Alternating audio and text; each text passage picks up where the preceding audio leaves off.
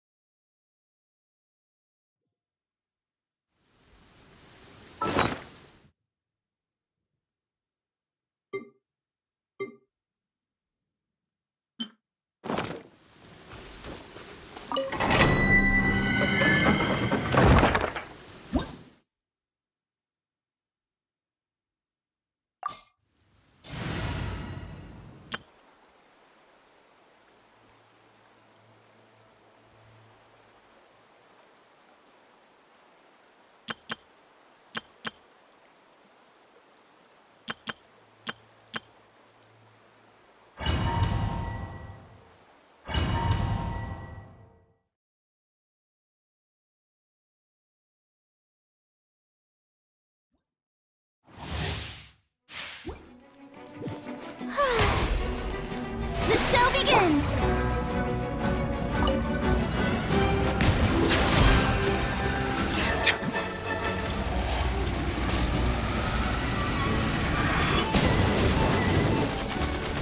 Boba, get them!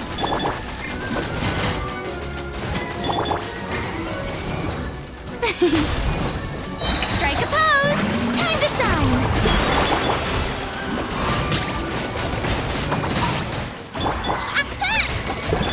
Bow your head.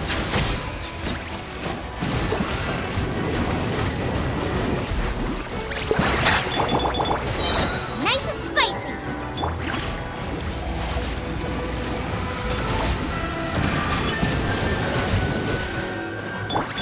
Shower me with praise.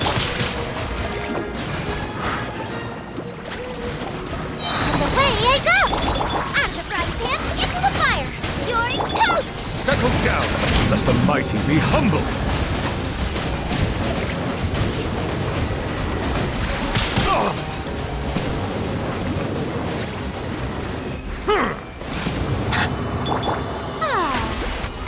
How brilliant!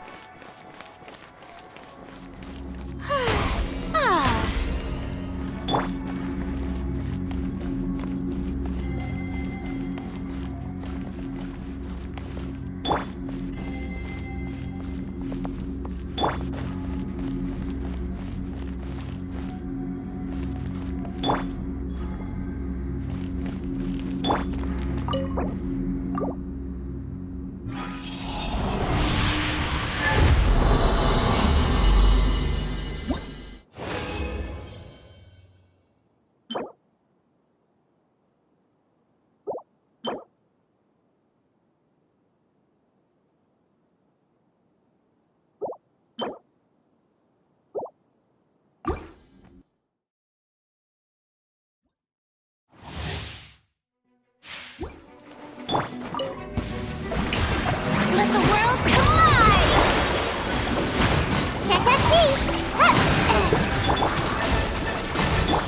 Silence!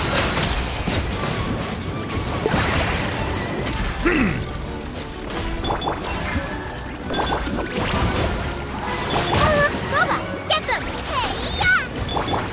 Strike a pose! Bow your head.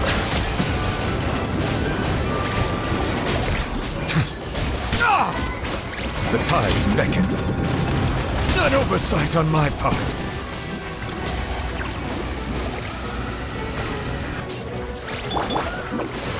I'm out of here! Nice and spicy! Settle down.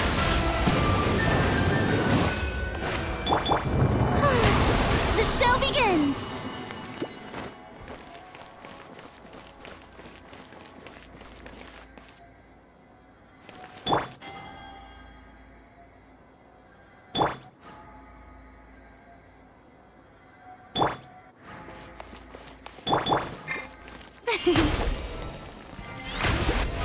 How brilliant!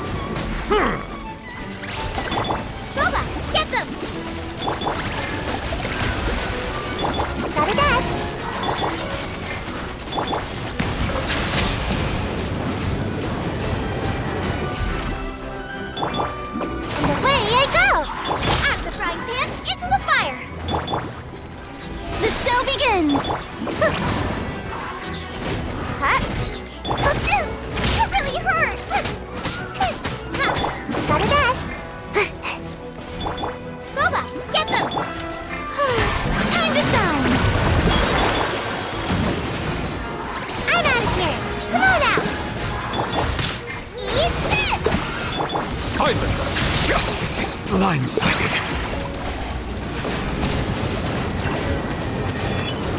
Huh.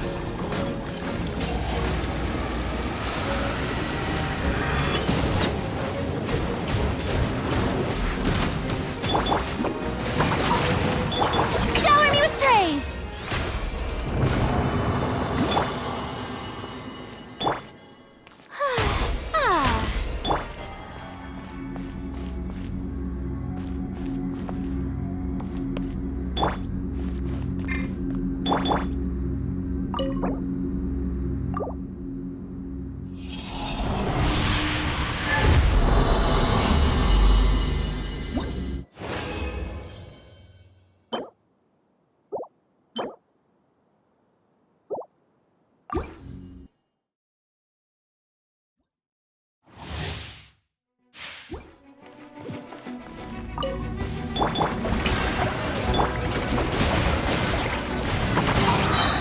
Nice and spicy! Settle down!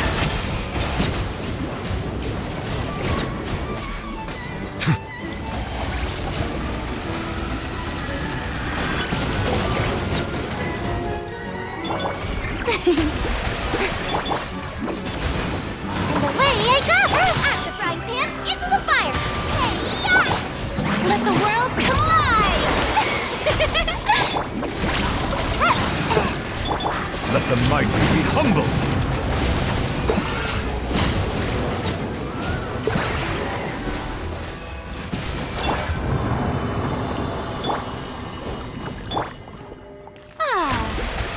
How brilliant!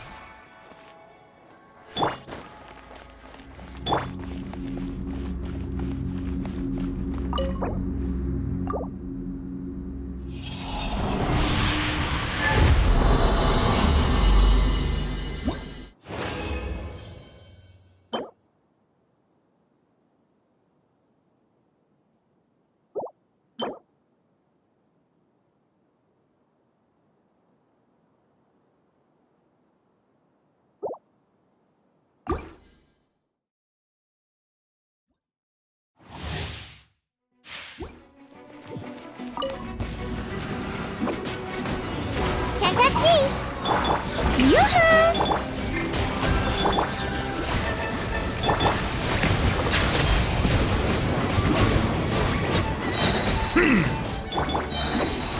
And away I go! Boba, get them! Bow your head.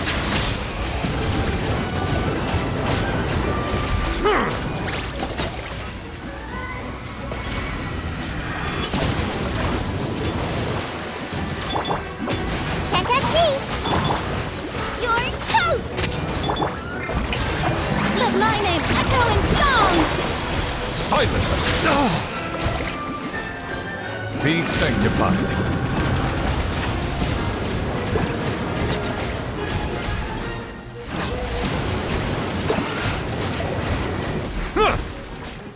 Nice and spicy!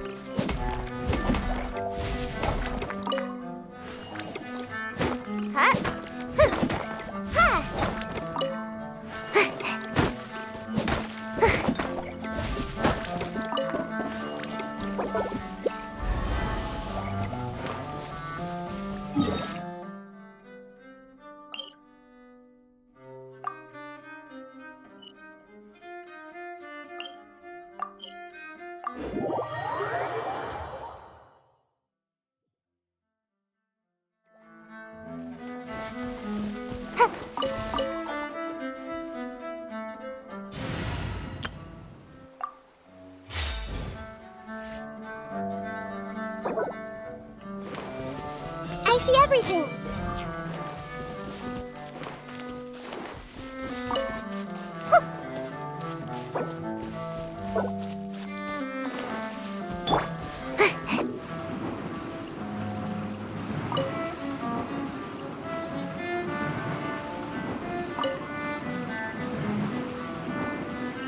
And away I go!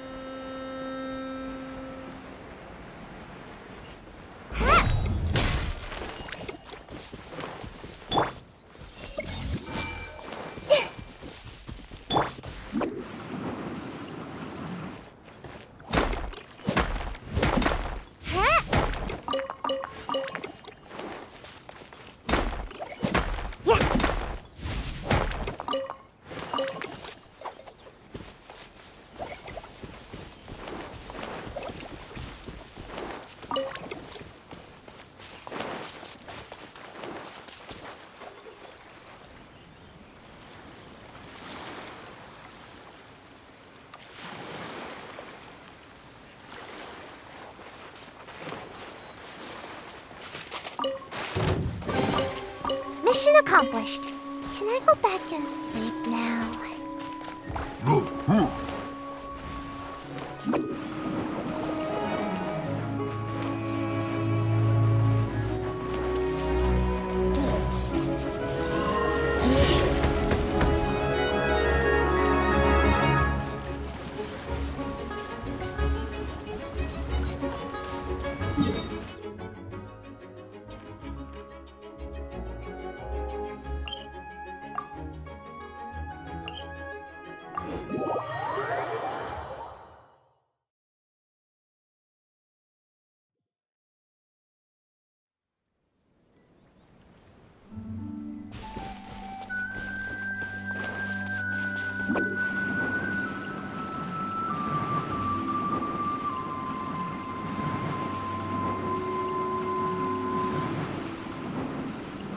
I'm out of here!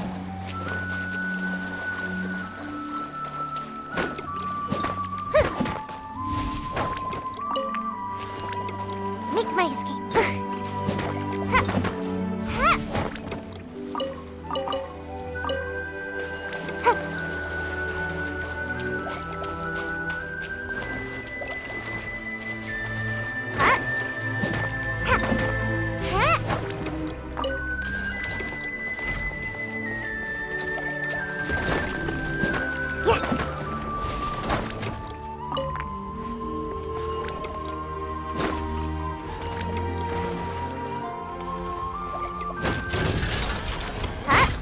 Make my escape.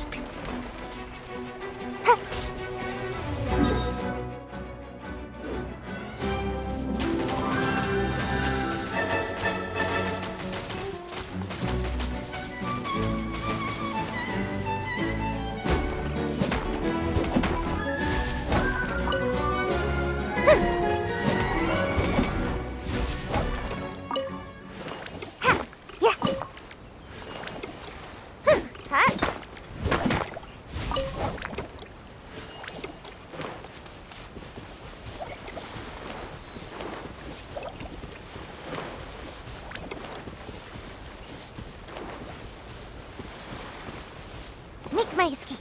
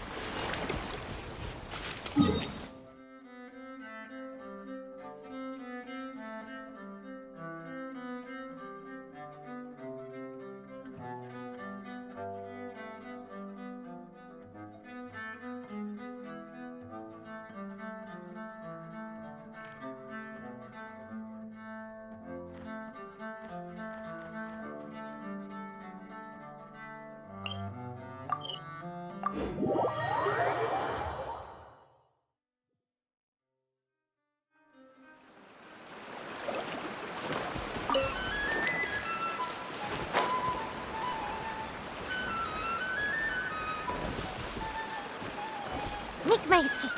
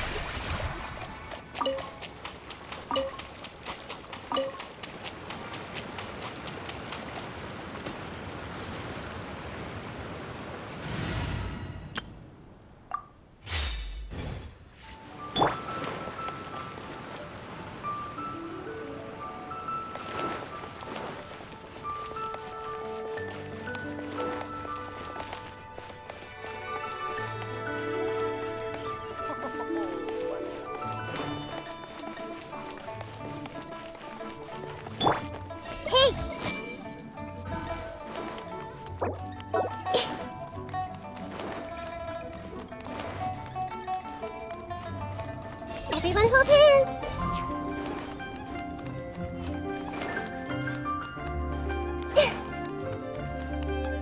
I see everything!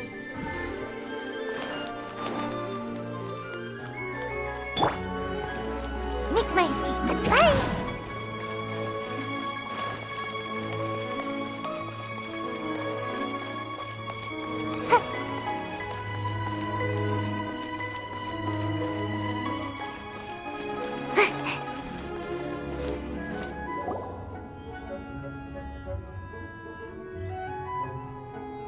It's shocking how much work there is to do, even for the three of us. And she's been handling it alone all along. The Qixing secretary clearly isn't an ordinary person. It's so frustrating. Huh? You're... Aren't you NIngguang's servants? How come you're here?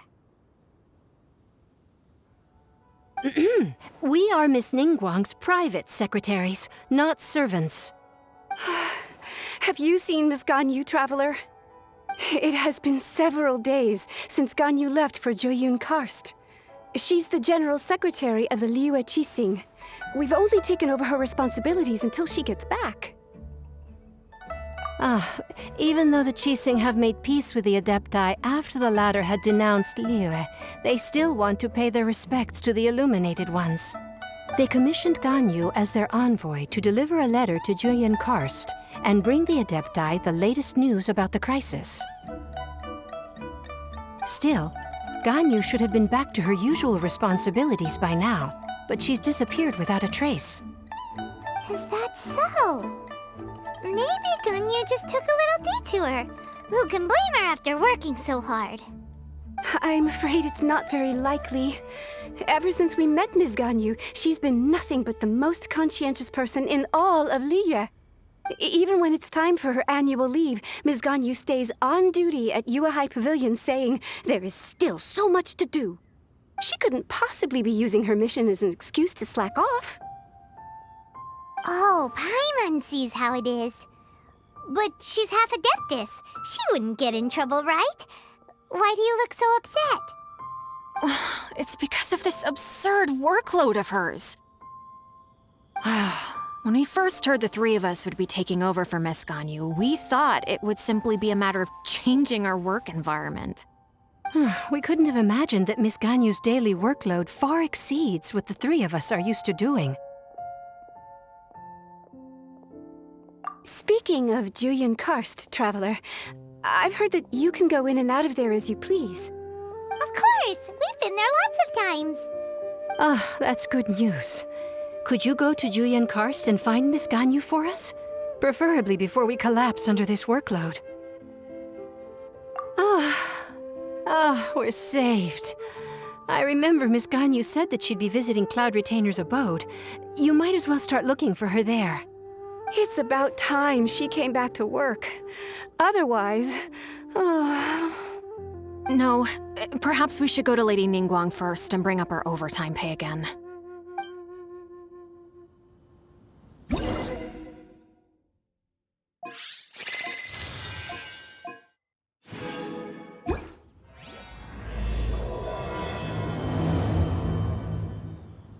So Ganyu left to visit Cloud Retainer. Doesn't she live in Mel Outsong? We should hurry up. Paimon hopes we can find her there.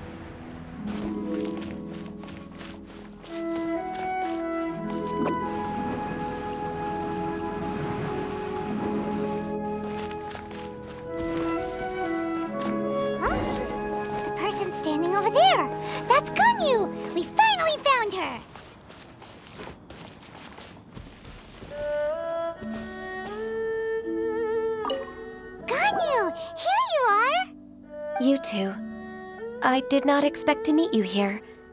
Is it official or private affairs that bring you here? I shouldn't. I have left the human world. Please contact the Yuehai Pavilion regarding matters concerning the commercial port. Huh? You don't want to be the Qixing secretary anymore? But they're all waiting for you to come back! That's why you're here? You want me to come back? I'm afraid you came here in vain. What? Did something happen? The clouds fold and unfold. The tide ebbs and flows. It was meant to be. When the Adepti entrusted humans with overseeing Liyue, I knew it was only a matter of time until I had to leave.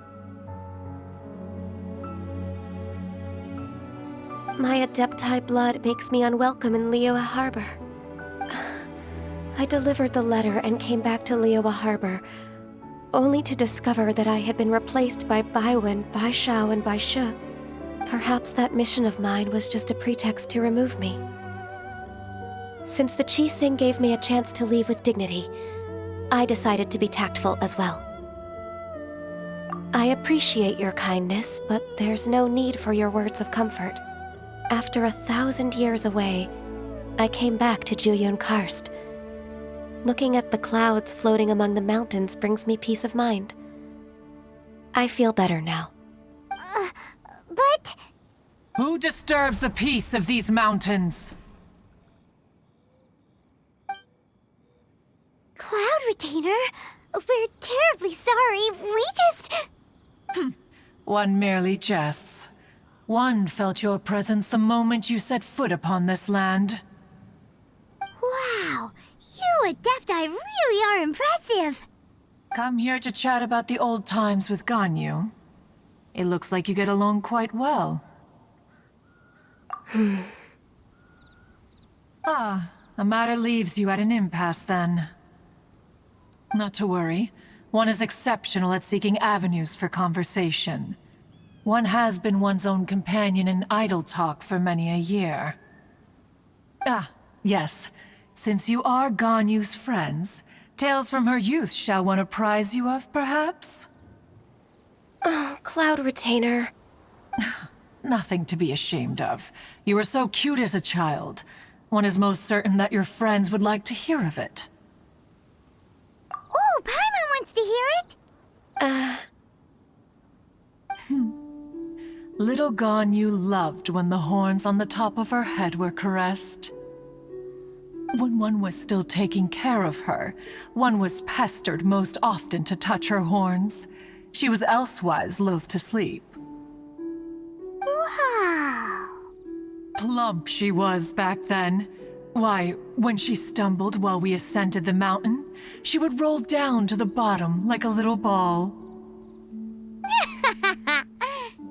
The day Ganyu bumped into a pilgrim was the first time she saw a real human in the flesh. So fearful she was that she hid in a rock's cleft for 2 days and nights. One found her wailing of a monster she had seen. Cloud Retainer? Forget it. It's about time for my training. I will take my leave.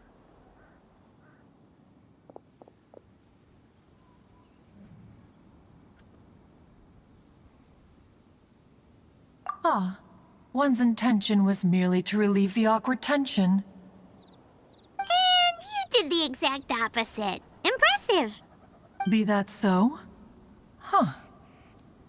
But returning to Ganyu, most gladdened one is of your arrival.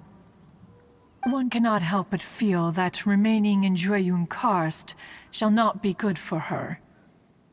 One will tell you more about her, if you should permit it. Most benevolent among all Adepti are the Qilin. They drink only spring water and eat only whole grain. But perhaps the mountainous dwellings of Adepti in Jueyun Karst might be too lonely for her human side. Under moonlight did one see her last. She stood by the precipice's edge, and upon the mist-veiled mountains she gazed. Her thin figure was immersed in the vast sea of clouds. one noticed her loneliness and sought to convince her to go back to the human world. But just then, she said thus. Liyue Harbor feels even lonelier than Jueyun Karst. When I look at the sea of clouds in Jueyun Karst, I merely feel the loneliness of a solitary cloud gazer. When I step into the sea of people in Liyue, I feel the loneliness of an inhuman that doesn't belong in the human world. One did, by chance, hear this much of Ganyu's thoughts. Alone, she will find her predicament hard to conquer. One hopes that you will accompany her. Oh, Retainer's right. We can't leave Ganyu depressed like that. Besides, Liyue hasn't given up on her. She's got it all wrong. Anyways, what's that training Ganyu was talking about? She has sought to reclaim her Adeptus side since returning to Jueyun Karst. At her behest, one has organized training for her to achieve that end. She should be in the southern part of Mount Aotsong right now, preparing for the trial.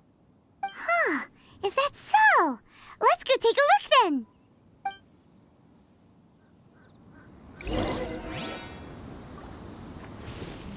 This trial will test her spirit. Even so, one hopes that it shall trouble her little.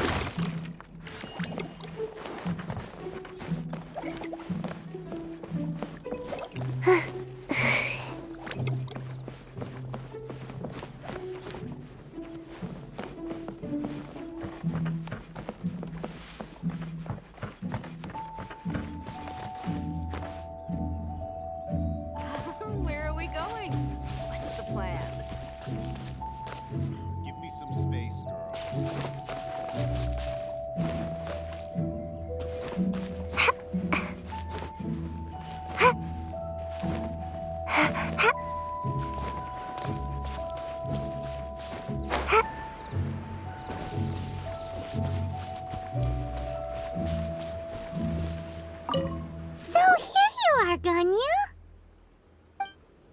Why did you come here?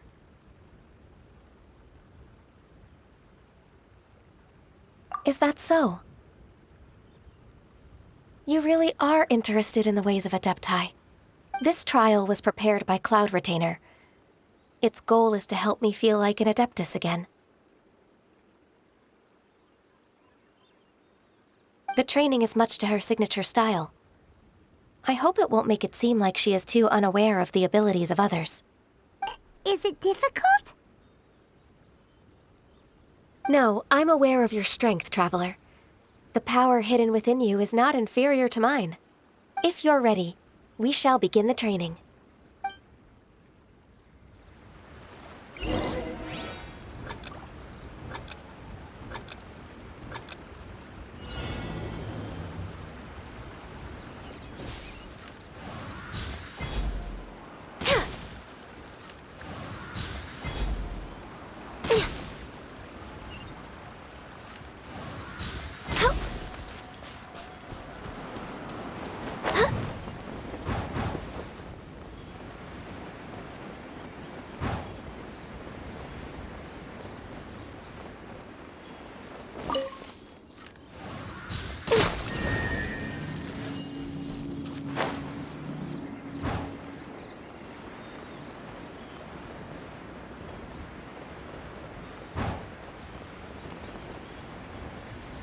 There's a lot of gliding around.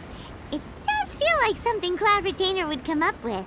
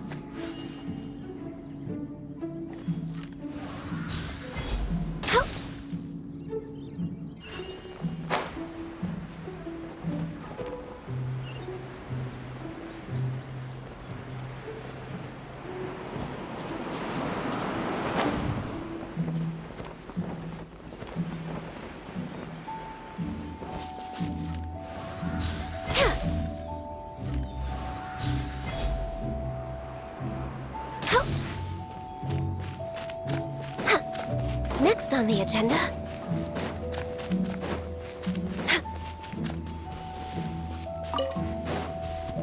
healthy body, healthy mind.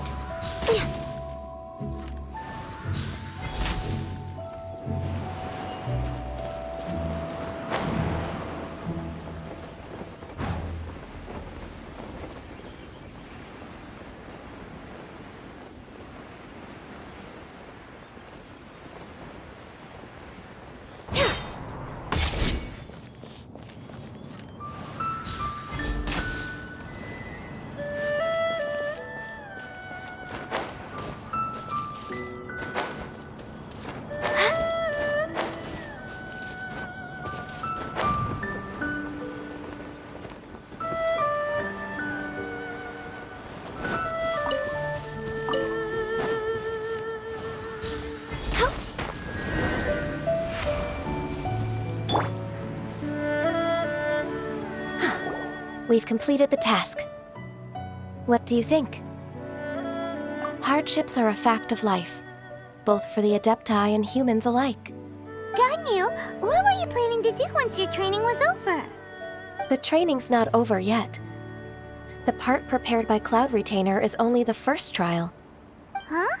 So there are more trials prepared by other Adepti? No. The only Adeptus who can unlock my true potential is... Who is it? Conqueror of Demons. Huh. So it's Shell. That cold-hearted loner? How come he's prepared a trial for you? I found him unapproachable at first, too. But I believe that being able to face him is an important part of my homecoming. He's already waiting for me. Come along if you're interested. Of course we are! Let's go!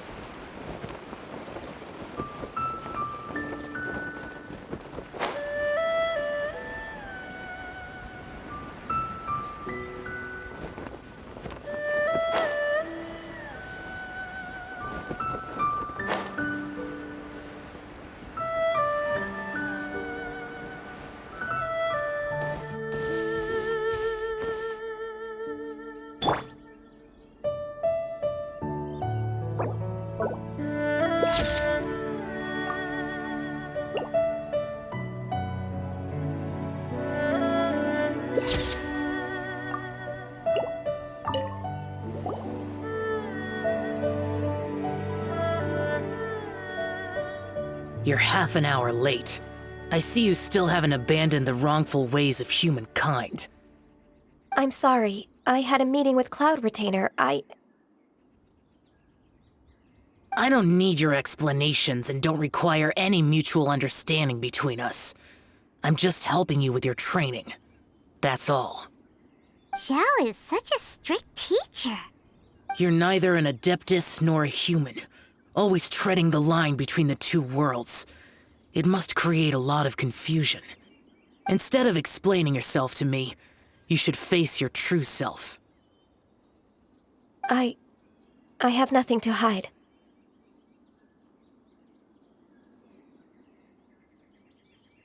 The body and the mind are one. If something worries your mind, your body can help you find a solution. The trial I've prepared for you will explore the true potential of your body. Yes. I'm ready.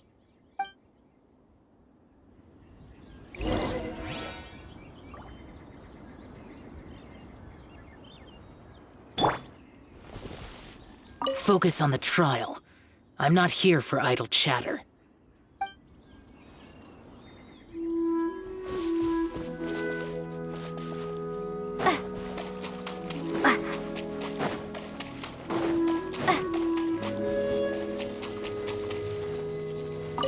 The trial's begun! Paimon can feel it in the air. Even the weather's changed.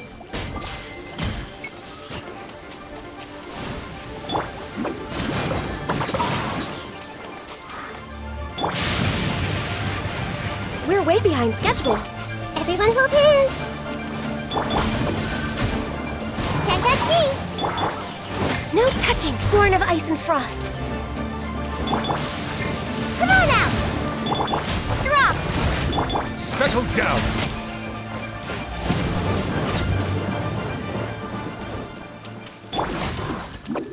And away I go! Grow, grow, grow! Make yourselves at home! Access denied, born of ice and frost. All hail! Next on the... Starfall! Shake! Bow your head.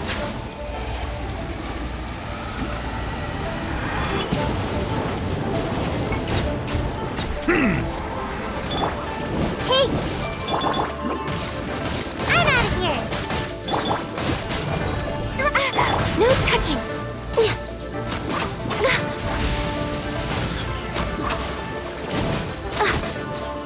Settle down!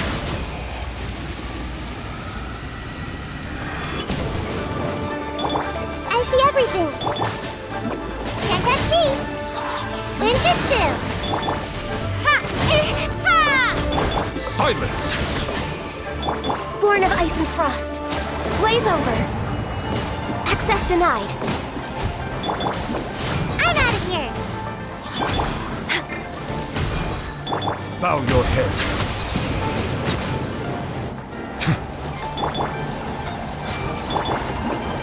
And away I go! Drop! Shake! Everyone hold hands! The Temple of Wisdom! I'm out of here! No touching. Silence!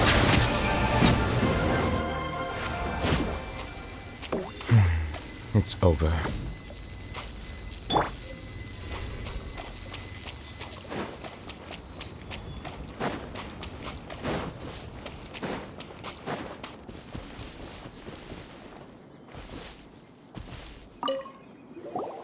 I've completed your trial.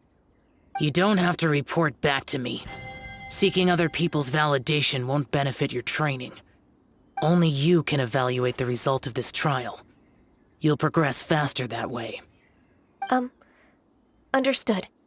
Xiao always has such strong opinions. From tomorrow on, I'll start raising the difficulty of your training, so you'll have to... I have to do what? Another one of those pesky visitors. I'll leave him to you, Ganyu. It's also a part of your training. Pesky visitor?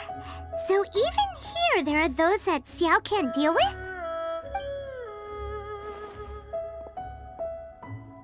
Oh heavens! Blessed be Rex Lapis! I've finally come upon the Adepti! Are all of you the Adepti of this mountain? Great! My name's Xinqiang. I came to ask for your merciful blessings, O Adepti. I beg of you, please grant me luck, wealth, and a good career. Oh, so it's a pilgrim. Huh. He can handle any battle, but talking to strange humans is a different story, huh? I am also one of the Adepti. You can say that I'm an Adeptus in training. Perfect. I didn't come in vain then. Although you sound a bit half-hearted. Doesn't matter. What blessings can you grant me? Wow, straight to the point, huh? Dear Pilgrim, you shouldn't jump to conclusions. Adepti don't help every pilgrim for free.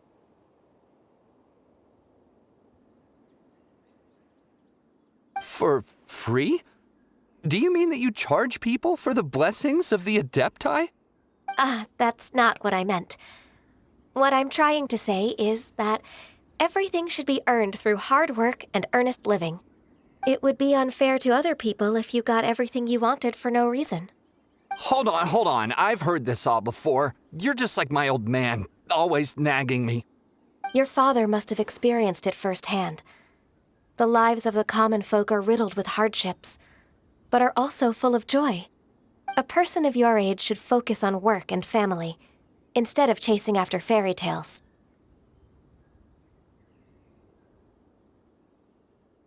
Are you a real Adeptus? Why do you speak and behave like us city folk? You sure you're not one of those swindlers who pose as an Adeptus to cheat people out of their money? Ugh, how dare you reprove me? I bet you came here looking for the Adepti yourself. He might sorta have a point. We did come here looking for Ganyu after all. Enough. Doesn't matter if you're a real Adeptus or not. You're useless. I'm leaving. Nobody's stopping you. Ganyu, don't let that guy ruin your mood.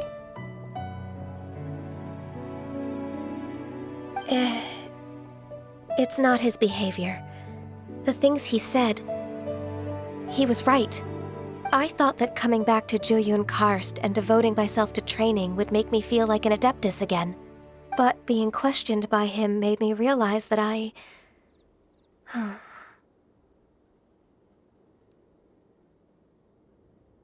But I'm unwelcome in Liyue Harbor. As an Adeptus,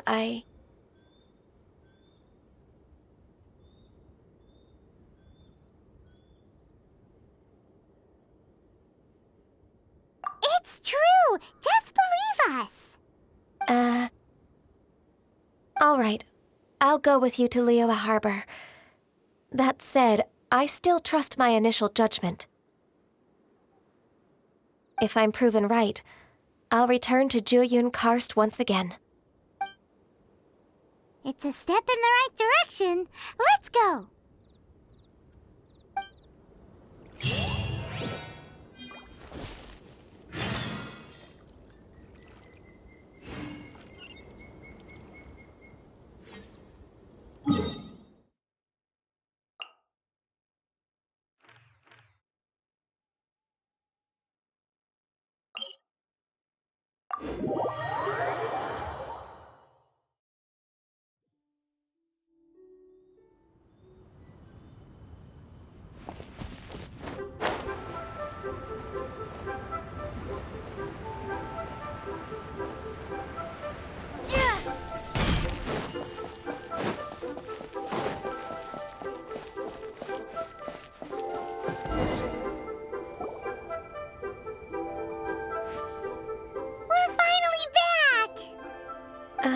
I'm still... Come on, Ganyu! We're almost there! You don't want to turn back now, do you? I suppose you have a point. It would be quite impolite of me to leave the two of you now. That's right! Where do you want to go first, then? I've spent too much time in the mountains. The first thing that comes to my mind is the sea. Let's go for a walk in the port. Happy to come with.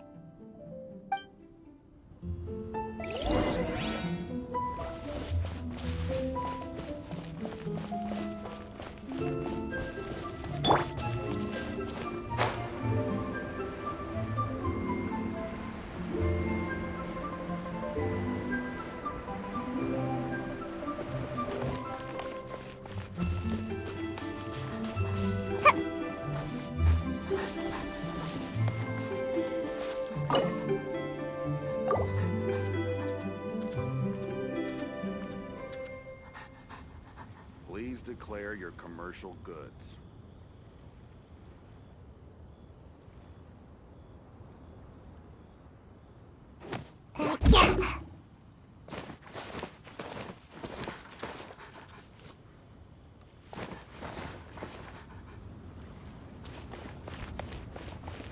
Welcome to Liyue Harbor.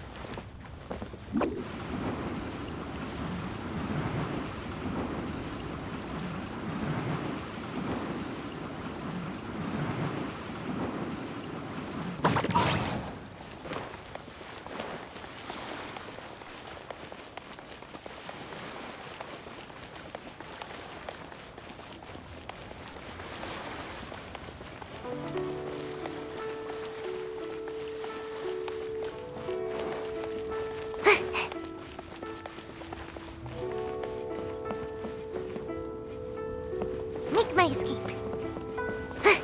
Susu, I'm exhausted.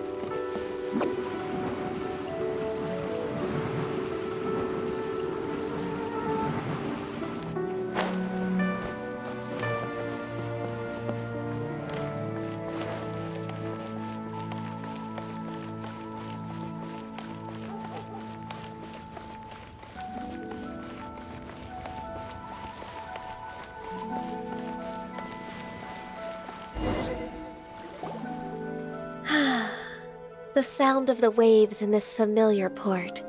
The smell of the sea breeze makes me nostalgic. Ganyu, you didn't leave Liyue for that long. Why do you look so moved? Well, I used to be so busy. I haven't taken a stroll around here in a long time. Huh, that's true. Ganyu seemed to be working all the time. Well, when I think about my time here, I've spent most of it behind a desk filing documents. It put me in a certain mood, similar to the one I felt during my training in Juyun Karst, in fact. Is that? It is! It's Lady Ganyu. I wouldn't have thought I'd meet you here. You were always so terribly busy. Lady Ganyu? Why are you calling her that? Please don't also start calling me that. Allow me to introduce Uncle Tian. He is... That's all right. Just tell them the truth. They have done so much for Liyue after all, and I am the one who has yet to introduce myself. Uncle Tian is a member of the Liyue Qixing, the Tianquan. What? This grandpa is a member of the Qixing? The same rank as NIngguang? Hush now. I must ask for your discretion concerning my identity. Fishing in the port and strolling about are the greatest pleasures of my life. I have no wish to be followed around by those armed guards. In most people's eyes, I'm just a forgetful and wordy old man. Uncle Tian is too modest. He's been around for a long time. There's no one who can replace a person of such noble character.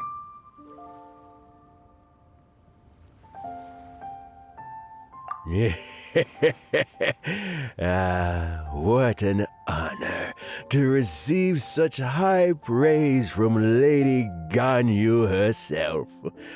I guess I must have done something right over the last, however many decades. Uncle Tian, please. A person of your standing should really stop calling me Lady Ganyu. My apologies. It's not intentional, just a habit from my younger days. Thank you for looking after me when I first ascended to my position in the Qixing. Oh, so you've been friends for many decades now, huh?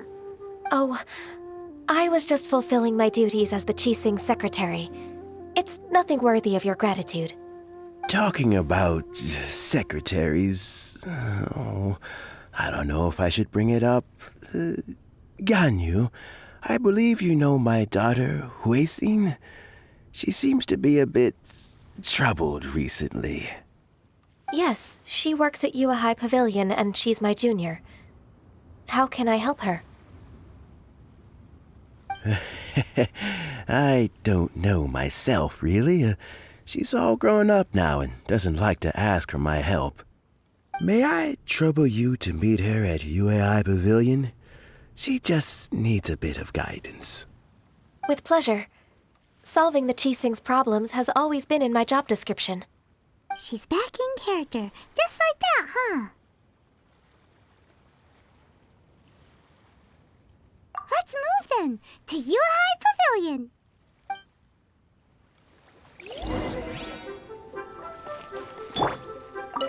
Don't think too much about it.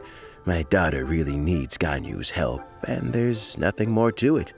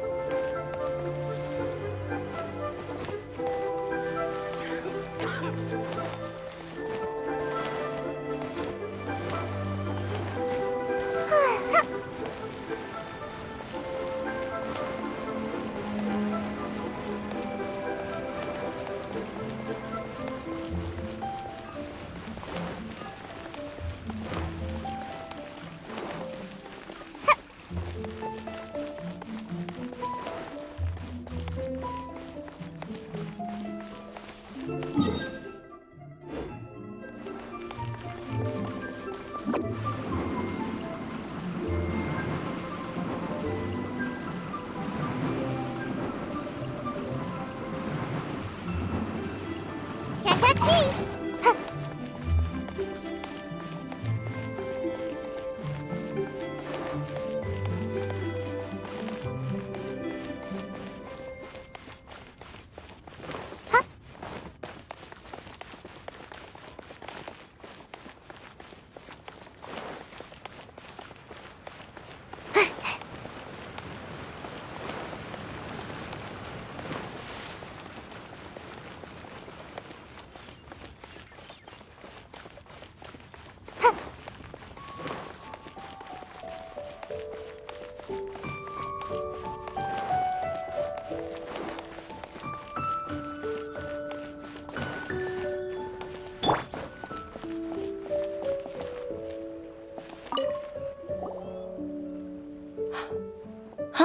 Miss Ganyu, it's been too long. I don't know why, but seeing you brings me a sense of peace in these chaotic times. Indeed, it has been a while, Huixin.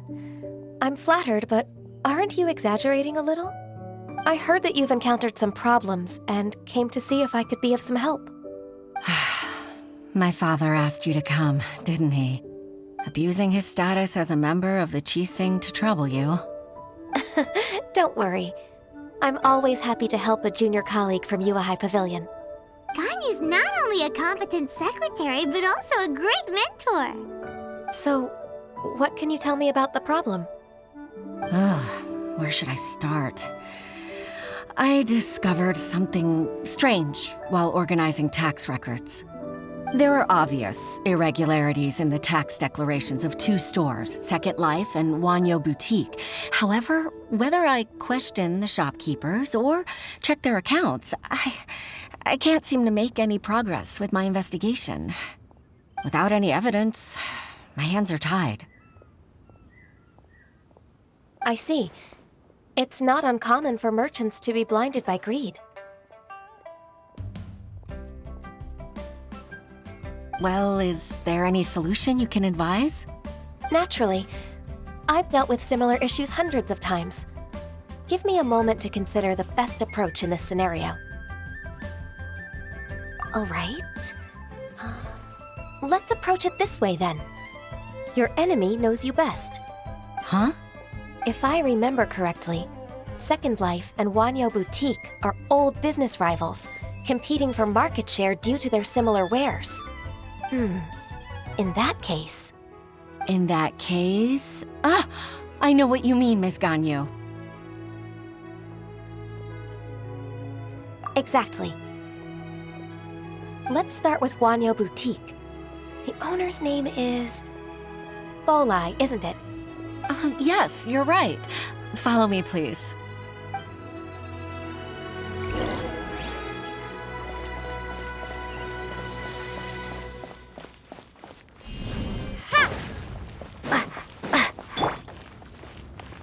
Make my escape.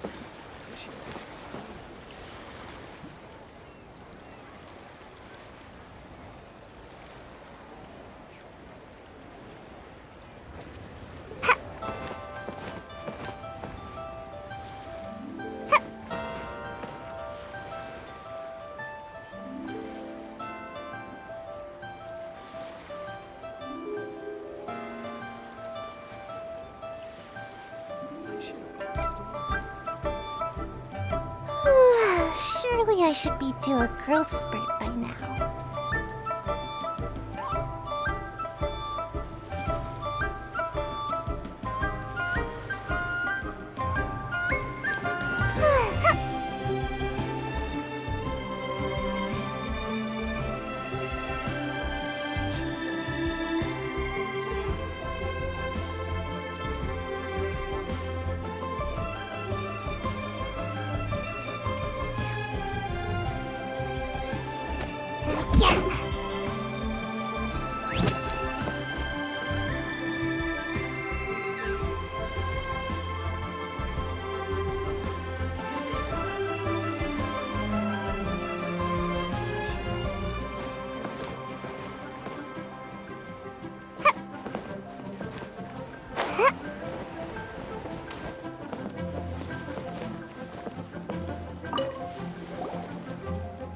Aha! We meet again, traveler.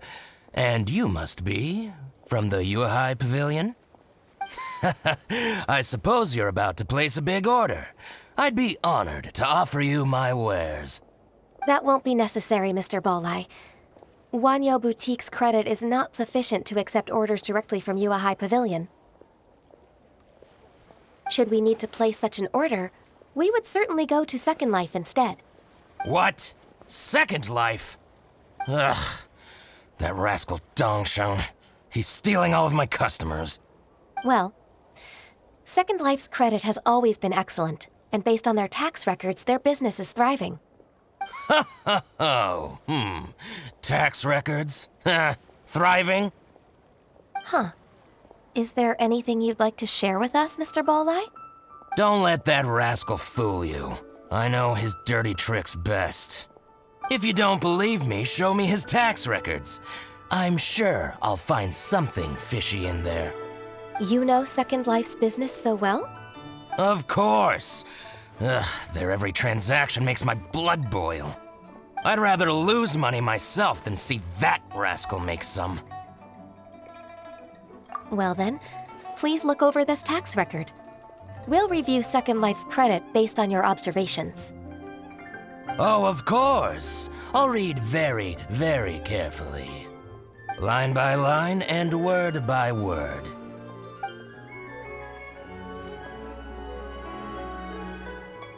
Ah, here, I found it!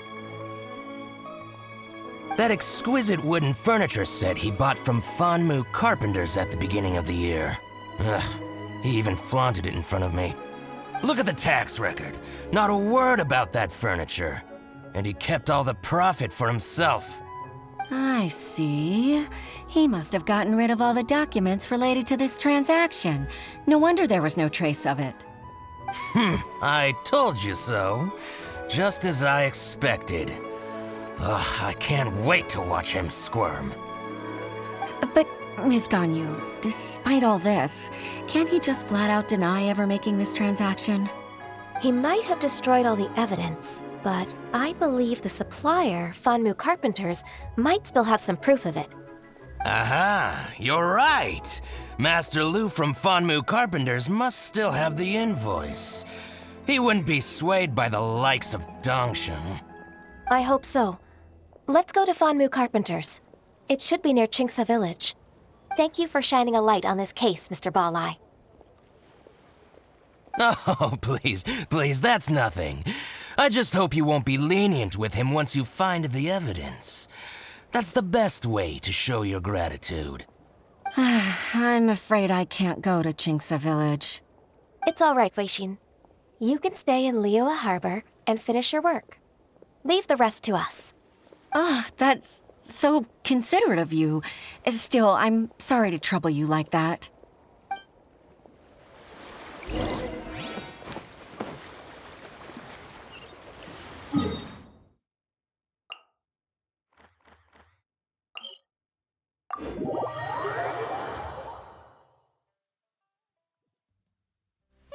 Let's find shelter, quick!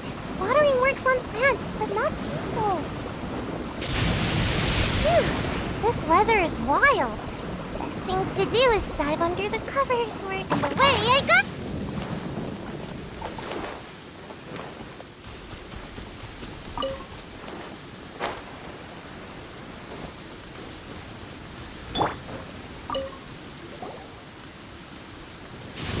Ah, welcome. How can an old carpenter like me help you?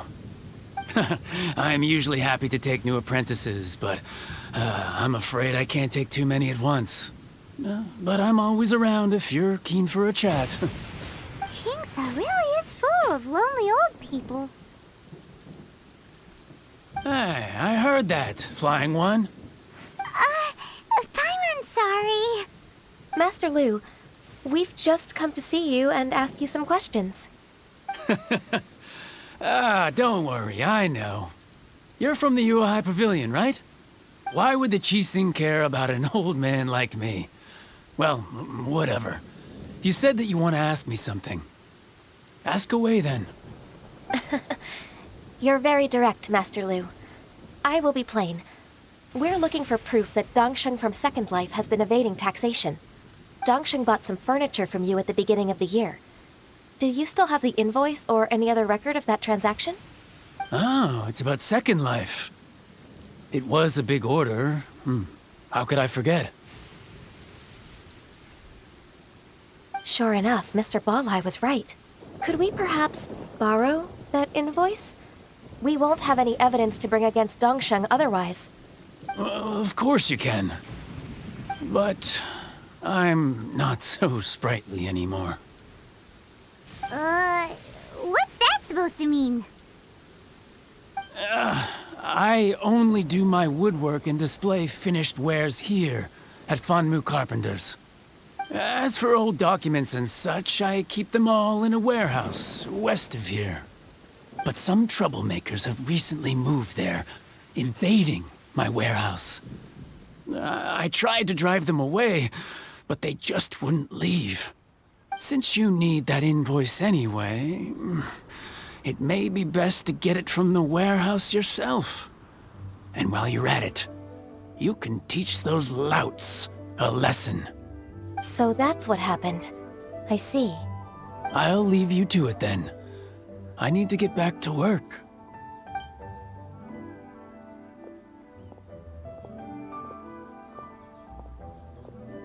Take back the warehouse, find the invoice. Time for us to show our stuff in a fight. Wait, I think I saw one of those troublemakers. Ah, over there. Oh, Paimon sees them too. It's one of the Fatui. They must be plotting something against Liyue Harbor. Maybe they're the scoundrels who invaded Master Lu's warehouse. Ever since Osial attacked the harbor, the Fatui's reputation in Liyue has reached rock bottom. We won't cause a serious diplomatic crisis by getting into some small scuffle with the Fatui within our borders. You need not worry. Besides, I can already feel their malicious intentions. Consider it my intuition as the secretary of the Qixing. Then what are we waiting for? Let's go teach him a lesson.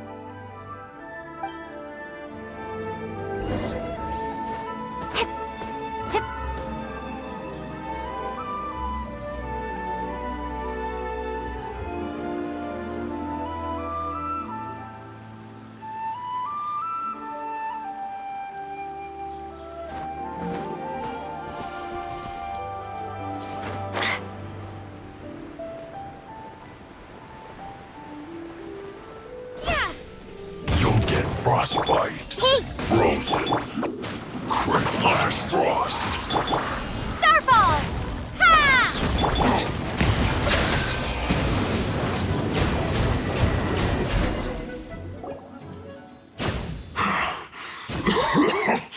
Oh, you scoundrels! I think you've had enough.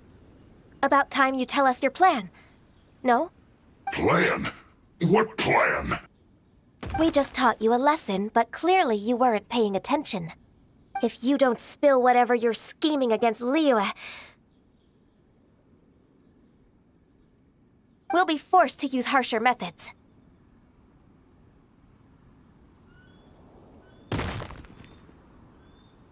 I'm telling the truth. There's no scheme. If you're telling the truth, then why would you, a member of the Fatui, suddenly appear on the outskirts of Qingxu village? Fine. If you really want to know, then, well, I was about to. About to... what? Pick berries over there. I must admit, I didn't expect you to come up with such a silly excuse. It's not an excuse. I rarely have a free morning, and I heard that there were fresh berries in this area. Think about it. I'm here alone, and Qingxu Village is nothing more than a retirement spot for old people. What could I be scheming anyway? Judging by how he's looking at us, it does seem like he feels like he's the victim here. So you have nothing to do with the occupation of Fanmu Carpenter's warehouse? Fanmu Carpenter's warehouse? Where's that? I swear, I only came here to pick berries, that's all. So it wasn't the Fatui who took over Master Lu's warehouse after all.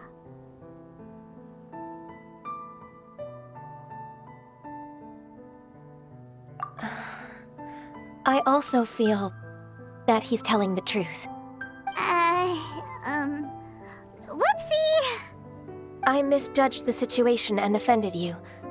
My apologies. Our exchange only represents my personal views. If you wish it so, you can file a complaint to the Ministry of Civil Affairs. Exchange? This woman, she's clearly aware that the Ministry of Civil Affairs wouldn't side with us, Fatui. Yes, precisely. As an alternative, you may try to solve this problem with force once again. Paimon's in! Darn you. How can you wear that solemn face while bullying me like this? What's your choice, then? I'll get back to my berries.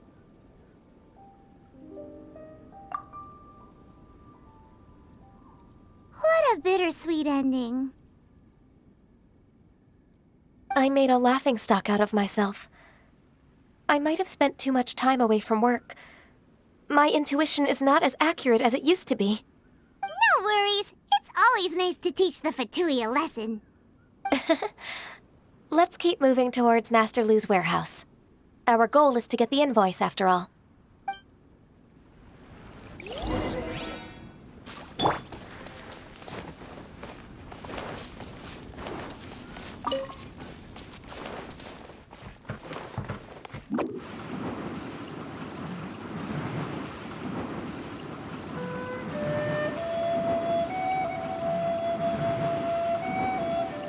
Can't touch me!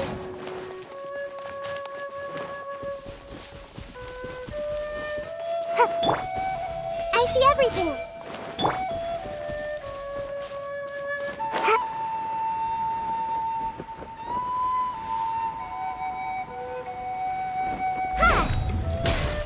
So this is the warehouse. Seems like those troublemakers were nothing more than a few hair churls. Let's show them what we got. And away I go! Come on now!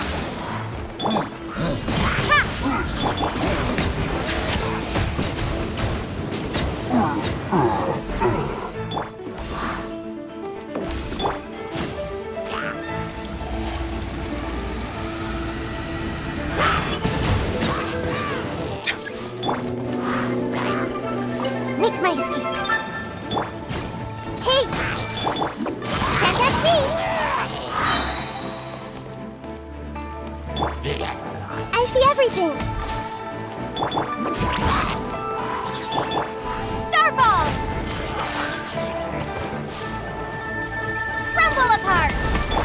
settle down.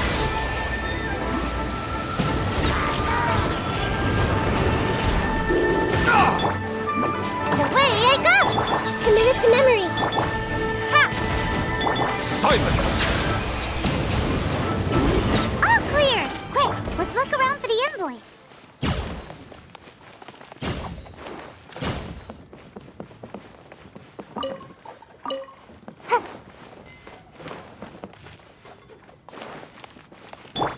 Hey! This one is an invoice from One Min Restaurant. Some dining tables and chairs. That's not it. This one is Wangsheng Funeral Parlors. Oh, so they make coffins too.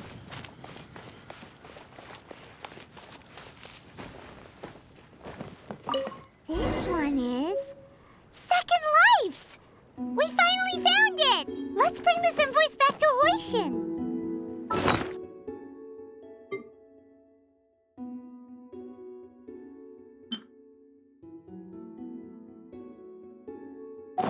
Seems like I should have just stayed.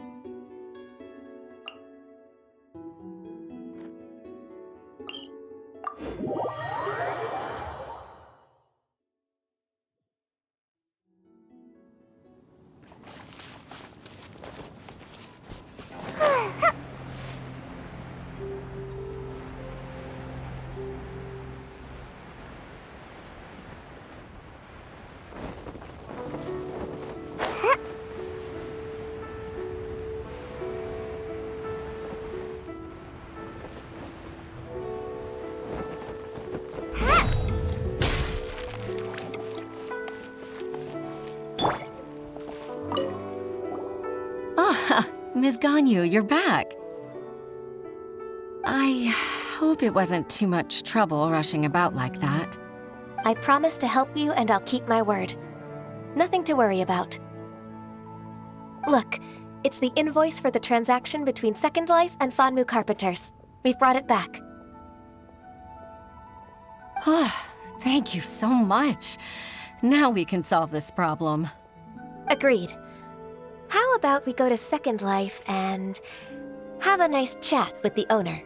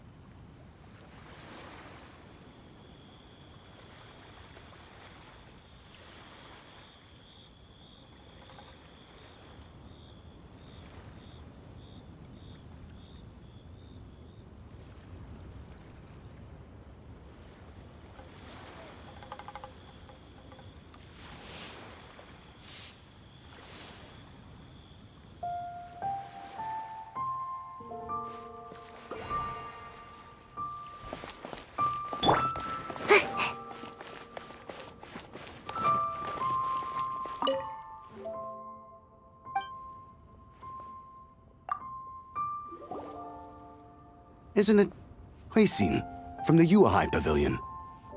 I remember you. I told you that all of my transactions are included in the records. My tax declarations are scrupulous as well. I do hope that my business won't be affected by any groundless accusations. Groundless accusations? Mr. Dongsheng, you seem very sure of yourself. But I sincerely advise that you cease this behavior immediately. It is liable to affect the fine you'll need to pay in the end. No. I'm an honest merchant.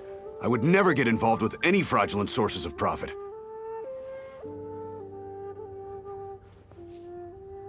Haven't I made myself clear? Mr. Dongsheng, you've already been proven guilty of tax evasion. I just came here to see if you'd confess. What? Proven guilty? How come? That's impossible. Absolutely absurd. He's talking without rhyme or reason. Must be crumbling under Ganyu's pressure. Time for the finishing blow! Mr. Dongsheng, can you tell me what this is? It's an invoice from Fanmu Carpenters. I'm Master Lu. I didn't... Do you admit to tax evasion? This transaction was absent from the tax record. I didn't think you'd find out. I didn't leave a single trace. Indeed. We wouldn't have found out if it weren't for Mr. Boalai's aid. Balai? That imp from Wanyo Boutique? So he told on me behind my back. He's got his own share of dirty laundry. Oh? Mr. Dongsheng, I'd like to hear a little more about this dirty laundry. Would you care to elaborate?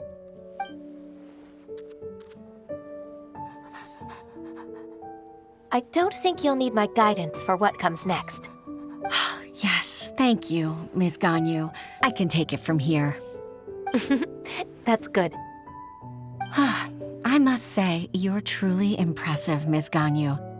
Your enemy knows you best. To think, you came up with this plan and executed it so masterfully. It's actually one of your father's, the Tianquan's, old tricks. I just took some inspiration from it. My father? Pitting your opponent against their enemies and watching them drag each other down from an advantageous position, that's how Uncle Tian managed to keep his position in the Qixing secure for so many years. I figured that as Uncle Tian's daughter, you'd naturally grasp your father's strategies. So I decided to use one of your father's tricks and play it out for you to see. I can see it now. Clearly, I still have a lot to learn about my father. I'm really grateful, Ms. Ganyu. You're the kindest mentor I've ever had. Thank you. Ganyu solved both Huixin's work and family problems. 2 birds with 1 stone. Oh, you've helped me so much. You must allow me to repay your kindness. That's not necessary. No need to be so serious. It was nothing, really. Then let me treat you to a meal. The Traveler and Paimon are invited as well. I appreciate your help. All right, come on, Ganyu. Just say yes. Let's eat. Oh, come on. It's just a meal. If it's just a meal, there's no reason for me to decline. It'll be my pleasure, Huixin.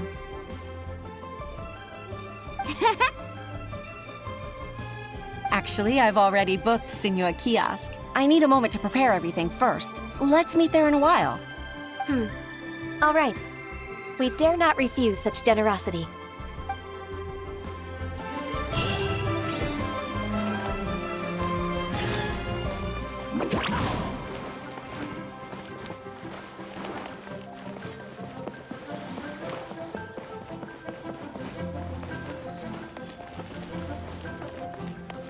The key here is consumer psychology.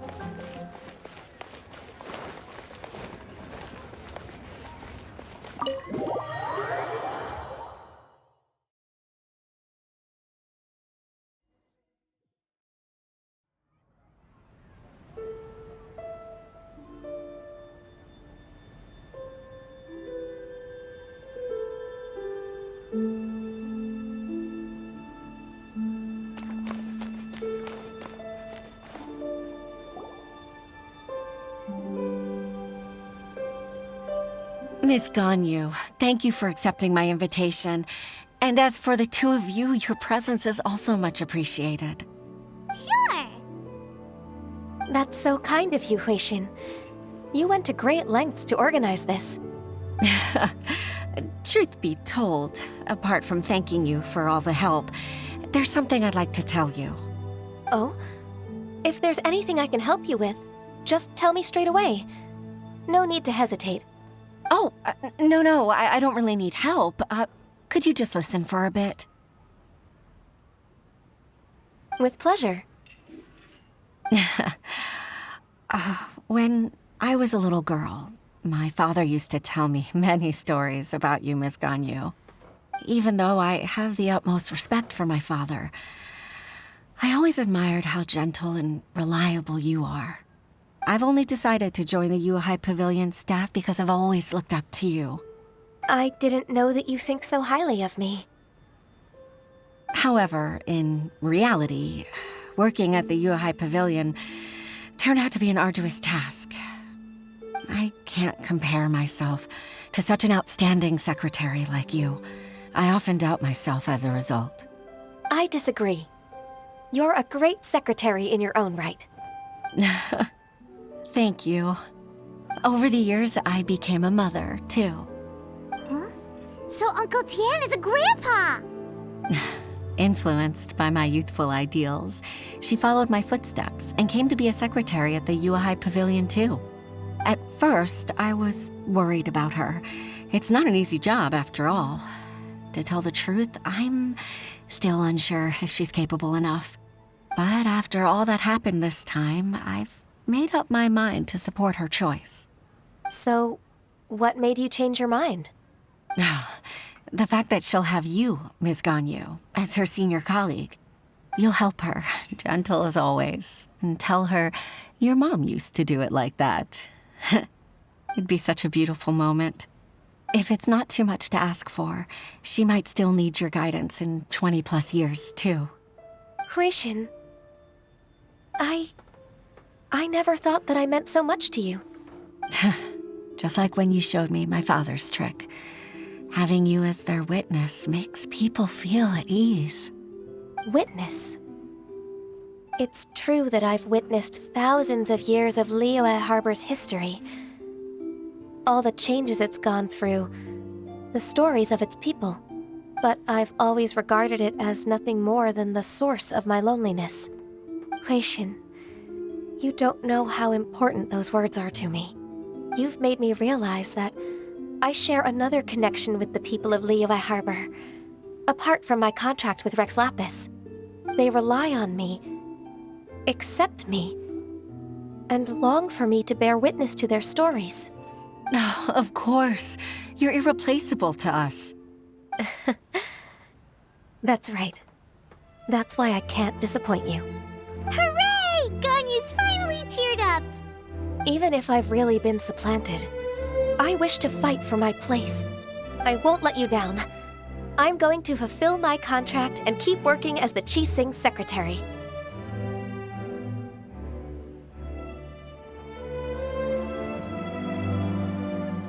Regardless, I'll go back and see for myself. I'm afraid that it might have all become a mess during my absence. No time to waste. Let's get back to work. Good luck, Miss Ganyu. We're leaving already? Paimon's still hungry.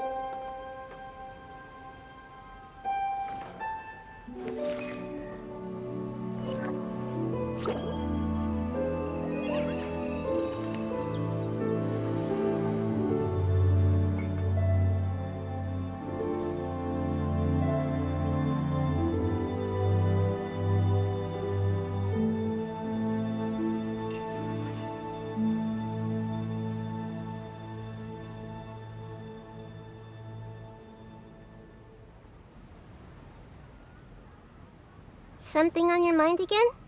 Let's work through it together. 2 heads are better than 1.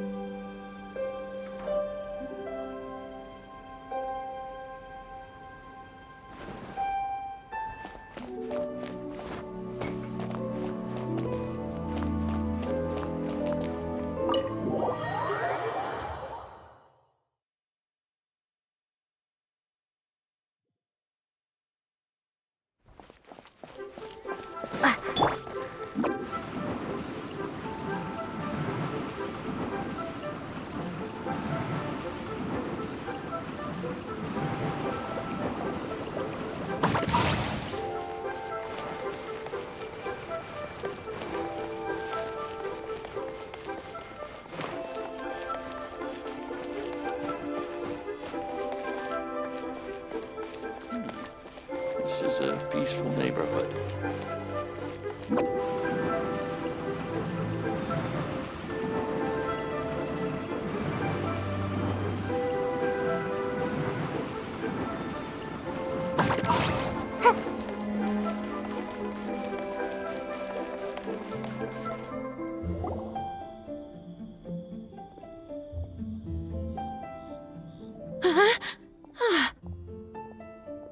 Baisha, are you okay?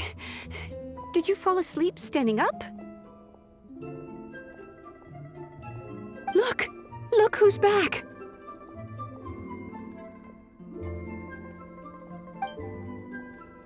You even have enough time for leisure? It seems you three are a suitable replacement for me after all. Not at all. We've been working for too long. If we didn't take a break... We wouldn't have survived long enough to see you again, Miss Ganyu. Miss Ganyu, we've missed you. That's so kind of you all, given we've only met once. We've been praying day and night for you to return and take over your duties again. To us, you're like an adeptus coming down to the human world to save all life. Forget all our envious complaints from before. Just free us from this strenuous work, please. All right. All right, I see. Please divide the matters at hand into government affairs, business affairs, and civil affairs. Mark out the tasks that haven't been started, and those that are in progress. I'll take care of the rest. Of course. We'll do it right away. Oh, finally. We're saved. Yes. There's one more thing. I'd like to earnestly thank you, Traveler. If it weren't for your companionship, I would still be embroiled in my inner conflict right now.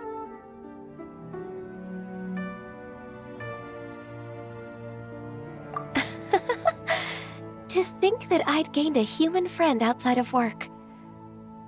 It makes me happier than I could have imagined. I'd like to repay you when I'm done with the work at hand.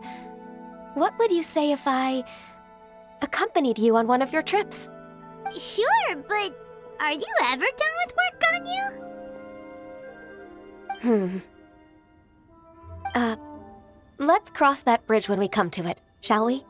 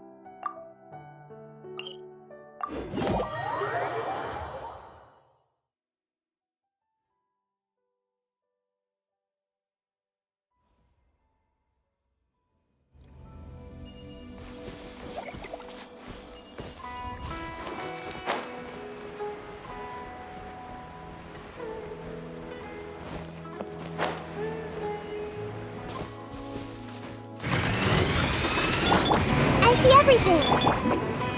Can't touch me! Starfall! Ha! Bow your head.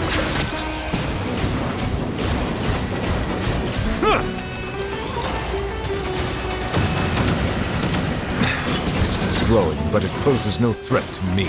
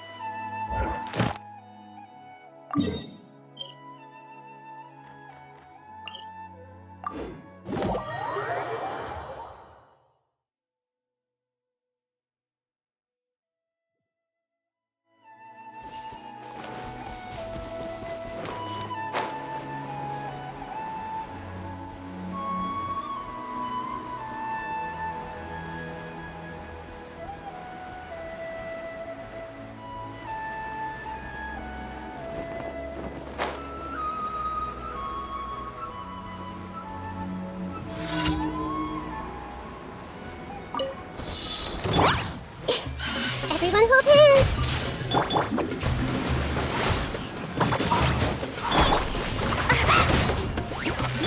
Settle down!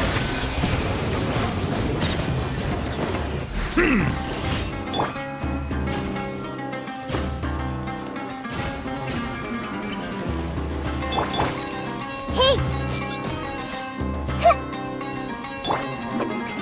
And away I go! Drop!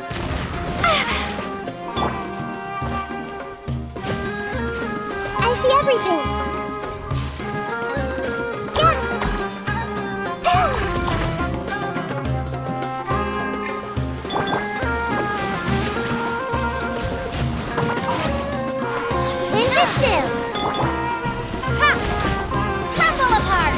Bow your head. I'm getting sick of this game. I'm out of here!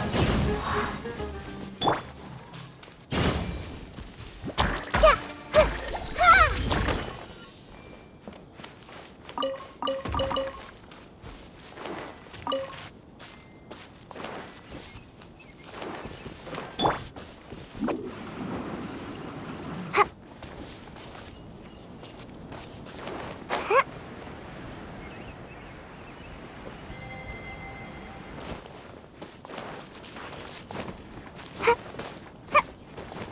Ha! Make my escape.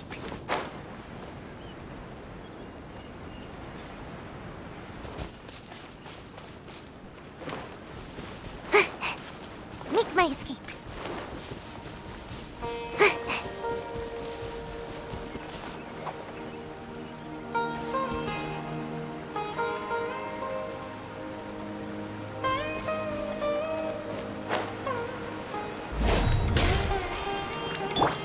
Hey!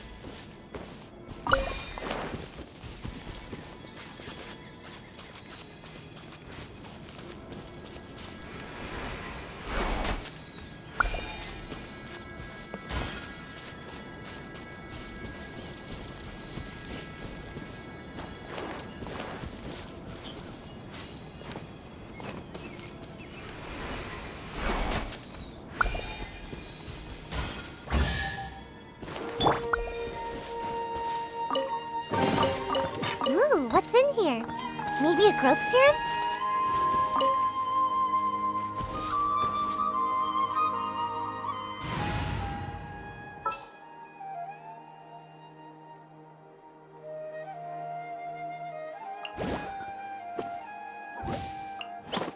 I won't hold you back!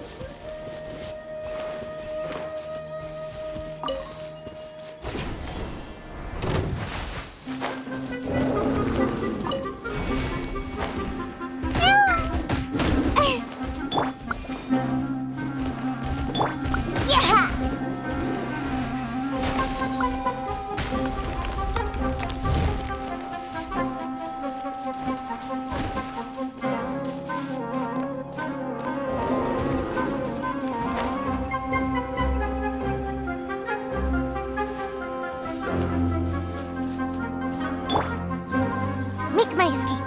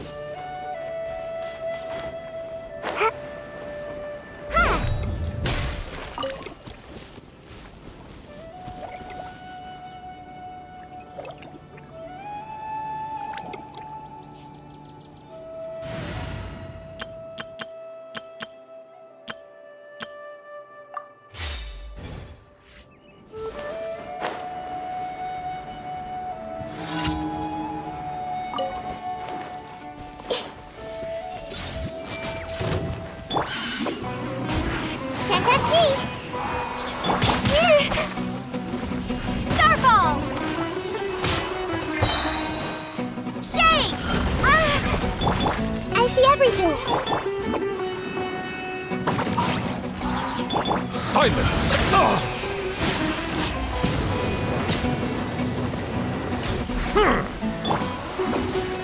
I'm out of here! Ha! Hey!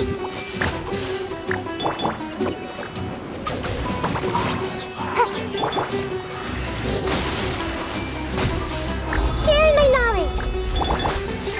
And away I go! Starball! Bow your head.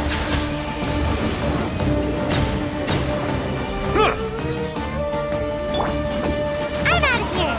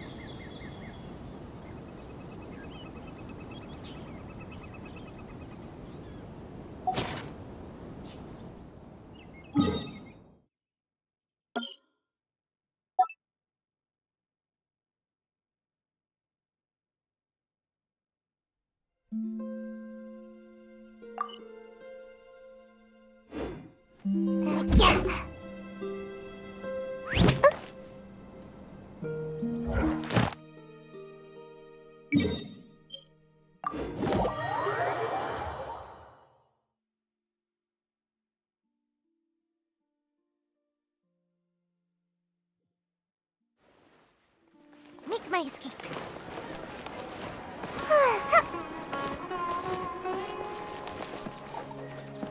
Ad Astra Abyssosk. Welcome to the Adventurers Guild. Thank you for completing today's commissions. Here is your reward.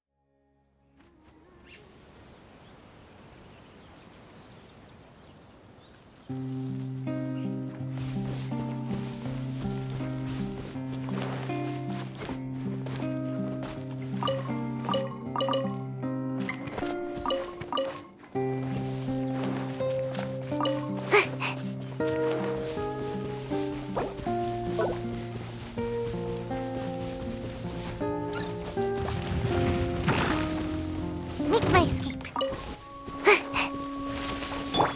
Everyone hold hands. Ha! Silence!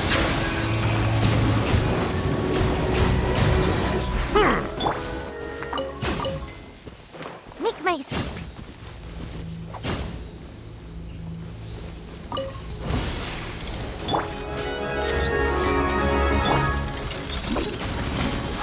Can't catch me!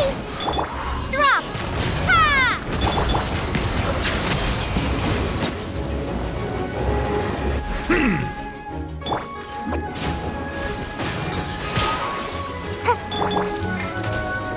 Starball! I see everything!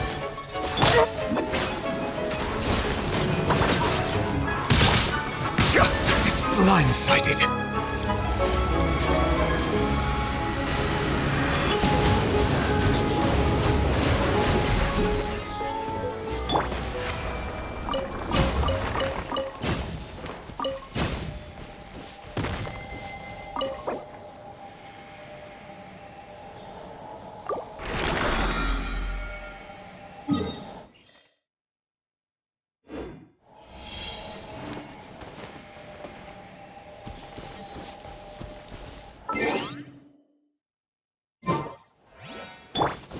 Everyone hold hands!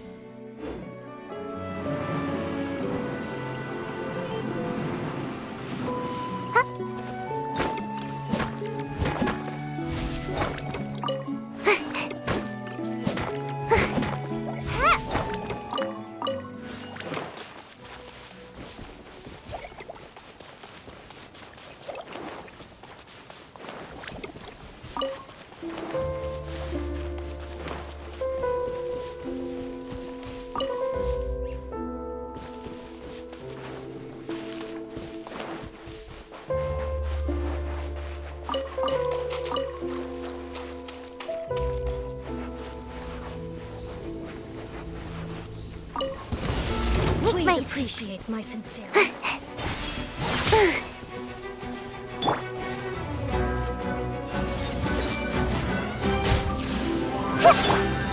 Give my discourtesy. Killjoy! We've only just begun! Make yourself a room! Stay! Killjoy! We've only just begun! Let the mighty be humble. Looks like I calculated. Went too far.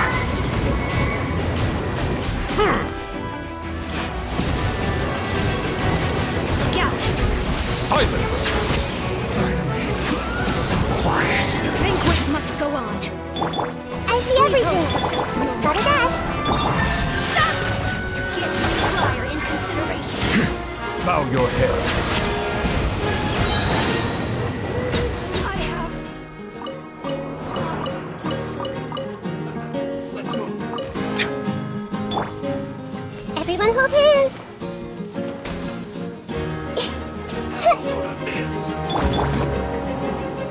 And away I go! Come on out! Ha! Ha! Silence!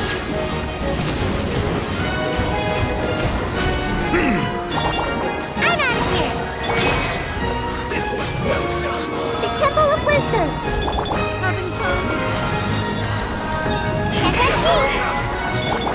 Starball!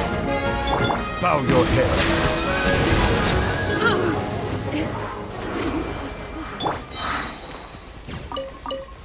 Make my escape.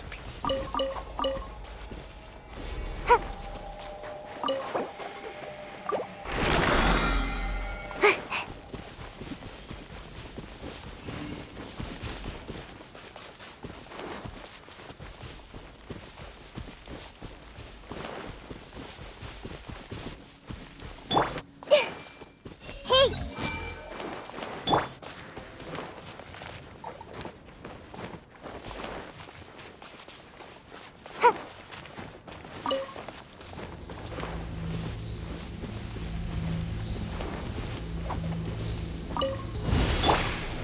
Everyone hold hands! And away I go!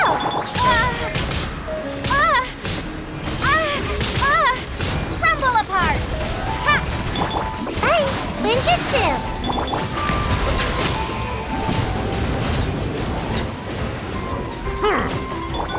I see everything! I'm out of here! Shade! Settle down. Huh.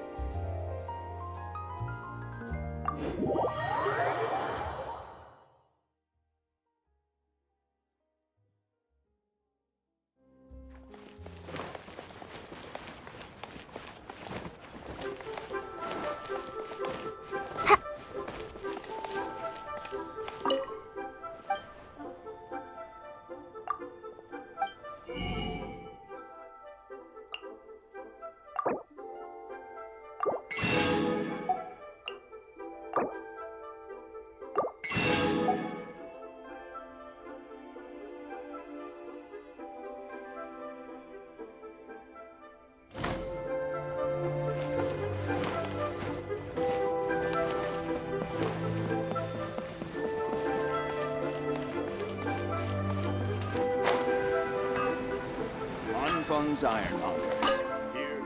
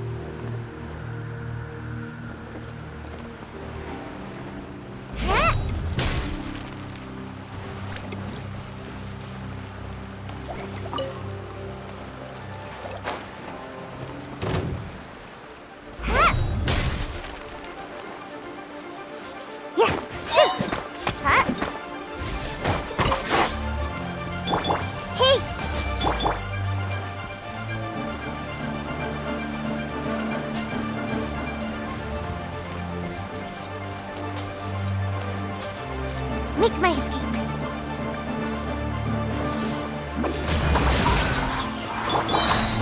Starball!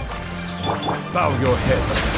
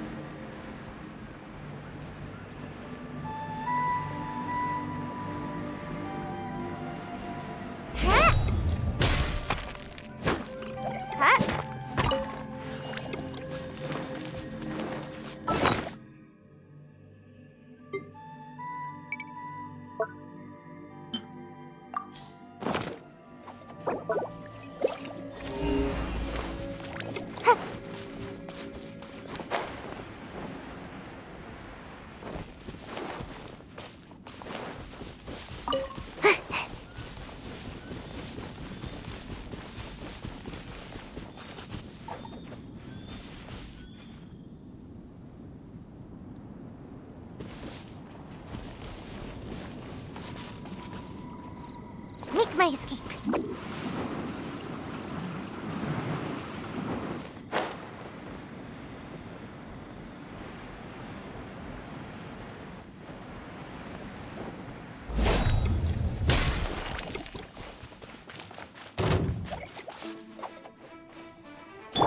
I see everything.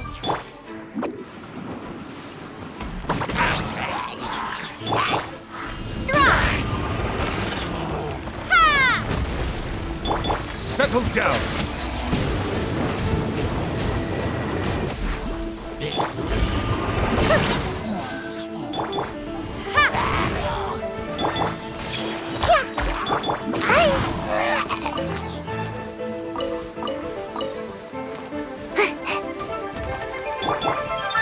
This might hurt a little. Commit it to memory. Starball!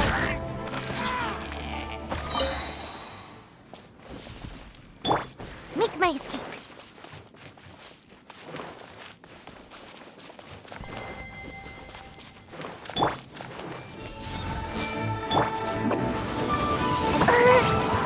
Come on out! Ha! Shade! Silence! Can't run from death.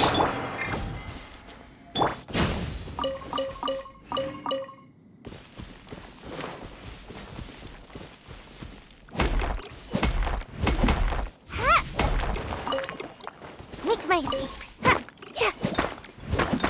Ha! Huh. Ha!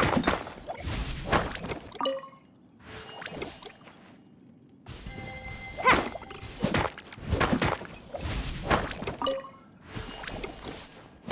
Ha! Cha! Huh. Yeah! Ha!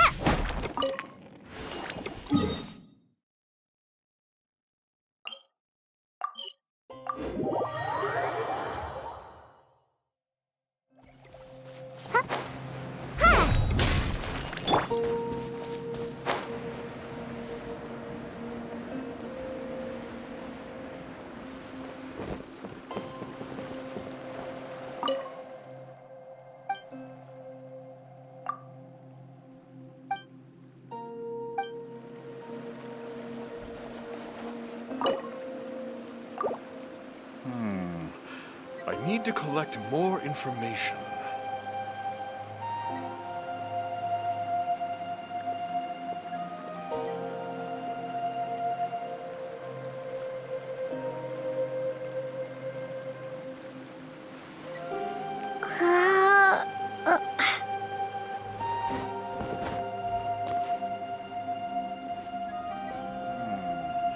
I need to collect more.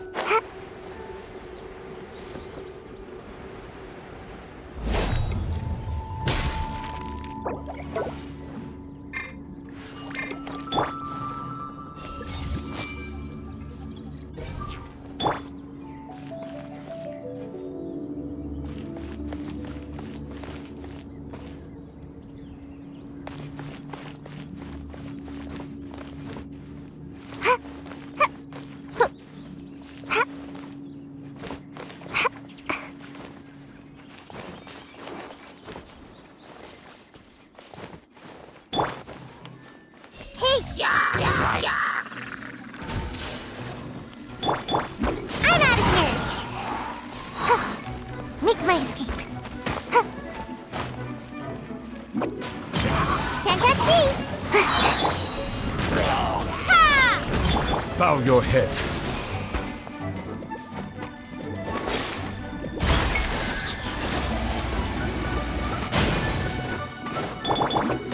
And away I go! This way, Trilolo. Settle down!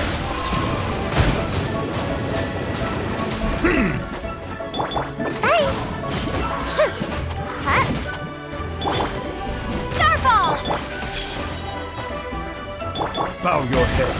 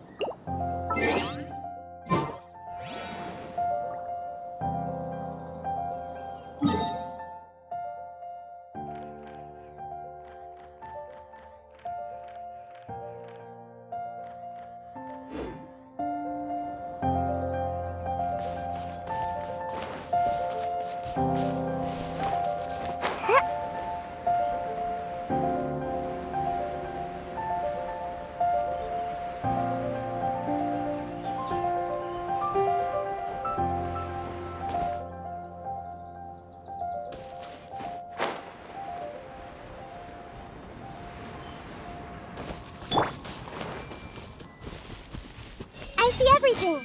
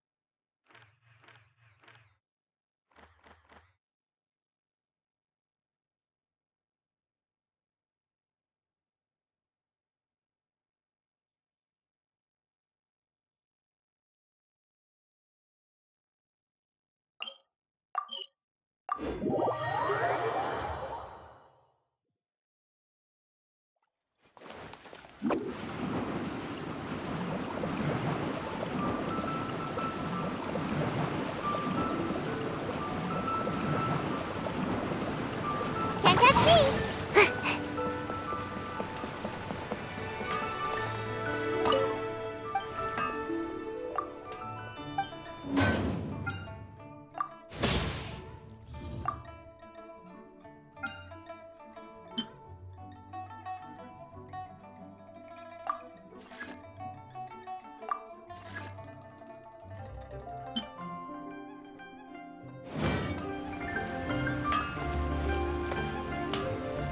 Feng's Ironmongers. Here.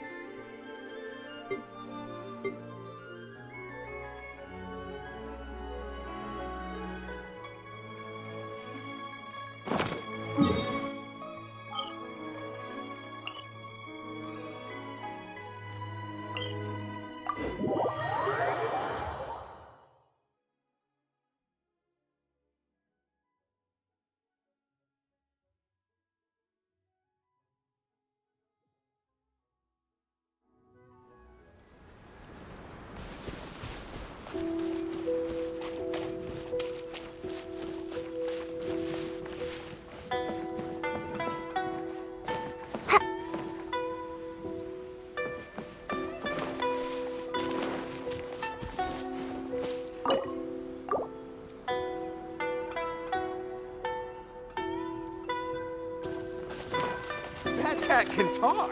Make my escape.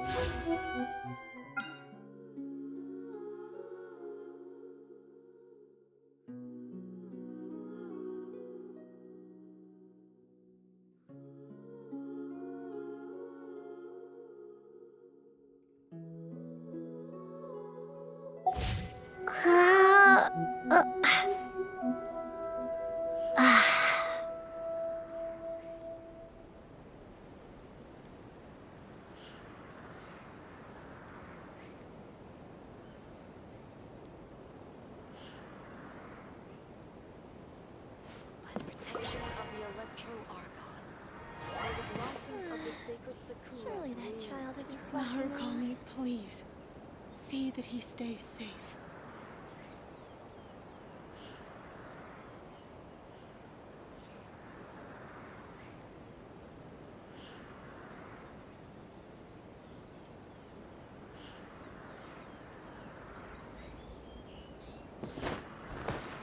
Protection of the Electro Archon.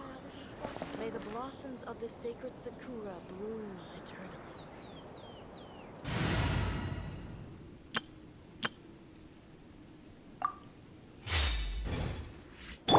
Narukami, please. See that he stays safe.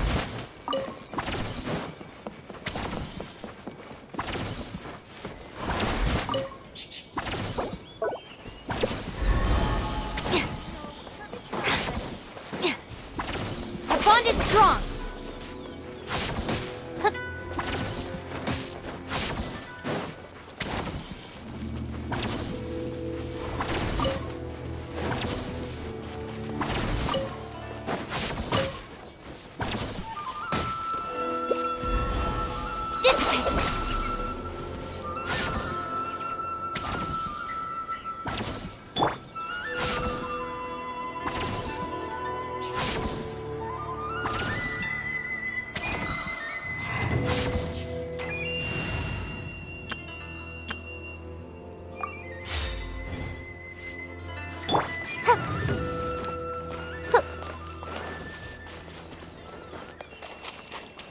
Talk to the Electro Archon whenever you are troubled.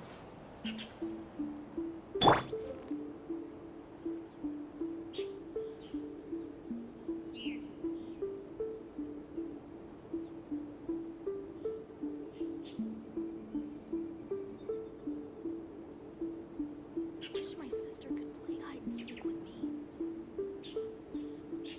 Talk to the Electro Archon whenever you are troubled.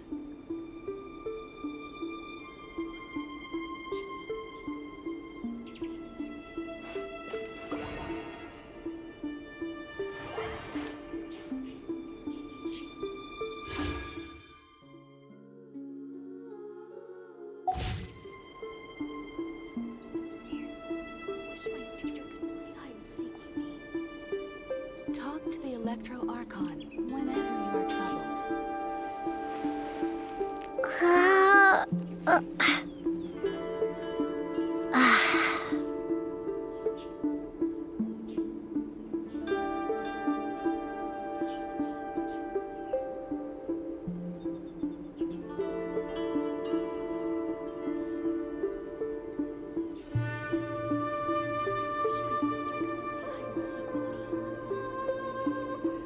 Talk to the Electro Archon whenever you are troubled.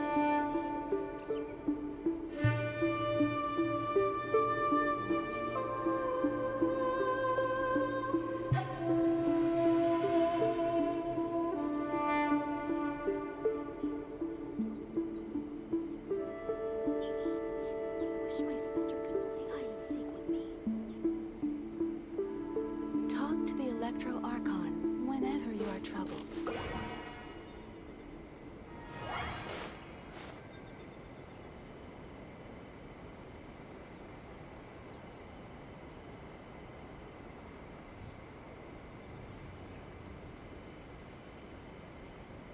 I wish my sister could play hide and seek with me.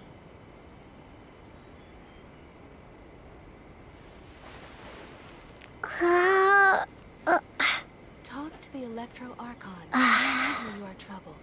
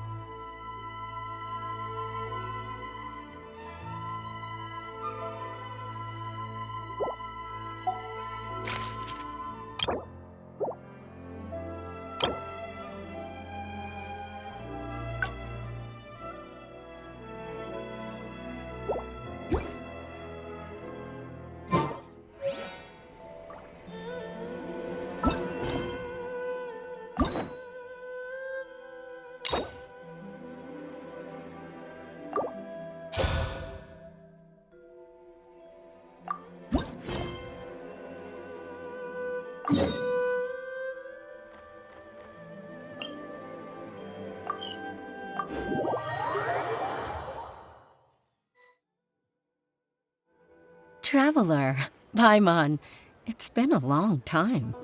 Oh, hey, Huixin! Long time no see! Fancy meeting you here. How's work these days? Thanks to the help of people like you and colleagues like Ganyu, better all the time. But I've been feeling distracted at work lately. I just feel constantly agitated. It's a long story.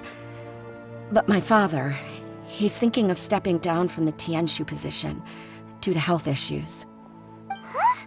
What's wrong with Uncle Tian? Nothing specifically. He's not unwell. He says he's just increasingly low on energy these days. He's always said, old age comes for us all in the end. Still, I just can't help but feel a little emotional watching it happen to him. Anyway, my father's currently on the second floor of Yangsheng Tea House. Why don't you come pay him a visit with me? He seems very fond of you, too. I'm sure chatting with you will make him very happy. Sure, let's go.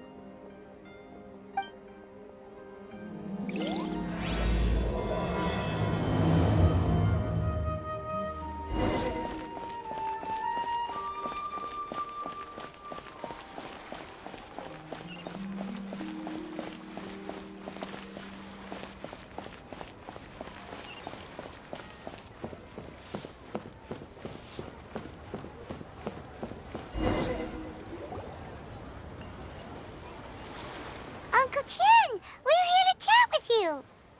Oh? What a lovely surprise. Welcome. Huixin, why don't you go downstairs and get the shopkeeper to make us a fresh pot of tea?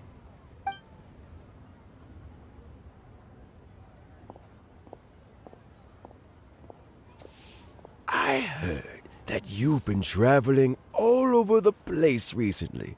I would very much like to hear your adventure stories. Huixin told you, didn't she? Don't worry, I'm quite all right. It's just the years gradually catching up with me. As I grow older, I'm starting to find that with many things, though the mind is willing, the flesh is weak. Especially recently, I've noticed a rather drastic drop in my energy levels. I am still very much in good standing as the Tianquan today. Nevertheless, I wish to pass on the position before my mental acuity begins to decline beyond redemption. How difficult is it to transfer the Qingxu position? Oh, well, you see, the Tianquan is a rather unique position among the Liyue Qixing. Historically speaking, the Tianquan rarely appears in public. We stay behind the scenes, planning and giving advice, so a public selection process would not be suitable. We also want to keep any prospective Tianquan candidates free from influence by outside forces, so we tend to be as discreet as possible in their assessment and appointment. For these reasons, the incumbent Tianquan typically recommends their candidate of choice, and this is then approved by the other Qixing members. So in other words, you pick someone, and then Lady Qixing, Lady NIngguang, and the other Qixing appoint them? Correct. Unfortunately, due to my health, I won't be able to assess every candidate myself. Not to despair, however, because I found someone exceptionally capable to act on my behalf as assessment officer. In fact, I believe you recently became acquainted with her yourself. Oh? Who is it? I'm heartbroken. I thought it might take you a little longer than this to forget all about me. It's Yelan! Jackpot. Uncle Tian here asked me to assess 3 candidates for him. Fancy joining me? You'll be among the first to get to know the next Qingxu. Might be a good opportunity for you. What do you think? Paimon thinks so too. It can't be a bad thing to be on good terms with a new Qixing, right? All right then. Though, I gotta say, Uncle Tian, you say you're into behind-the-scenes planning? My work's of the covert variety too. Don't you think I might make a good Tianquan? Huh? Yelan, you want to be the next Tianquan? I'm not opposed to the idea, but I suspect NIngguang wouldn't let you go very easily after how long you've been working together. So, how about this? If your investigation reveals that none of the other candidates are qualified for the position, I'll recommend you for the job. Deal. Well, you guys take your time. Everything's all set for the assessments to go ahead. Meet me on the first floor when you're ready. Until then, have a pleasant conversation. Oh, and no need to pay for your tea. As the new owner of this fine establishment, this runs on the house.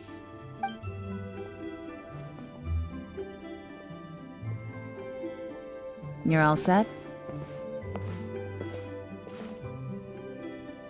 Uncle Tian seems really worn down. It's like all his energy's gone. Yeah, it may sound harsh, but Uncle Tian is past his prime. He's not cut out for this anymore. So he's recommended 3 candidates. Their names are Qinwei, Mingguang, and Zhi. Qinwei is a wealthy entrepreneur. Mingguang works at the Liyue Ministry of Civil Affairs, and Zhi is focused on study and travel. Try to keep all that in mind. Of course, it doesn't really matter if you forget, since we'll be assessing them at Yuehai Pavilion in a short while.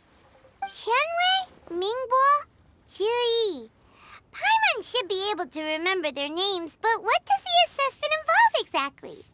Let's leave that until we get to Yuehai Pavilion. All right. Heads in the game, people. The stakes don't get much higher than a change in the Qixing. We can't afford to miss anything, no matter how small. Got it. We'll keep our eyes wide open.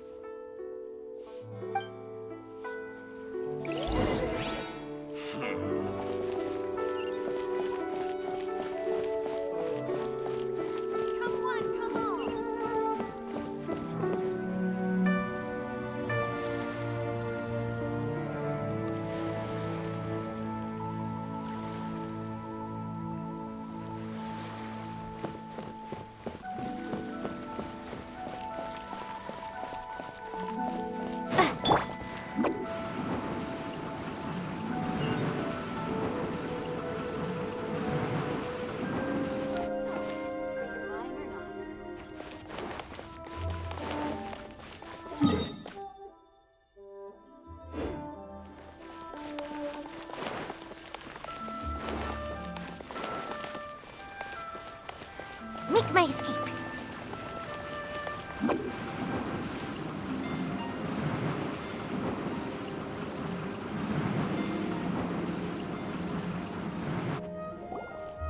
My legs are getting sore. What is wrong with this assessment officer? This is a huge occasion and I don't even get a chair. I've dealt with all kinds of people in my time, but never have I been made to stand while I'm waiting for an appointment. Oh, I mean, I think it's fine.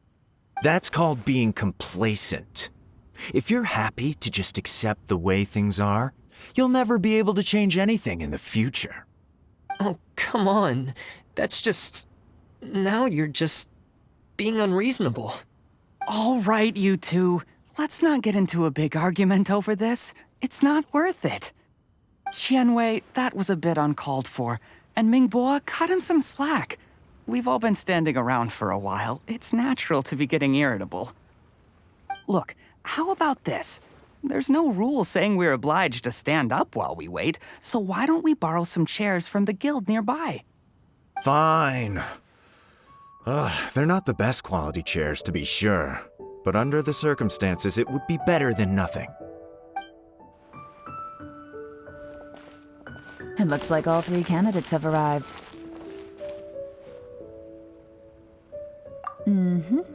We'll meet them formally soon. Before that, let me run you through the assessment process. I've split it into 2 stages: current affairs and planning, and face-to-face interview. In the first stage, candidates are required to submit a manifesto for Liyue's development.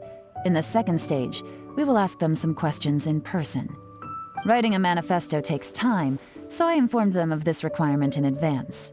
These are the reports they submitted. Wow, one of them is really thick. It's also worth mentioning a stipulation I gave them. Whoever is appointed as the new Tianquan will be expected to implement their plan as put forward in their manifesto. Failing the occurrence of some cataclysmic event, they will not be permitted to change their plan. Therefore, these 3 piles of documents in front of us represent where each candidate stands on key policy issues. There's still some time. Have a skim through, get a first impression of what each person's proposing. I'll be waiting off to the side. Just let me know when you're done.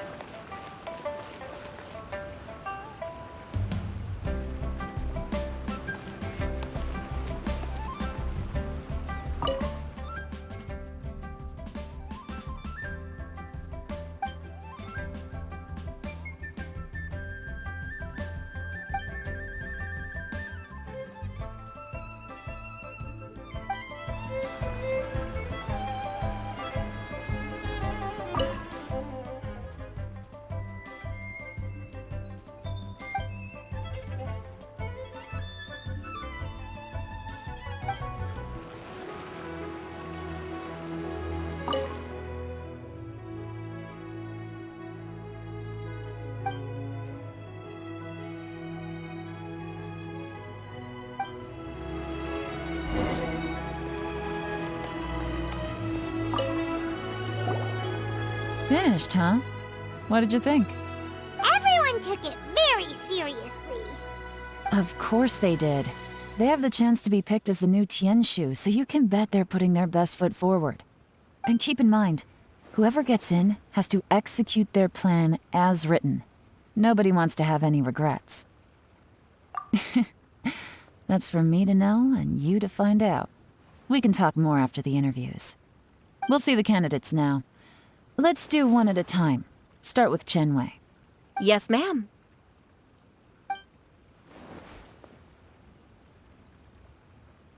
Oh? So you 2 are the assessment officers, are you? I had assumed that given the great import of this situation, Lady NIngguang would perhaps be assessing us in person. I certainly hadn't imagined I'd be seeing 2 entirely unfamiliar faces. I trust you've read through my manifesto? I'd be more than happy to clarify any details you found difficult to grasp. It was written with an expert audience in mind, after all. Mind your tone, mister. Relax. It wasn't intended as a personal slight against anyone in particular. I was simply stating a fact. Cloud Retainer? You know this Adeptus? Oh, yes, I remember now. You must be the traveler that people are constantly talking about. With your sterling reputation, you must have a respectable level of erudition. Perhaps you will be able to understand the concepts I have put forward. Yeah, although I shouldn't get my hopes up.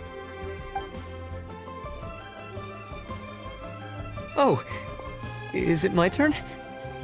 Yes. Please introduce yourself.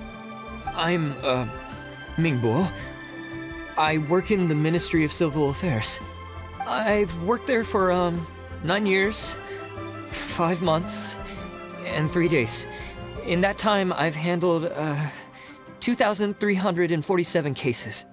I have 12 active cases at the moment. They should be concluded in, 16 days? My current work is related to urban planning, and I'm also responsible for, auditing the accounts. To be more precise, there are 3 parts to the accounts, namely... Is it just Paimon, or is he not very good at public speaking? You know what? Let's leave the self-introduction there and move on to some questions. Oh, Okay. Sorry.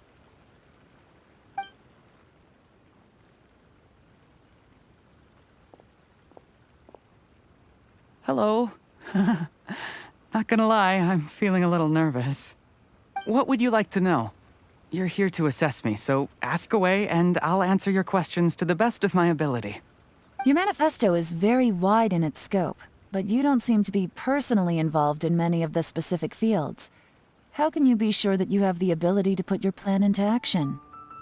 Very fair question. I completely understand where you're coming from. But I'm confident in my plan.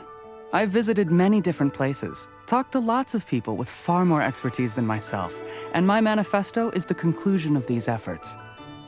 Of course, two different problems can be interconnected in very complicated ways, and you might reach two very contradictory conclusions depending on which one you're focusing on. What I've tried to do is strike a balance. In other words, present an optimal solution to all the problems as a whole. How do you plan to determine whether you are right or wrong about your proposed solution being the optimal one? A great question. Well, I'd start by having my colleagues and the secretaries of the Yuehai Pavilion evaluate any proposals before implementation. Post-implementation, it would all come down to the results. If it turned out that my judgment was to blame for poor results, I would take responsibility. Nice answer. All right, next question.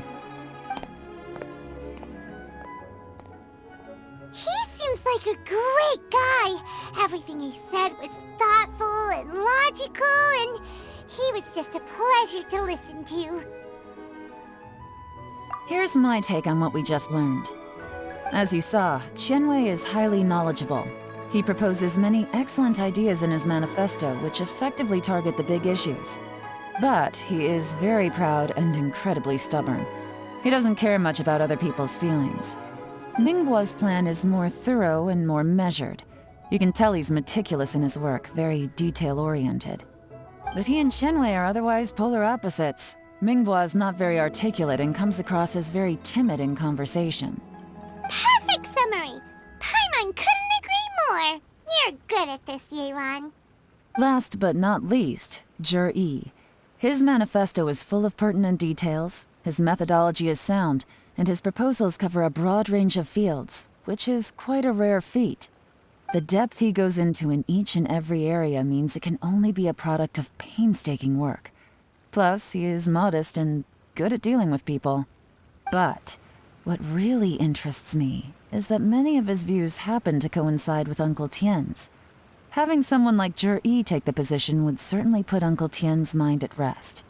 Great! We'll see. Let's go back and report to Uncle Tian.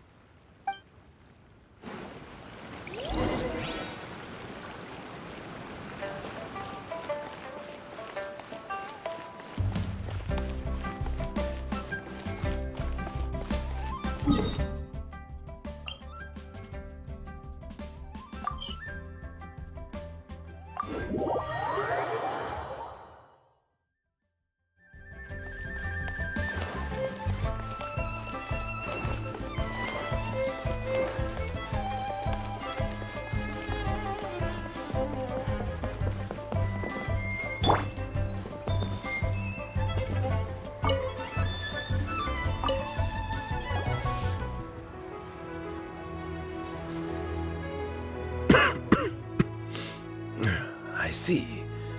Then it's more or less as I anticipated. All right, then let me ask this. The ideas in Zhi's manifesto are very similar to your own. Is there any particular reason behind this? Oh, I didn't want to say anything when I gave you the list of candidates, for fear of affecting your judgment. But I can tell you now. Those 3 candidates have all studied under me in the past. It's only natural that they share some similarities with me. But Qianwei went on to focus on his business, and Ningguang has always been occupied with his work at the Ministry of Civil Affairs. Of all of them, Zhi was with me for the longest duration. Whoa! So how did you get to know them all, Uncle Tian? Qianwei was referred to me by an old friend, Ningguang came to my attention in the course of my work. As for Jade, that was pure happenstance. We first met while fishing. Gradually, as we got to know each other, we started discussing all sorts of topics. Jade came from a poor family, and his parents died when he was very young. But he was a gifted student and a fast learner. He reminded me of a younger version of myself. So I started out giving him a few words of advice when we were out fishing and noticed how quickly he got on. Quite. And now, all of a sudden, he's grown into a mature young man. It's a joy to see. But it also gets one thinking. The young are growing up, and I am growing old. How time flies. No one can escape the cycle of life. I don't know, Uncle Tian.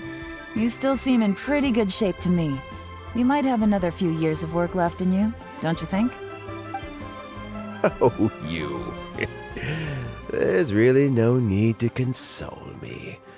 Having less energy than I used to isn't such a bad thing. It just means I finally have a good reason to retire and spend my days doing what old men like me should be doing. Going fishing whenever I feel like it. Sounds like you sure love fishing, Uncle Tian. Ooh, there's nothing quite like fishing to pass the time. Ooh, and freshly caught fish, they make the most beautiful fish soup with barely any preparation required. Fresh fish soup. Sounds tasty. Doesn't it? Also, some time ago, Jade purchased a very special recipe from an old fisherman. When we've been fishing recently, Jade always brings some extra ingredients he prepared in advance. The addition of these makes the soup taste even more wonderful. That flavor makes for a fond memory. But at my age, who knows how many more chances I have left to taste it again.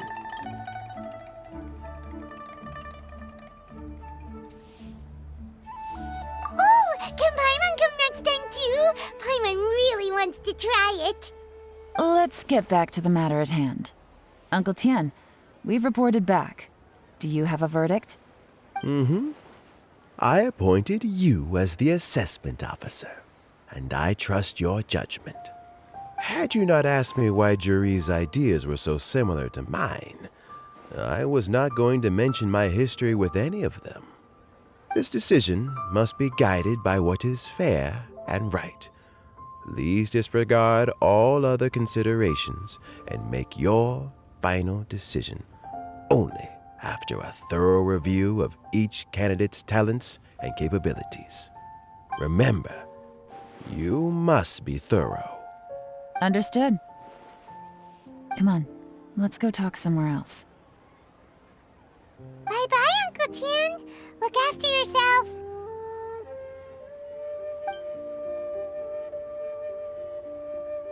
So, it's gonna be Jade, right? His manifesto was written well, and he's the best speaker. Easy. Let's not rush. There's no time limit for this assessment. Huh? So, are you gonna give them more tests or something? No, nothing like that. The assessment itself is complete. But let me give you a word of advice. Things are not always as they appear. The biggest no-no in intelligence work is to only get information from the person of interest themselves. The truth is almost always hidden beneath many layers of deception. You have to get information through many different channels. For example, Wenyuan, Shanghua. Yes? Lady Yelan, what are your orders? Ugh! Who are they? Where did they come from? Did they scare you? These two are Wenyuan and Shanghua. They work for me. As my trusted assistants, they are always standing guard nearby. They also perform various assignments as required. Shanghua is a business expert who gets his information by trading. Wenyuan relies on word of mouth. And there's also Upei, who's not here right now. That meathead must have been out there on sea surveillance for some time now. Is he all right? I seem to remember that he can't swim. Nothing can take that guy down. Certainly not a little wind and waves. Shanghua, visit all the commerce guilds and look into Qianwei's background. Wenyuan, go to the Ministry of Civil Affairs and look through Mingguo's work files. Yes, ma'am. So what about Juri? Juri, well, obviously as the most promising candidate, we will be investigating him ourselves. Let's go to the docks first. Lots of people passing through there. You can find out all kinds of things. If we're looking for information, why don't we try talking to Bulai, the owner of Wanyu Boutique? He does business at the North Wharf. Maybe he has some news for us. That's actually not a bad idea. Let's go and ask him.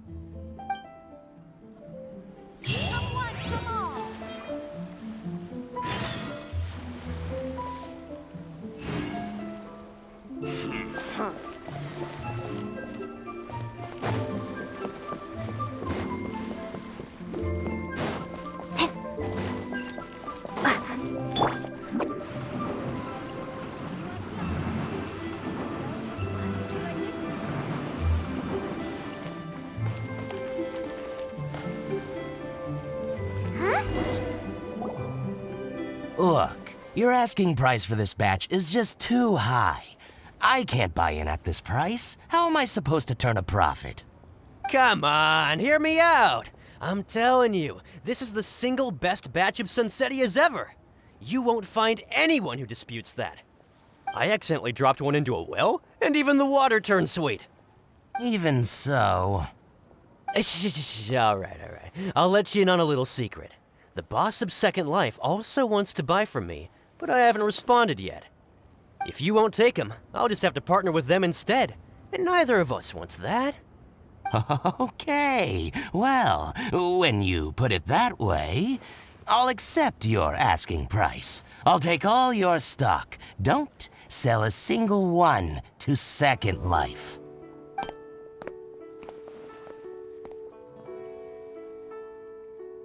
Oh, what are you doing here? And to be clear, these Sunsetias are mine. I got to them first. Don't get any ideas. Actually, we want to ask you about a guy called Juri. Have you heard of him before? Juri? Yes, he's quite well known. I've heard a story about him. They say he was born into poverty. His parents died when he was young, and he was treated cruelly by the local community. One of his neighbors was terribly rude to him all the time, but Juri never retaliated. And when his neighbor went bankrupt, he even helped support the family. He returned cruelty with kindness, injustice with peace offerings. A gentleman of talent and character, and how did I not notice him sooner? In fact, maybe I'm not too late. If I could hire him to be the brand ambassador for Wanyu Boutique.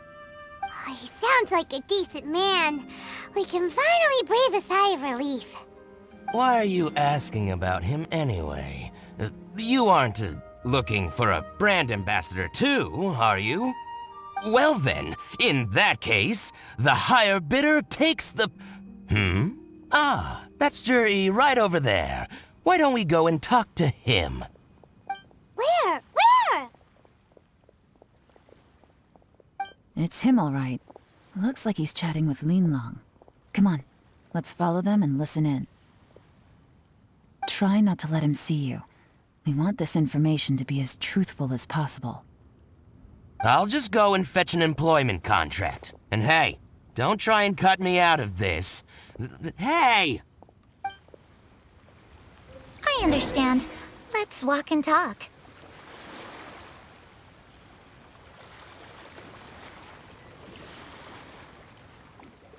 What are you waiting for? We won't... So...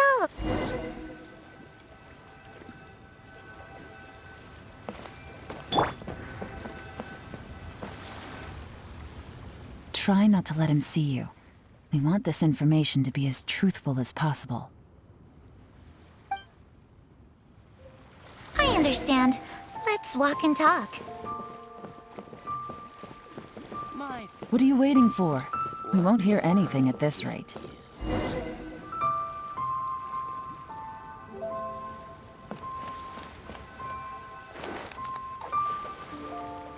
Try not to let him see you. We want this information to be as truthful as possible. I understand. Let's walk and talk.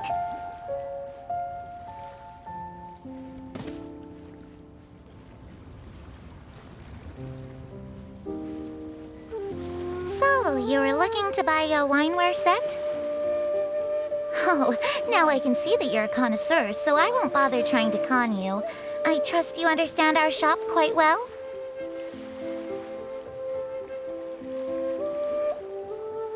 The truth is, an old friend of mine, who likes to have a drink now and then, he fancies himself as a man of culture, but doesn't care for needless extravagance. What's the hurry? Don't get too close, or he'll see you. My friend. Try not to let him see you. We want this information to be as truthful as possible. I understand. Let's walk and talk.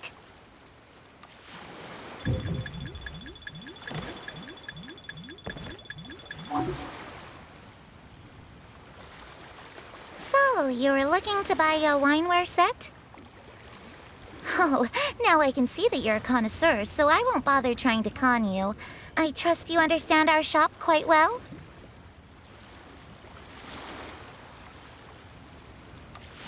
The truth is, an old friend of mine, who likes to have a drink now and then, he fancies himself as a man of culture, but doesn't care for needless extravagance. So I thought I might buy him a set of high-quality fakes. How very thoughtful of you.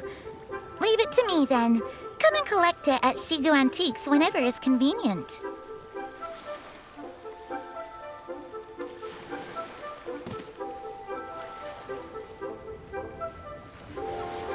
Thank you very much, Miss Linlong. It's my pleasure, Mr. Juri. These days, it's quite rare for someone of your standing to still keep up with their old friends. It's nice to see. I'll be sure to pick out a good set for you. You can count on me.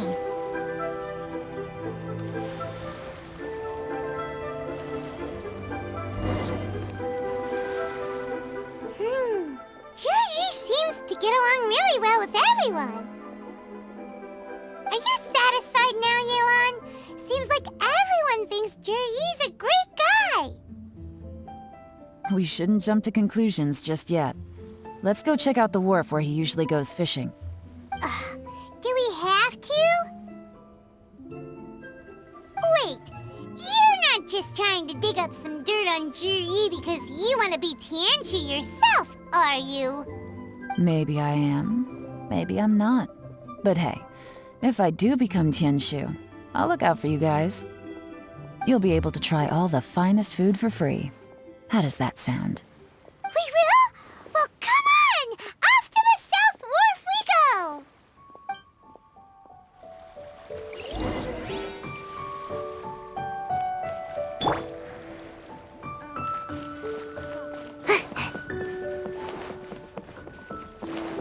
Make my escape.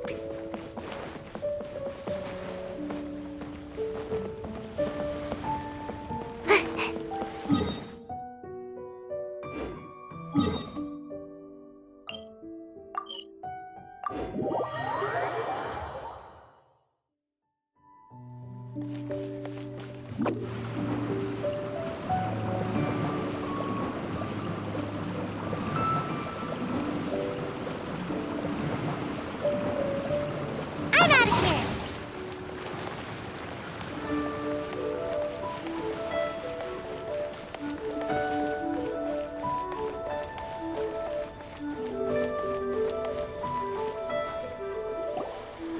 The wharf is as busy as ever. I hear the anglers here sometimes sell their fish to the nearby fishmongers. Let's see what Uncle Soon has to say.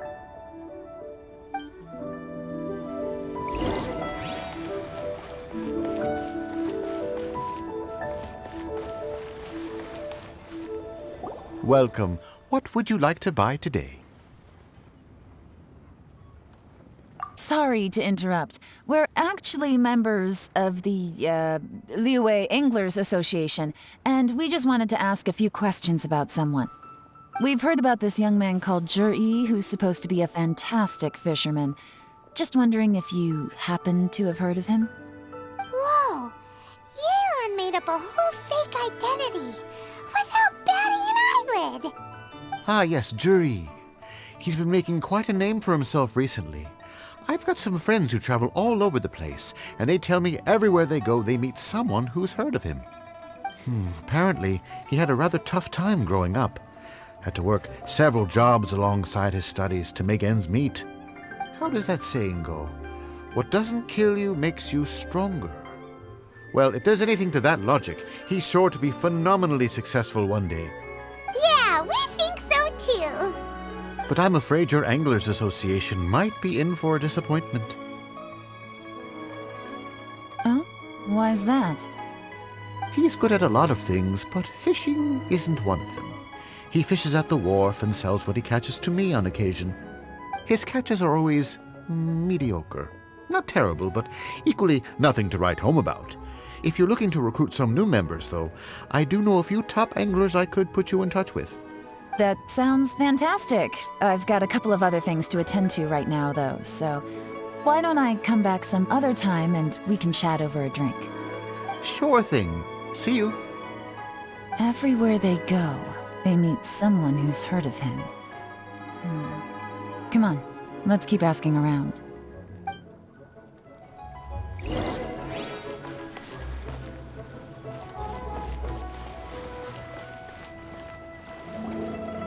Here to buy some fish? It's 300 for one or 3 for 1,000.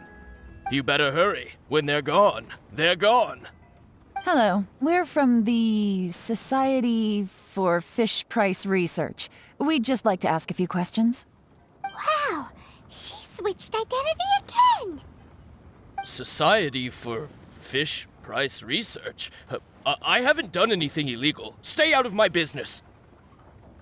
Please, don't worry. We're just here to conduct a simple survey. We've heard about a certain Zhi who's been selling fresh fish at low prices in this area recently. Do you know anything about this? So this isn't about me. You should have said something, you know. I know the guy. I can tell you what I know. I haven't heard anything about him selling fresh fish at low prices, but it wouldn't surprise me if it was him. Oh? Why is that? Because he's so poor. His parents died when he was very young, and his alcoholic father still owed a huge amount of debt. No one wanted anything to do with him. He was still a kid when he first came to the wharf. His clothes were ragged, and he had a bandage wrapped around his head. And he managed to survive, thanks to Uncle Tian, who gave him some food. But still to this day, he doesn't have a lot of mora to his name.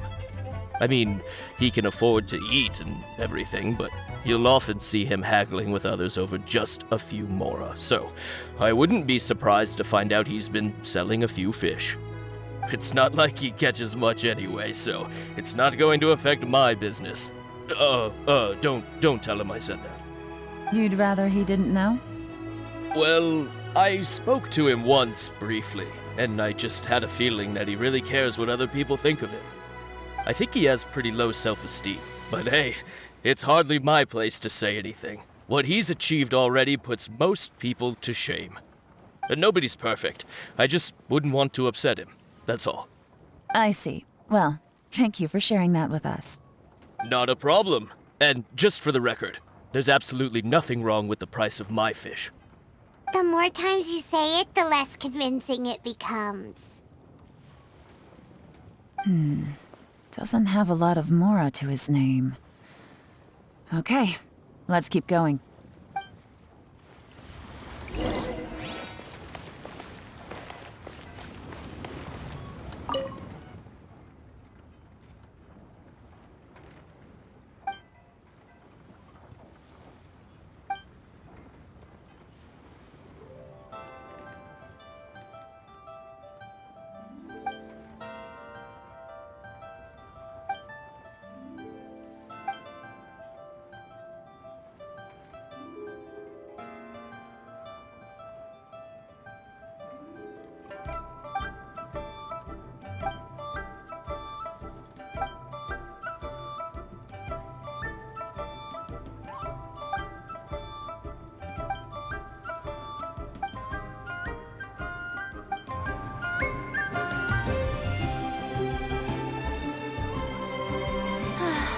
of life? Again?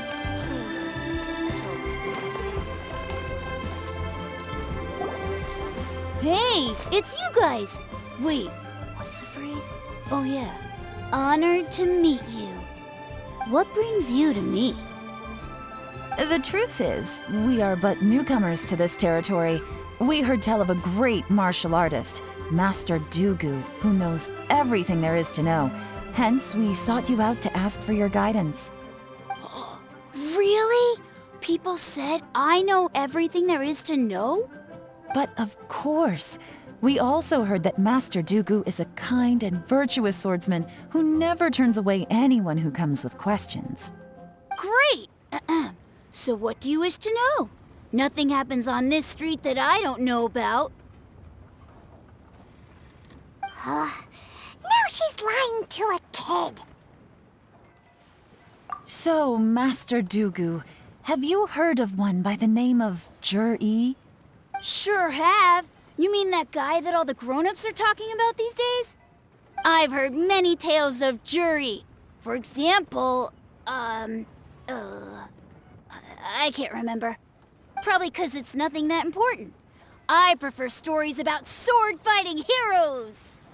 Oh, I can completely understand that. Then let me ask you this.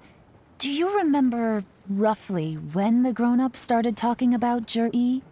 Oh yeah, I know that. It was about 2 or 3 months ago. Before that, people always used to talk about Juri in a kind of nasty tone of voice. But 2 or 3 months ago, suddenly everyone started to like him. Sometimes he gives me candies, so I'm glad that people are starting to like him now. Just as I thought. Huh? What do you mean? I mean, just as I thought, Master Dugu is indeed as kind and virtuous as the legends claim. I'm not that great. Oh yeah, one other thing. These days, there's a lot of people I've never seen before talking about Juri stories in the street. They seem like nice people. Oh, definitely. Great! So next time I see them, I'll say hi. And I guess I can share some of my candies with them too. Certainly. You can also tell my friend in Yanshang Tea House about what they're up to. I'm sure my friend would also like to say hi to them. Thank you, ma'am. You're welcome.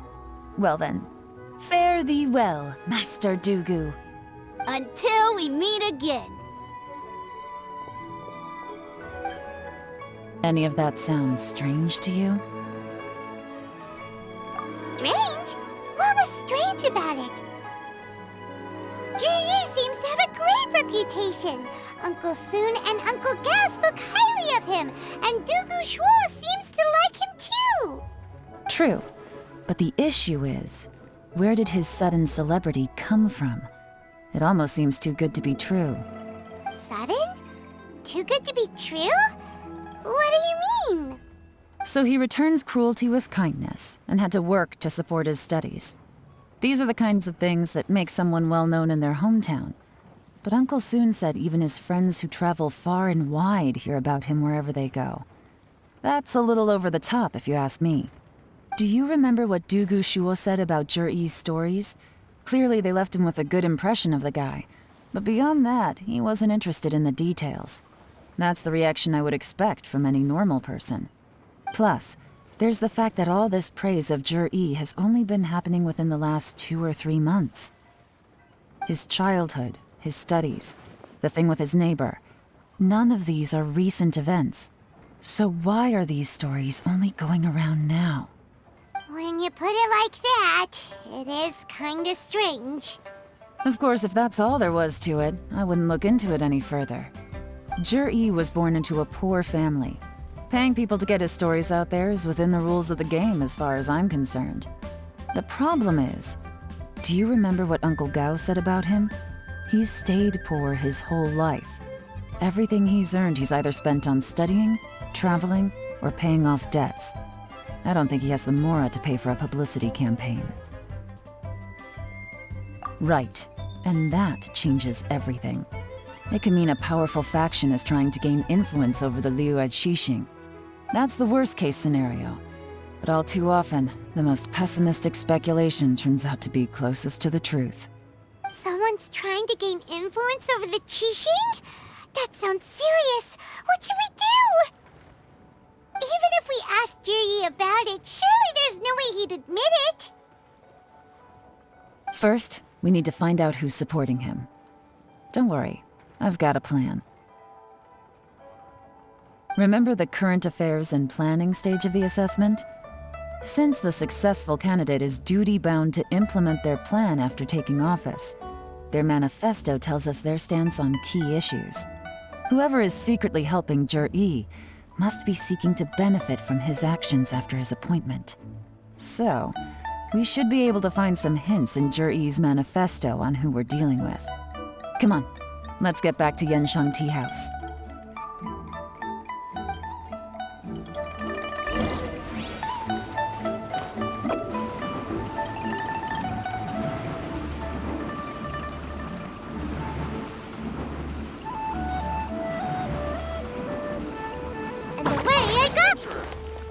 Last a round against me?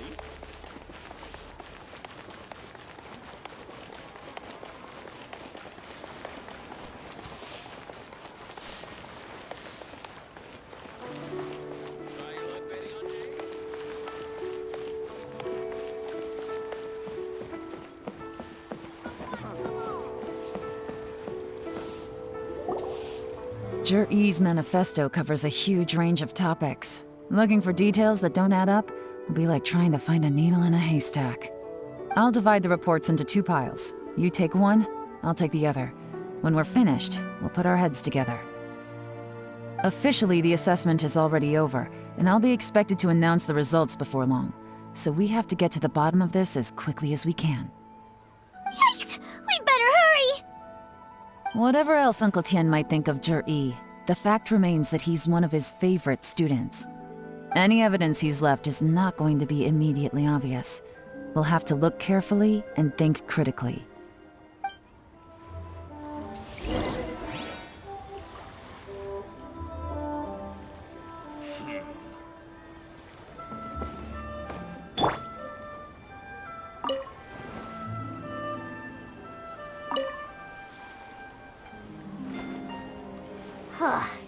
Even though Yelan took half, this is still a lot to get through. Well, we gotta start somewhere.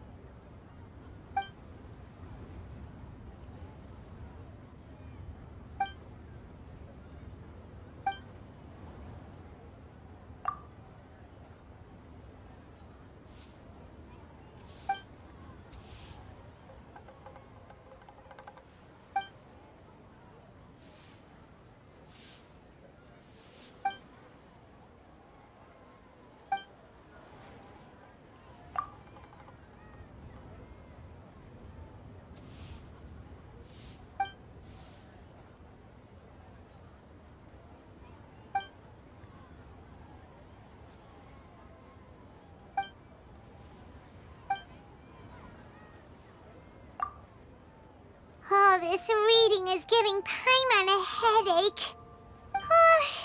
Let's take a break.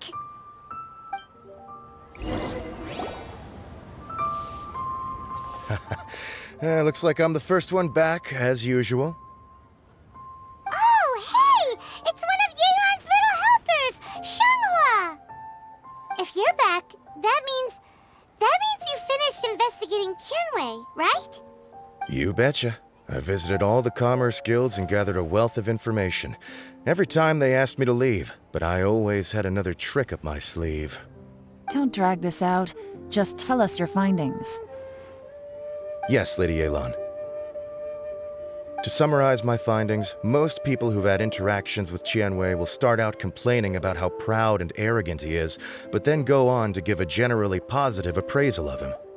The young master of the Feiyun Commerce Guild said that Qianwei appears arrogant, but he's very scrupulous in the way he works.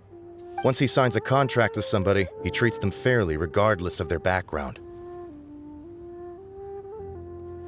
Who'd have thought? Is it possible that his reputation is fake? Is there any way you can check the accounts of the businesses under his name? In theory, that should be very difficult. But here's the thing. I asked around and found out that almost all of Qianwei's accounts are open to the public. Where he buys from and sells to should be confidential business information, but he doesn't seem interested in protecting it at all.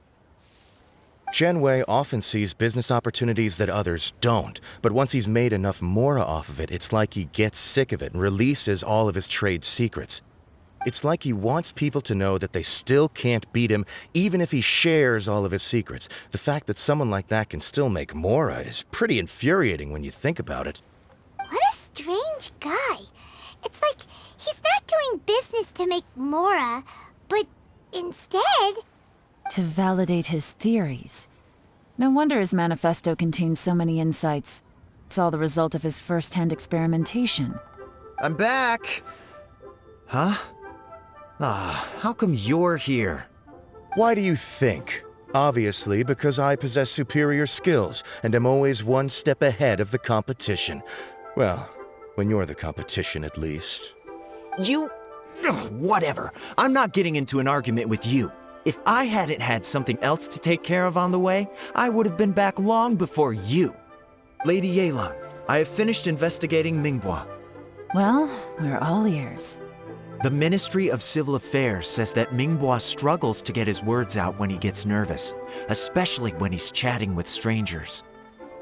But after a few days of getting to know him, you can pretty much have a normal conversation with him. On the whole, the feedback from the Ministry of Civil Affairs was very positive. He always considers the things that everyone else overlooks.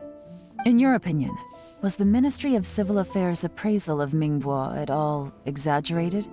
I don't believe so. NIngguang is someone who has slowly but surely earned the reputation he has today. According to Miss Yu, the ministry often gets NIngguang to take a final look at projects before they're implemented. People feel much more confident in something if it has his stamp of approval. Oh, and also, there was once someone in the ministry who was lying and cheating to try to advance their career. NIngguang gave them the scolding of a lifetime. Apparently, he can be terrifying when he loses his temper. I haven't seen it for myself, though. Whoa, that's hard to imagine. Like I said before, things are not always as they appear. Ah, so that's what you meant by that. Paimon's starting to get it now. Thank you both. You're free to go now.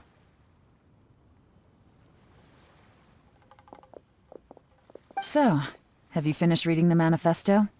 We still have a bit left.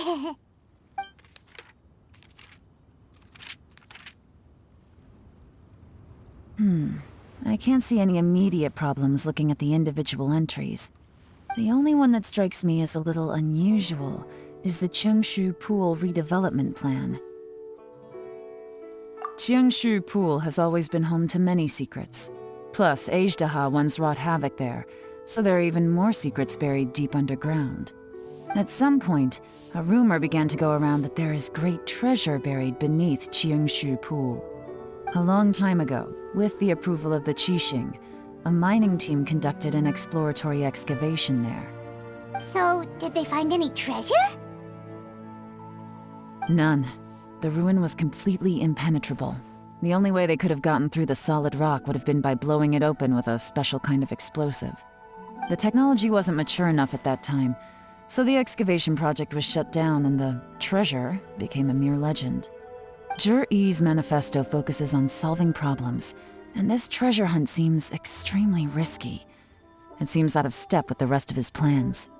Still, this one fact alone doesn't tell us much. Everyone wants to get their hands on this treasure.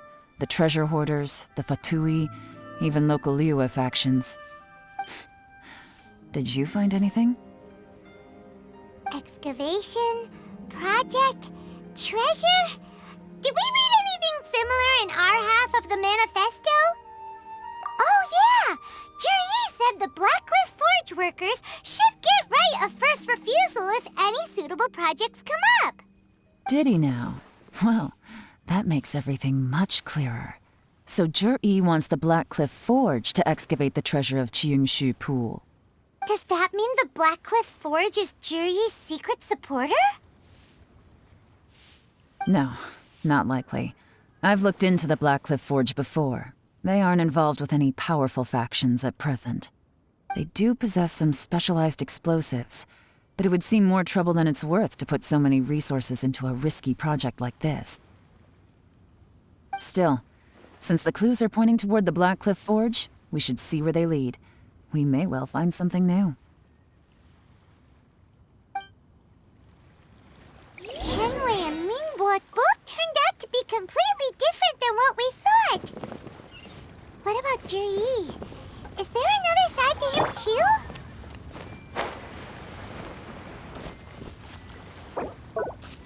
Hey!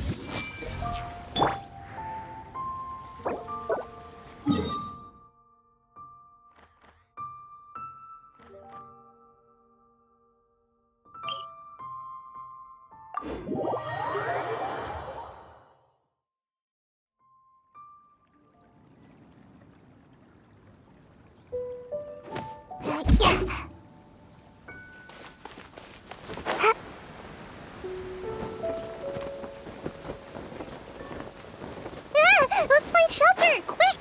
Watering works on plants, but not people.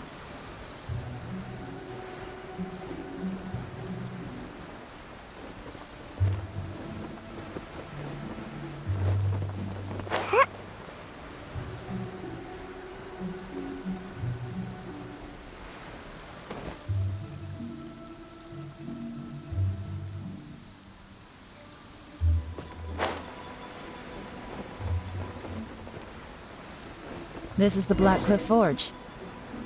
Let's look around for clues.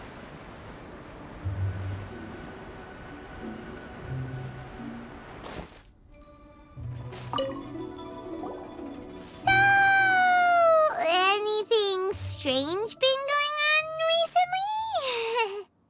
recently? Excuse me? What's that supposed to mean? Strange how?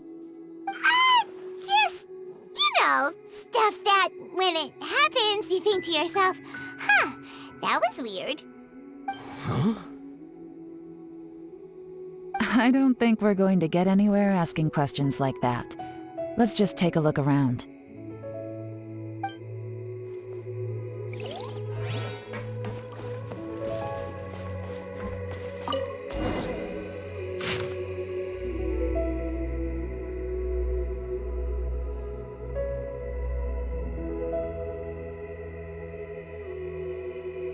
What's this?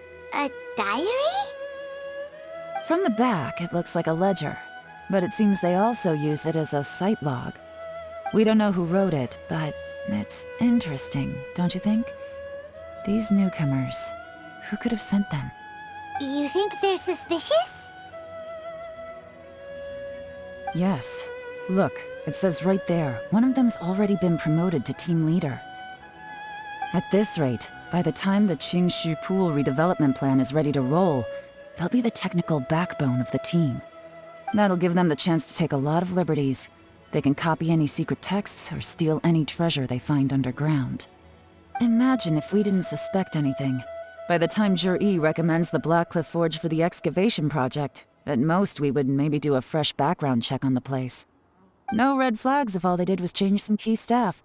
And even if we decided to vet the staff individually, they'd have had more than enough time by then to come up with fake identities. That's the advantage of planning this far in advance. It was a clever move. When you put it like that, it all makes sense. If we hadn't found this out, someone else would have stolen the treasure. So, who's really behind all this? That's a question for the newcomers. But let's start with that worker over there for now.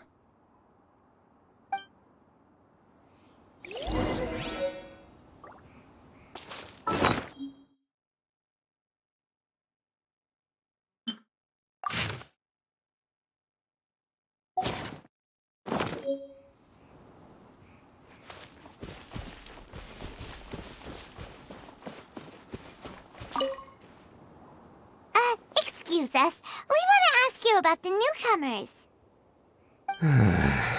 You want them to teach you or something?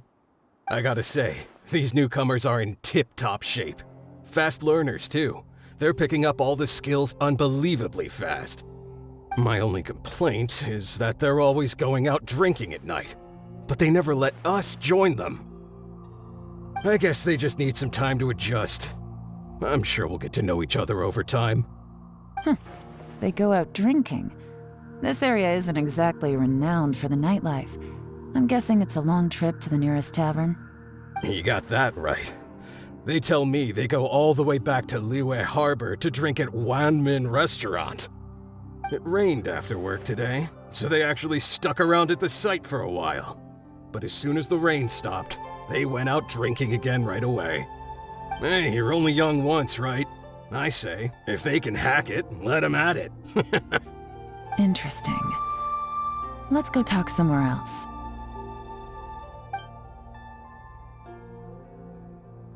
Looks like our hunch was on the Mora. These newcomers are very suspicious. Drinking in Liyue Harbor, huh? Some cover story. I'll wager they've been going to intelligence updates. Good thing it rained today. It means they'll leave footprints. I doubt they'd give themselves away that easily, but let's follow them and try our luck.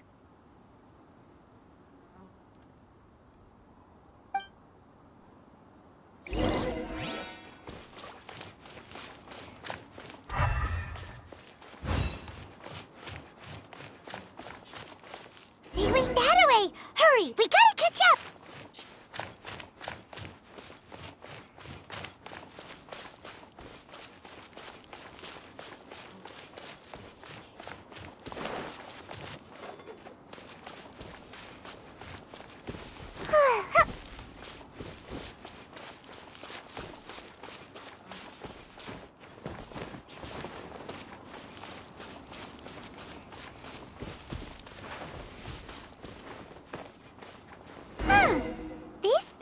They're heading towards Liyue Harbor. Maybe we were wrong about them.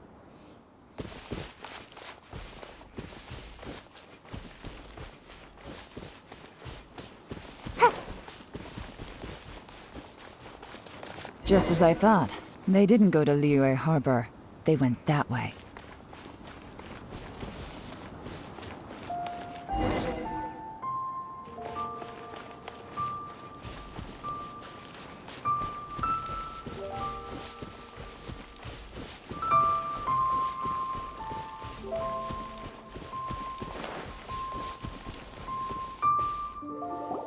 The footprints stop here. But, judging from the direction, I'm guessing their destination was that abandoned house.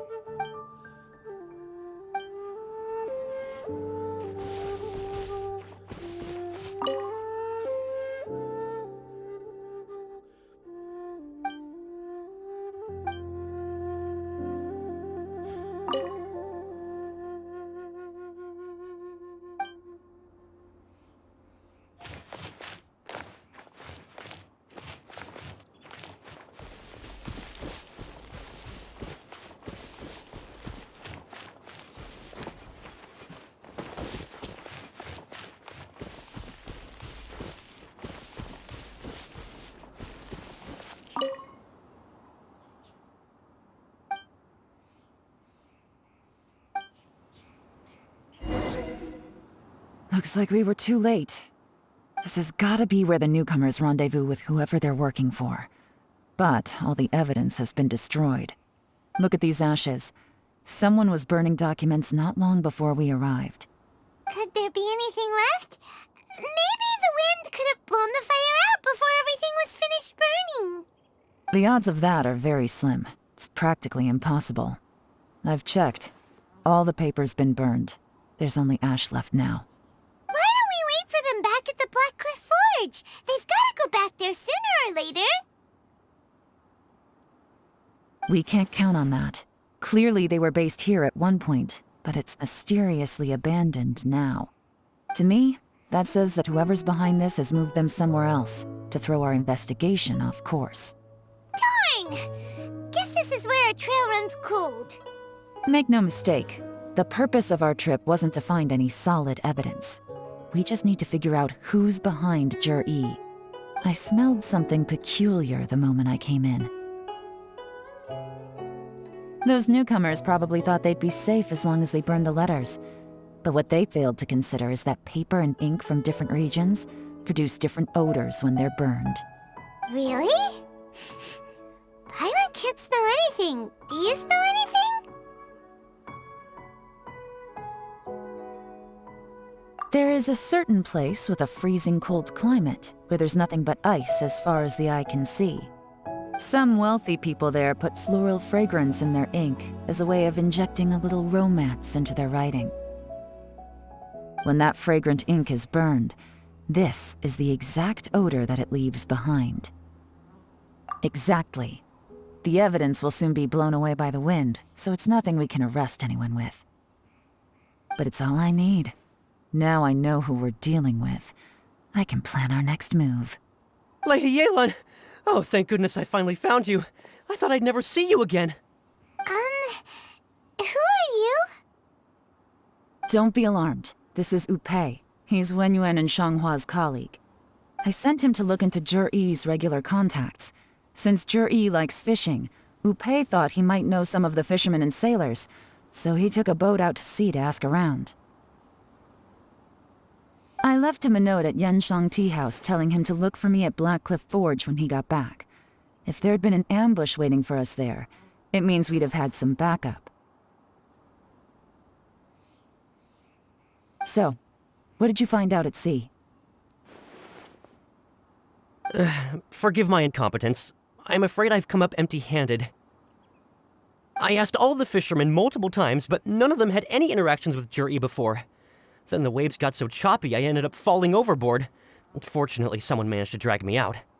When I got back, I heard that you'd gone to Blackcliff Forge and might need backup, so I went straight there as fast as I could. Didn't even stop to change my clothes. Well, Uncle Tian said that Jur-E once bought a recipe from one of the fishermen.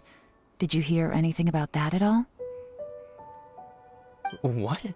That's news to me. No, that's not possible. It's absolutely not possible. Lady Yelan, I'm telling you, I spoke to every single fisherman out there, and none of them mentioned anything about a recipe. Interesting.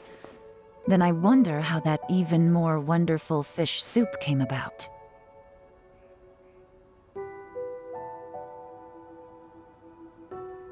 Fish soup? What fish soup? Nothing.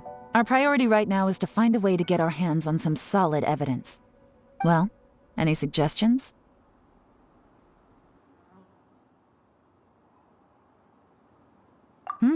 Not a bad idea. Upei, what do you think? Honestly, I've already tried following Jur-E, but the guy's too cautious. Never meets with anyone suspicious. Okay, so tailing's out. No, we'll still need to tail him. But first, we need to do some groundwork. Groundwork? When you've worked in intelligence for a long time, you'll understand that no one can stay on high alert forever.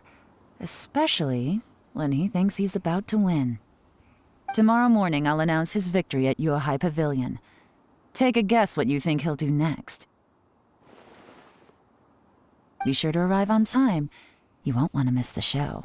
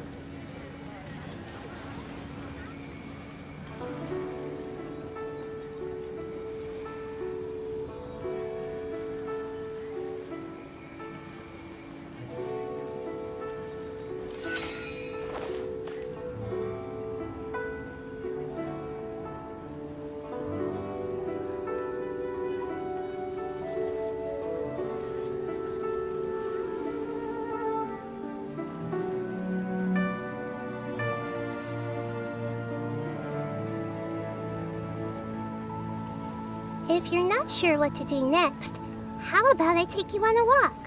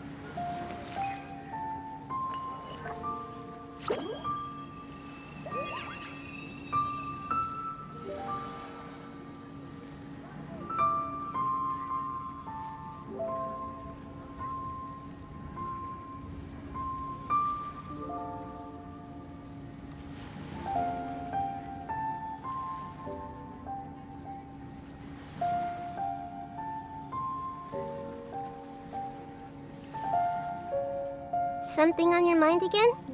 Let's work through it together. 2 heads are better than 1.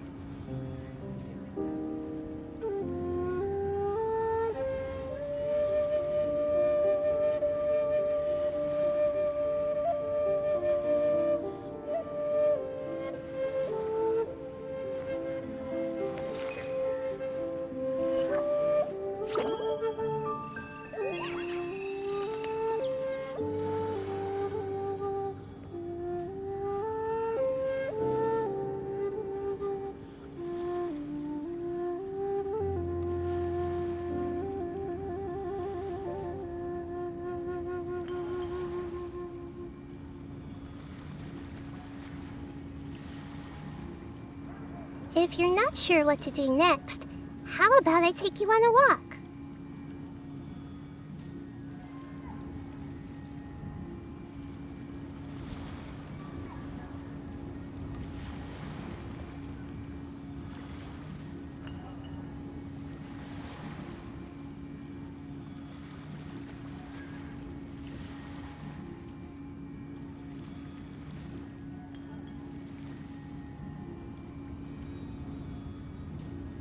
Something on your mind again? Let's work through it together. 2 heads are better than 1.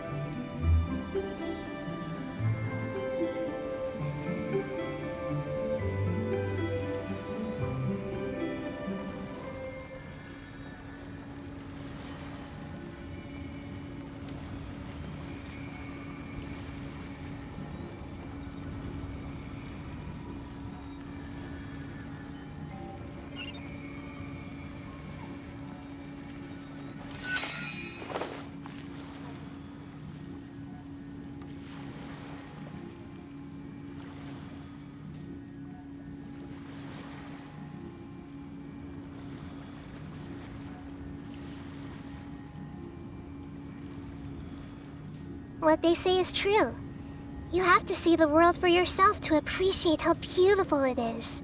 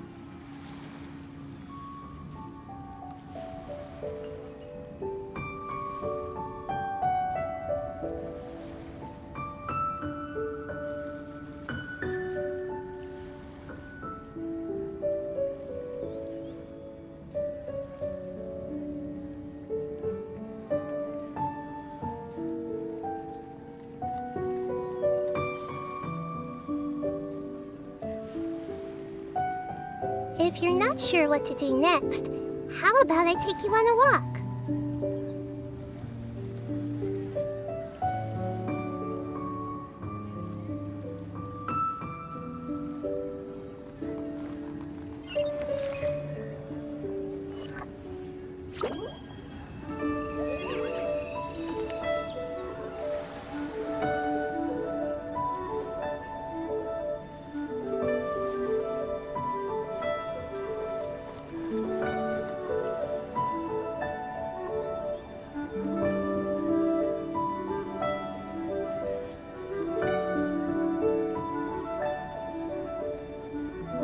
What they say is true. You have to see the world for yourself to appreciate how beautiful it is.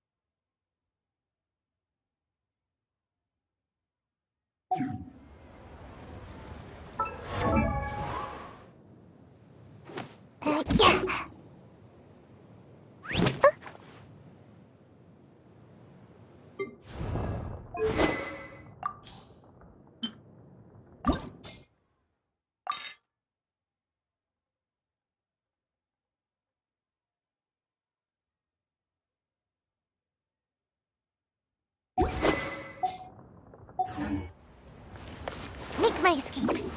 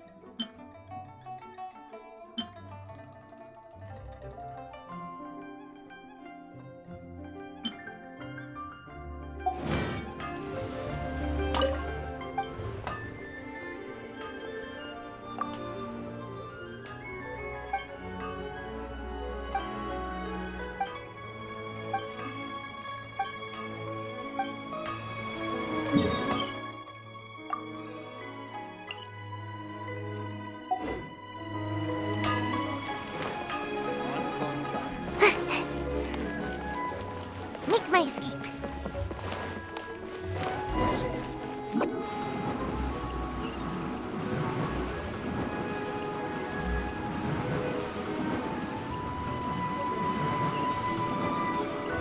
And away I go!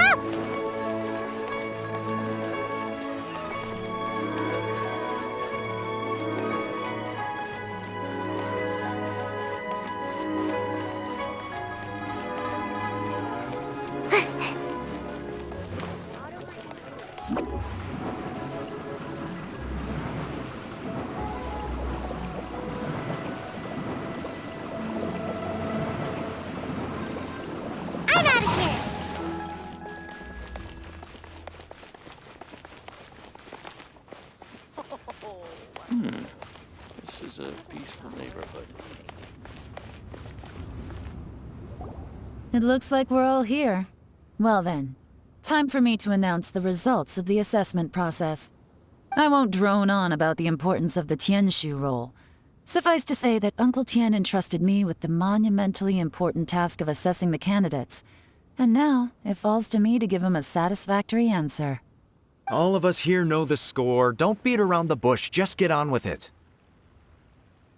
Qianwei has many pioneering ideas, but some of his plans are lacking in detail, and he easily gets into testy exchanges with other people.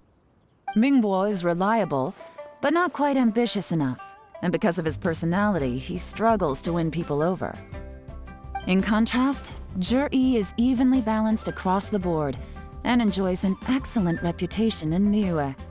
After much consideration, I have decided to recommend Zhi to the Liyue Qixing. What? Oh, congratulations. Thank you.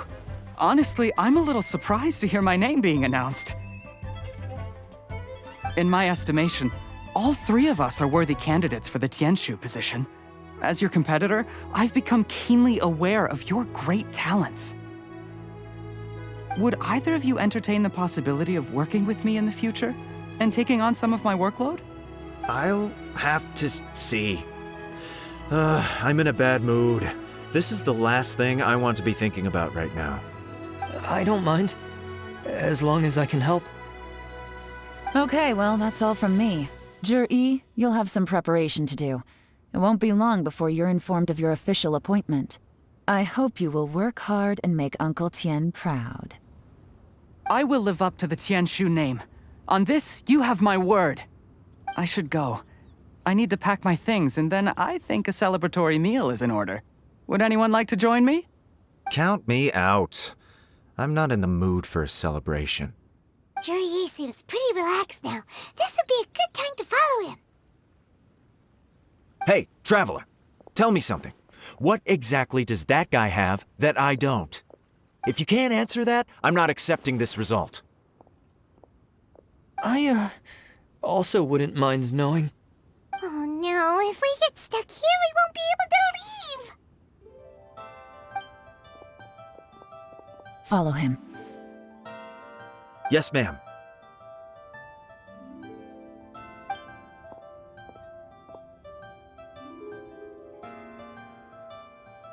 We finally got rid of them.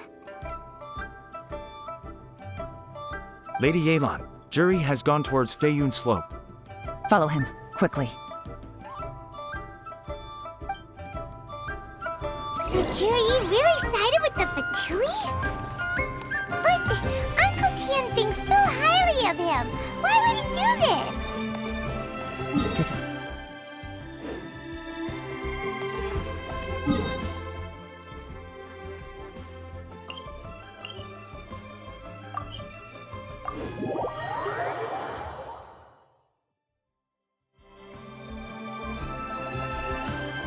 Make my escape.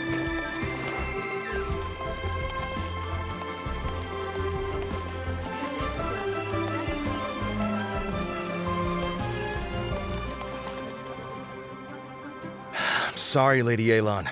We lost him. He's too good at this. We weren't able to keep following him without being seen.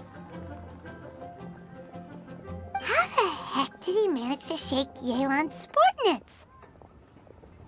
I guess Zhi didn't let his guard down. Still as vigilant as ever. No, Upei says he's much more relaxed than usual. Maybe it's just how he's wired. Perceptive enough to sense when he's being watched. But how? Don't blame yourselves. Let's not forget he was trained by Uncle Tian himself. Evading detection is not an unusual skill for him to have. If I'd asked you to tail Uncle Tian, you'd have ended up at a dead end too. It's fine. So, where did you lose him? Xinyue kiosk. He only went in briefly. Upei and I were watching outside the whole time. A few moments later, a man dressed in a completely different outfit came out. Upei had a feeling that it was him, but we couldn't get close enough to check without blowing our cover. I figured that if we spooked him, it would undo what we've accomplished today so far. Another option would have been to arrest him there and then, but without any evidence, that would have been meaningless. So I stopped Dupe, and I stayed here to wait for you while that meathead went to ask around in Xinyue Kiosk. Good work. The fish didn't take the bait, but that's okay. As long as he's still swimming around, we'll find a way to catch him eventually. The key is figuring out what he's trying to achieve. Let's go to Xinyue Kiosk.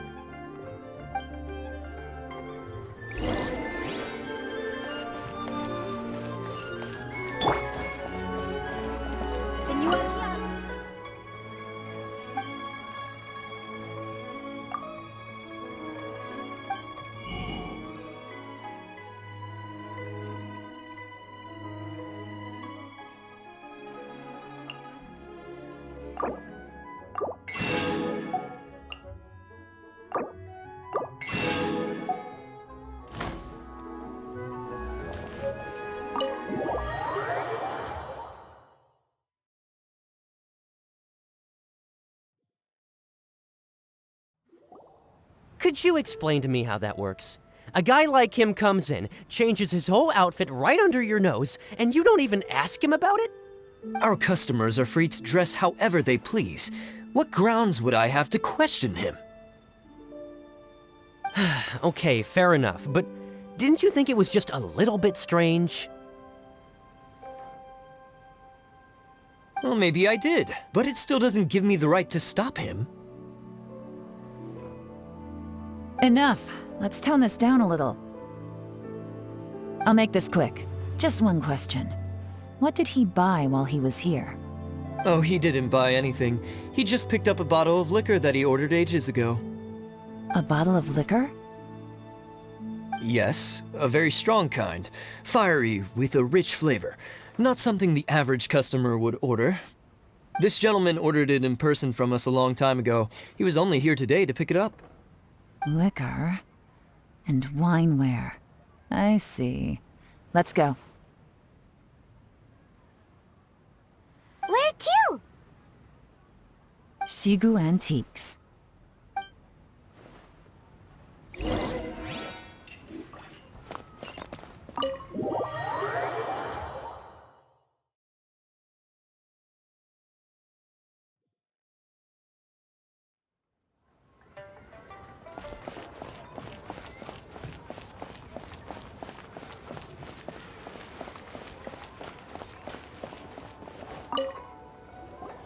Hey, Miss NIngguang. Sorry to bother you.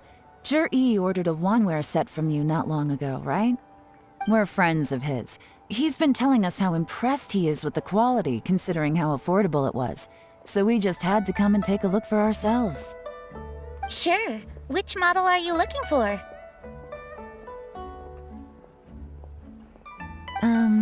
We don't really know a whole lot about wineware. Let's just go with Zhi's choice. Would you be able to show us the one he bought? Zhi picked up his set not long ago. As a quality imitation of an antique wineware set, it has the look and feel of a luxury item. Just so you're aware, we don't have many of this model left in stock, and now that Mr. Zhi has taken one, I'm afraid it may encourage the price to go up a little. Don't worry, price shouldn't be an issue. I'm sure we can work something out. But I'm just a little hazy on one thing. Did Zhi's wineware set include wine glasses, or...? For this set, the wine glasses are sold separately. Minimum purchase is 1 glass, maximum is 4. Mr. Zhi bought 2. Okay. Thanks, NIngguang. Seems there's a little more to buying wineware than I first thought. We'll have to mull it over. Well, don't take too long. We could sell out any day now. All right, see you next time.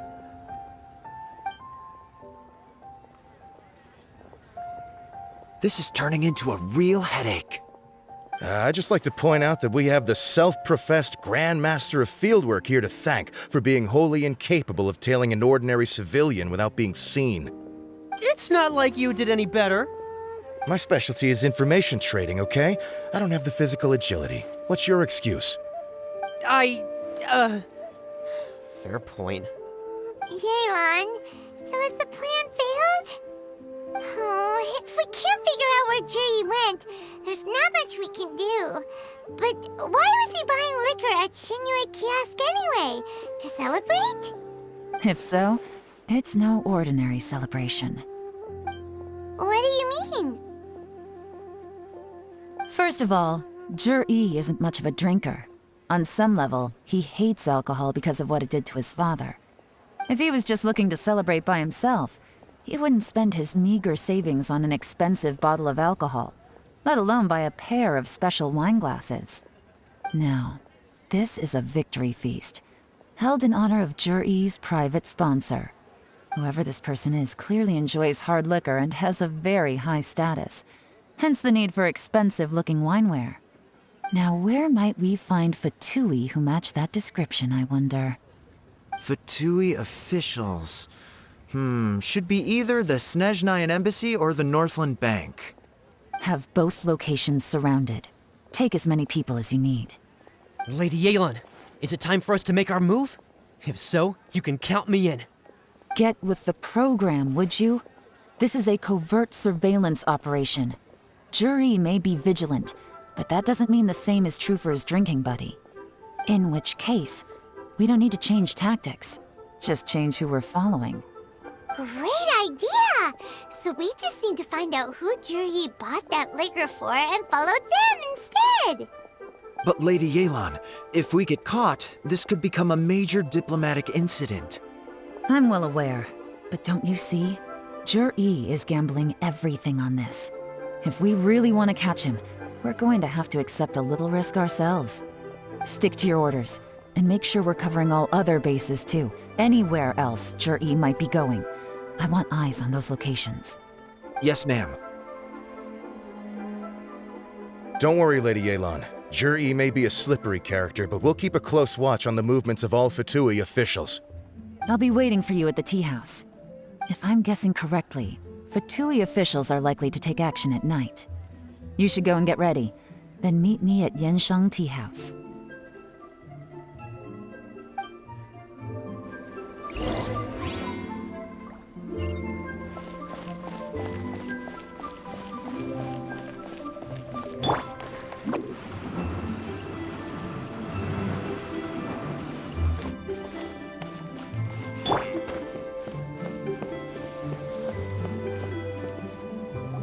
Perfect timing.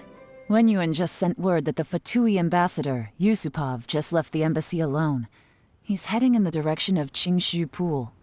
Qingxu Pool? That's the place Juri mentioned in his manifesto!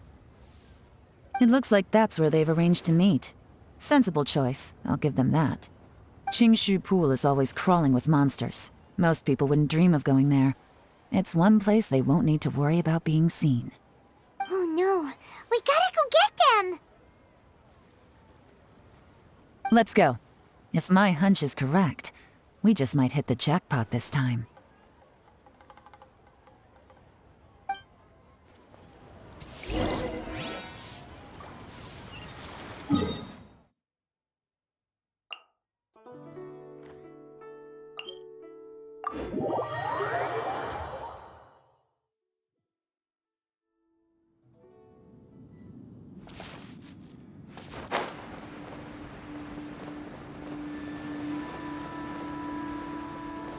This is Qingxu Pool, full of ruins, crawling with monsters. Anyone with any sense steers well clear of this place. I've looked into the place before. There's a worker's entrance somewhere around here. Follow me.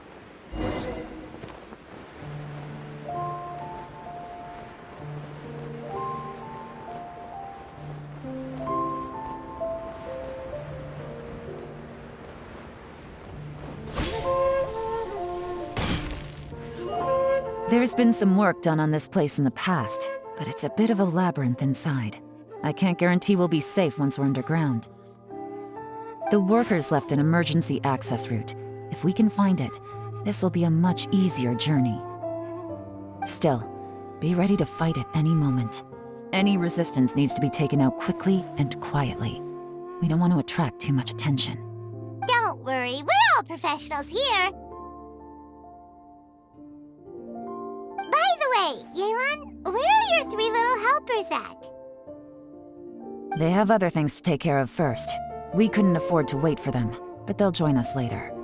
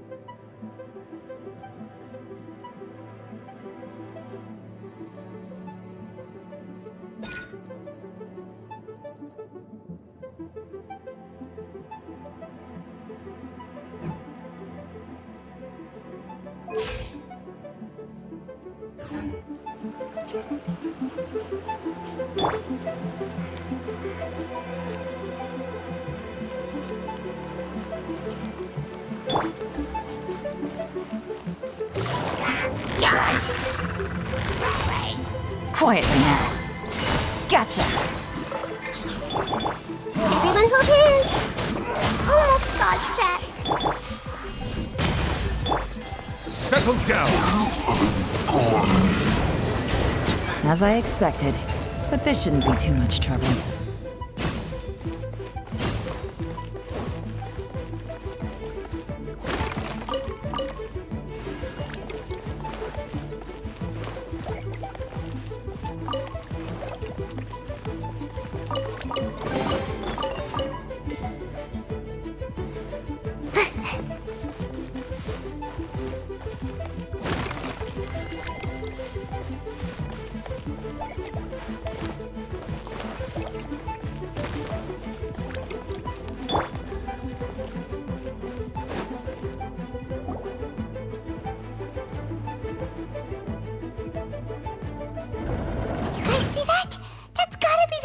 Ambassador here to meet Ji. Looks like he went through that door. That must be the emergency access route, right? Come on, let's hurry.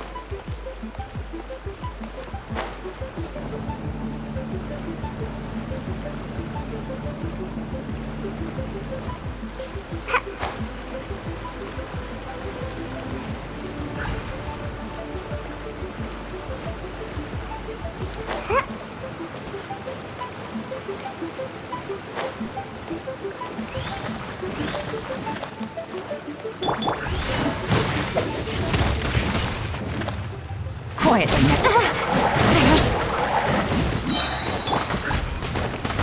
Hey! Can't touch me!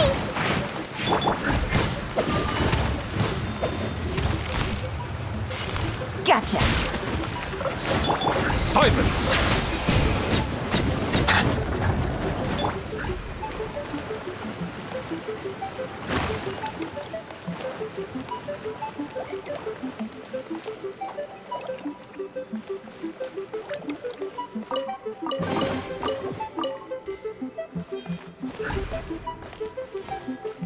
Make my escape.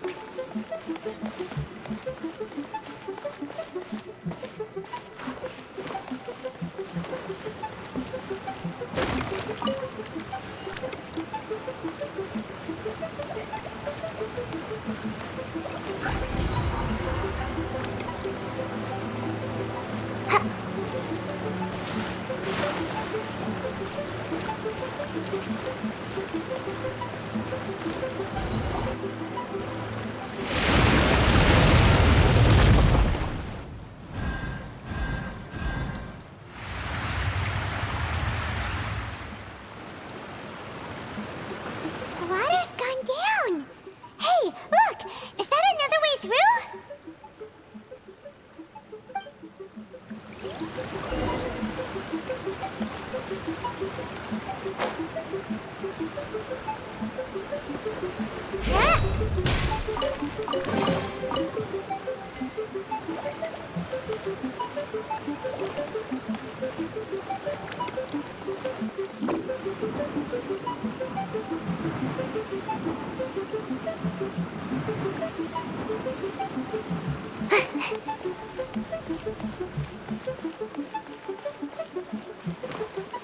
Make my escape.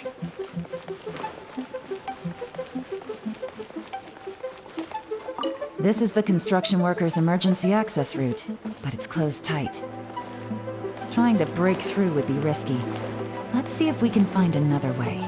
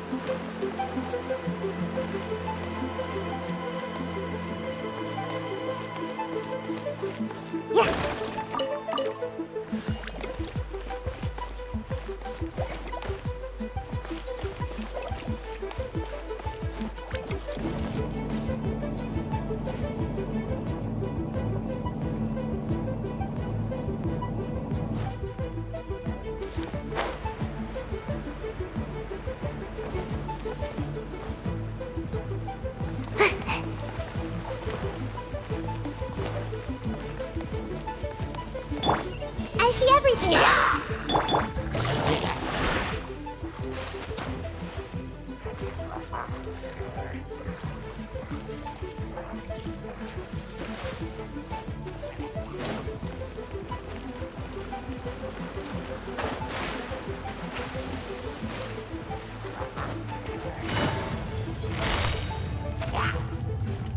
Quietly now. I'm out of here. Drop. Settle down. Make my escape.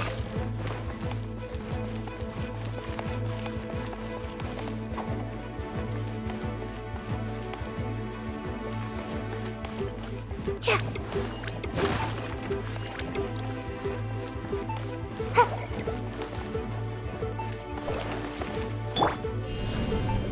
Starball.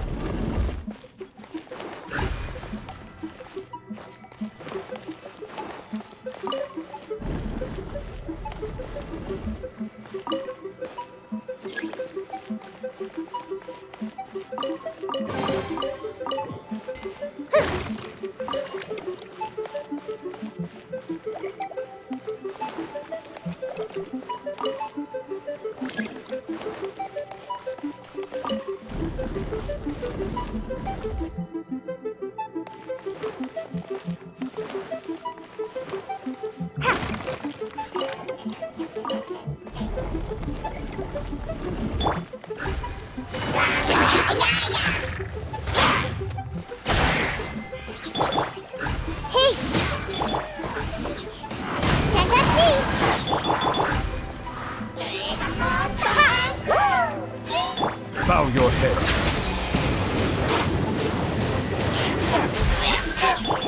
Gotta dash.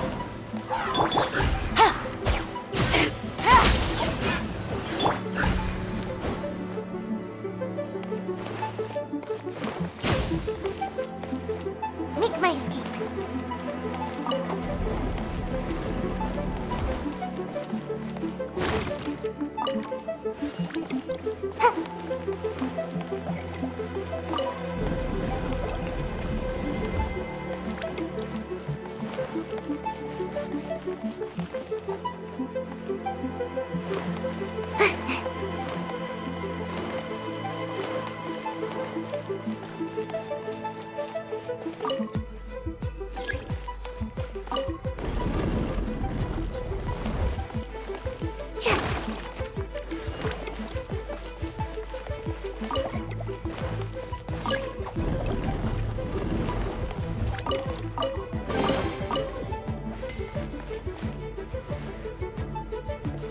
Make my escape.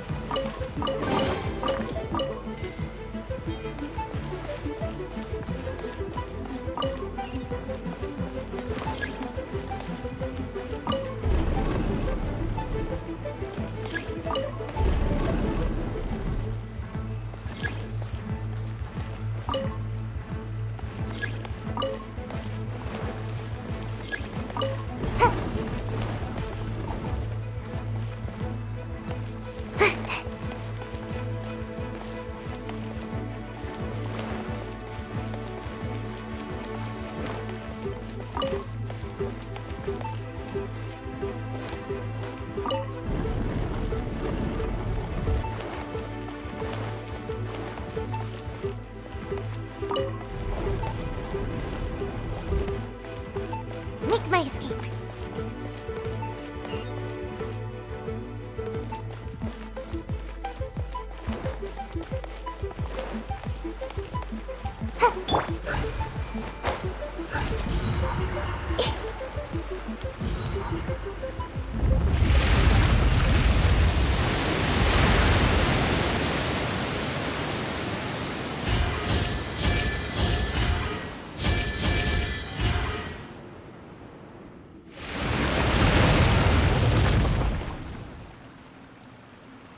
The water's flowed into the groove, and now the statues have lit up. Okay, now we should be able to move the statues. Make my escape.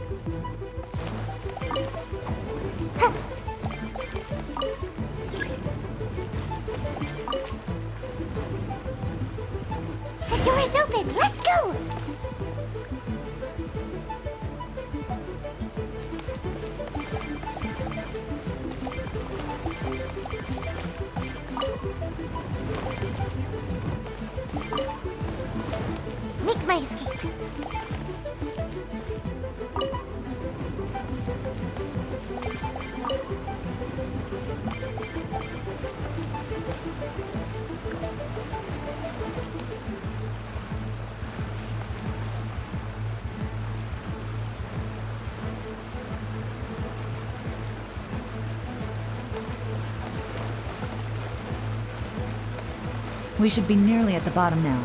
Let's wrap this up.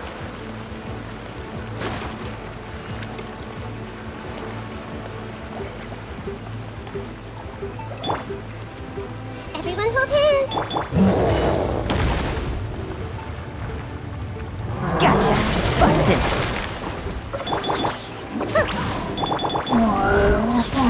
Crumble apart. Silence! Be sanctified.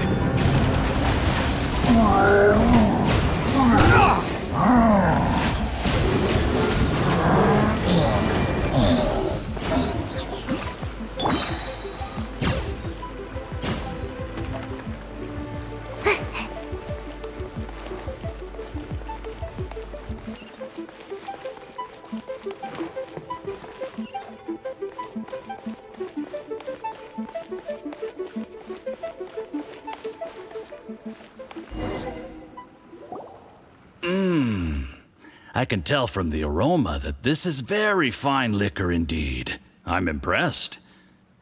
Come on, bottoms up. After you, of course.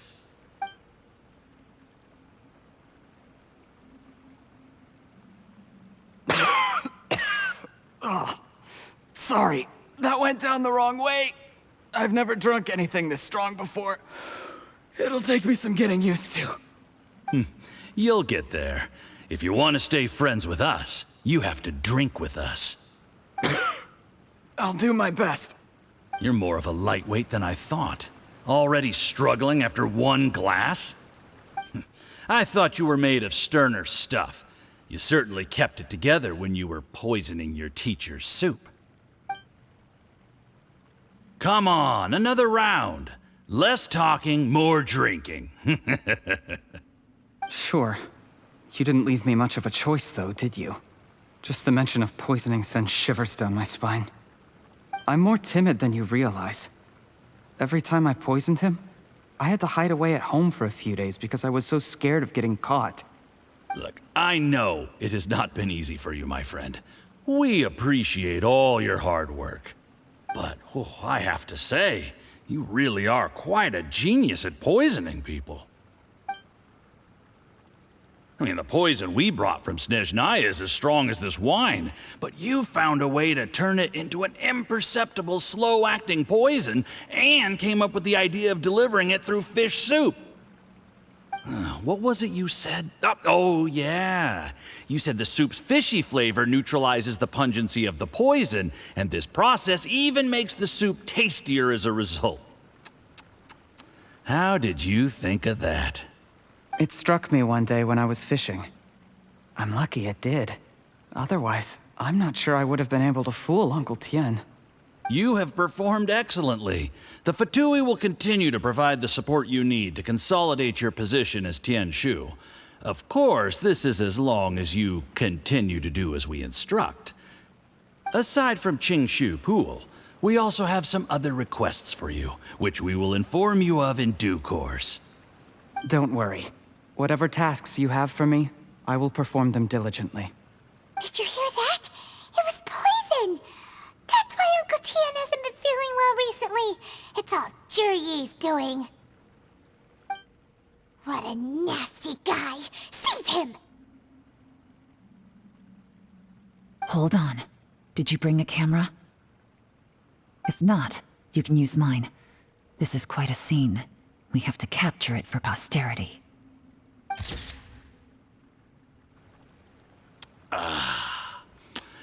Excellent liquor. We've, seen no progress on the diplomatic front, and everyone has been eyeing up the treasure of Qingxu Pool. It's been a real headache for me. But soon, everything will be taken care of, and I can report back on a successful mission. Thank you, Zhiyi. I remember when I first saw you. I knew right away that you would make a good partner for us. Hey, do you still remember what I said to you? How could I forget? You said a lowly commoner like me could never be seen as a serious candidate for the Tianquan, no matter how hard I work. The only way is for you to shine bright in the Tianqu's darkest moment. I think you were absolutely right. Yes, under normal circumstances, the gap between you and other people could only ever grow wider over time. Just look at your two competitors. Qianwei had wealth. Mingguang had reputation. But you had nothing. You were just another nobody. And that's why I decided to help you. You know, there's an old saying in the Fatui. Give a starving dog a bone, and it'll guard your home for the rest of its life. Yes. I cannot thank you enough for your generous support. You know, the best thing about you is that you do as you're told without complaining. Hey, keep up the good work, and I can assure you, you'll never have to worry about Mora again. Heck, when you're not in the company of the Fatui, you'll be able to throw your weight around as much as you want. How about that? Uncle Gao said that Zhi has low self-esteem. Seems he was right. He was worried that whatever advantage he might have now will diminish over time, so the Fatui persuaded him that he should act while he can. Do you have any more film in the camera? Then get ready to use it. Tonight's grand finale should be coming up any minute now. How well this goes for us depends on how Zhi plays his hand. Ooh, is there any more alcohol? Go on. Fill me up. I'm in a good mood today, and I'm gonna drink my fill. Make sure to get me home safely afterward. There's only a little left. Here, I'll fill your glass. If you like it, I can bring you some more next time. Whoa, this is the good stuff. It is great. Huh?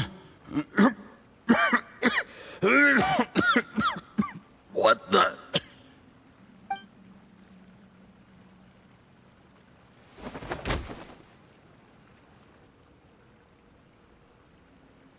Zhi, you poisoned my wine?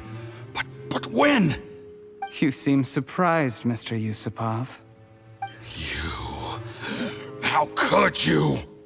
How could I not?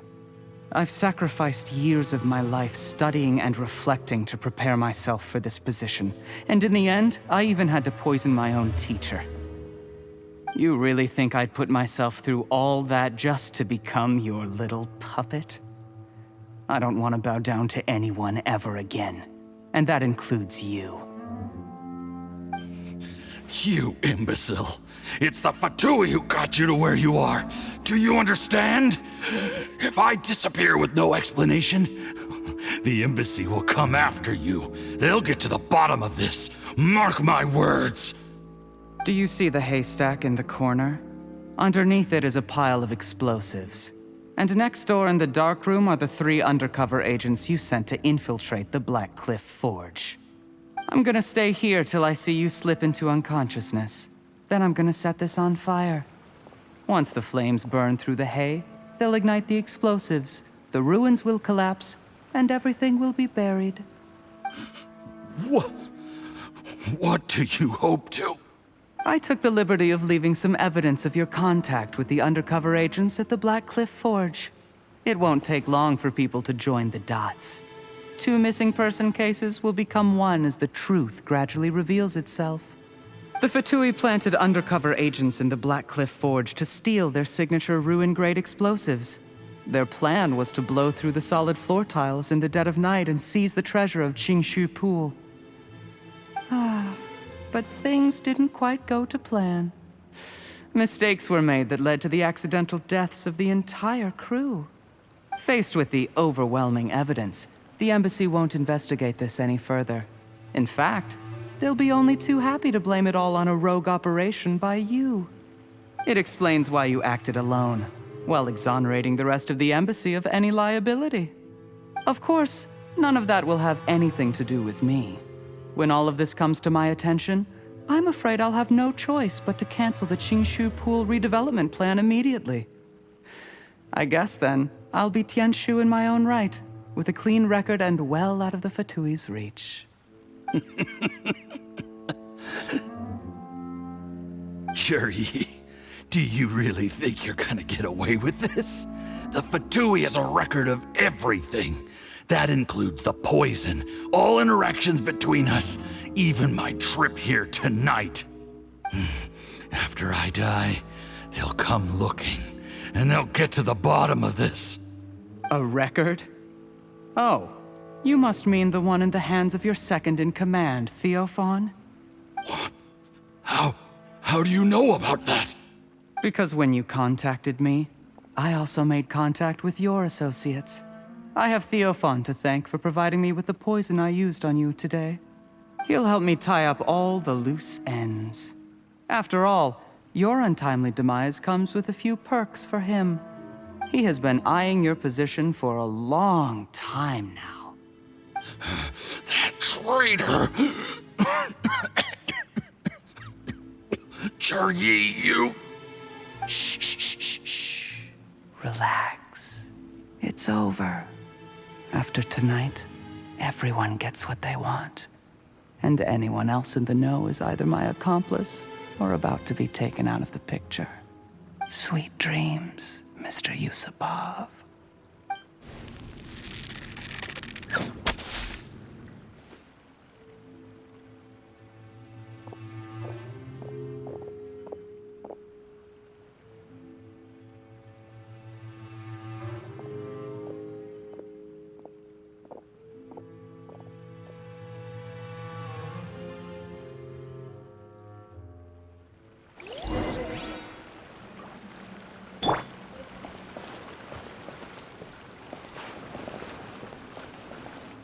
I did a little surveying on the way here and found that you'd left yourself 3 escape routes in case things went south. I have them all surrounded. If you're thinking of trying anything, save yourself the effort. The game's up. We were here the whole time and have pictures of everything. They came out pretty nicely. Want to see them? The game's up? Forgive me, I'm not quite sure what you're referring to, Miss Yelan. I happened to discover a Fatui operation here, so I approached them on the pretext of joining forces and eventually brought them down from within. If it pleases you, Miss Yelan, I'd be only too happy to have you join me in investigating this matter. This is how you want to play it, huh? Fine. You do you. All we need to do to convict you is establish that the poison in his system is the same as in Uncle Tian's. Nothing else you wanted to add? Let's leave it there then. Time to go. One wrong move and it all comes crashing down. I should have been more careful. You followed him here, didn't you? I was so focused on keeping myself out of sight, I forgot he was a potential liability. Let's talk about this, Yelan. I gave you my word that I would live up to the Qingxu name, and that much I can still guarantee. Your point being? When I take office, I can guarantee that I will act in your best interests. In fact, all of you here tonight can expect very generous treatment in the future. I don't deny that I used underhanded methods to get here. But given my lowly origins, what other choice did I have? You still don't get it, do you? Even now. What do you think?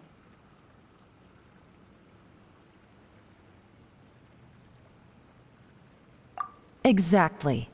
Juri, clever people can always come up with a good excuse. But while you might be able to get other people to believe you, you'll never be able to deceive yourself. There's nothing wrong with wanting to win other people's respect, but when has Uncle Tian ever looked down on you? He was like a teacher and a father to you, but you chose to repay that by poisoning him. Whatever positive goal you may have started out with, you threw it away in that moment. That's enough. Of course. What makes this even crueler is that you managed to convince yourself there was no other way. Uncle Tian was always going to give you this opportunity, even if you'd done nothing at all. Out of everyone in the world, he is the one who trusts you the most. So much that he drank your fish soup without doubting you, not for 1 second. That's enough. That's enough. Life is like fishing. It cannot be rushed. Whatever you do, impatience will accomplish nothing. I was just like you once, desperate to prove myself. Only later did I realize things do not always turn out the way you plan. But you have to keep calm to carry on. You're still young. Be patient, believe in yourself, and don't look outside yourself to prove your value.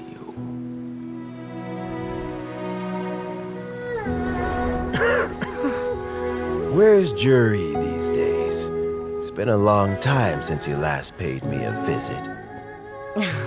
Maybe he's just busy. Well, next time, if he doesn't bring a pot of piping hot fish soup, don't let him in.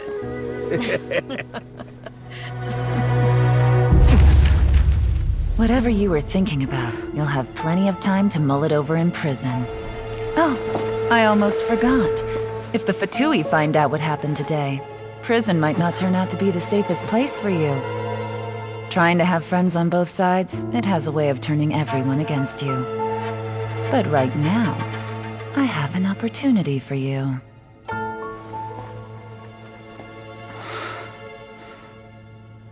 Huh?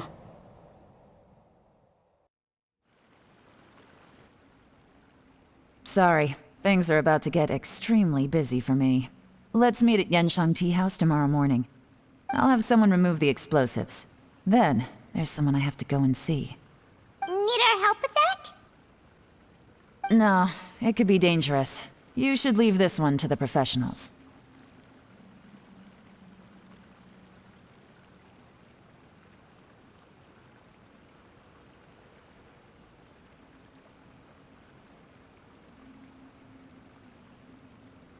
Don't worry.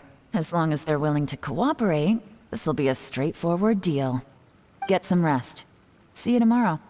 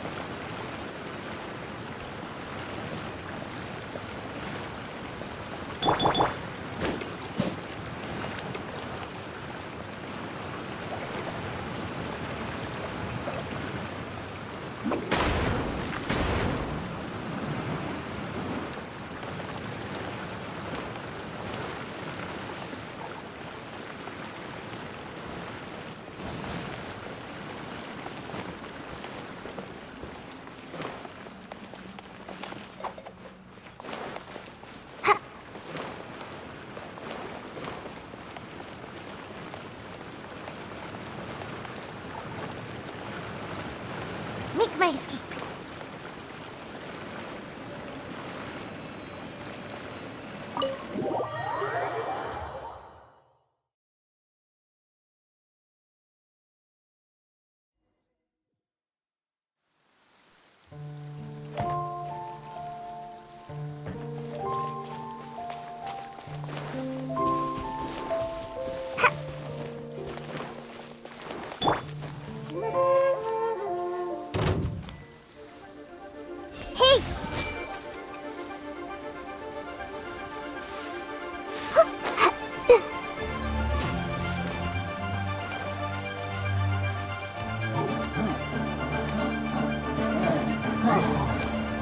I see everything.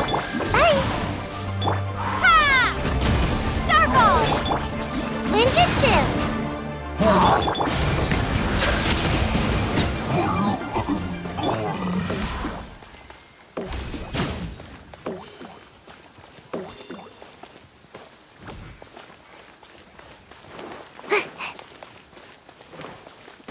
Make my escape. Huh.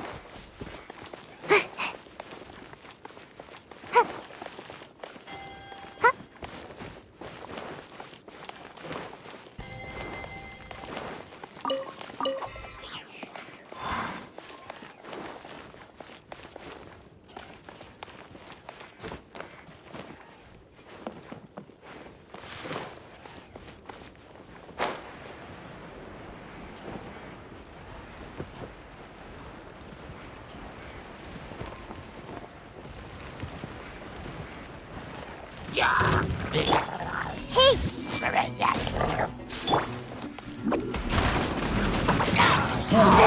I'm about to drop.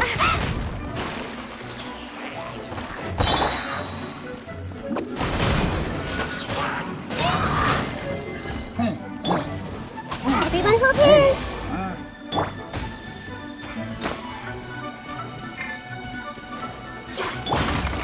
Hey!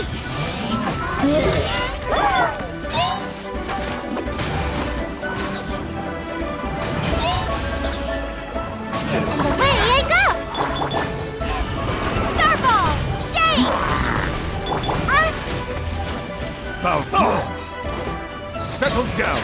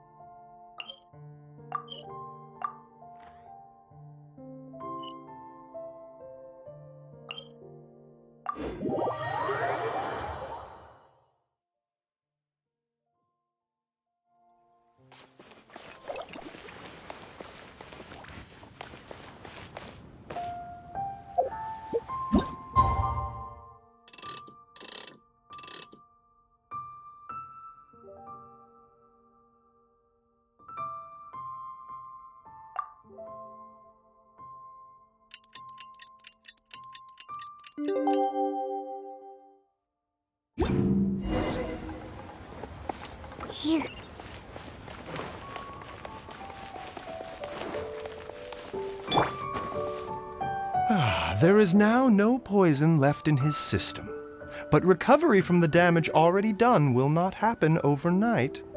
Dr. Beidou, is my father going to be... You needn't worry too much. Keep taking the prescribed medicine every day, and a full recovery will take at most 2 to 3 years. It's good we caught it in time. A few days later, and the toxin would have built up in the internal organs. At that point, things would have been much more serious. How did they successfully secure such a seldom-seen poison? It seems the Fatui are extremely resourceful. Unfortunately for them, they were up against us. Uncle Tian will be heading off now. Remember to get plenty of rest and avoid overexerting yourself while you're recovering. Don't worry, I will. Thank you very much.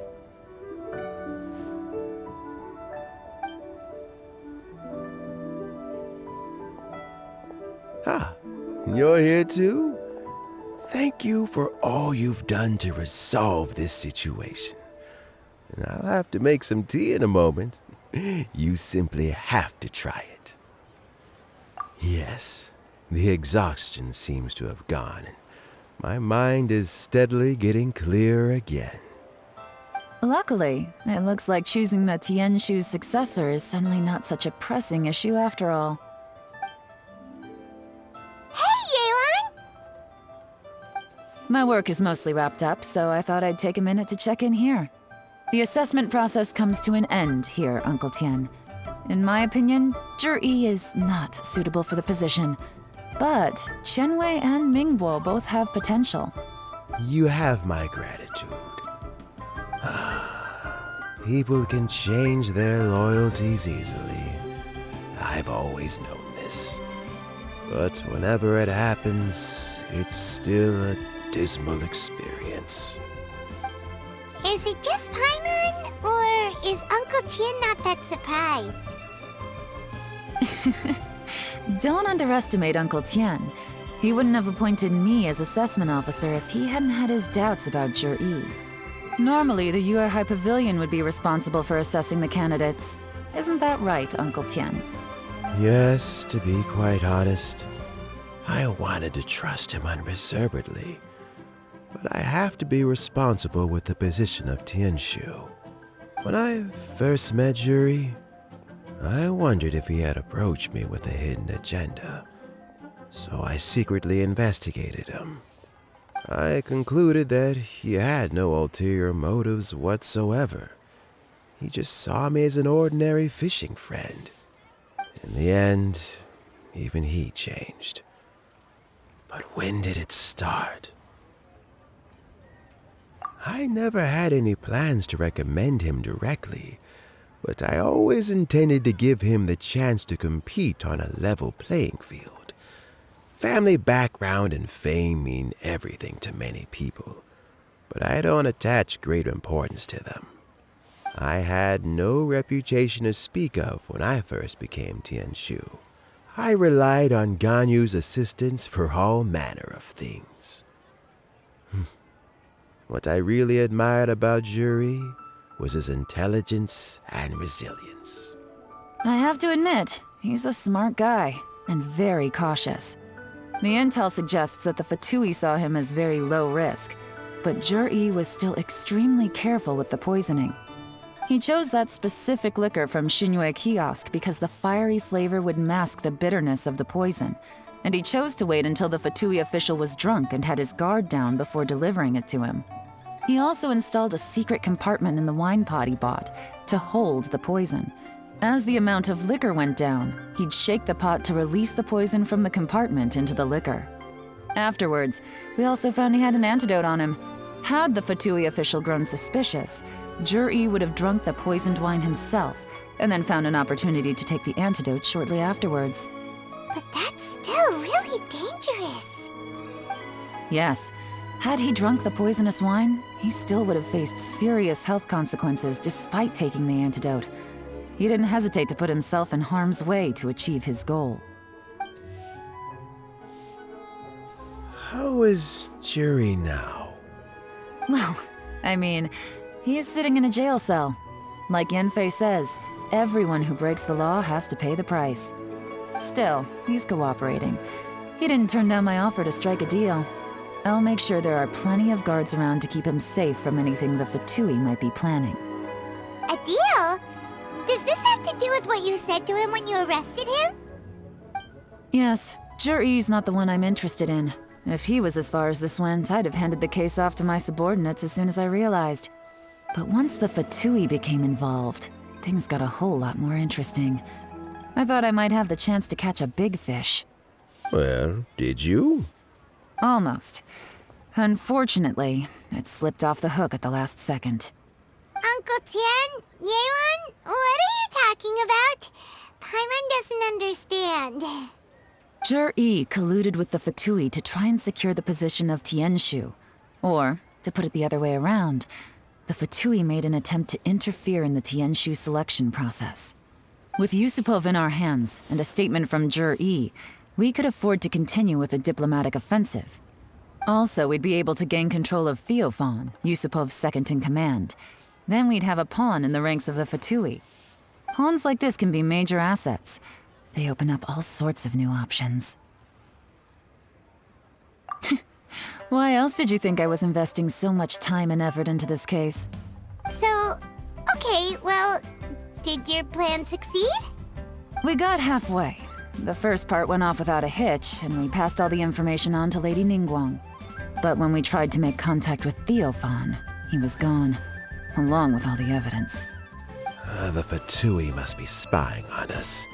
Otherwise, they'd never been able to respond so quickly. I found out from other sources that the Harbinger Regrator got involved. The Fatui's main forces aren't concentrated here. Regrator was only treating this as a peripheral concern. It's a pity that Theophan got away, but knowing which Harbingers are still looking at Liyue is something. It gives me a starting point for my next mission. I have to ask, Yelan, do you have any desire to take over the position of Qingxu yourself? I remember you showed some interest a few days ago at Yanshang Tea House. In my estimation, you are more than competent. Oh, that. I was obviously joking. I prefer my current life. There's danger and there's excitement. Although it'd still be a behind-the-scenes role, as Qingxu, I wouldn't have the chance to get involved in anything truly clandestine or face any real danger. All right, I'm done here. Time for me to go. I'm heading off again in a few days, and I still have to prepare. Where are you off to this time? As you might have guessed, it's for me to know and you to find out. But I'm sure if you keep going as you are, getting yourselves involved in other people's business all the time, you're sure to get caught up in another misadventure before too long. Maybe I'll see you the next time danger beckons. Until then, keep your wits about you. A lot of people are watching you for a lot of reasons. If you have any more questions, just ask Uncle Tian. After the recent turn of events, I'd say he owes you one, wouldn't you?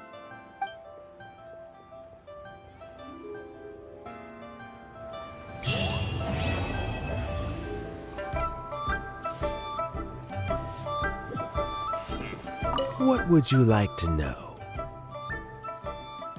Something I've said to Jury, Qinwei, and Mingguo before is that while cunning and scheming are quite crucial, even more important than this is staying true to yourself. Jury and Ambassador Yusupov each saw each other as a means to an end. They thought that if they could just outsmart their opponent, they would emerge the final victor. And yet, in the eyes of Yelan and Regrator, they are but pawns in a much bigger game. Scheming is an endless endeavor. If you can't cope with it, you're better off staying out of it. It gives you a much clearer view in any case. Everyone has self-interest, but you cannot let it be your master. So, don't fight over fleeting gains and losses. Rather, focus on the direction your heart is leading you, and keep moving forward.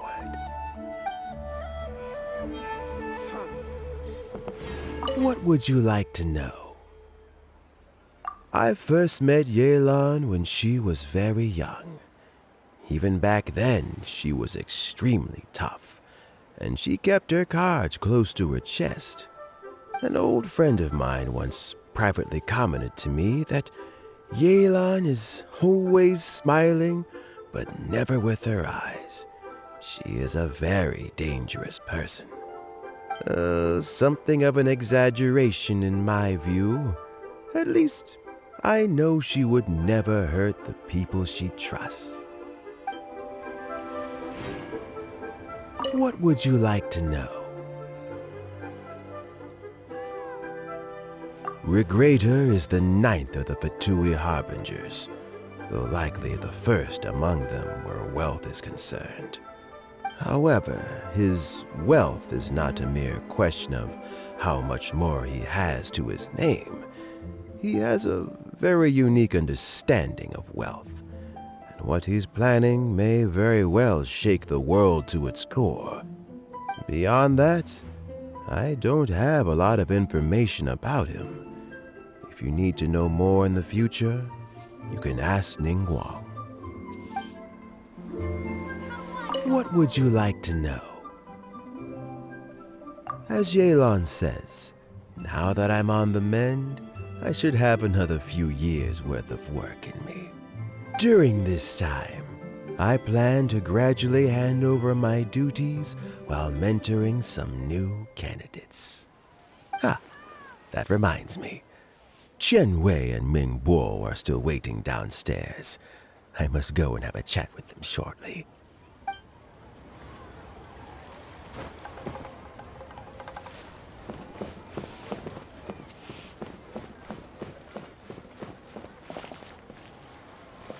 So Jerry is already in prison, I guess?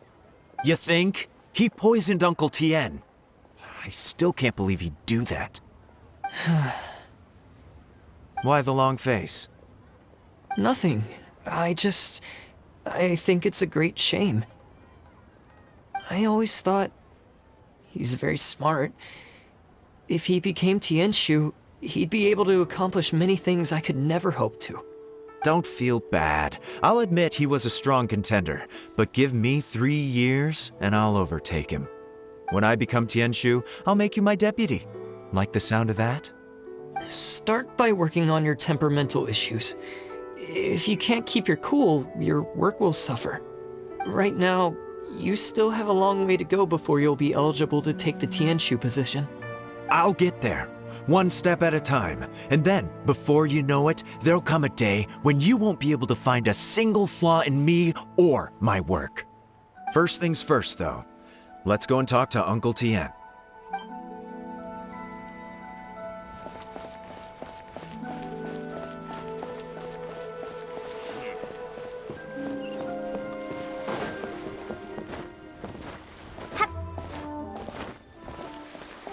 The key here is consumer psychology. Thank you. Join the Adventurers Guild. You'll...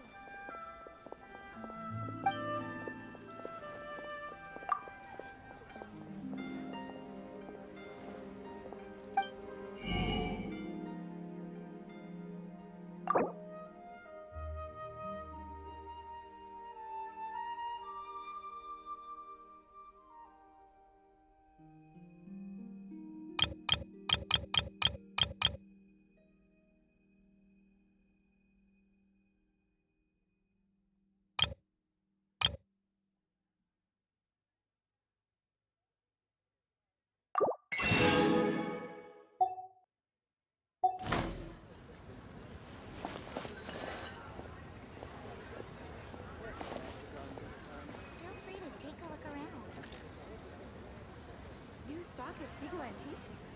Bad news for my purse. Jewelry's out of stock, but we have some new items in.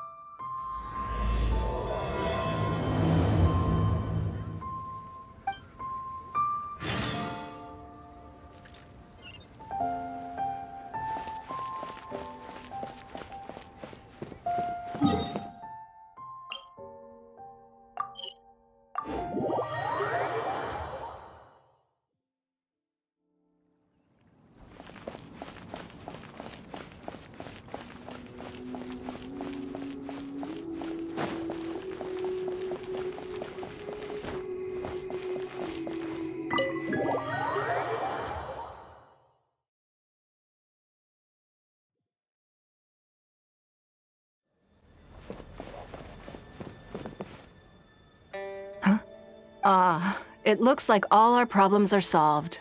Welcome to the Jade Chamber. Oh, great. I have no idea what we would have done otherwise. I didn't think we'd really manage to get you here. This was a last-minute situation, and you're the one we trust the most.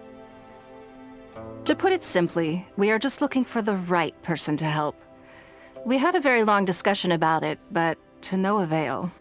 I have tasked my 3 most trusted secretaries with overseeing an important auction tomorrow.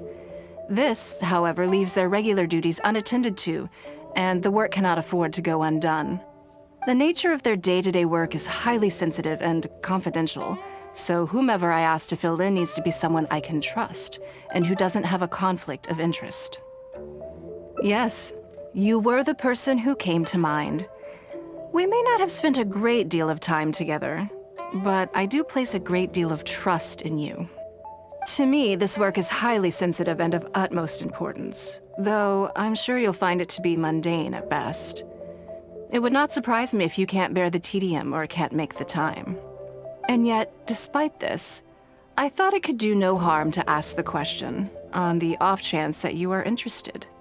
As it happens, I was just having a discussion on backup plans with my secretaries before you arrived. But the outcome of that discussion was that we couldn't think of a suitable alternative. This is a good reminder that we should always have a contingency plan for everything. Anyway, this may add to the debt of gratitude I owe you, but the fact is, your arrival here has rescued what was fast becoming a rather dire situation indeed. I wouldn't worry. It's all work you'll be quite familiar with. Planning trips, gathering pertinent information, that sort of thing. All basic skills required by competent adventurers, if I'm not mistaken. If you have any questions about your work, I will answer them shortly. The administrative work Lady NIngguang touched upon just now is only one aspect. You'll also be required to cater for Lady NIngguang's basic daily needs, such as clothing and meals, and be on call for any other requests she may have. None of this is hard work, but there's a lot to do and it's highly repetitive. Having a dedicated staff member deal with it exclusively means that everyone has clearly delineated duties and can focus on their own work. Simply put, this is about maximizing overall efficiency. All right, please proceed to the office. Baishe will go over the work with you in more detail. Yes, Lady NIngguang. Okay, let's go.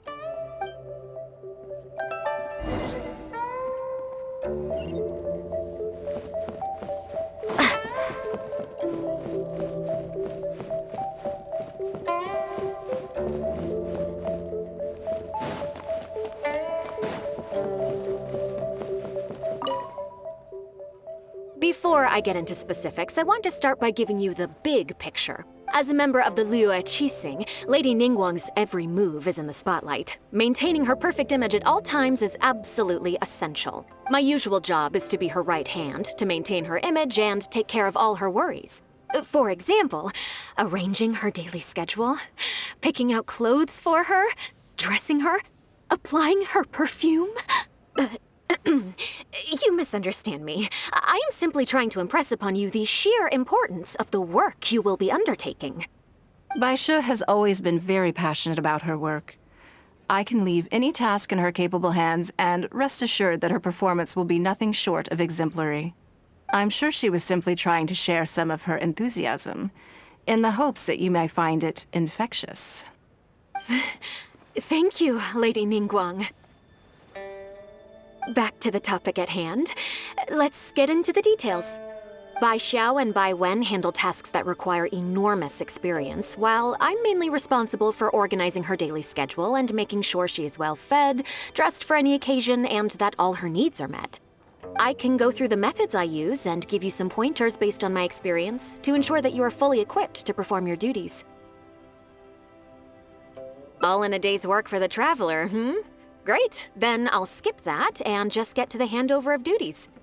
Currently, there are 133 items that have yet to be scheduled, 17 of which are high importance, and yes, I did try to make a start in advance, but only got as far as roughly prioritizing the tasks before I ran out of time. I'll go through the most important items with you in more detail. If there's anything you don't understand, feel free to stop me with questions at any point. First is the periodic meeting with the representatives of the 8 trades. After that, fielding opinions on revisions to the current tax legislation. Then, a discussion with Lady Qixing on issues relating to time restrictions on land conveyance deals. Following that, there's a Q&A session with all the major commerce guilds. Right after that, there's... Yes, you do. To the uninitiated, scheduling may sound like a simple process of matching tasks to time slots, but there is actually far more to it than that. You need to take travel time into account, along with a whole spectrum of potential issues that can arise. Ample knowledge of all outside factors that may weigh upon your Plan A is essential to devise a workable contingency plan. I assume this is all making sense. Unless you had any other questions at this point? Good. Then let's press on. We're tight on time here, and there's a lot to get through. And we still need to leave enough time for you to prepare Lady NIngguang's schedule. Already? Wow. You're a fast learner. Very good. This will be much more efficient. Wonderful. Then I'll be counting on you to provide my schedule for tomorrow. I'm grateful for your assistance. Now, I will leave you here in peace to proceed with your work. I still have a few items from today's schedules that need addressing. If anything else is unclear, you can ask Bai Shi. Take care, Lady NIngguang.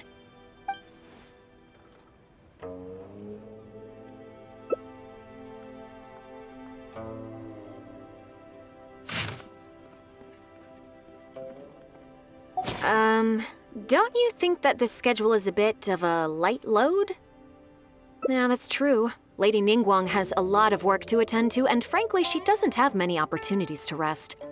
We do sometimes worry about her health, but her attitude is very Mora-driven. If by taking a break there's a chance she'll lose Mora, she'll never agree to it.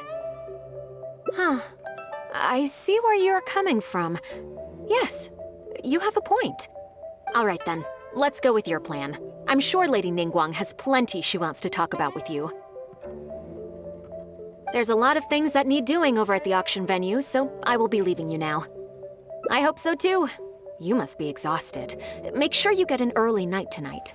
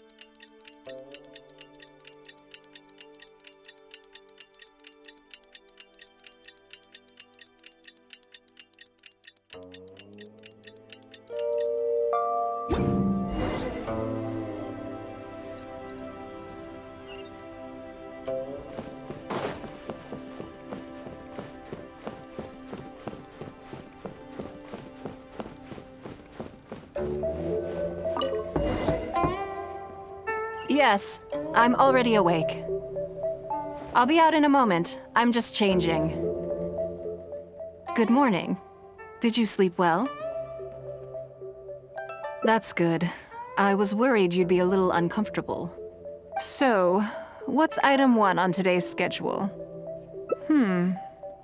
I imagine this must have taken Bai Shi completely by surprise. Sure. There's no harm in changing my schedule around once in a while. My schedule is usually very tightly packed, and any extra time I can squeeze out is spent on preparing for the future. So, it'll be quite nice to take a break. I don't often feel tired. Seeing the Mora come in has a way of making me feel quite invigorated. Still, your idea is very sensible. Mora can only lift a weary spirit. It cannot alleviate physical fatigue. So then, the days ahead of us. Any ideas on how to spend it?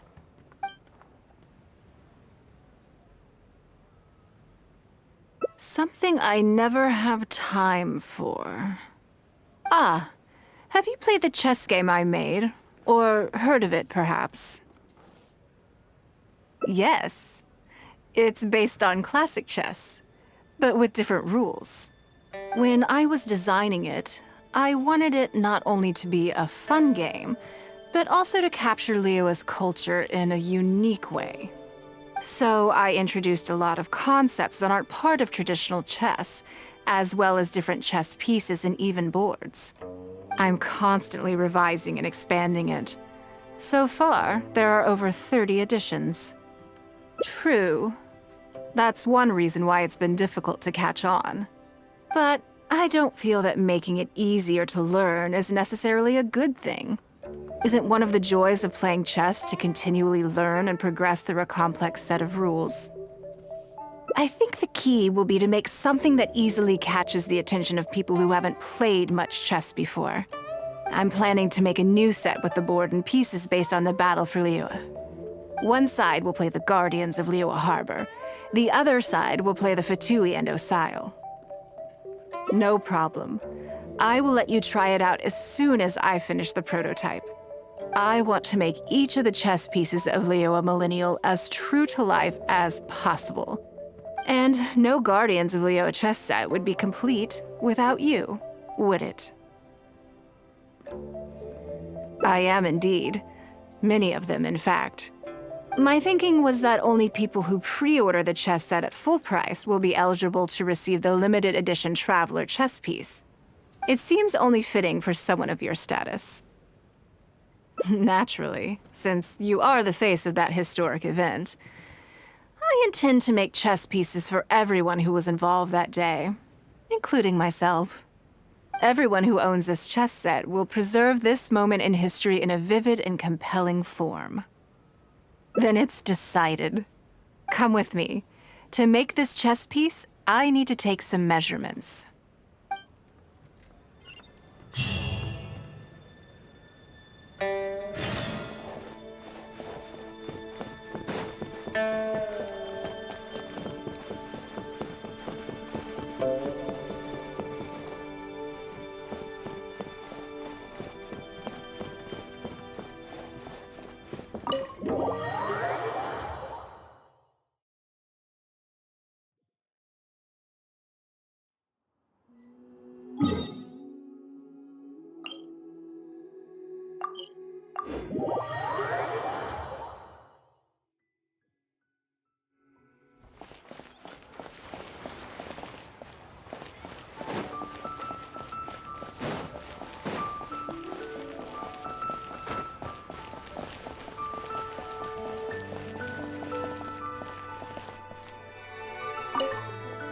Oh, Lady NIngguang and the Traveler.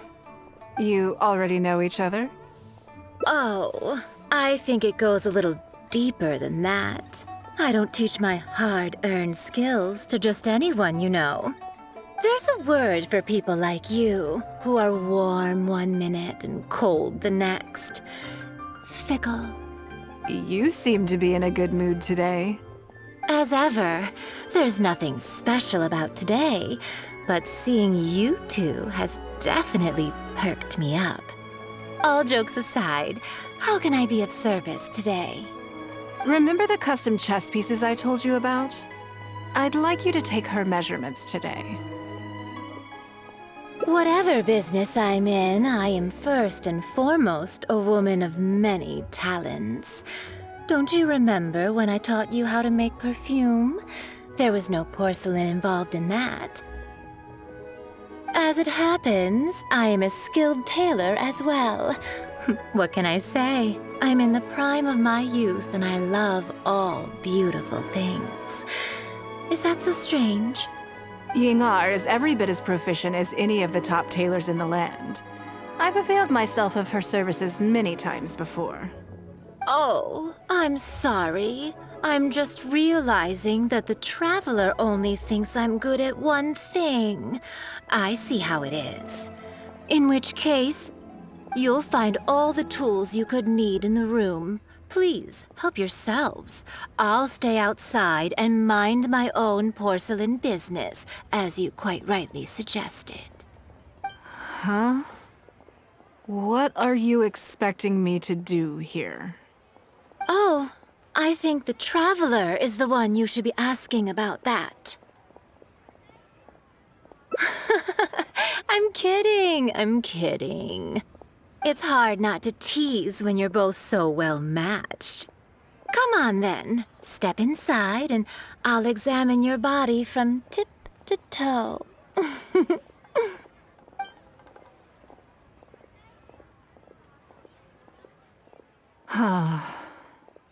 If I hear any strange new rumors after this, you will be my #1 suspect. Rumors about the Traveler or the chess piece?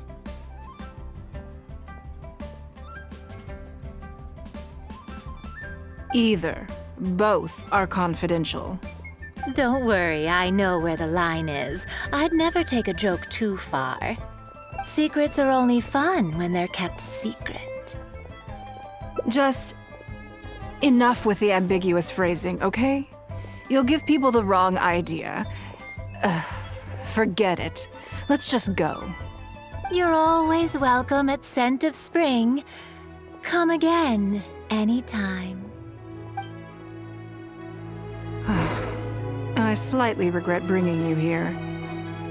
It doesn't bother me. I just hope she didn't make you feel too awkward. Now that your measurements are taken, let's go to Mingxing Jewelry and put an order in.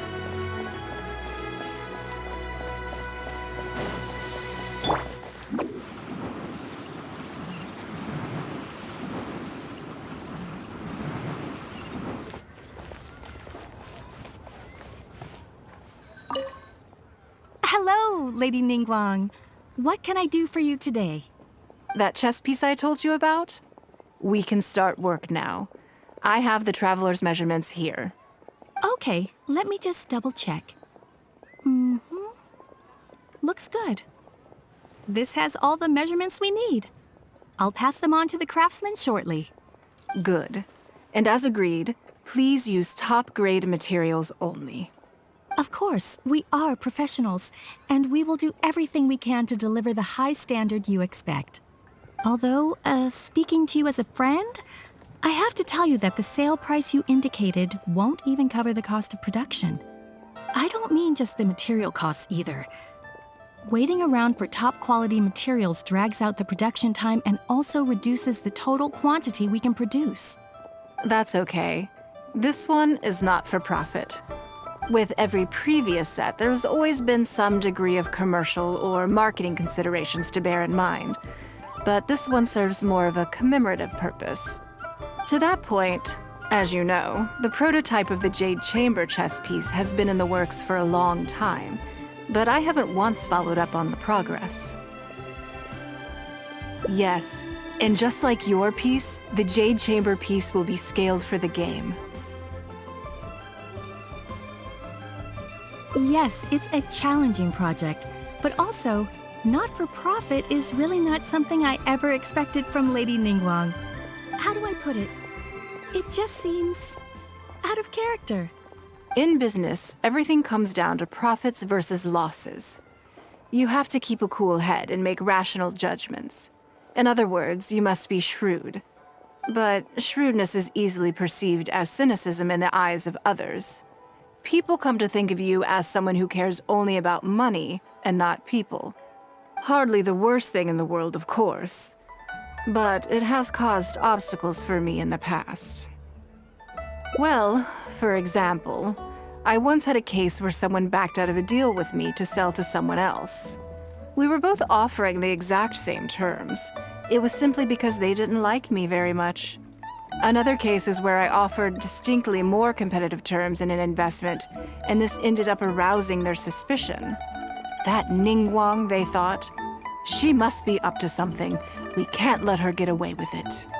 I see. But these problems disappeared all but completely after the battle against Osile. Why? Because the whole of Liyue witnessed me destroying my Jade Chamber. At least, that's the most reasonable explanation I can think of. Oh, I get it.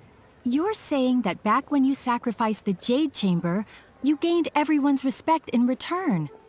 You're not seeking to make a profit from these chess pieces because what you're commemorating is your personal contribution to Liyue Harbor. It was the deal of the century, and as long as you keep capitalizing on it, business will be plain sailing for you in the future. Yes, exactly. Very to the point. Truly a brilliant strategy, Lady NIngguang. You really are a business mastermind. Now I understand why this set needs to be so perfect and why it's okay that it doesn't turn a profit. It will be a lot of work, and I'm most grateful to you. Make sure the Traveler's piece is exactly how she wants it. We can't go letting her down. Don't you worry. We'll put our all into it. Well, that's that then. Let's head back to the Jade Chamber. There's something I want to discuss with you.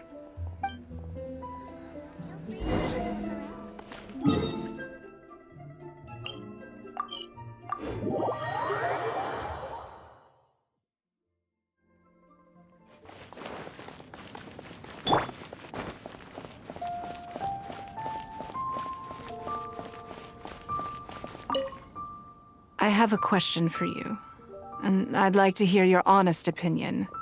And I, in turn, will tell you how I really think.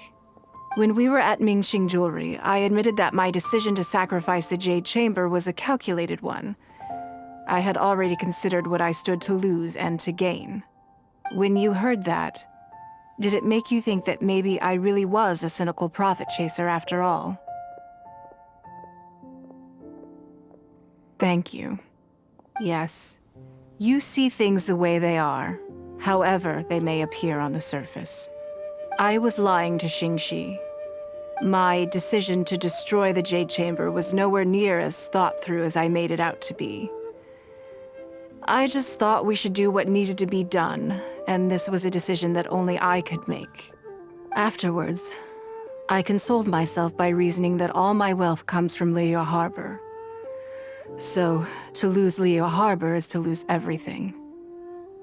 In that sense, giving up the Jade Chamber would be a profitable investment in the long term.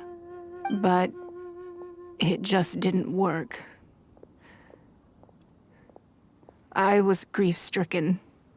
Like a huge part of my heart was suddenly missing. Because I had just severed ties with a lifelong companion. I stared out at the sea for goodness knows how long.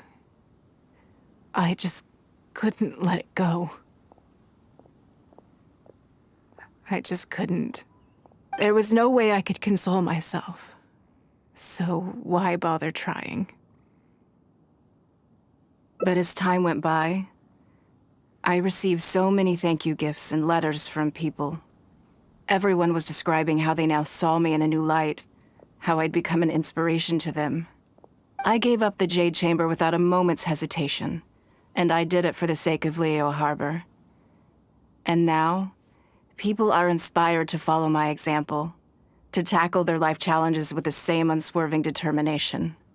All of this was so encouraging to hear. It made me feel that my dear old companion's sacrifice was not in vain. Because, to most people, the idea that Lady NIngguang is someone who battles with grief and struggles to let go of the past is probably the furthest thing from the truth that they could imagine. This is one aspect of the truth that I can share only with you. The fact that I can't always be as strong as everyone thinks I am. Thank you for your comforting words. It feels good even just to be able to talk about it. I'm sorry that you have to see me in this state, but look where I am now. Standing on the deck of the Jade Chamber once more, taking in the view. It must be fate's reward to me. And if I end up having to do it all over again in the future, I will not hesitate to make the same decision again.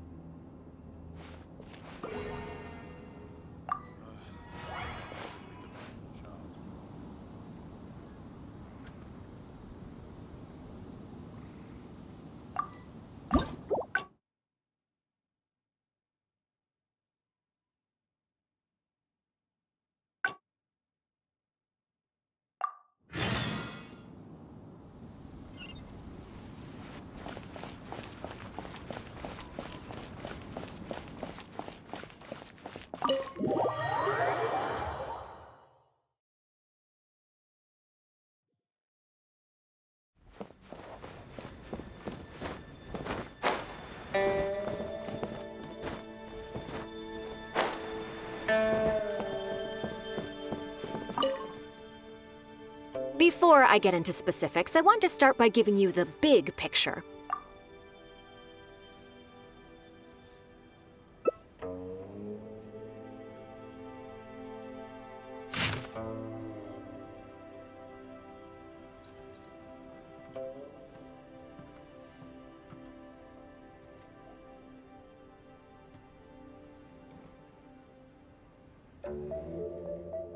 Good. You factored in both priority and efficiency, and produced a rigorous and well-structured schedule. You've clearly considered it from every angle. Excellent work. You've got quite a knack for this. Please be here at the Jade Chamber tomorrow morning before Lady NIngguang wakes up and start preparing based on the schedule. With you helping out here, we will be able to focus fully on the auction. It will be quite a complicated affair. I hope so too. You must be exhausted. Make sure you get an early night tonight.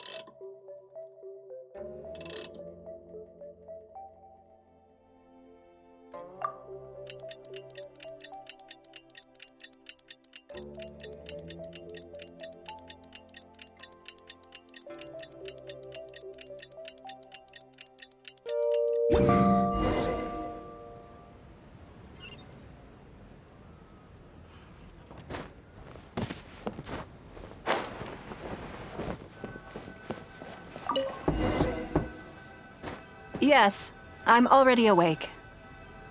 I'll be out in a moment. I'm just changing. Good morning. Did you sleep well?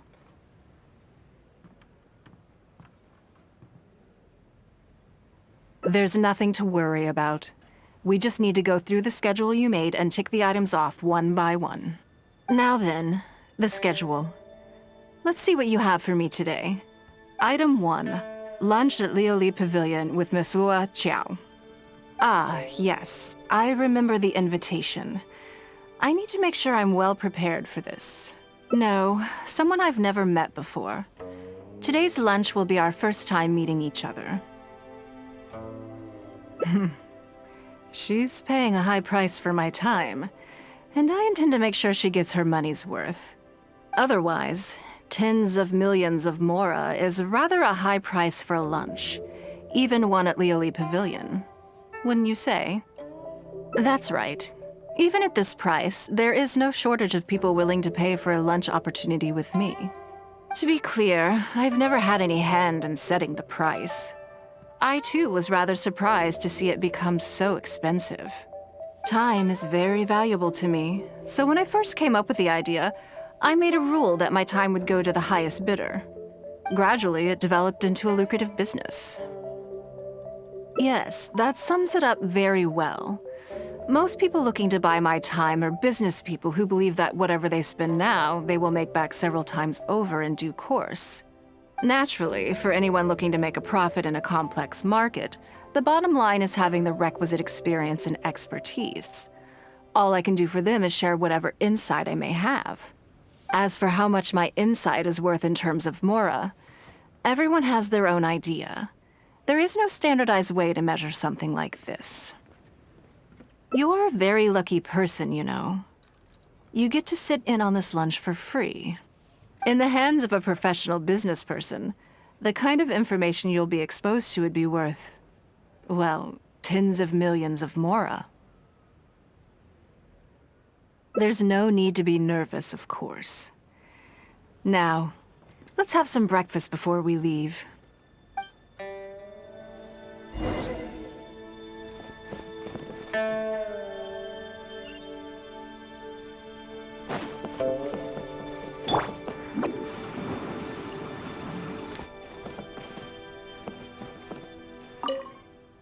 Did you organize this entire breakfast?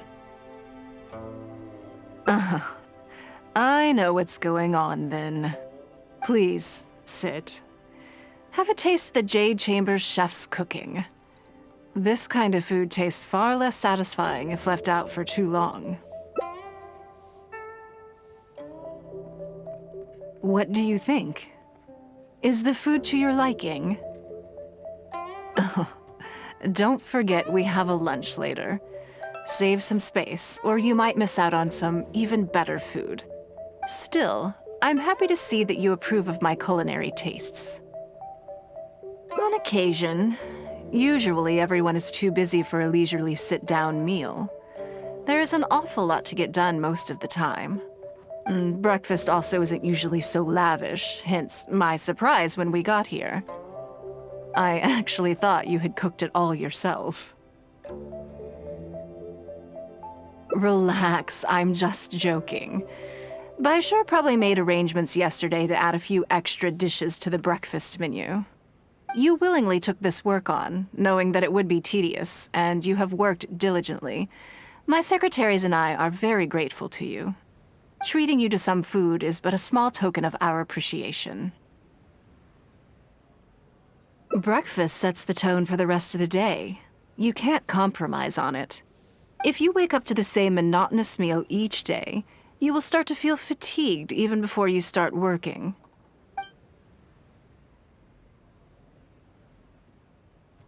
Well, I'm done eating. We should get ready, then head off to Liyue Pavilion. I have some preparations to make first.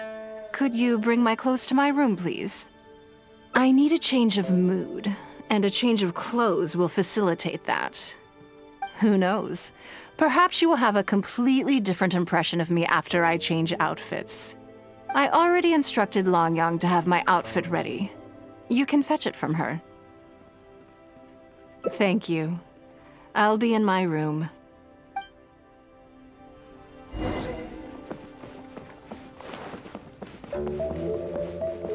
Hello, how may I help? Ah, yes, of course. Please wait a moment. I'll go and get them. Here you are. Please give this to Lady NIngguang. Yes, this whole room is full of Lady NIngguang's personal items. Not just clothes either. There are all kinds of jewelry and ornaments. Lady NIngguang asked us to rearrange this room recently. We're currently right in the middle of that, so everything's in a bit of a mess. That's why it took me a little time to find this for you. Anyway, you can take it now. Thanks for coming to pick it up.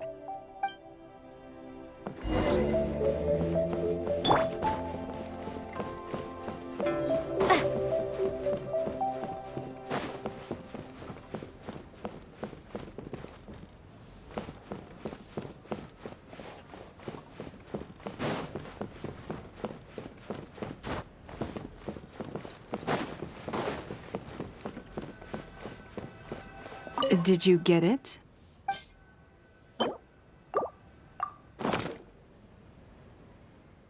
Ah, this is the one. Please, wait for a moment.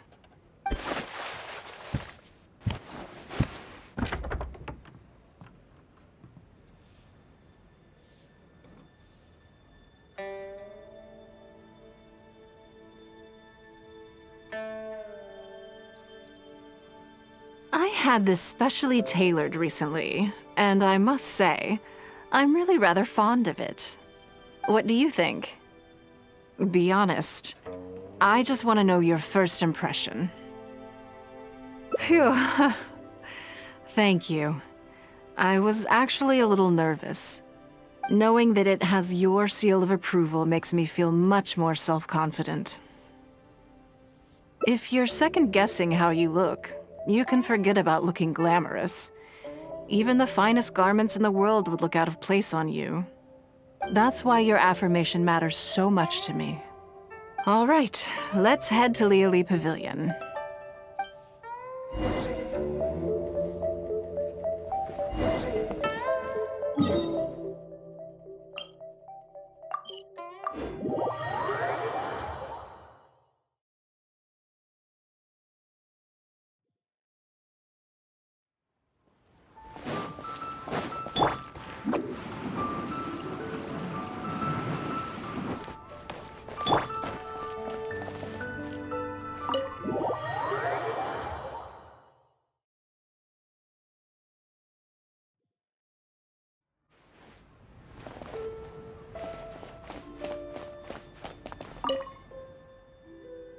Lady NIngguang.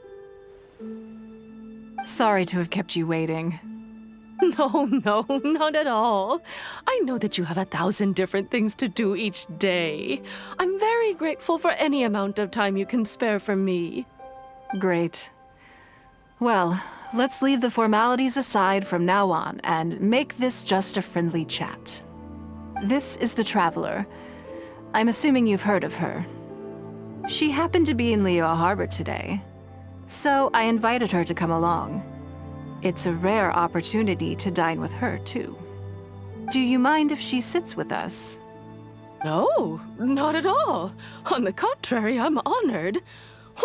What a surprise to be dining with the illustrious Traveler, too. I've always been fascinated by you and your adventures. There's so many questions I'd love to ask you. Oh, I'm sorry. Where are my manners?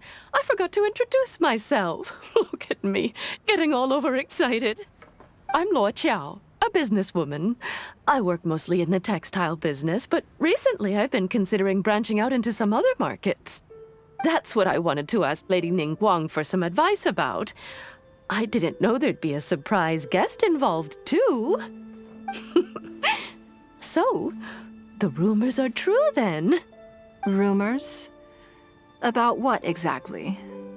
You know, the rumors about the two of you, Lady NIngguang and the Traveler, having a closer-than-average relationship. You haven't heard? Come on, you must know that Lady NIngguang's every move is in the spotlight.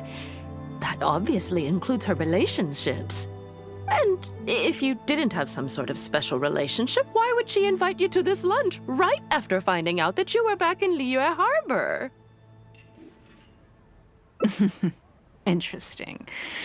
Yes, we do have a special relationship, but I don't see anything unusual about it. The Traveler is a national hero in Liyue whose actions have directly contributed toward the prosperity we enjoy today. Even putting aside my official status as one of the Liyue Qixing, I admire her on a personal level, too. Oh, yes. Well, there is nothing unusual about it at all. I was just observing that Lady NIngguang now seems to have a second interesting character in her innermost circle. The first one being the captain. You're comparing apples and sunsettias there. Whenever Beidou returns to Liyue Harbor, all she brings me is a headache. I've missed out on a number of extremely promising investment opportunities thanks to her. In fact, the timing is always so suspiciously coincidental, I can't help but wonder if she's doing it on purpose. Investment opportunities? Oh, do you mean the luminescent spine business? I hear that's been all the rage recently. No, something else. All the talk about luminescent spines is just empty hype. Oh, but isn't there some new technology from Fontaine that needs lots of luminescent spines to make it work? If it were really that profitable, those in the know would have kept it as quiet as possible. You have to wonder, if the news is spreading like wildfire, who's fanning the flames?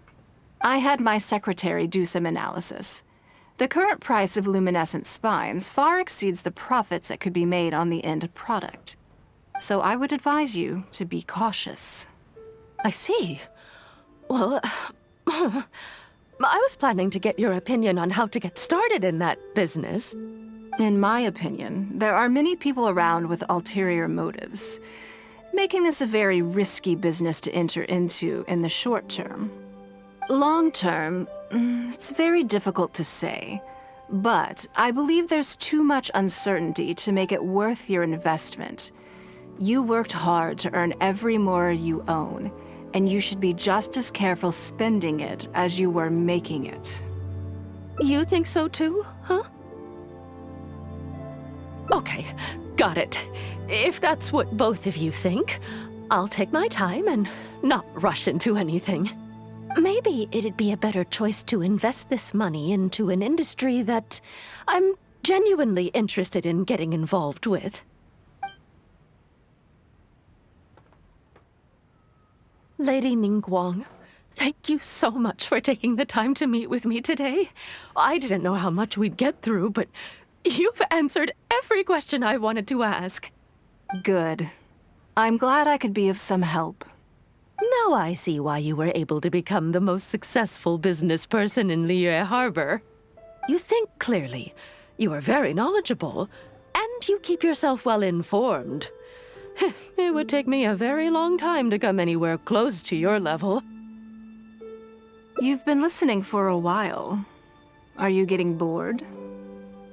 Has it sparked an interest in the business world for you? Ah, so you want to be my competitor. Well then, I suppose I'll have to start looking over my shoulder. Or how about this? I'll invest in you early on, before you make it big. I won't take up any more of your time. Thank you. This lunch was everything I was hoping for and more. I can't wait to try out everything I've learned. See you next time. I'll look forward to hearing good news from you soon.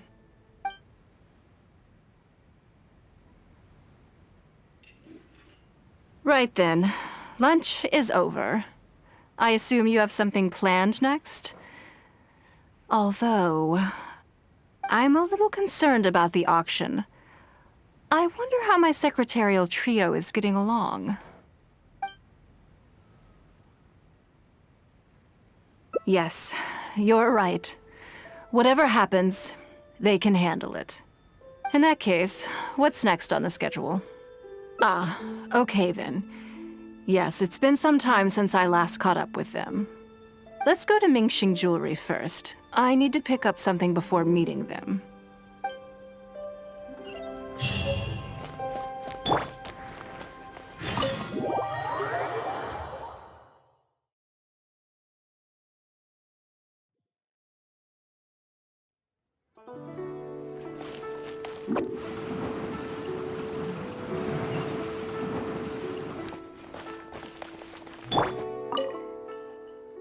Hello.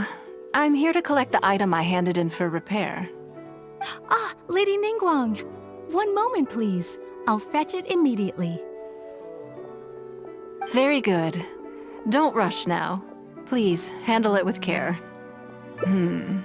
Yes and no. You probably imagine that Mingxing Jewelry deals exclusively in expensive luxury goods. The workers here are very skilled, so I like to come to them when I need something custom-made. This time, though, I just had them do a simple repair. The item is quite ordinary. In fact, the cost of the repair was more than the item was ever worth. Lady NIngguang, your comb has been fixed. Please inspect it and see whether you're satisfied with our work. We did everything we could to restore it to its original condition. You'll still see a few marks on there, though. This was unavoidable because of how badly damaged the item was. That's fine. Thank you for your hard work. Yes, though it is something very precious to one of my informants. It reminds her of her mother. My informants often provide me with extremely important information. It's only fair that I endeavor to meet any requests they have in return. Trust is of far greater importance than profit in the relationship between me and my informants. It's understandable to think that way, and in the vast majority of cases, you'd be completely right. But things are a little different with these particular informants. Mora doesn't get you very far with this crowd. And this only makes me all the more excited to meet with them. Thank you for the repair, Qingxu. This is a great help. Oh, don't mention it. It's always a pleasure, Lady NIngguang. Let's go and meet them.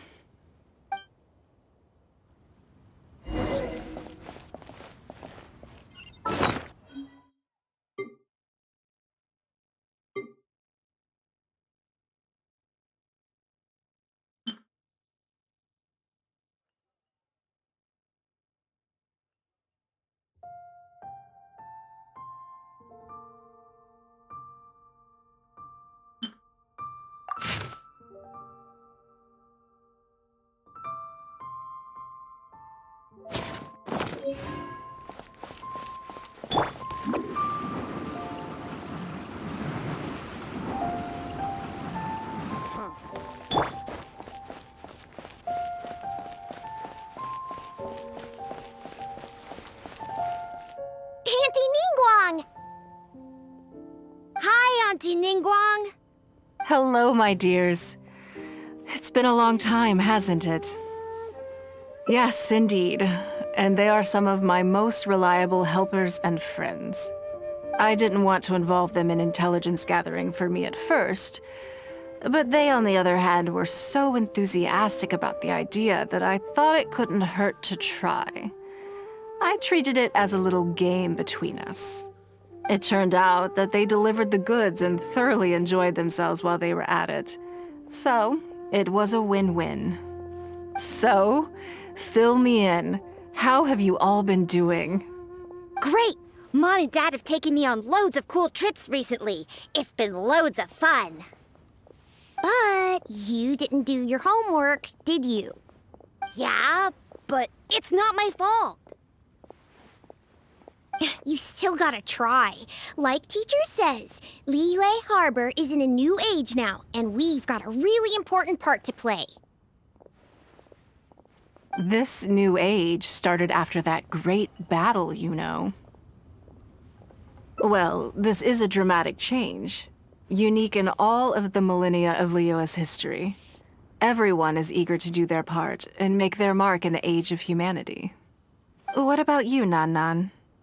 You haven't said anything yet, and you're looking a little unhappy. I'm fine. Just don't know what to say. Oh yeah, I just remembered. A load of really big boats came into the harbor the day before yesterday. Yeah, that's right. All the merchants were there, and it was really noisy. And then the people on the boat started unloading all these crates. There was a salty kind of fishy smell in the air. Ugh. Oh, I see. That'll be the fishing boats coming back from the open ocean. How much cargo were they carrying? Remember, I taught you how you can tell. Yep, I made sure to look at the waterline, just like you said. They looked really full this time. My goodness. Well, it sounds like they made quite a big catch. The heavier the boat, the lower the hull sits in the water. So you can tell how heavily loaded a vessel is from the height of the waterline. How deep a fully loaded vessel will sit in the water varies from ship to ship, but it's something you can tell from experience, at least for the kinds of vessels you see regularly. Since Auntie NIngguang taught me how to do it, I can tell with just one look. A few days ago, I heard some people saying that a big merchant from Fontaine is coming soon to buy luminescent spines. They said that when they get here, the price will go up a lot. Oh, really? Who did you hear this from? Do you remember what they looked like? No, I don't remember. All right, never mind. So, how about what they said? Do you remember their exact words? I don't remember that either. Sorry. Are you okay? You're usually the one that talks the most. What's gotten into you today? It's okay. Don't be upset. Actually, I brought you a little something to cheer you up. How about that, hmm? It's my comb.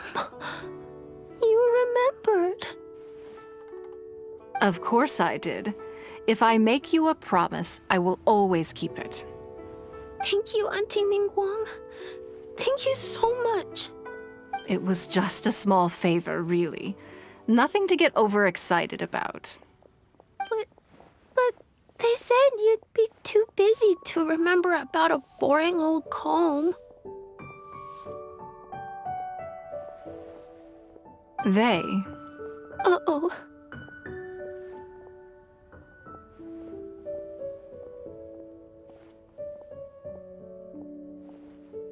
It's all right. Don't worry. There just seems to be some kind of misunderstanding here. Why don't you take this opportunity to clear it up? Don't you think that'd be best? Yeah, Auntie NIngguang's not gonna blame you. I'm sorry. I told you a lie. That thing about the luminescent spines wasn't something I heard. Two people came and told me to say it to you. I told them I didn't want to lie to Auntie NIngguang, but, they told me you'd forgotten all about the comb, and I didn't know how to argue with them. Then they bought me a new comb, and I'm sorry, I'll give them the comb back right away. No comb is better than the one you helped get fixed for me. I know how much it means to you. It was a gift from your mom before she left Liyue Harbor, wasn't it? Yeah, it was. I'll be extra careful with it from now on. When Mom gets back, she'll be so sad if she finds out I broke it. I must say, this is most intriguing. How about this? You tell me where those two people are, and I'll take the comb back to them for you. Sound good? Okay. They're over at the docks. They said I should go and meet them when I finished the mission. All right then. Don't worry, it'll all be fine. I'll be right back. Are you gonna go punish the bad guys? Now, this is a grown-up situation, okay? It's not fun and games anymore. And don't try and follow me. I'm just going to have a polite discussion with those two grown-ups about what they're allowed to do and what they're not allowed to do.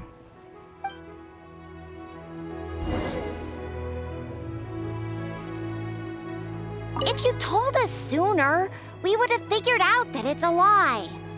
Yeah, all three of us together makes a pretty smart group. I got it. Thanks. If you told us sooner, we would have Yeah, all three of us together. I got it.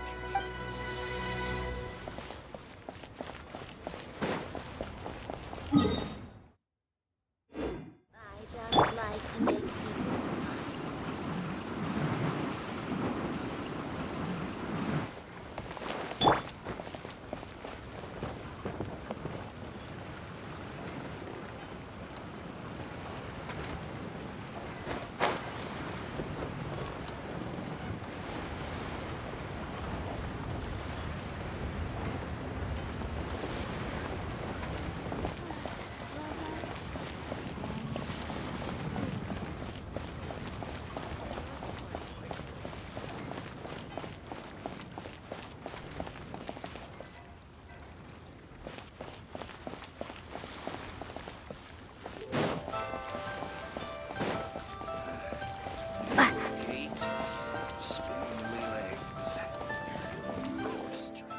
Do you think that kid's gonna fluff her lines? Also, let's be honest, this is a new low for us. Yes, I know. But we didn't have any other options. Just try not to overthink it, okay? Nanan's one of NIngguang's most trusted informants. NIngguang adores that kid. She's not gonna get all suspicious just because her story doesn't quite add up. It sounds like you underestimated me. And the children as well. Lady NIngguang? You knew how important that comb was to Nan Nan, and you exploited that fact to emotionally manipulate her. You coached a child to lie, made her betray her own innocence and confuse her conscience. Do you not realize how contemptible that is? Sorry, Lady NIngguang. We never should have crossed you like this. That's not the point. Business is business. And at some point, we're all trying to get the better of one another. So if all you've done is fool me by feeding me false information, I'd make a loss, and that would be the end of it. But you cannot put Mora above all else. You cannot go exploiting children for profit. Do you have any idea just how much damage that will cause? It was hardly our first choice either. We were only acting out of necessity. We've been business partners for years now. We've gotten by, I guess, but never had any opportunities to expand. When we heard about the movement in the luminescent spine market, we thought to heck with it. Let's go all in on this one, see if we don't get lucky for once. So we stocked up a huge stash of luminescent spines and watched as the price went up and up. We thought this was gonna be it. We were gonna make our fortune. But we waited and waited, and this mystery merchant from Fontaine never came. More and more people started to suspect it was all a huge scam. Suddenly, everyone with luminescent spines was running for the exit, selling as fast as they could, but we had so much inventory that no one was willing to buy it. Oh yeah! As soon as Lady NIngguang makes a move, everyone follows her lead, and the price takes a steep hike. If we don't sell the goods, we're both bankrupt. We're in debt up to our eyeballs. We just didn't have any other choices. To be brutally honest, we took out a loan and made a speculative investment is not a sob story. But not everyone has the capability to make rational decisions. Greed, a lust for wealth, and impatience can all cloud your judgment. Do you now realize how dire the consequences of wild speculation can be? 100%. We've both barely slept in days. We begged people to take our stock off our hands. They laughed at us, called us idiots, thought it was all hilarious. We messed up. Completely and catastrophically messed up. The savings we worked so hard our whole lives to build up, decimated, just like that. All we want now is a chance to start over.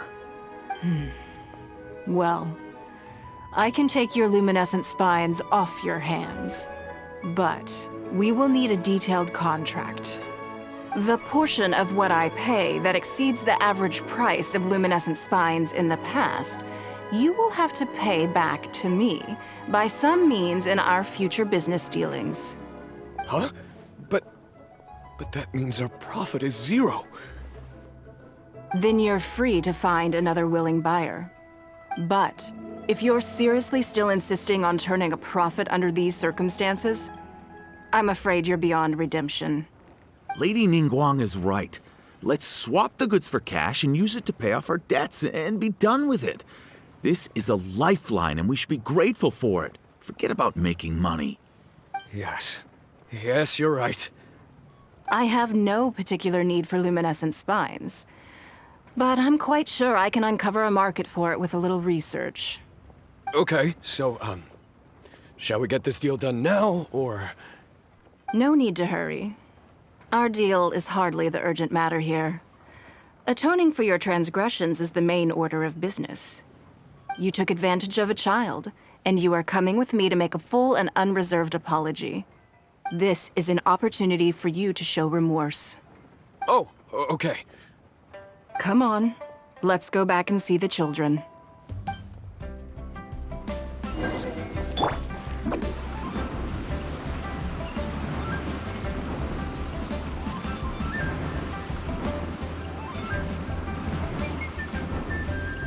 Can't catch me!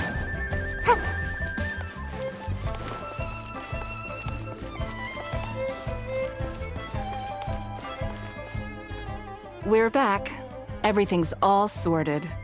Huh? Oh, it's those two. I'm sorry, Nan Nan. I was lying to you when I told you that Lady NIngguang wouldn't fix your comb. I was completely in the wrong, and I promise I'll never do anything like this again. Can you find it in your heart to forgive me? What do you think, Auntie NIngguang? I think it should be your choice, and yours alone. Well, since it's all sorted out now and nothing super bad happened, I guess it's okay. But we can't just let them off. We gotta show them you don't mess with us. That's true. I'd certainly hate to see anyone else try to con you. I've made up my mind. I want them to come play with us. What? Yeah!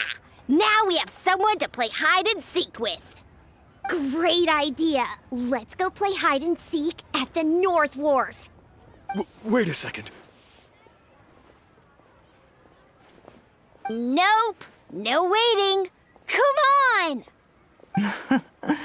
So full of energy. Yes, of course. I wouldn't feel comfortable leaving them alone with those two buffoons.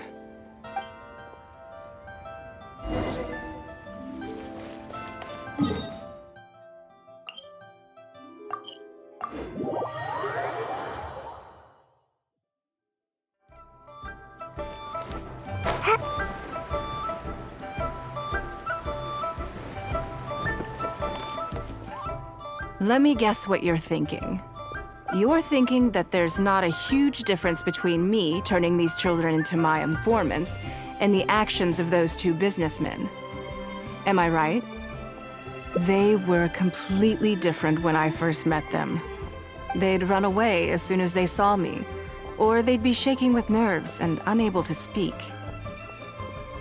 But gradually, they stopped seeing me as someone to be afraid of, and started seeing me as someone they can trust. For my part, I did my utmost to fulfill the duties of a responsible adult. I played games with them, but I also taught them observation skills, analytical skills, how to think critically. I never taught business, though. Now, they're much further ahead in their studies, and far more mature than their peers. This has given them confidence in themselves. I think that this is beneficial to them. Yes, perhaps I am. I never had the chance to receive a good education as a child.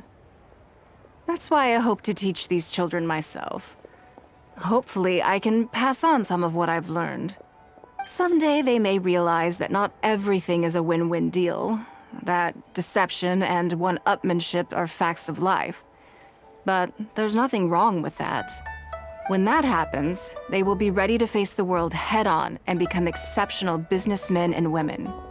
But until then, I am here to protect them.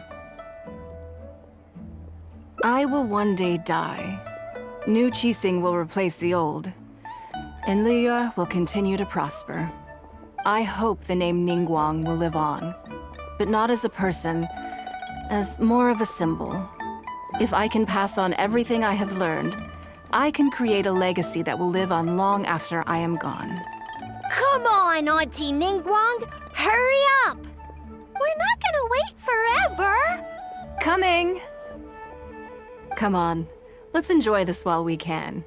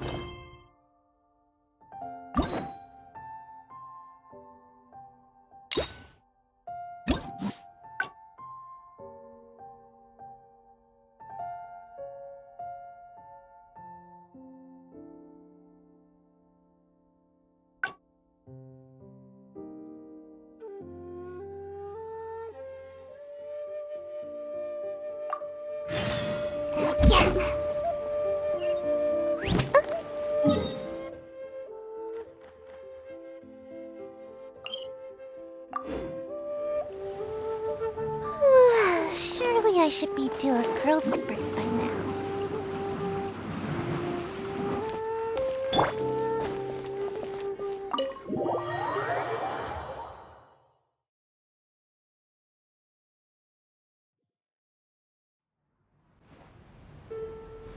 Everything is set. Please, enjoy your meal.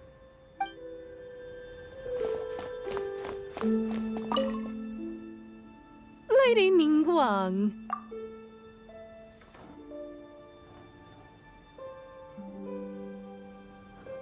Good, then let's do that. There are some slippery characters among the bidders, you see. So, even though my secretaries are very capable and experienced, I still can't help worrying for them a little. Come on, the auction is being held at Yujing Terrace.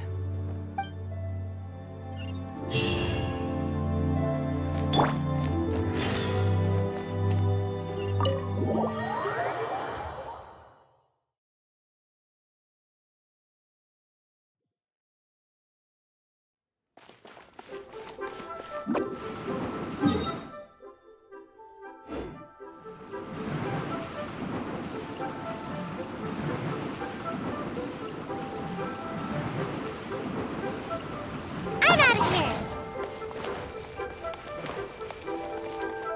Make my escape.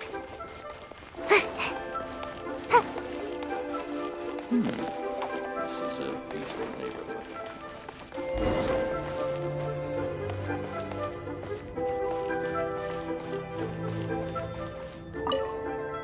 Lady NIngguang, what brings you here? I couldn't help but feel a little concerned, so I just came to see how everything is going. We're about ready, and people are starting to arrive. I think we should be able to start on time. Very good. I think I'll host the auction myself. Huh? You want to do it yourself? Yes, just in case anything untoward happens. I can take care of it myself. Then we'll leave the auction itself to you. But we'll be sure to lend our full support behind the scenes. Have you attended an auction before? Well, would you like to participate this time? You don't have to bid, of course. Just experience the atmosphere. All right then. Feel free to take a look around the venue before it kicks off. Check out the items up for bidding and see if there's anything you might be interested in.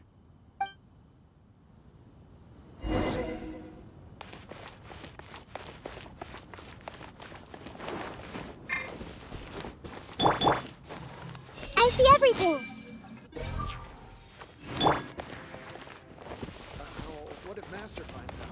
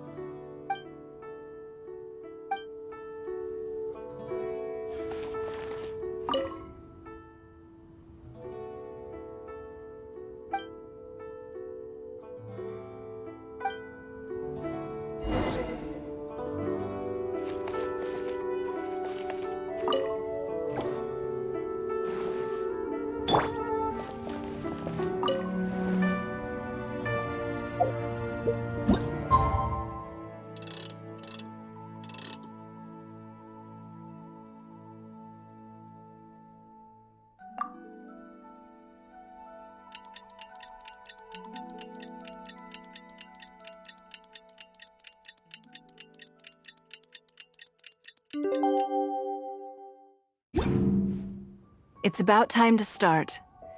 Find yourself somewhere to sit and we'll kick things off. Yes? What is it? That's for you to make a considered judgment on. It's precisely what makes auctions so interesting, don't you think? Until the bids exceed the value of the item you're after, you can keep raising the price. If the bids go beyond what you can accept, then you let someone else take it. Perhaps this does not result in what you might call a fair price, but what it does do is identify the person who values the item the most. Yes, you should look forward to it. The first lot is a teacup from my personal collection. Bids starting at 10,000 mora. That's 10,000 mora for the teacup. 20,000! 30,000! 50,000. 80,000! 80,000 over here! I'll raise that to 100,000! 120. All right, 150,000. Anyone else want to keep going now? 150 once? 170? 180,000.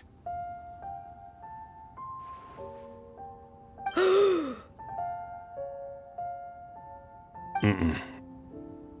180 once? 180 twice? 180. Sold! It's mine now. Okay then. Moving straight on to the next lot. You seem to be getting quite into it. What a shame that you didn't manage to go home with anything. Of course it did. That's because I didn't come here to sell my things. I'm sure you must find it quite odd that all these everyday items could fetch such a huge price at auction. Since you're curious, why not go and talk to the buyers? I'm sure they'll give you the answers you're looking for.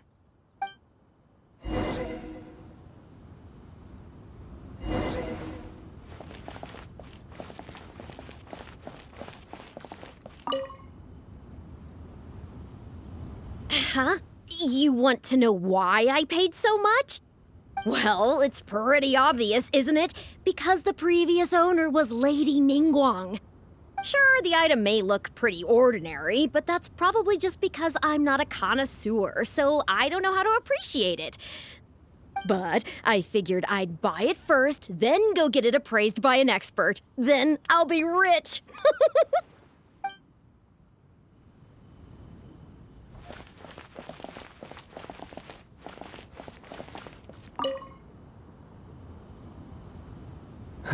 Today wasn't my day. Didn't manage to snag much. There were too many bidders, and they all seemed like experts to me. I guess I'll just have to wait for the next auction. Someday, I'll be the lucky one.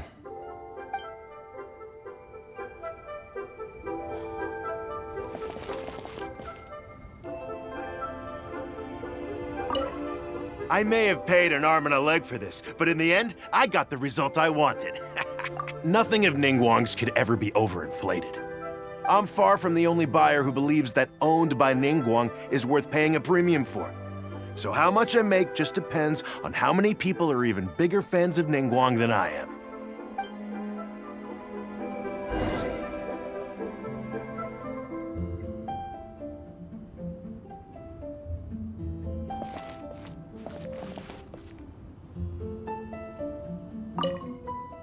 Well, did you find the answer yet?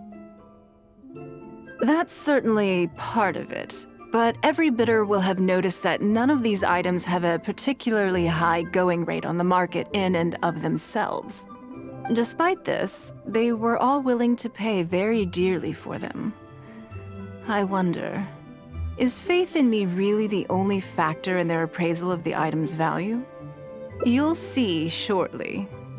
The one who spent the most money will surely be the quickest to realize. If all I wanted to do was make some quick mora by exploiting their blind faith in me, I have a million more effective ways of achieving that than hosting an auction. Every participant in this auction was handpicked by me, based on certain intelligence.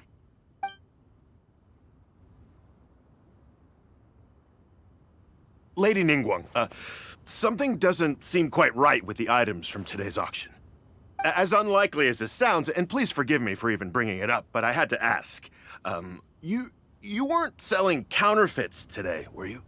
Counterfeits? Absolutely not. What motive would anyone have for making copies of things like these? They are simply ordinary items, and there was no coercion or enticement during the auction. Every bid was voluntary. Because we trusted you!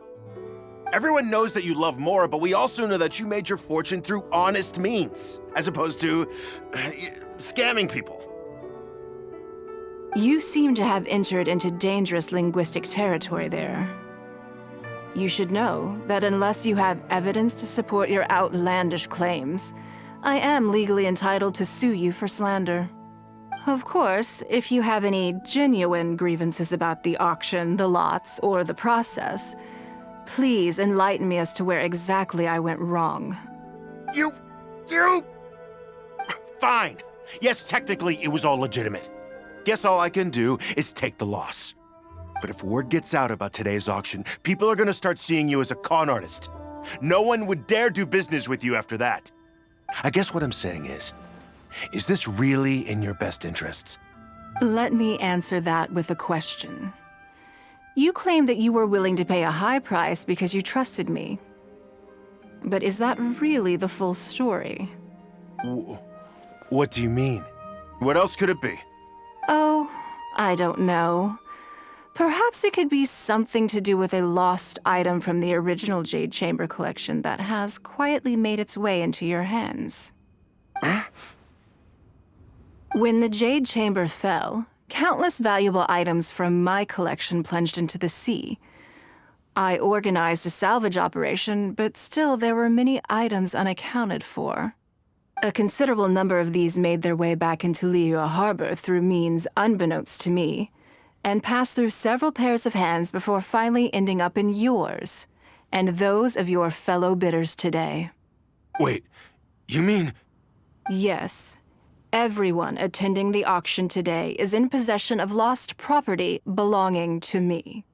Or, to put it another way, they were all people who have had a taste of something that was mine and convinced themselves that I am someone to be taken advantage of. So I ask you again, your high bidding price, was it motivated by trust, or was it greed? The sole reason I held this auction is to reclaim my treasured possessions. If you are willing to return what is mine, I will refund all the money you spent in the auction today. All right, fine. I guess I'll return it. You drive a hard bargain like everyone says. I'll go and get it right now. Please just wait here. Despite his bad attitude, he cooperated in the end. Good for him. The issue was that all items of mine that have been fished out of the sea have changed hands numerous times already. Determining who has legal ownership would be an extremely long-winded process, with each item being assessed on a case-by-case basis. Even Yanfei says she'd have a difficult time defending my claims. I could have bought them back, but it's not in my nature to pay twice for the same thing. Least of all, when they'd be looking to make a handsome profit from my misfortune. After making some inquiries, I found them to be most uncooperative, so I had to resort to this auction to finally put a stop to all this nonsense. I just wanted my things back. Hardly an unusual sentiment. At most, a little childish, perhaps. Which is another reason why I didn't tell anybody about my plan. What do you think it was about the Jade Chamber that defeated Osile?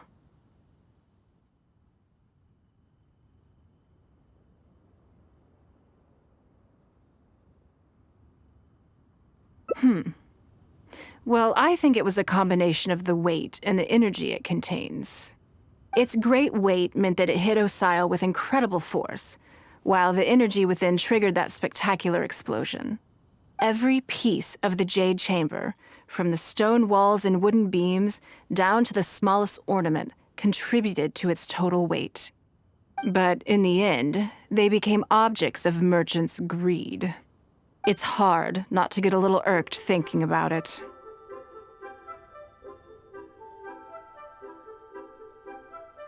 Thank you for understanding. Now I've got one of my items back. Let me show you what makes it so special. The secrets of history shine through in the relics that survive. And this one now has the story of another age to tell.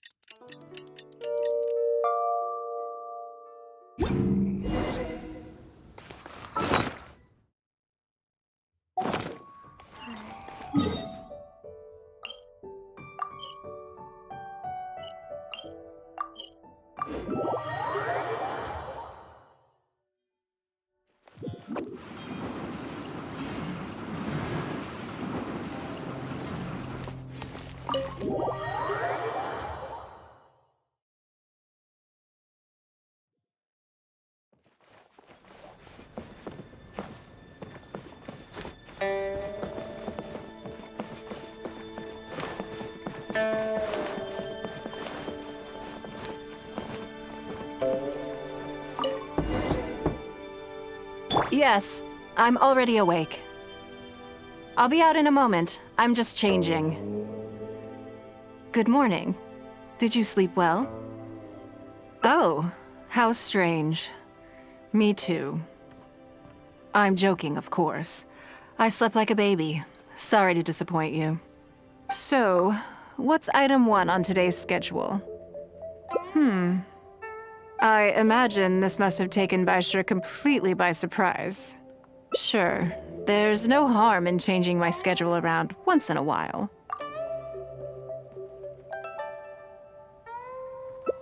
Something I never have the opportunity to do. Interesting. Before I decide, I'd like to know, what gave you this idea? Because as far as most people are concerned, Mora is the key to any and all opportunities. Yes, you're absolutely right. This is what I appreciate about you. You see things the way they are rather than how they appear. I want to do something a little self-indulgent. Is that okay by you? Thank you. All right, here it is. I've always thought it would be fun to recapture what life was like before I joined the Liyue Qixing. I was born into a humble family, And all the wealth you see now began with a single haul of fish. I had to. I wasn't born with a silver spoon in my mouth. Fishing isn't the half of it. You'd be amazed at some of the odd jobs I've worked in my time. A lot of the old folks like to brag about how I used to be their errand runner back in the day. They were tough times, but I had a clear goal and plenty of motivation. If I didn't make any money in the morning, I'd have no food for lunch.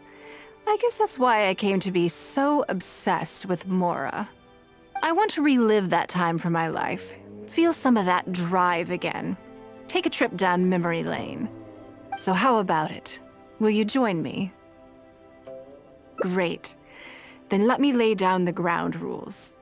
We're not to use our status or reputation in Liyue Harbor to our advantage, and we have no starting capital. The goal is to see how much more we can make under these conditions.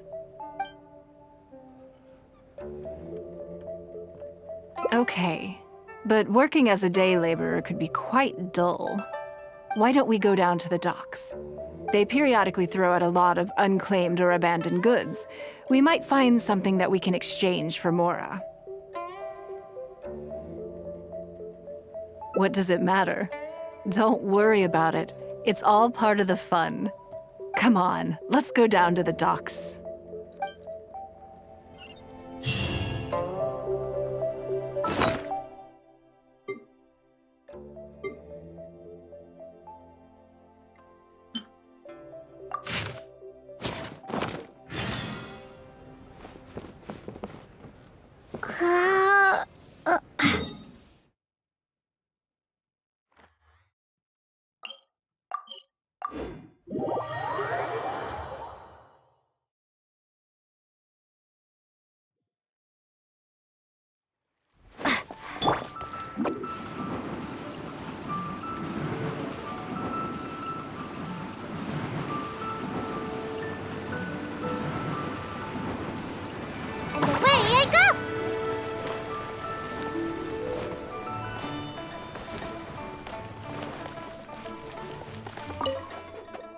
Lady NIngguang, to what do I owe the honor?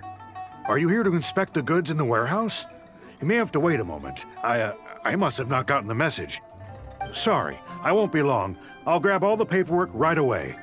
Calm down. No need to panic. That's not why we're here. Oh, you're just looking for me? I haven't done anything. Have I? I mean, I don't think so. All right, the periodic clearances. Yeah, I've been handling those, strictly per the protocol. I make sure I post all the necessary notices and notify every individual that I'm required to. It used to be a huge problem, but with a bit of hard work, I've managed to reduce the amount of goods we need to clear out by at least half. It's hard to say. It really depends. Everyone has their own reasons. But as far as the warehouse is concerned, they all fall into these categories: unclaimed goods, damaged goods, or unpaid storage fees. As for the damaged ones, I guarantee you it's nothing to do with how they're stored. It's because some things go bad more easily than others. If it sits there in the warehouse for too long, it goes without saying that it could start to affect the other goods. But that aside, even the smell is just unbearable. So, have you cleared out any of these goods recently? I'm afraid we just finished clearing out all the big ones. But don't worry, Lady NIngguang. If you're here for an inspection, then I'm here to make it happen. Hang tight. I'll grab some of the smaller items for you right away. Hold on. Oh. I don't think he has quite grasped the nature of this situation.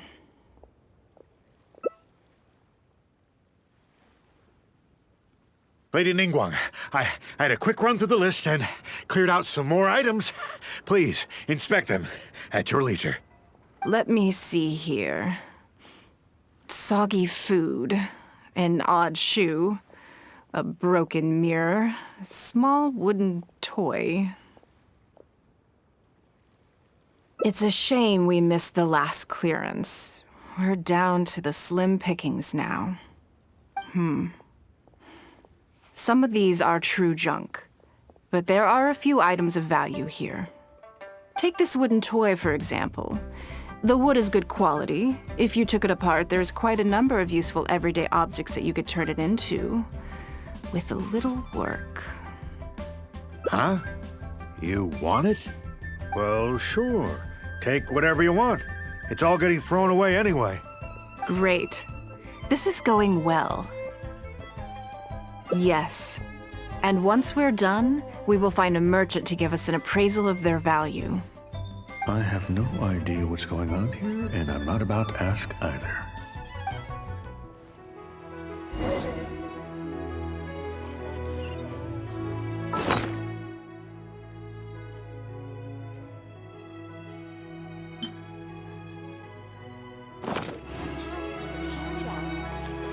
Make my escape.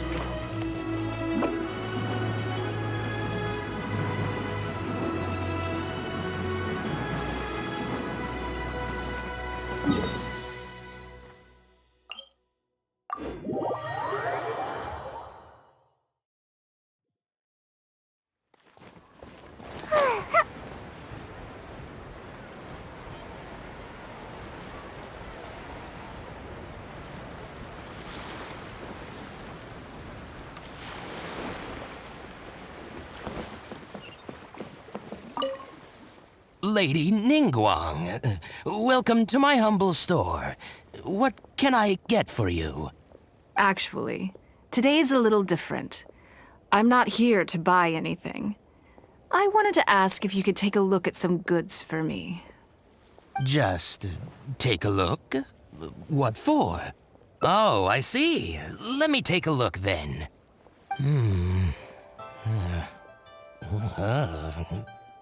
I mean, I can take them.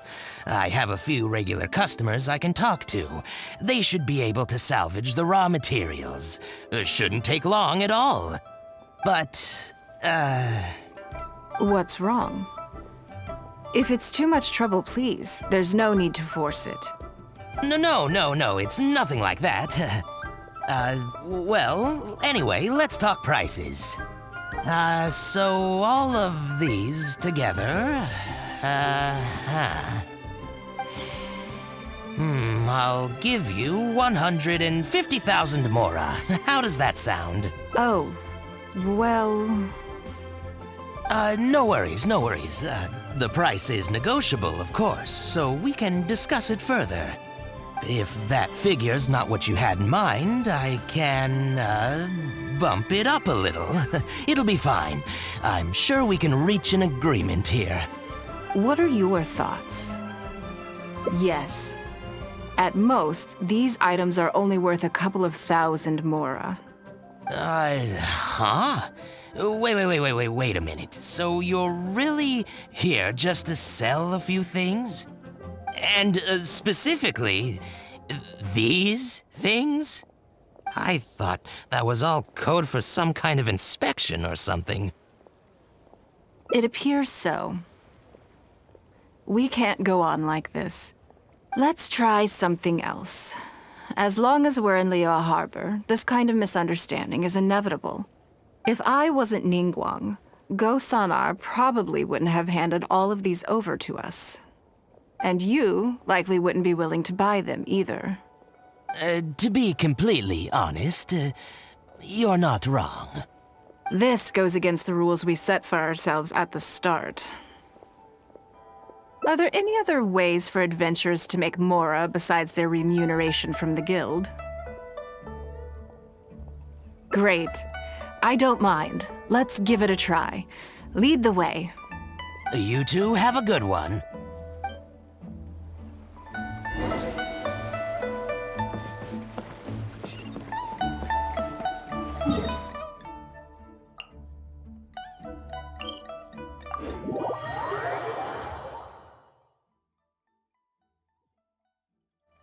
Let's find shelter, quick! Watering works like...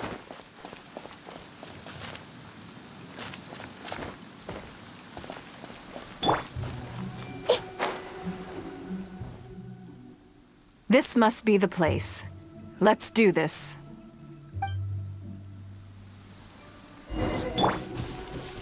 Everyone hold hands! It's nothing.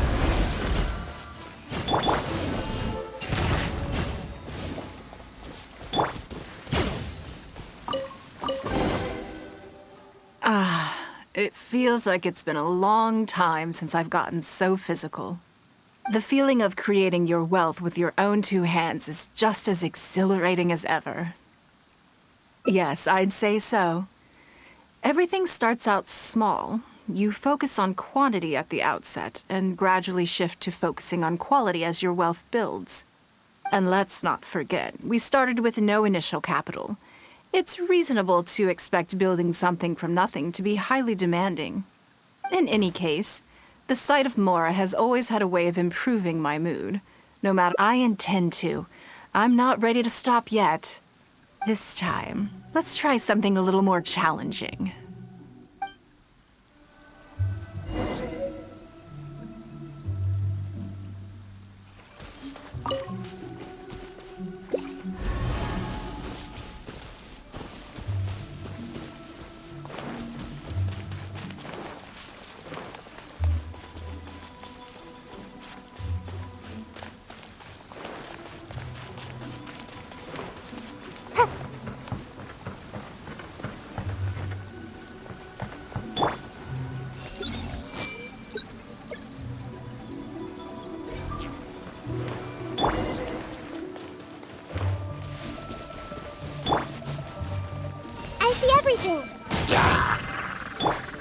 Don't waste my time.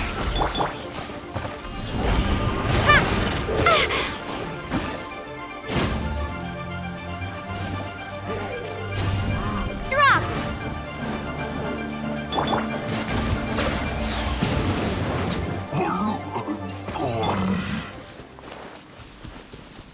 Make my escape. Another satisfying haul. Ah, what a feeling. That's very kind of you. But I know I'm no match for a professional adventurer like yourself. For me, a battle is just a form of exercise, a way to keep fit and use up any surplus energy. Oh no, not yet. There's more Mora to be made. Hey, look! What's that hole in the ground? Oh, I see. So if we catch it, there's Mora for the taking? Oh, how quaint. That was your Beidou impression, was it?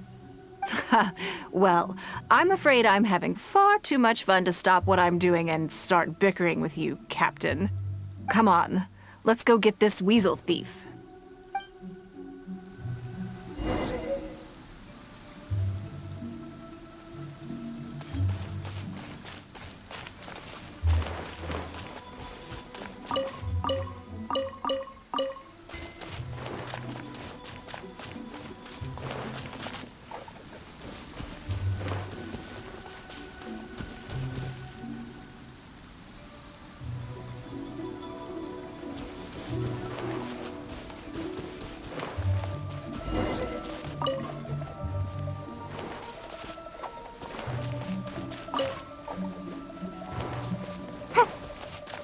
There it is! After it!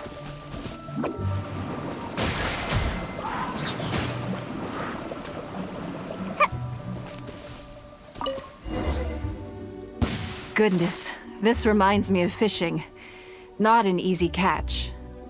But we didn't let it slip away, and the haul is now ours. That's what counts. Let's see. A little over 1,000 Mora. We can't do any serious business with this amount of starting capital.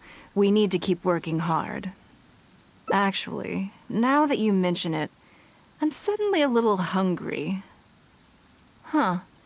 Amidst the thrill of the chase, I didn't even notice. Wangshu Inn is right there, but... Same thoughts here. After how hard we worked to get our hands on this Mora, it would be a shame to eat it all in a single sitting. In which case, I think I'll take this opportunity to show you a skill that I used to be rather proud of. Yes, but the rule of the game is no fishing rods allowed. We're going fishing by hand. Come on, let's go down to the river.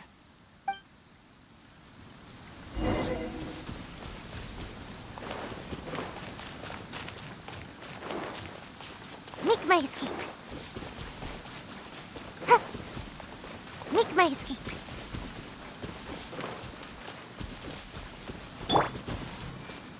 Everyone hold hands! I'm out!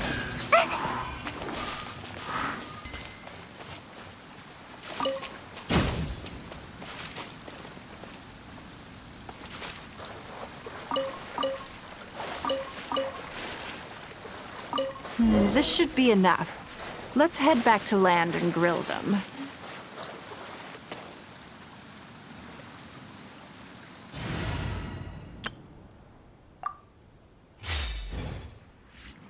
May I present?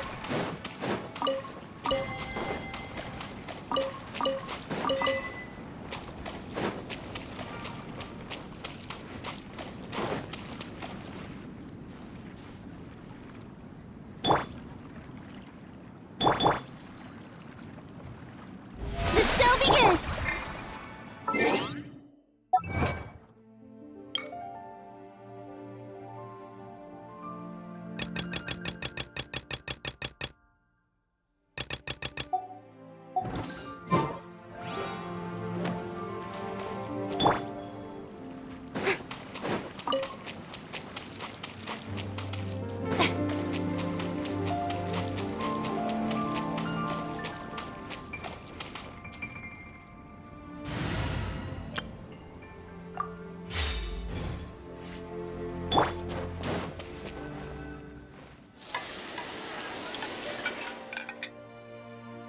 Here, have a taste of my cooking.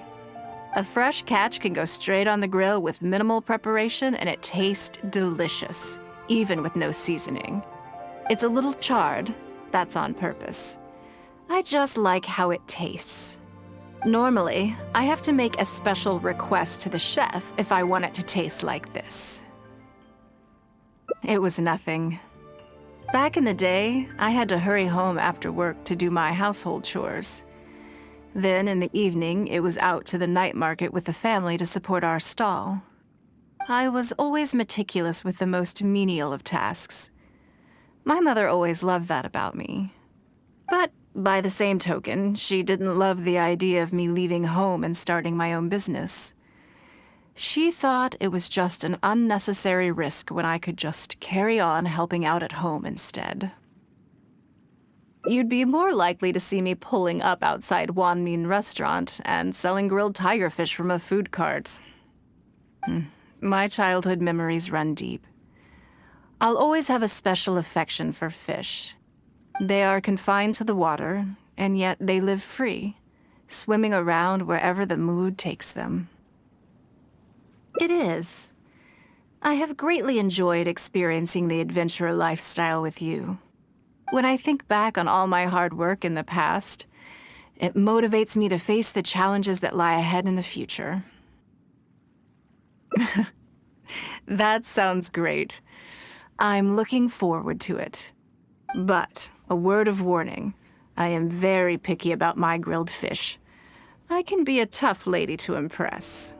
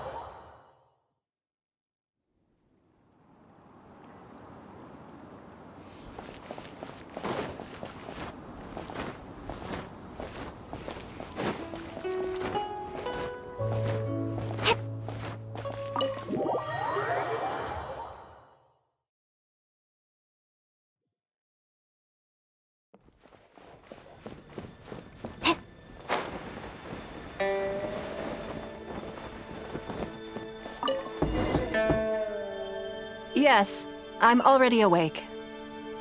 I'll be out in a moment. I'm just changing. Good morning. Did you sleep well? There's nothing to worry about. We just need to go through the schedule you made and tick the items off one by one.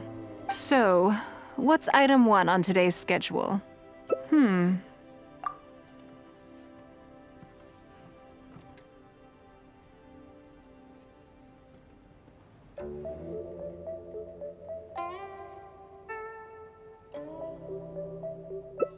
Something I never have the opportunity to do. I can see why you'd suggest that. You're thinking I could use my knowledge of how Mora works to my advantage and make a lot of money there. But Northland Bank is a special case. I rather suspect I would not be welcome there. Yes, and also... Never mind. I'll just show you. It won't eat up too much time.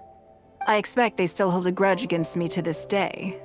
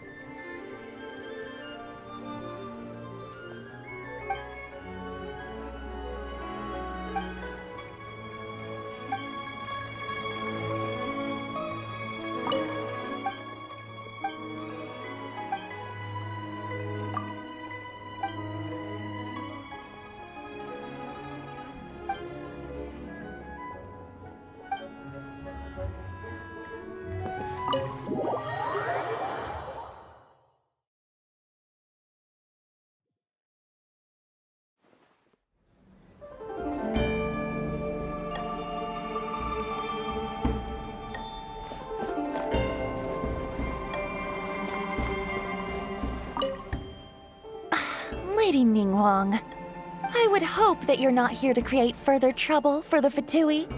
With all due respect, too much official pressure will risk driving our bank out of business. There's no need to be so hostile. I'm just here to talk business. So, are you in business or not? That depends on the proposal, and it's not my decision alone. But first, tell me, why should we believe that you really are here for business? Because if you're here to make us suffer huge losses like last time, then I'm sorry, but none of us here can afford that. Straight to the point, I see. Works for me. Traveler, we're leaving. Let's not waste any more of our time here.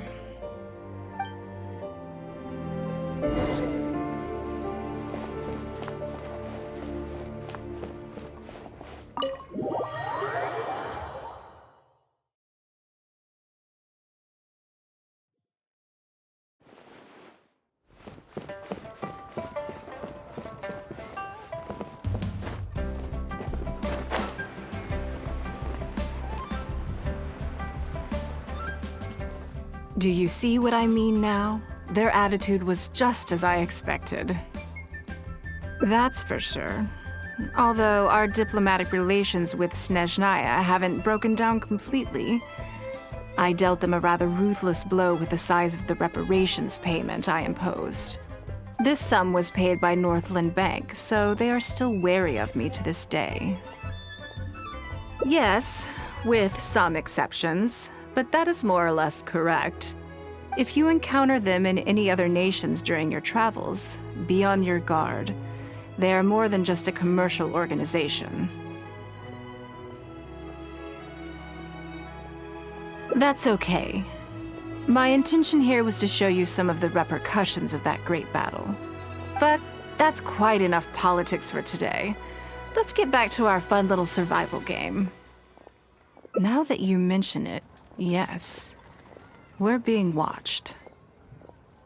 What are they plotting this time? My thoughts exactly. But we need to be discreet. If they realize we're onto them, then we'll lose the element of surprise. Let's act natural, determine who our tail is, then lure them somewhere more deserted so we can catch them. Keep moving, just walk forward at a normal pace and don't do anything to give away that we suspect anything.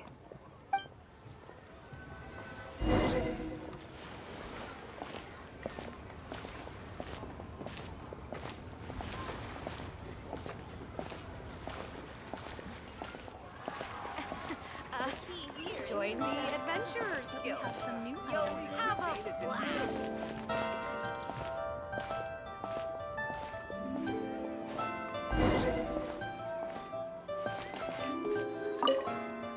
Okay, I think we have a few potential suspects. There's a lot of foot traffic here, but if you look closely, you'll see only a handful of people have been watching us constantly. But I'm still not sure which of them is our tail. Agreed. Whoever it is will continue to follow us.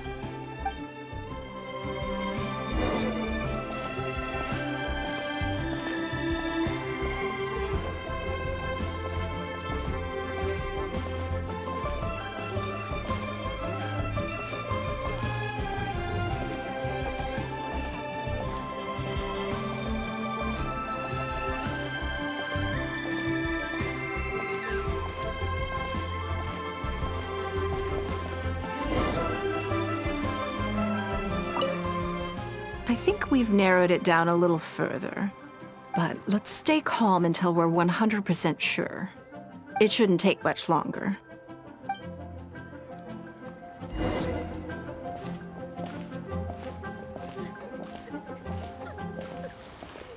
The key here is consumer psychology.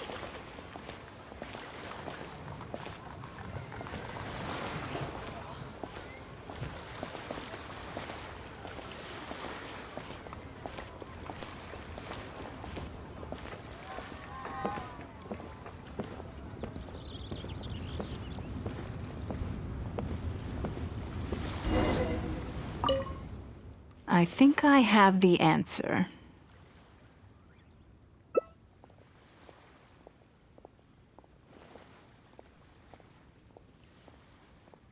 Let's get out of his line of sight and sneak up on him. Don't get the wrong person, though, or all our efforts will have been for nothing.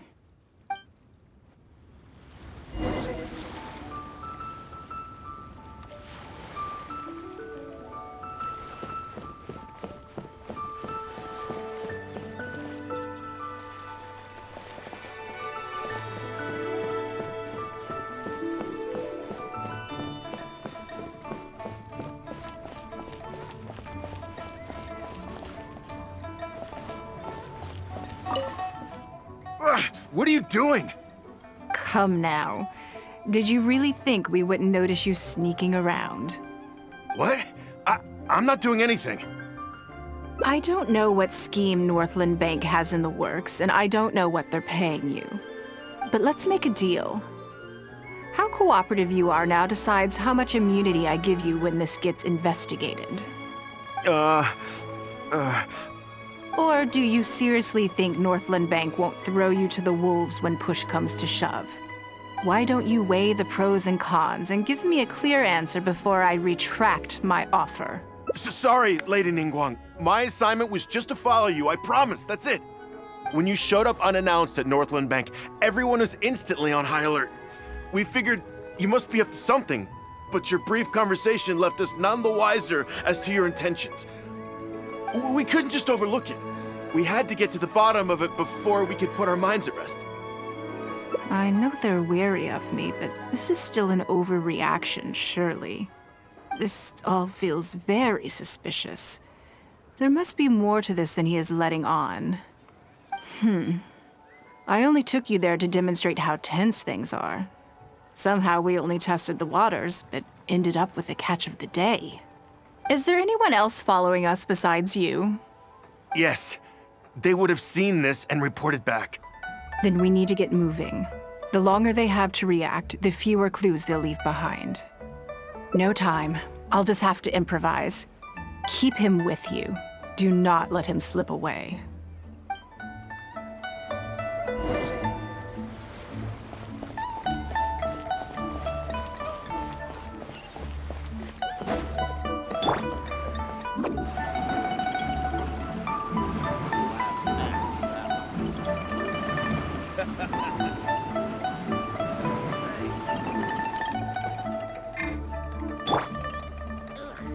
Liyue cuisine is disgusting. Ley cuisine is inedible.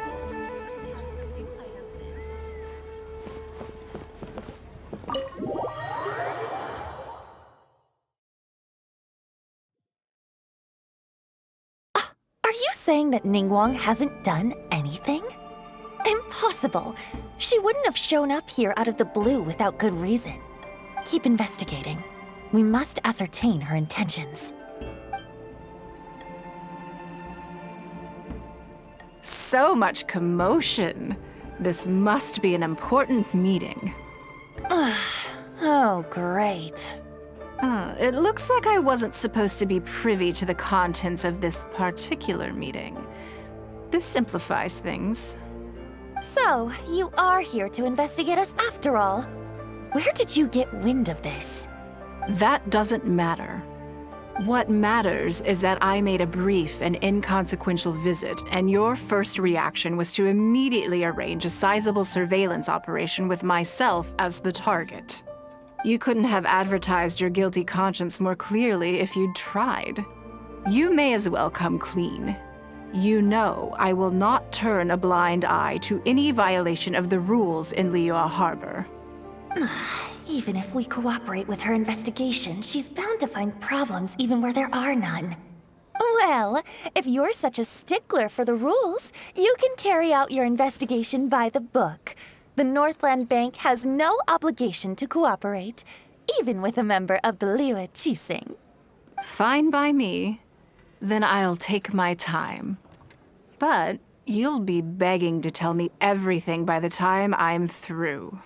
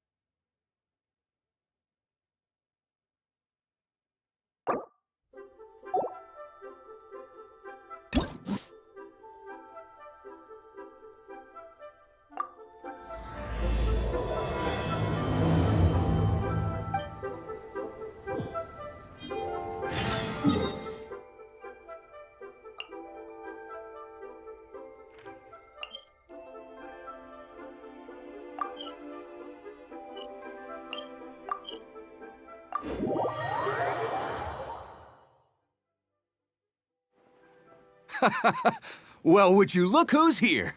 Looks like it's going to be a day to remember. Guys, look who the sea washed up! Ahoy there, traveler! So Captain really did invite you to join the homecoming celebration. Hey, I heard that you took care of another crisis while you were in Inazuma. Are the rumors true? That's what I heard too. Thanks to you, Inazuma's Vision Hunt decree was finally put to an end. Well done, traveler. Captain's got quite the eye for people. She said she was sure that your trip to Inazuma would stir up some waves. And sure enough... Look at you, being so modest. We all know what you did to protect Liyue Harbor. I've heard that they tell stories about you in Mondstadt, too. The honorary knight. Pretty impressive. I'd say someone of your caliber would be right at home in the cracks. Right, sailors? That's right. Wow, I'm getting excited just thinking of being the Traveler's crewmate. Hey, what do you say we arm wrestle? I was worried you'd be too busy to show up. Oh, Captain on deck! Captain, we were just trying to talk the Traveler into joining the crew. Yeah, come on, Captain Beidou. Surely you've got a way to get the Traveler on board. Well, she's on board right now for the celebration, isn't she? Yeah, but just one celebration together is not enough. You know what we mean, Captain. All right, I get it now. There is something special about you, Traveler. You earned everyone's respect, myself included. So it goes without saying that the Crux would be honored to have a crew member such as yourself. No doubt about that. But then again, a hero like yourself doesn't just set off on a journey without some bigger purpose in mind. So should a hero really drop what they're doing just to spend day after day drifting at sea with us? Well, if that were the case, then the Crux, known for always moving forward to the next horizon, would instead be holding someone back. Right. I guess we didn't think that part through. Remember, rather than seeking out strong members to join us, you should be focusing on making yourselves the strongest that you can be. If we are powerful, they will come to us. Isn't that why everyone here chose to come aboard in the first place? Yes. A strong sailor is always looking for a sturdy ship. I guess I almost forgot the first lesson you ever taught me. Thanks for the reminder, Captain. Just be sure you all keep that in mind. Now, there's no more need to hound the Traveler, as you were. The Traveler and I have something to discuss. I'm glad you came. Welcome back aboard. Hey, don't mention it. As a host, it would be pretty embarrassing to continue letting my guests be put on the spot like that. I can't go getting too caught up in my own reputation, though. That's certainly not how the Crux made it to where we are today. As the head of the fleet, my task is to keep us on the right course, no matter how turbulent the seas may become. But then again, the crew isn't usually this riled up. It's not that they're arrogant, they're just bubbling with ambition, that's all. Their excitement today comes from their great respect for you, both your strength and your character. So please, don't take it the wrong way. All good then. Great. Actually, speaking of Inazuma, I think your good luck must have rubbed off on me on the way over. I made an interesting find on the beach shortly after we parted ways. Let's talk about it over there, where it's a little quieter.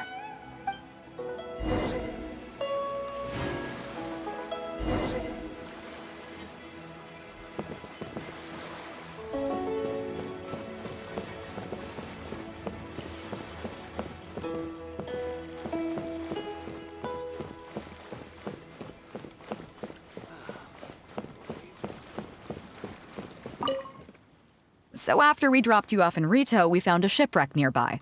Probably belonged to Inazuman pirates. We searched the wreckage and found a map. At first, I thought it was a nautical chart. I was thinking we might discover a new sailing route if we were lucky. But after a closer look, I realized it wasn't a map of the sea at all. It was a Liyue treasure map, and no ordinary one at that.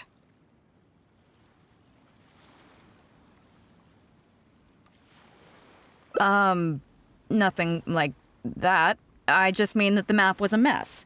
So it was the most I could do to figure out that the treasure was probably in Liyue. As for its exact location, I have no idea. I'd say I've explored Liyue pretty extensively, but still, this one managed to beat me. So, I thought of you. Nobody can beat you when it comes to treasure hunting on land, right? Is that right? Well then, it looks like I'm in good hands. Here's the map. See what you can make of it. So, where do you think it is?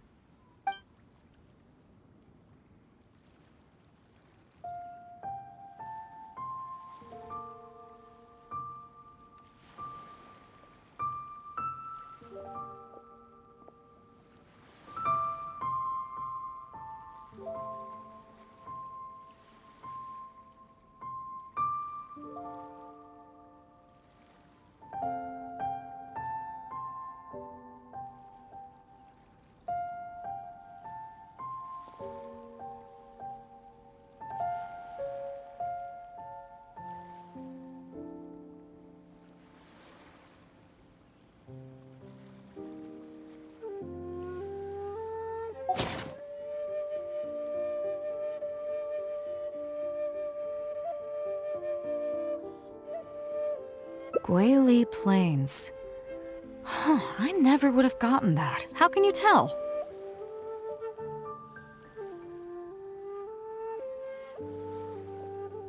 Oh, okay then. So you do live up to the hype. I can't believe you noticed that. You sure have an eye for detail. Let's head over there and take a look. I'll need you to help me zero in on the specific location once we're there. Weapons on this side are well maintained.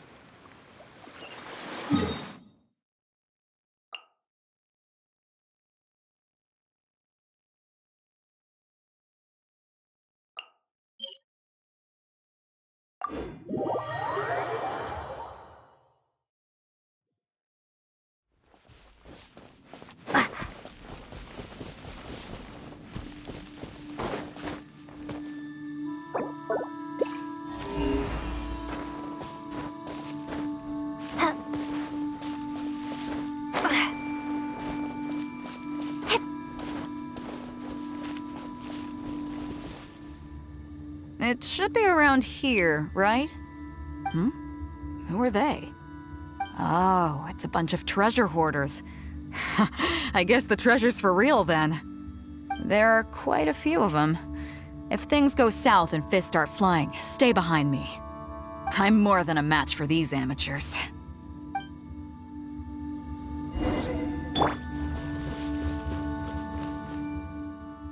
Keep digging, boys! Once we have our hands on the treasure, everyone gets a share! You can all hold it right there! Huh? Who's that barking orders? Do you know who you're up against here? Keep going if you got a death wish! What the? It's... Captain Beidou! Run, boys! Run! Nobody move! Captain Beidou, Lord of the Ocean, this is all my fault. I didn't know who I was up against. I don't have a death wish. I swear. I got a big mouth is all. It's always saying things it shouldn't. I swear I'll wash it out with soap the moment I get back. Please, have mercy. Will you spare us?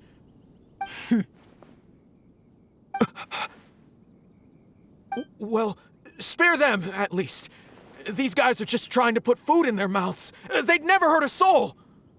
If you need to take anyone, take me. Please, let them go. It was me that disrespected you. They never did and never would. Is that right? Fine. Seems like you've got a heart in there somewhere, seeing how you treat your crew. I'll let you off the hook this time. Get out of here! Thank you, Captain Beidou. Thank you. Wait. Yes? What else might the merciful and mighty Beidou require? This treasure's still up for grabs. The Crux fleet honors the rule of first come, first served. You found it first, so name your price. I can't have any rumors going around about Captain Beidou stealing other people's treasure, can I? Captain Beidou, we wouldn't dare take Mora from you. Take the treasure as an apology for my foolish words. Please, take it. Please. Oh? Well, if you insist. I accept your kind offer, and I'll make you one in return. You don't seem like terrible folks, so let me help you get onto the right track.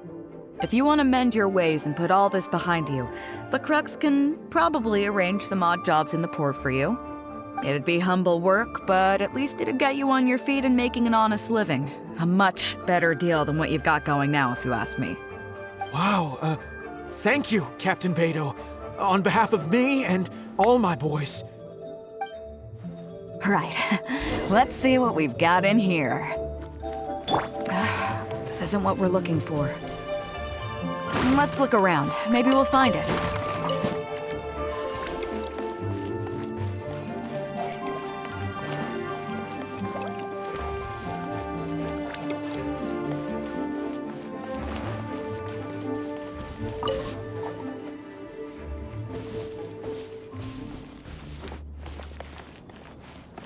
Those rocks look kinda weird.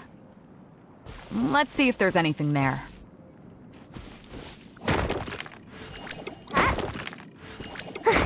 Nothing. Let's keep looking.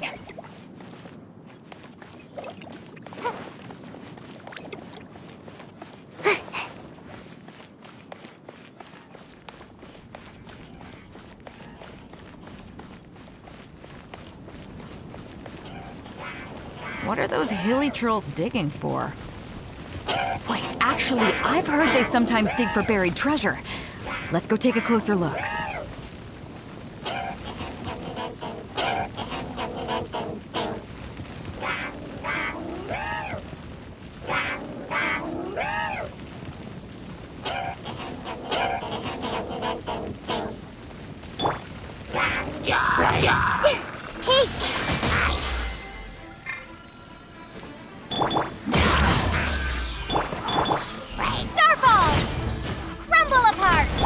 Bow your head.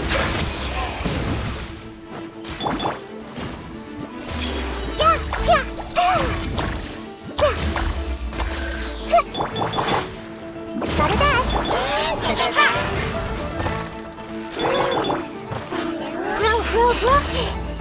Grow.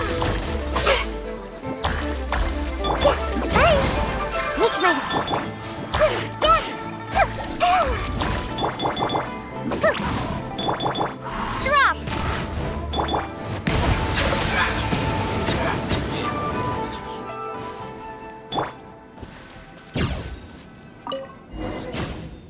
Nope, not here either. Now that we've searched all the places of interest in this area and come up with nothing, you got any ideas? It's, Captain Beidou! Captain Beidou! Huh? Hey, what brings you back here? Captain Beidou! Actually, we've just been wandering around nearby. We didn't go far, because we were thinking about what you said and... Well, me and the boys decided we're ready to move away from all of this and get on the straight and narrow. Oh? Are you sure? Yes, absolutely sure. Okay then. But I'll warn you right now, you won't have it easy. It might just be menial work in the port, but in the eyes of the general public, you'll be associates of the Crux. So there'll be a grueling test you have to go through before you can start. I understand. Truth be told, Captain, it's only because it's you, the mighty and honorable Captain Beidou. If it had been anyone else, I don't think I'd have listened. And since you made us this kind offer, I'd like to ask, if I might be so bold, is there any hope at all for us to become full members of the Crux in the future? Even the tiniest shred of hope? Well, there's no place in the Crux for delusions of grandeur, that's for sure. But then again, everybody has to start somewhere. So, it comes down to you. If you manage to impress me and earn the respect of my crew, then yeah, nothing's impossible. Thank you, Captain Beidou. Thank you 1,000 times over. I couldn't help but notice you were searching for something else. It still hasn't turned up? Why? Do you have any clues? We heard about 2 treasures, both in Guili Plains. We were still looking for the first one when you found us. So maybe the other one might be what you're looking for. Not too far from here, but I'm just not sure of the exact location. All the info we got about this treasure came from the black market. The answer's hidden inside a poem which goes like this. Drunkenly I gazed at the ruins long forsaken, and lay beneath red leaves whose branches cast a crooked shade. The dusk sun shone upon the sea as I awakened, but Guyan stood twixt weary eyes and the sight of home they crave. As for the ruins long forsaken part, I do know of some ruins near here. But beyond that line, I don't... I'm just not smart enough. So a treasure clue hidden in a poem, huh? Don't worry, we got this. See my friend here? If they taught treasure hunting as an art form, you'd probably be calling her Grandmaster. This kind of thing's a piece of cake for her. Am I right?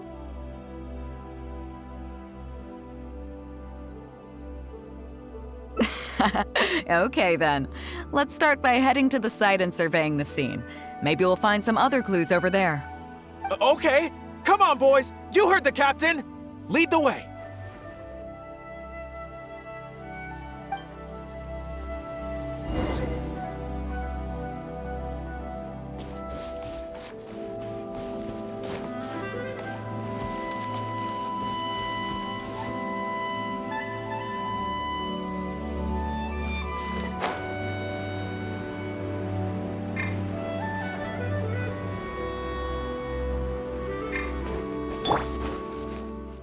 These are the long-forsaken ruins from the poem.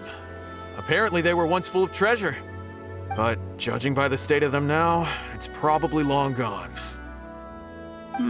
It seems that we need to dig deeper into this poem.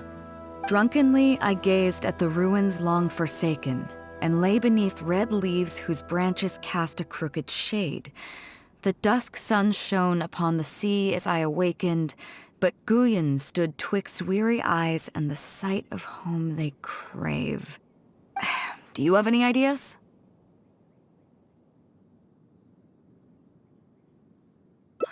Somewhere you can see the ruins from. So somewhere not too far from here? Yeah, and maybe the shadow cast by the tree is supposed to hint at something. Oh, I got it! This guy fell asleep and woke up just before sunset! Dusk and the shadow of a red-leaved tree. I think we can work with that. Let's take a look around. I think we're getting close.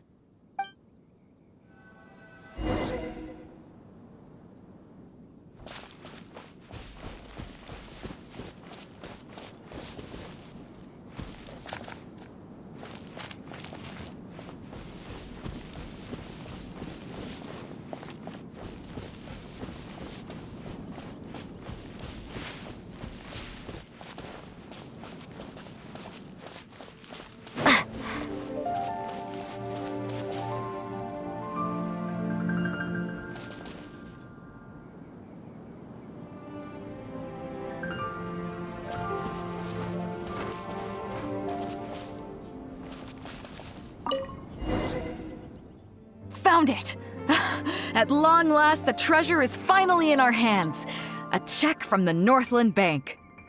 You really came through. We found the spot in no time. Without your help, I don't think I ever would have gotten my hands on it. To us, this is just a check that you can exchange at Northland Bank for some Mora. But to some people, it's of huge importance. When I found the treasure map, it was tightly sealed inside a small bottle along with a letter. I'll let you read it for yourself.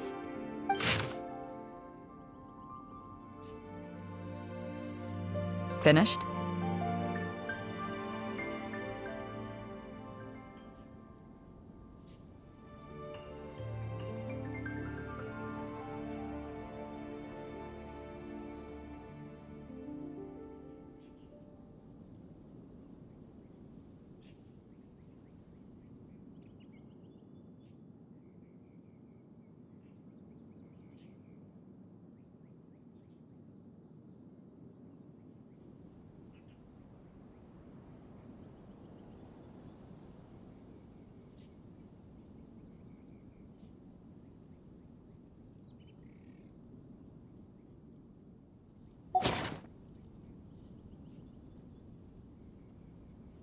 Yeah, I can't fault him for what he did, but the way things turned out, all I can say is life is unpredictable. Well, let's fulfill his final wish by taking this check to where it belongs.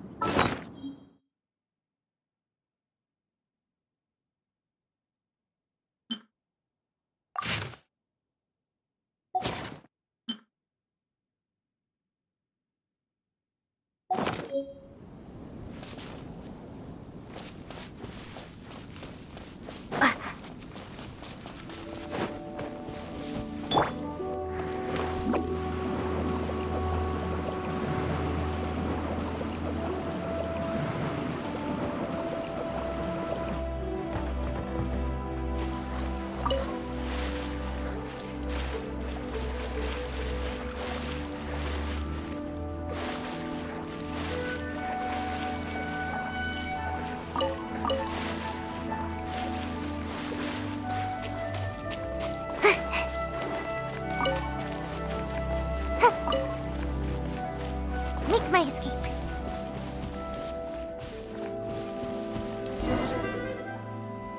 Well, this is it. Oh boys, it's time for your first job! Give this check to the old lady who lives in that wooden hut. Tell her it's a welfare payment from the Liyue Ministry of Civil Affairs. Yes, boss! What's up?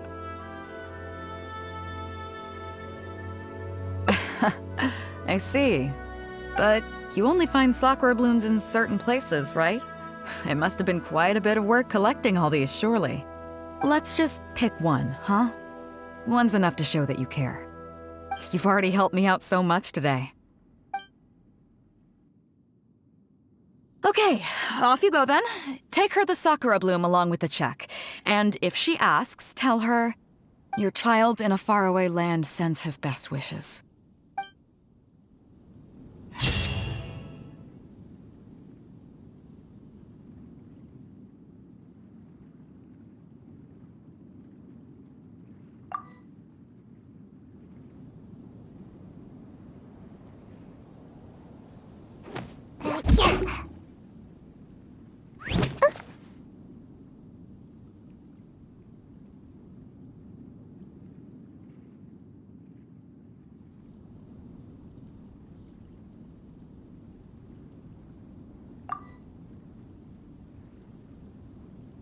Seems like I should have just stayed in.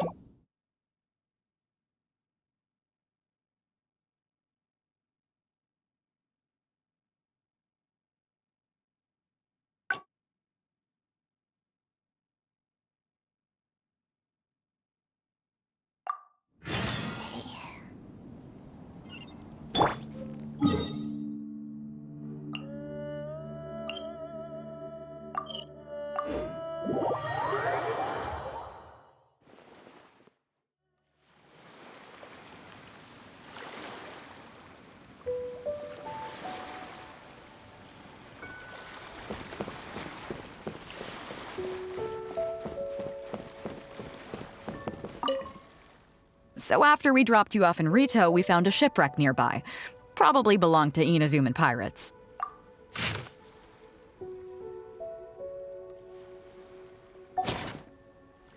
Qingxu village. I don't see the resemblance at all. How'd you come to that conclusion? Oh, okay then. I'm definitely a rookie at this. But your word's good enough for me. Time for a trip to Qingxu. You're coming with me, of course. I'll need you to help me zero in on the specific location once we're there.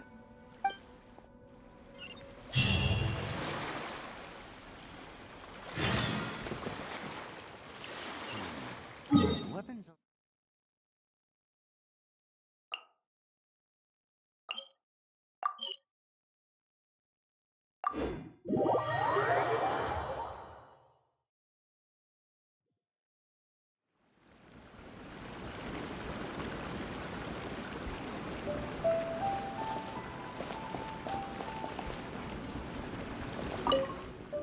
Ah, Beidou! Wow, and the Traveler! My goodness, what's the occasion? Just here to visit us old folks once again? It hasn't been all that long since we last had a visit from the Crux. But I'm glad you picked today. You're just the people I need. These two young rascals, they've been arguing with each other non-stop about some petty nonsense or other. I'm too old to get through to them. They won't listen to me. Please, talk some sense into them. Rest assured, Granny Zhuoxin, whatever the situation is, the Traveler and I will take care of it. Oh, thank goodness. It's Captain Beidou. You couldn't have come at a better time. You're the voice of reason I need in this situation. Captain, please, help me get justice.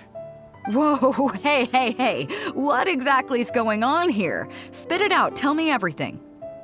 It makes me mad just talking about it. G here, I don't know if he's got a screw loose or what his problem is.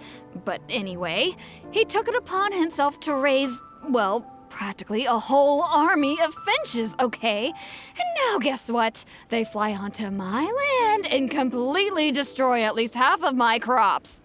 I asked him to pay compensation, but he refused. Now how is that fair? Captain, I'm innocent. They're not even my finches.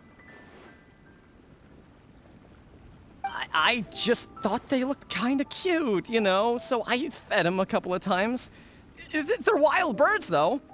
A couple times? Are you kidding me? That's rich. Really rich. There were 2 of them when you first started. 2 finches. Now you have a whole roof full of finch nests.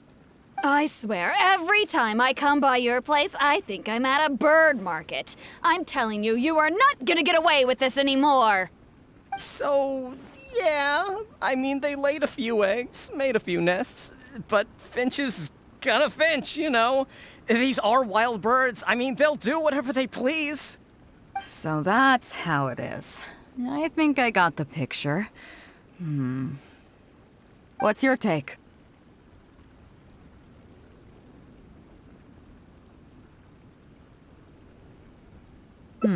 Fair point.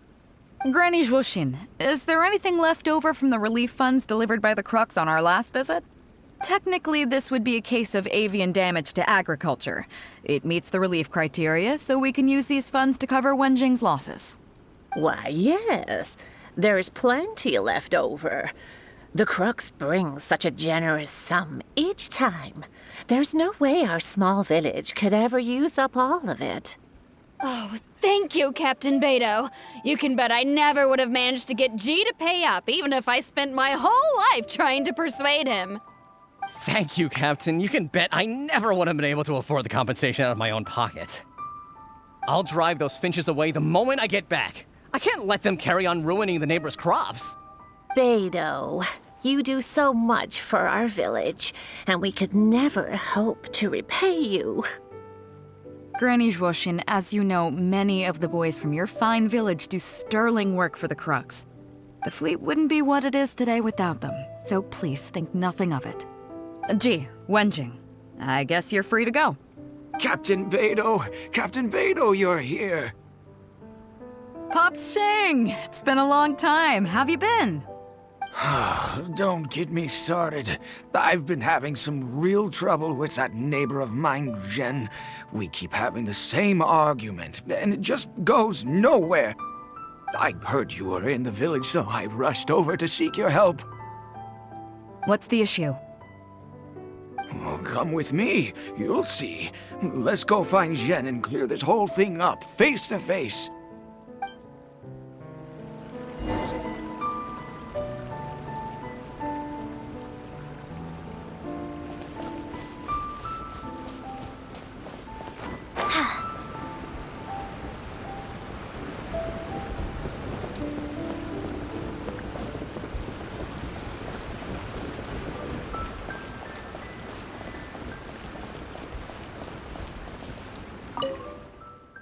Captain Beidou, you're here. I heard that you and Pops Xing had a little misunderstanding. So, what's up? Tell me about it. Zhen planted a tree on his property a few years back. I had no issue with it at the time. It's just a tree. But a few years on, it's grown taller than the roof of my house. Every morning when I get up and open the window, I just want to feel the sun on my face, but I'm greeted instead by the looming shadow of my neighbor's tree. It really affects my mood. I asked Zhen to cut it down so I could get some sunlight back on my property. But he said no. It's like he's done this on purpose just to drive me crazy. Captain Beidou, you gotta believe me. I didn't intend to block the sunlight, but there's nothing I can do about it now. It's not just any old tree, you see. That tree was planted there by my late father. Not long after he planted it, he passed away. And just before he passed, he left me with some parting words. He said our family's fortune was inauspicious and we needed something to suppress the bad luck. That's what he planted the tree for. How can I just chop it down? I'll be honest, I spent a few years studying in Liyue Harbor, so I don't actually share his superstitious beliefs. But still, that doesn't change the fact that this was my father's dying wish. Okay, I think I'm all clear on the situation. What are you thinking?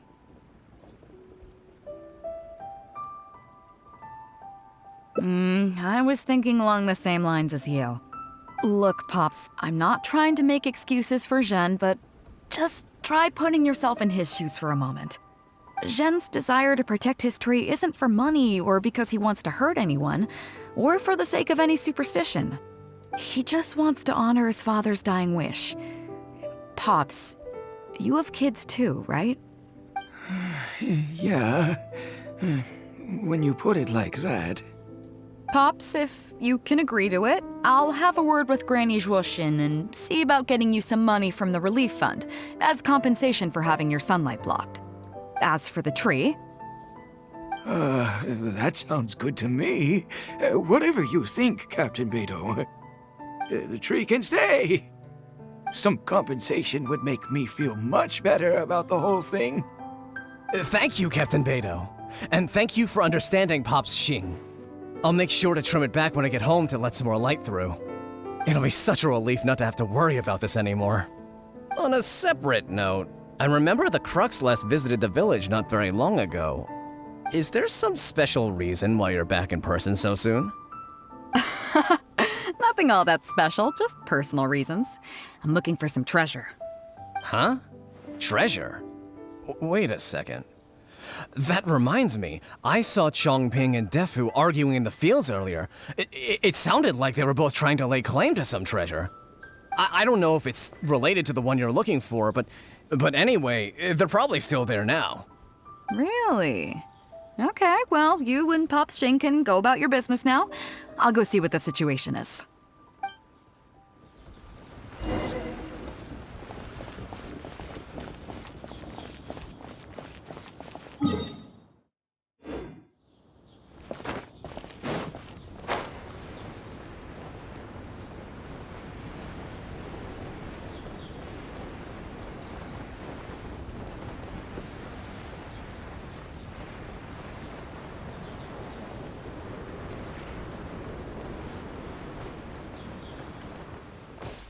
Huh? Beidou, you're just in time. Defu's being completely unreasonable. What happened? I'm not being unreasonable, Captain. I got Chongping to help me plow my land because it's the busy season. And then, what do you know? He plows up a treasure chest. Way I see it, it's my land, so the treasure belongs to me, right? I think it's a pretty clear-cut case. You say that, Defu, but what you're forgetting is that I came to help you plow your fields out of the goodness of my heart, and you haven't paid me a single mora. It was also my plowing that turned up this chest. However you cut it, surely I'm entitled to at least some of the treasure. The domestic drama just keeps coming today. What are your thoughts?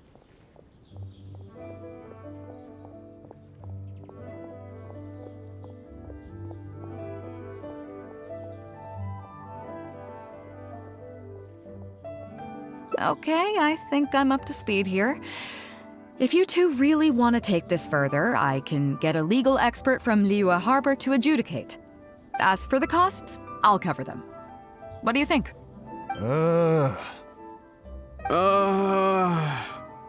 Neither of you seems thrilled about this course of action. Okay, so plan B. I'll be straight with you. The reason I came here today was to look for some treasure.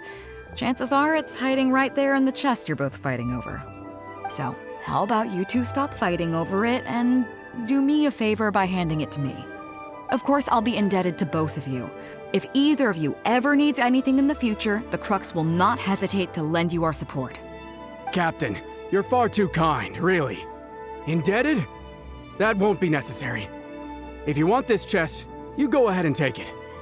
Yep, totally agree. If only I'd known you were looking for this chest. You should have said something. I would have delivered it to you personally to save you the trip. It seems like it's been quite a busy day for you, helping us settle all our little quarrels. Come on, let's go to the village. I'll rally the masses. We'll get some good food and good drink and have a good old get-together. Don't worry about the chest. I'll carry it over.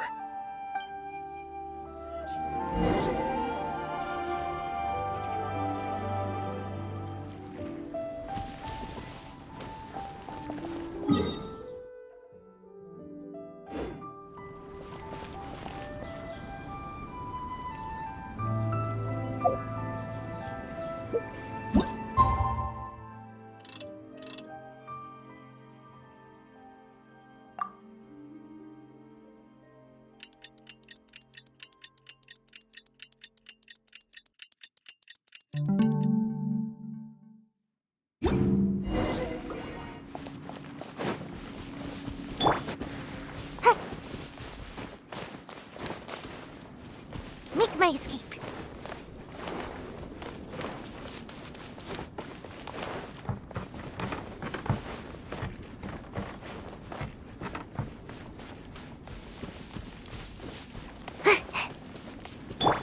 I see everything.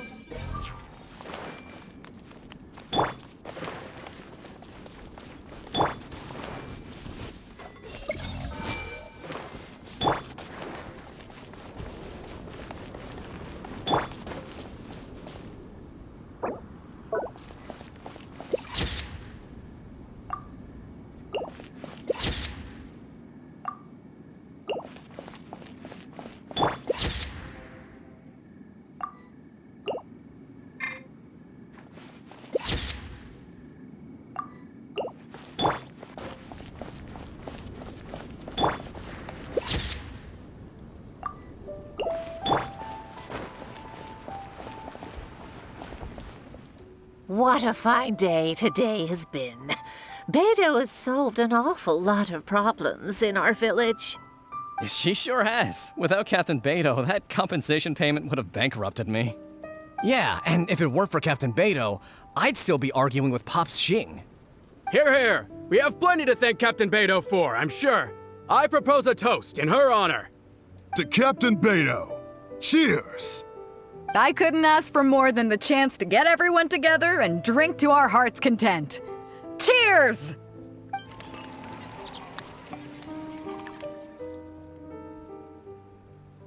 Phew, that really hit the spot. Want to get some air? The view in this place is pretty good. We can take a look through the contents of that chest while we're at it. Changping placed it by the water wheel. Are you kidding? Beidou can handle her liquor. Come on, let's go.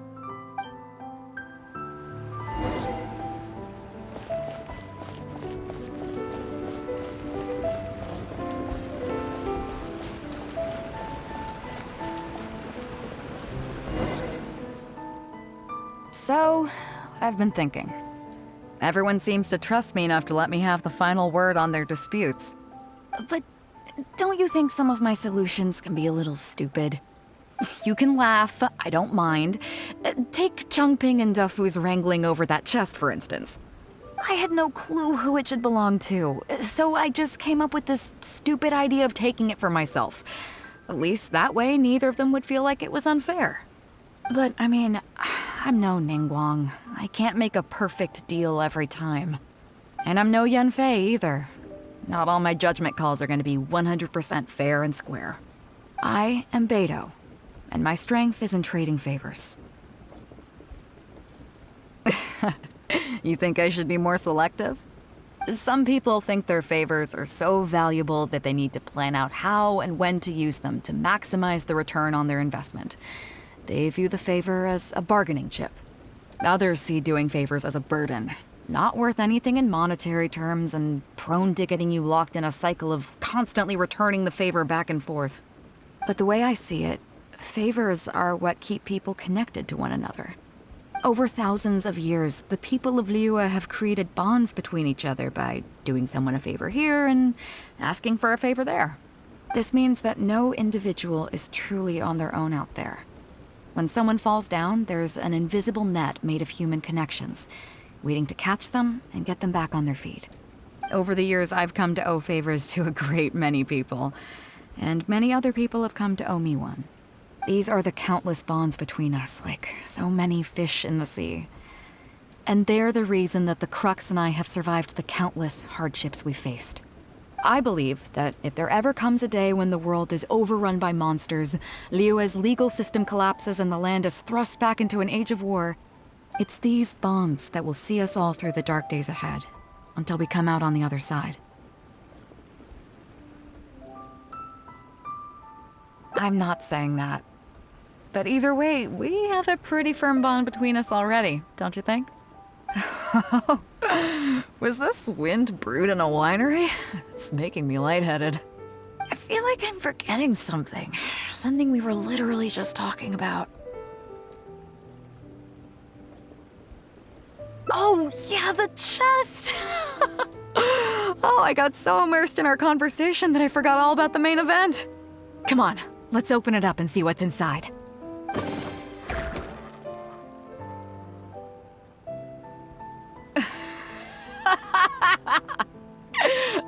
Oh, that's it? A whole lot of nothing? It's not exactly what I was looking for, but you know what? I don't care. The fun part was going on a treasure hunt with you. Come on, let's get back to the party. Tonight, we go big before we go home.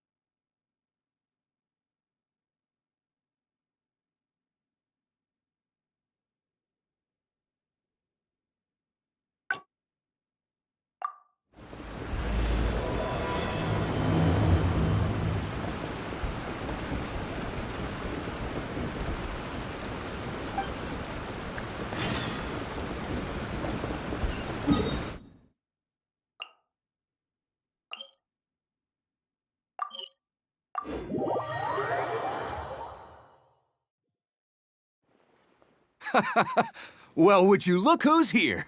Looks like it's going to be a day to remember. Guys, look who the sea washed up!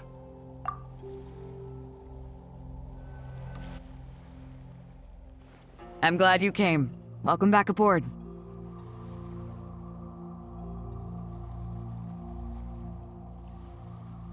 Do I?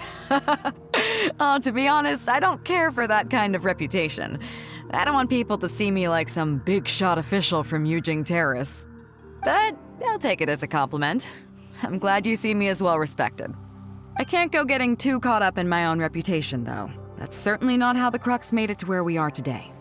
As the head of the fleet, my task is to keep us on the right course, no matter how turbulent the seas may become.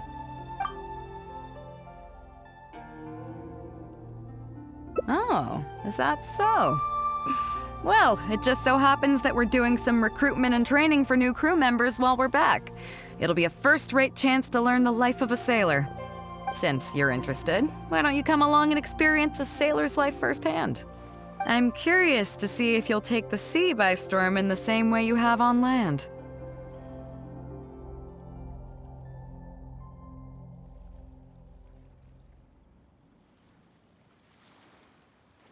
Nice. Come with me. Let's see how big of a splash you can manage. The waves are as calm as always.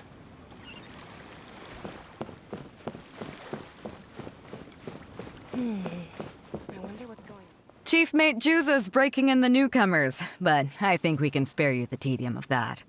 After this, the new crew members will be arranged into 2 teams for more specialized training, according to their own aptitudes and the needs of the fleet. One team will learn comprehensive survival skills, including maritime emergency rescue, marine meteorology, psychological counseling, and so on. They will serve as the support team for the fleet, ensuring safe navigation. That's why we call them the Shield of the Crux.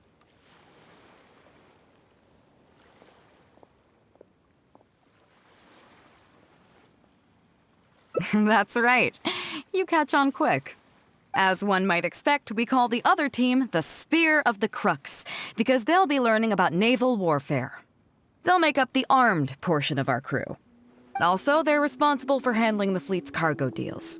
So, what do you think? Which team is for you?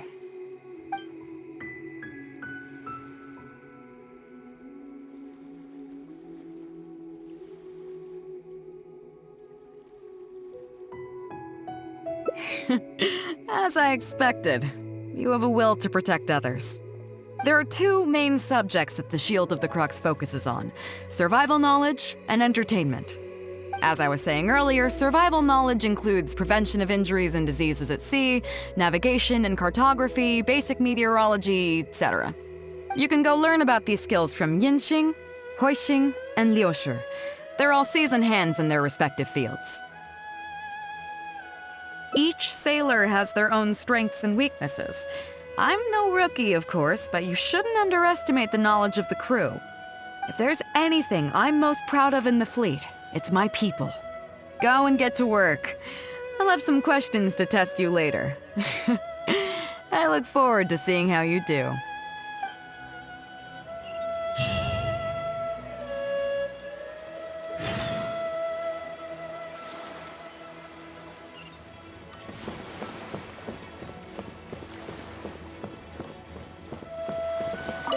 Hello, traveler. I'm Yinxing, the Crux's surgeon at sea. Whenever a sailor has a health problem, they come to me. I deal with it all, from seasickness and common colds to amputations and everything in between. Oh, I presume the captain arranged this, correct? All right then, let's begin. First of all, let me ask you this. What do you think is the biggest danger that all new crew members face?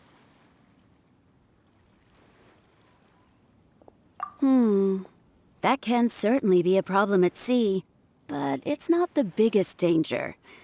The most dangerous thing for a newcomer is to underestimate the dangers of life at sea. Oh, I have seen many new crew members who see themselves as young and fighting fit and have no regard for safety. They think that since they are tough enough to look after themselves on land, they'll be fine at sea as well. Those are the ones that always end up in the sick bay. Everyone should know that being a sailor, especially on a long voyage, is a brutal job in an unforgiving environment.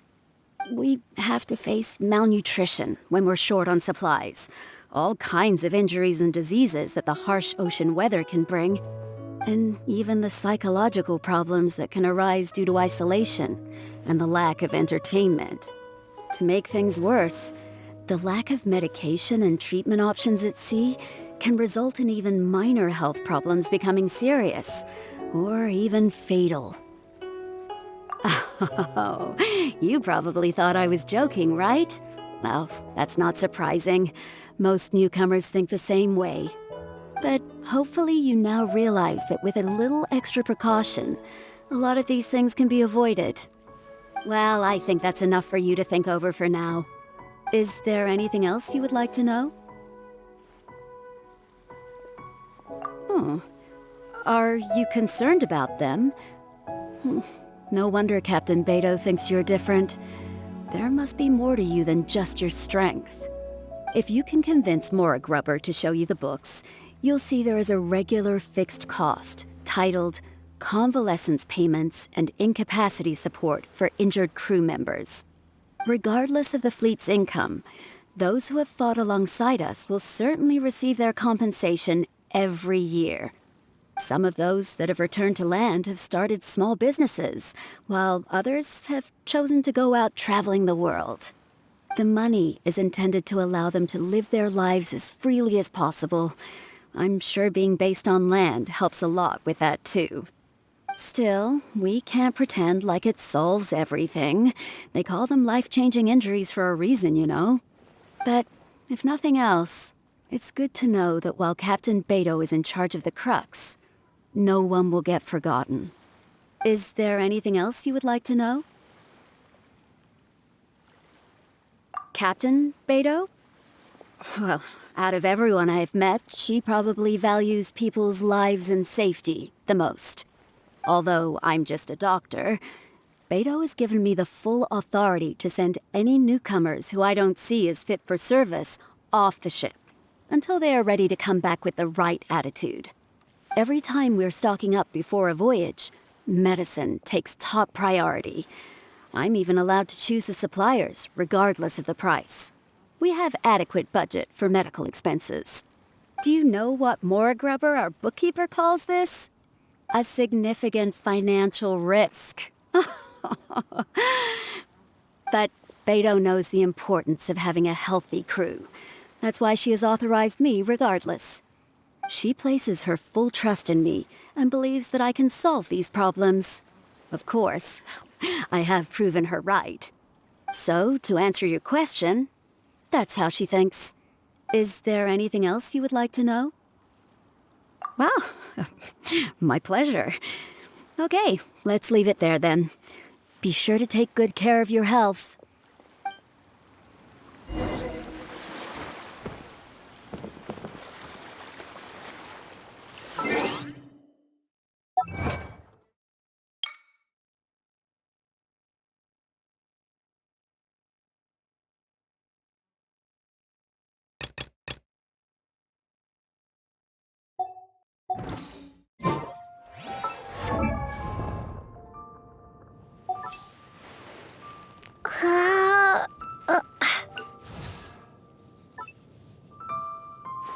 If you ever want to trade tactics, I'm always ready.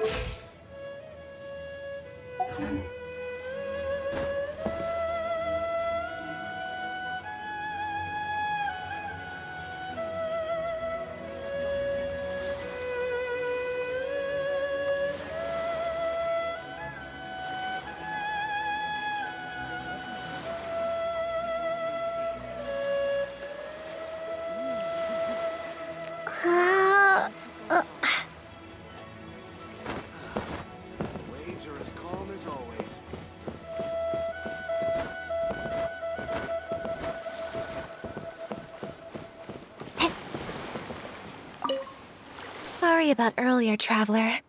We were so caught up on getting you to join the fleet that we didn't notice we were going a little overboard. Good thing the captain stepped in. Oh! Well, in that case, you have come to the right person. I'm not just blowing smoke. You're looking at the most talented navigator in Liyue Harbor. I'll start by introducing some chart reading essentials for new sailors. Feel free to interrupt if you have any questions. Let's start with what to look for when you get a set of complicated charts. First, you should always look at any indicated shorelines, islands or reefs, water depths, hydrological conditions, and other hazards. With these features in mind, you can answer the basic question of, can I chart a safe course through this area? Visually, nautical charts are a little unique.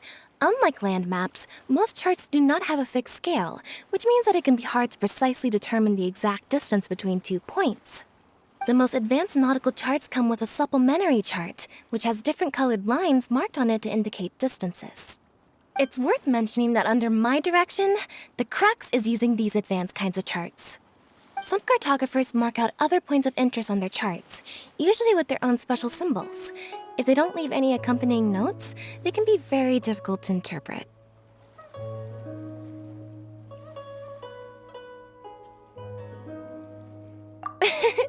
Not only those, we have tattered and torn charts that we've picked up from all over the place.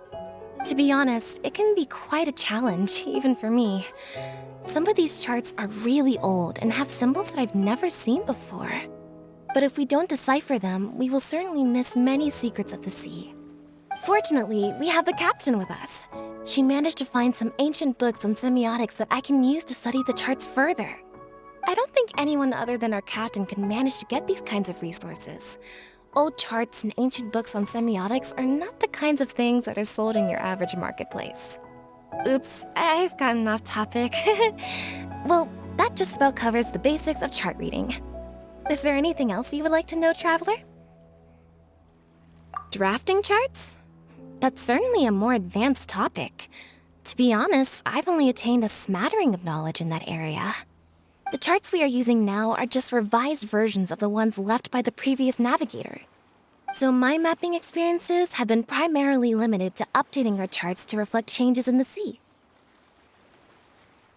I think you can ask Captain Beidou more about cartography. One time, the fleet sailed into an uncharted area by mistake. It wasn't long before we turned the fleet around and returned the way we came out for fear of potential hazards. But Captain Beidou still managed to draft a simple chart of the area we sailed through for if and when we explore the area again. Incredible, isn't it? I was amazed to see that the captain could even do cartography. Because I have the talent, and she doesn't want to let it go to waste. She treats the whole crew that way. I initially had the same question myself. After all, in many fleets, the captain also works as a navigator. I couldn't understand her reasoning at the time, so I asked her. She just laughed and told me to wise up, saying that even Rex Lapis never fights alone. She wants everyone on board to master their role, so that the crux is not floating on her alone. That way, if the day ever comes when she's no longer with the fleet, we will still be able to sail onward without her. Captain Beidou may seem aloof and even act careless sometimes, but the truth is that she's very considerate of everyone on board. Is there anything else you would like to know, Traveler?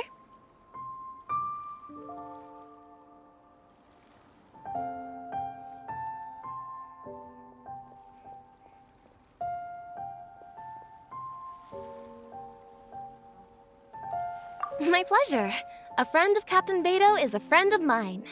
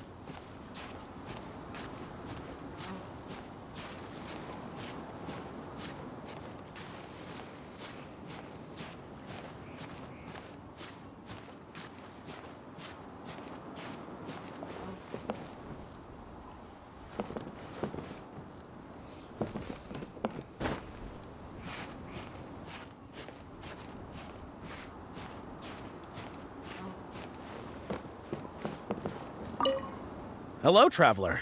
Are you here to learn about marine meteorology? In my line of work, I've got to have a pair of sharp eyes. I saw the captain showing you around the training grounds, and then you went to see Qingxu and Huixing. So I figured that she probably wants you to get to know the life of a crew member. Okay, let's get started. First, I'll introduce you to the basics of meteorology. Marine meteorology basically means keeping tabs on the weather as well as other ocean phenomena, so things like sea fog, storm surges, water spouts, and so on. These are all potential threats to safe navigation. Luckily, whatever weather might be coming up, there's always some kind of sign that gives it away in advance. Take water spouts, for example. They're caused by high-speed rotating winds on the surface of the ocean. They can engulf large ships and do immense damage. But if you know that water spouts can only form in an environment with high temperature, high humidity, and large clouds, then you can be well prepared. You will be even more alert if you also know that the presence of winds blowing in opposite directions, with a significant difference in speed, is a direct precursor to the formation of water spouts. And most importantly, if you spot a small white vortex emerging from the clouds, you should immediately notify the crew to steer clear of what's ahead. So there you go. Those are the warning signs of water spouts. I am proud to say that over the years, I haven't let a single one sneak up on my watch. Well, I'm good at reading the sea, but I'm not as good as the captain when it comes to reading people. Do you know the small fishing village next to Wangshuin? I heard that when Captain was a kid, she worked there fishing with the adults. Later, she made her way to the harbor where she struggled to make a living. Managing to survive in an environment like that as a kid is solid proof of the captain's capabilities. If it wasn't for her, I never would have dreamed of taking this job. She gave me confidence and told me I could do it. You may not have heard, but I'm best known outside the Crux fleet for a slightly infamous story involving me, third-round knockout, and a few too many.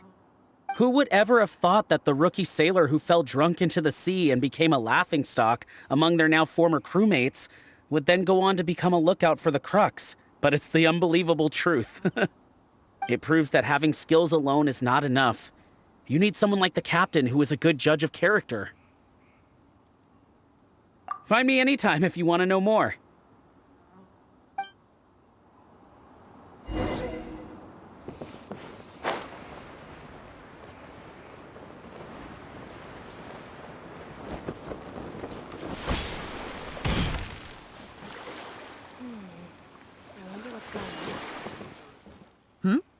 So you've already finished talking to the crew, huh? I thought it would take you a while longer. So, what did you think?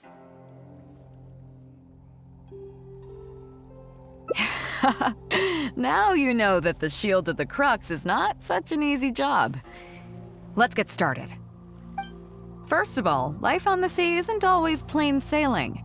Injuries and illnesses happen all the time.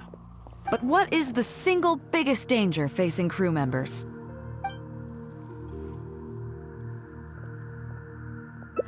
Is that your final answer? All right, on to the second question. As you've just learned, the fleet plots its route using nautical charts. The charts used by the Crux have additional charts attached. The supplementary chart has lots of lines in various colors for added reference. What is the purpose of these lines?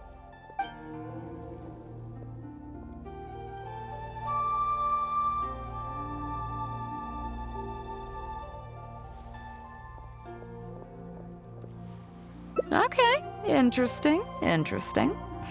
Now, last question. On longer voyages, we have to be especially careful to avoid certain weather hazards that pose a threat to the integrity of the ship and the lives of the crew. For example, water spouts. So my question is, how can we reliably predict water spouts so we can avoid them?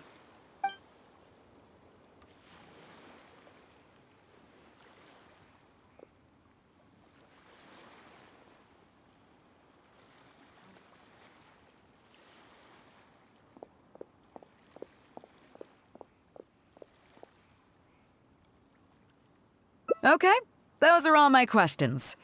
Do you want to know how you did? Congratulations, wait a second, you didn't pass. Were my questions too difficult? They didn't seem to be all that hard. Did you get them wrong on purpose, or...? Ah, just kidding. I know you wouldn't do that. I guess you're just not really suited for life on the sea. In that case, how about we take a trip back to Liyue Harbor? Looks like you and the sea are not made for each other. Dry land is where you really come into your own. I've actually been hoping for the chance to give you an insider look at how some of the Crux's important business is conducted.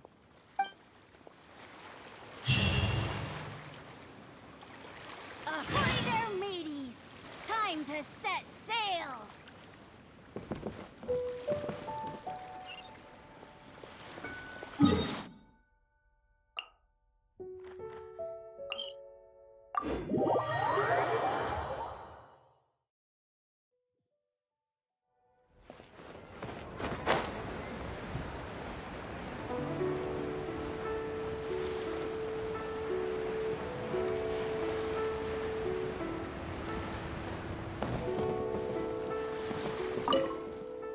You may be aware that as an armed fleet, the Crux is kinda like the maritime equivalent of a guard for hire. We work as an armed carrier, earning our keep by successfully delivering the goods entrusted to us from A to B. Aside from that, though, there is also one other important way we make income.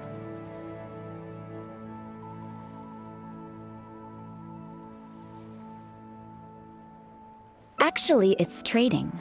In certain kinds of goods. Hey, my hotshot accountant. Nice of you to join us. Cut it out, boss. Juza sent me here with a message. He says preparations are now underway. If you give me the all clear, I'll head straight over. Okay. Be careful. Well, she has something to take care of.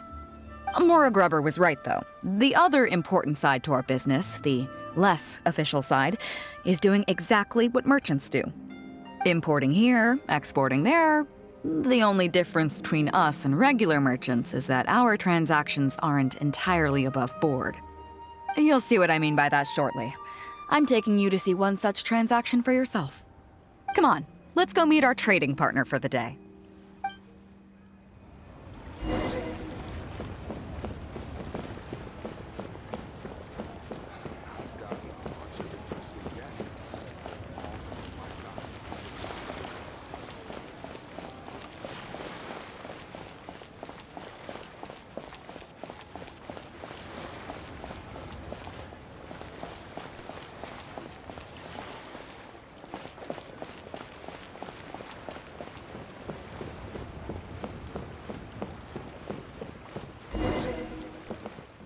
Fresh seafood! Fresh seafood! Catch it while you can!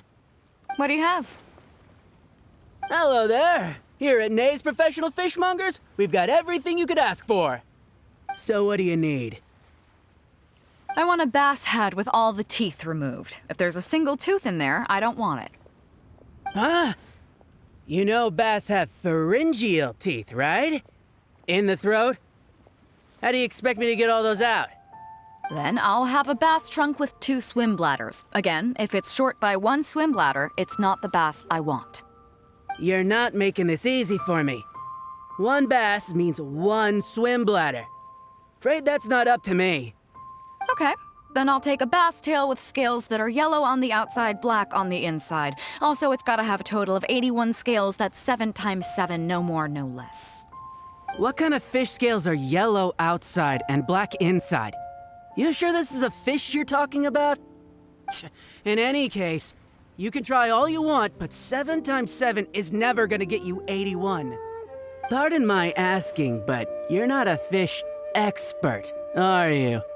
I'm sorry, ma'am, but I'm afraid I don't have any of the things you're looking for. Look, I'm a professional. So are most of the people I serve. I can accommodate anything they ask for. Seems you two are amateurs. So I'm sorry, but you'll have to go someplace else. Anywhere you'd recommend? Like I said, Nei's Professional Fishmongers is for professionals.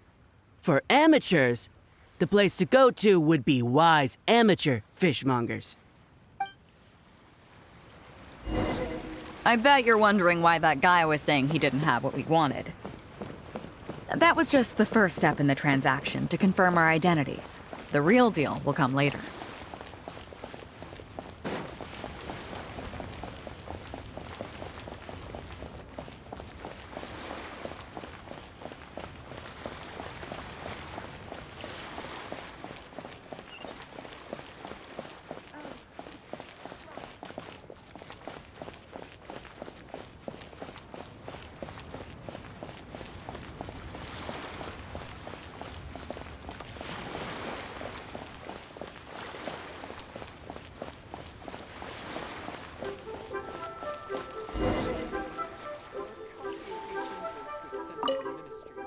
Fresh seafood! Fresh seafood! Come take a look. Is this Wise Amateur Fishmongers? That's the one. We have all kinds of amateur stuff here. The more amateur, the more of it we got. What would you like?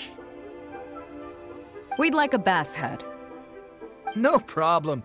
Ours are all toothless, mind you. And a bass trunk.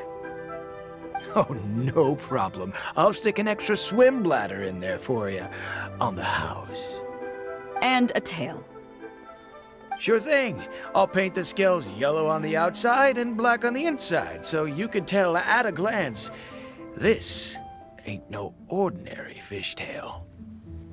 If it's 7 times 7 you want, I can do you 81, 138, or even 648. It's up to you. Great. I like your style. We have a deal. I appreciate your patronage. Please, take your order to our warehouse manager over there. A real amateur if I've ever met one. Proud to have you as a customer. No, we don't have the fish here. All fish sold at Wise Amateur Fishmongers are still swimming in the sea. Once we get the order in from the customer, we go fish it out for them. The warehouse handles that side of things.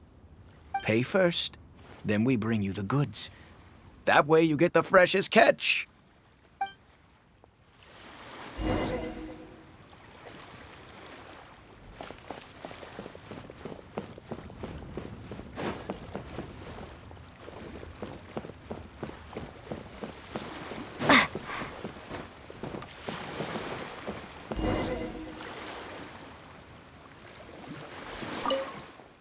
Are you two here to collect your order, huh, Beidou? Yes, sir. We're here about that bass. I didn't expect you to come in person, but we still need to follow procedure. The bass you want is not a standard specimen. Our fishermen need to wait for the right moment to catch it. You know the rules, I take it? Of course. Oh, well, as you know, timing and location are everything when it comes to fishing. You have to wait till all the conditions are just right. That means the tide, the moon, and the wind. So, let me ask you this. When will the tide come in? The fishing song will sound out at midnight. How drunk will the moon be before the party's over? It won't stop while the Star of Death shines. I see, yes. Which way will the sea breeze be blowing? The breeze should be bound for Guyan. All right, then. Well received. I'll go and make arrangements. Great. I think that wraps up everything we needed to do in Liyue Harbor. Let's head back and wait for the delivery. I thought we were pretty clear, weren't we? The 3 people we just met are our business partners. Nei's professional fishmongers and Wise amateur fishmongers are just cover names. The bass, obviously, is the code name for the goods. The numbers of teeth, swim bladders, and scales all represent different specifications. Meanwhile, the conversation I had with the warehouse keeper was the instructions for the deal itself. Let me translate it for you. Tonight at midnight, the deal will take place in Guyan Stone Forest. The Alcor will wait there as long as needed. As for what the actual goods are, well, you'll see tonight. What if I were to say yes? What would you do then? Thank you. But don't worry, everything will be fine. I deeply value you as a friend, but ultimately, you're not with the Crux. I definitely don't want to cause you any trouble just because you hung out with me. So rest assured, we haven't broken any laws. At least not today.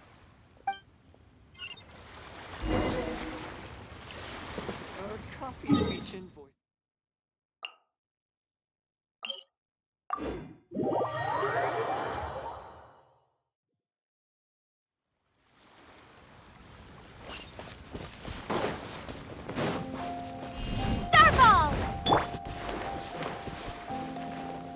Yeah. Huh?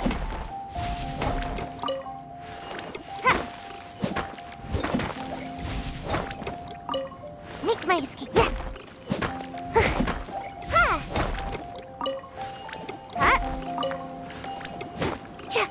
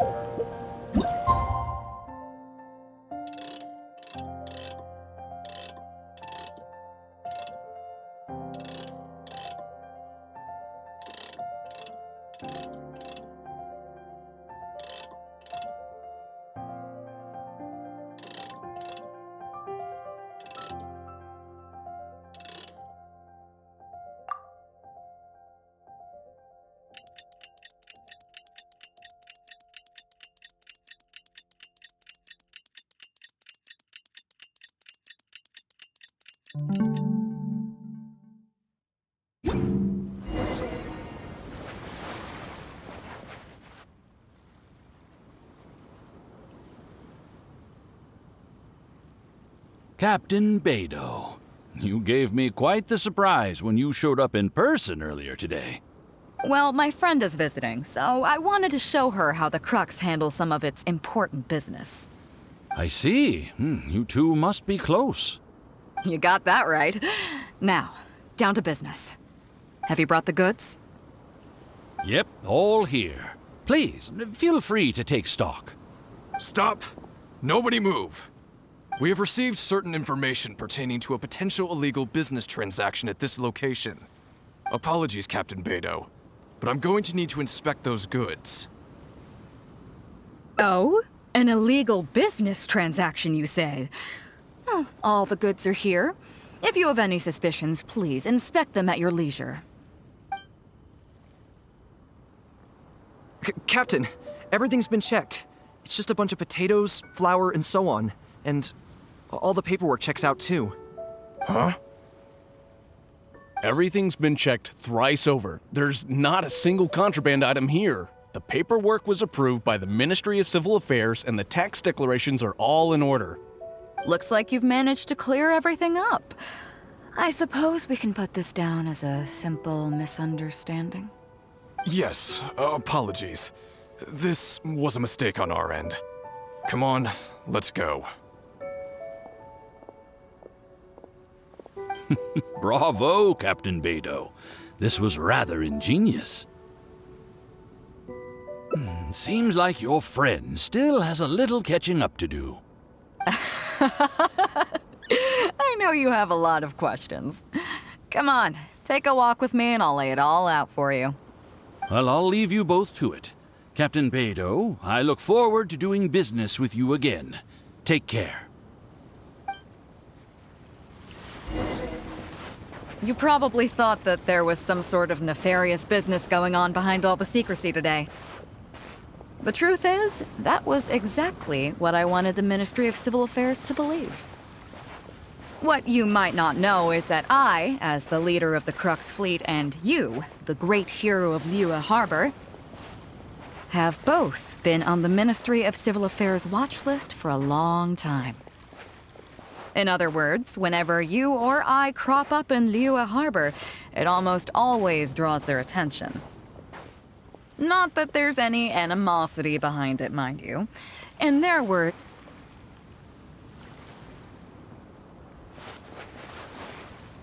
oh, I have no qualms about that. They're just doing their job, keeping the land safe. But how does that saying go again? Ah, yes. Sometimes the closer you are to something, the less you can see. Did you figure it out yet? That's right, Mora Grubber, the accountant. With you, me, and a few sacks of potatoes and flour serving as a front, the deal she's overseeing on her end should go off without a hitch. After all, the Ministry of Civil Affairs sent the Millilith to us.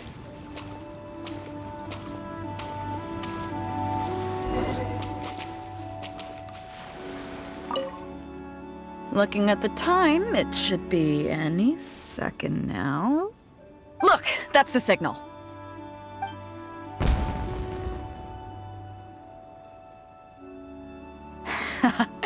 Tonight's real deal is officially done. Do you have any more questions? You're right. Never underestimate her. But as long as we don't take things too far, she won't look into it too closely. She knows that neither you nor I would do anything to harm Liyue. In any case, there's another higher-level watch list at the Ministry of Civil Affairs above the one we're on. It's top secret. Even I don't know whose names are on it. But I do know that the individuals and organizations on that list are the ones the Qixing are really wary of. I've gotten off topic. On some level, NIngguang and I are actually business partners too. Reason being, I'm the only one who can get her some of the more obscure treasures she wants.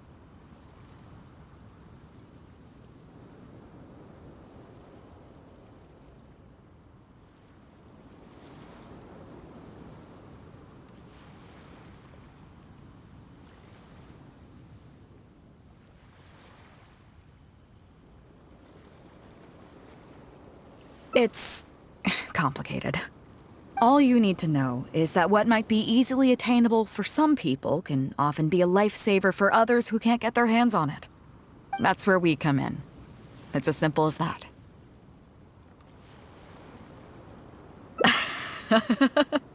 You still have some important things to take care of, don't you? As long as you don't know what I was referring to, you'll be safe. So, I'm sorry, but I can't tell you for now. Of course, if the day comes when you've traveled to every corner of the world, found your sibling, and neatly tied up all your loose ends along the way, you're welcome to come back here and I'll tell you all about it. You'll always be welcome in the Crux fleet. I hope I get to see you on board again someday.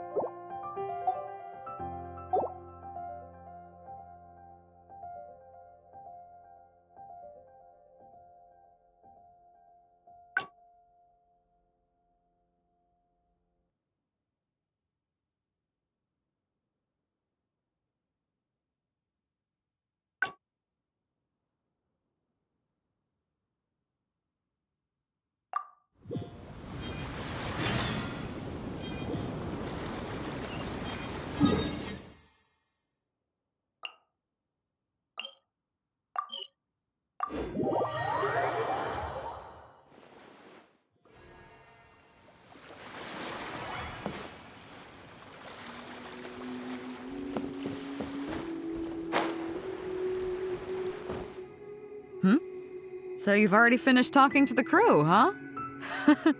I thought it would take you a while longer. So, what did you think? Well, you sound confident, but don't underestimate the shield of the crux. Gotta admit, though, I like your attitude, kid. Okay, let's get started. First of all, life on the sea isn't always plain sailing. Injuries and illnesses happen all the time. But what is the single biggest danger facing crew members? Is that your final answer? All right, on to the second question. As you've just learned, the fleet plots its route using nautical charts. The charts used by the Crux have additional charts attached. The supplementary chart has lots of lines in various colors for added reference. What is the purpose of these lines?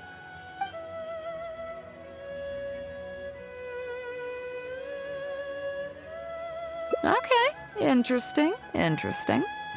Now, last question.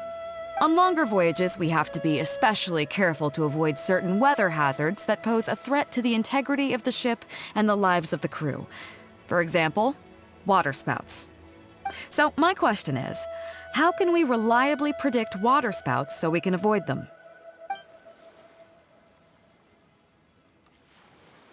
Okay, those are all my questions.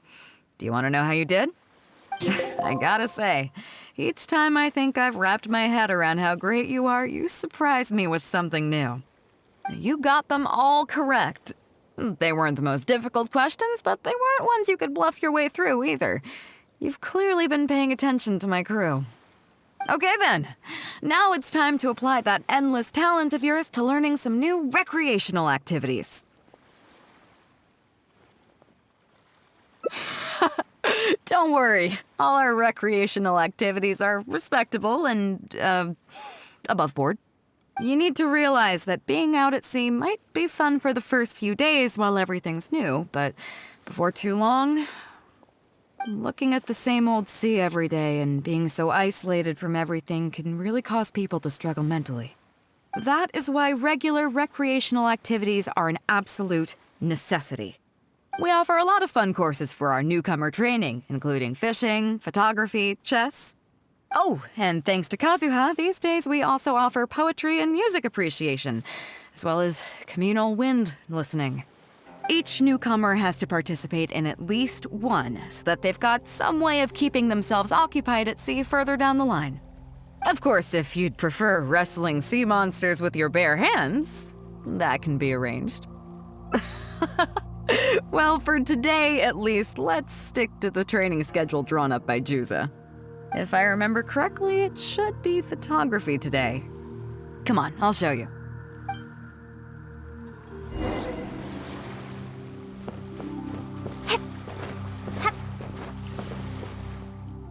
Listen up, everyone can go back and call it a day. The photography session has been postponed. What's going on here, Juza? Oh, Captain, there you are. Well, Captain, the photography teacher just sent word saying that she's fallen ill and doesn't want to risk coming in case she keels over in class. I see. That's quite unfortunate. Oh?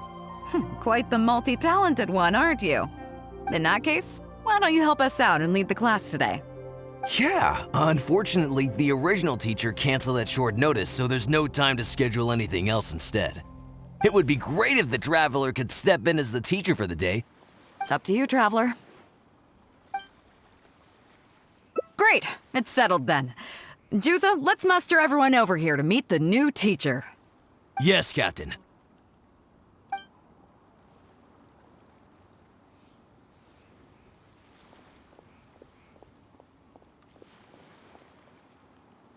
Okay, that's 1, 2, 3. That should be everyone. Take it away, Traveler. Oh yeah? What's that? Fair enough. It seems like you already have someone in mind. So, who will it be? Me? Well, we could do that, or... Guyunstone Forest looks extraordinary today. It'd be a pity to not capture the scenery for posterity. So how about we snap Guyunstone Forest for today's class? Then there'd be no need for a model. come on, Captain. We talked about this. The photography class is supposed to be portrait photography. Have you forgotten? Scenery looks nice at first, but it gets boring after a while. I bet it'd keep the crew more entertained if we got them learning portrait photography so they could record moments in each other's daily lives. Those were your exact words, Captain. Were they now? Strange. I don't seem to remember anything about that. Well, then in that case, how about Huixing? I bet she's perfect for the camera. Or Fuzhong. Or Mora Grubber. Even little Yue. Seriously, Captain? Little Yue? You're just trying to wriggle your way out of this. This isn't like you. You are the captain, after all. Of all of us, you're the best suited to being a model. I agree. You were the one who invited the Traveler to be the teacher, so you should cooperate, Captain. Besides, Captain, you've never had your photo taken. It's high time you got one. You know, a heroic and striking kind of picture. We can even use it to promote the fleet during recruitment. Real funny, guys.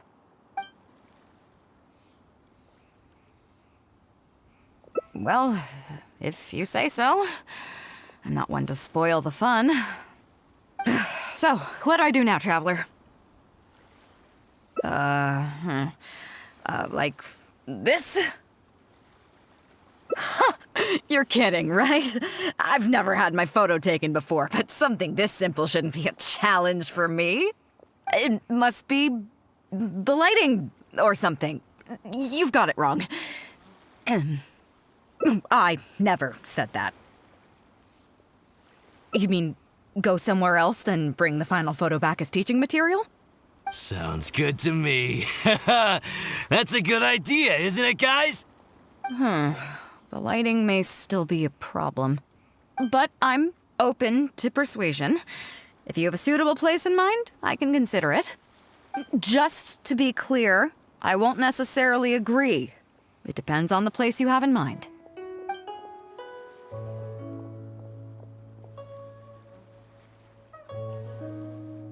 The fishing village near Wangshu Inn? That place is deserted now, isn't it? How do you even know that place anyway? It's tiny. I don't think I've ever seen it on a single map. Treasure? There? I guess I missed out on that one. It just so happens that that little village is where I grew up.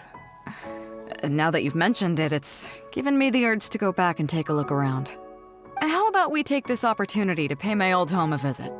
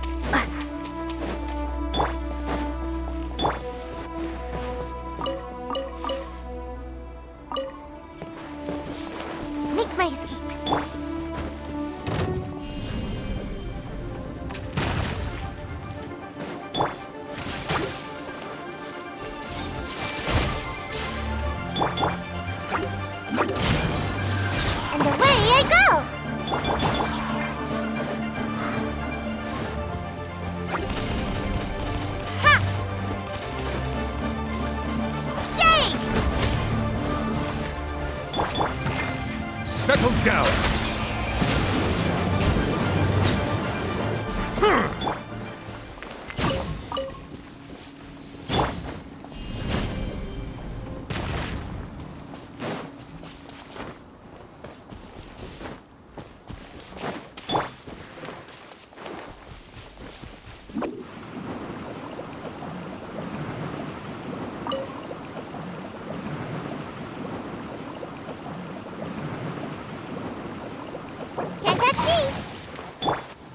Everyone hold hands!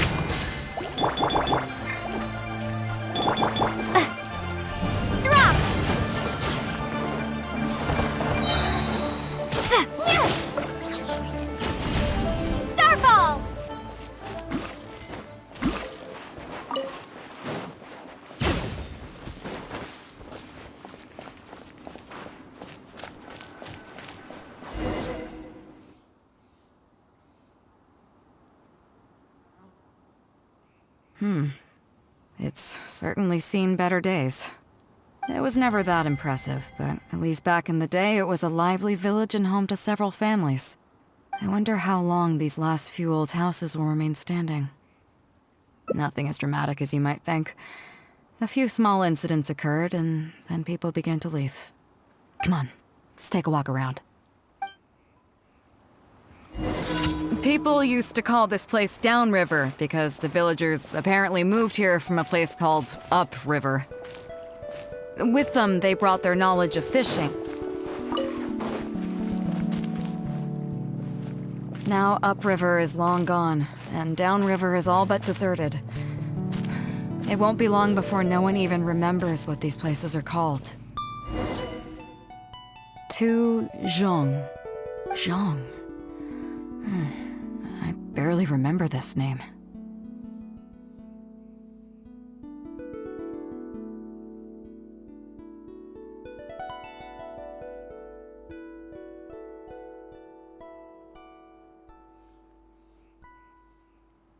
You're right.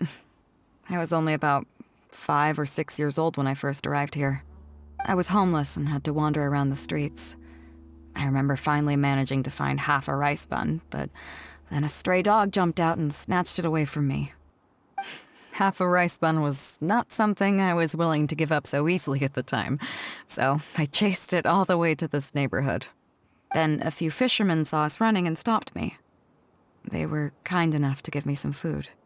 Seeing me stop, the dog also stopped running. But straight away it keeled over and never got up again. Maybe it was too tired, or maybe it had starved to death. I went over and saw that the dog still had the half rice bun in its mouth. It didn't let go even at the very end. Poor thing. Had I known the dog was so weak, I would have let it take that half rice bun. I could tell they were wary of me at first. I was the dirty little kid who had just chased a dog to death over some scraps of food. But I got lucky. The village chief took pity on me and brought me to their home. That's how I ended up staying here. Do you know what the name Beidou means? Come on, I'll explain along the way. About a year or two after I arrived, the village chief fell ill during the winter and passed away. During that same period, the harvest was getting worse and the fishermen's catch was getting smaller day by day. Without the village chief to handle the situation, people began blaming each other. There were even rumors that some families had been overfishing and leaving nothing for the rest of the village to catch. But in the end, they all turned on me, saying that they shouldn't have ever taken me in. They said I was bad luck. They pointed to how that dog died on the first day I arrived. Next thing you know, the village chief dies, and then all the fish die out. They said I was a living curse, and the downfall of the village was all my fault. I told them that I didn't understand.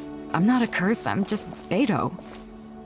Then some of the villagers started shouting, and drove me out of the village. They shouted, "Nando controls life.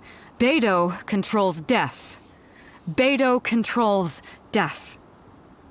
Before then, all I knew about my name was that it had something to do with the stars. It wasn't until then that I realized that Beidou was a constellation. And the Alcor, one of its stars, was an omen of death. Here we are. This is the old house of the village chief. I bet he never expected that the little girl he took in would grow up to be seen as a curse that brought about the village's total destruction.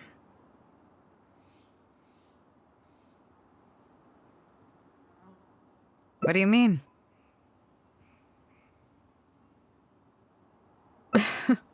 Is that all?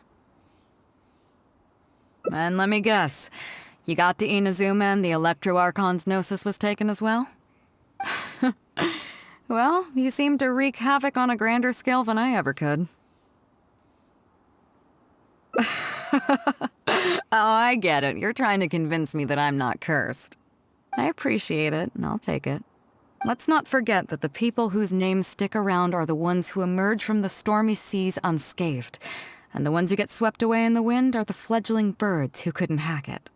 I, for one, have never encountered a storm I couldn't weather. But your journey's far from over, isn't it? Just remember, there's no telling what else you might encounter in this vast world. So if you ever find some idiot trying to brand you as a scapegoat just because you're the one who lived to tell the tale, tell them Captain Beidou demands to have the honor along with you. Remember, you'll always have the captain of the Crux to back you up wherever you go. Two cursed scapegoats banding together for survival. Sounds like a recipe for disaster, but at the same time, I kinda dig it. I'm lucky to have a friend like you. Okay, it's time to get back to our photography. Right, teacher?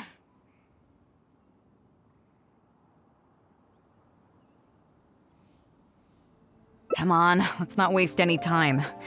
Get it done while you can before I change my mind. So, do I need to strike a pose?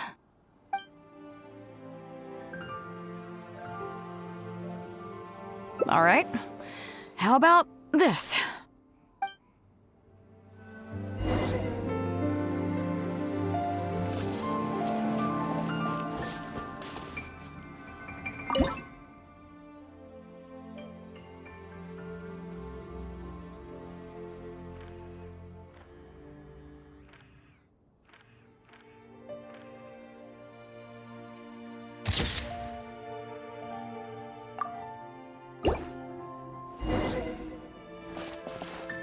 So, is it done yet? Please don't tell me that it looks weird. Show me. Yeah, sure, whatever. Now give it here.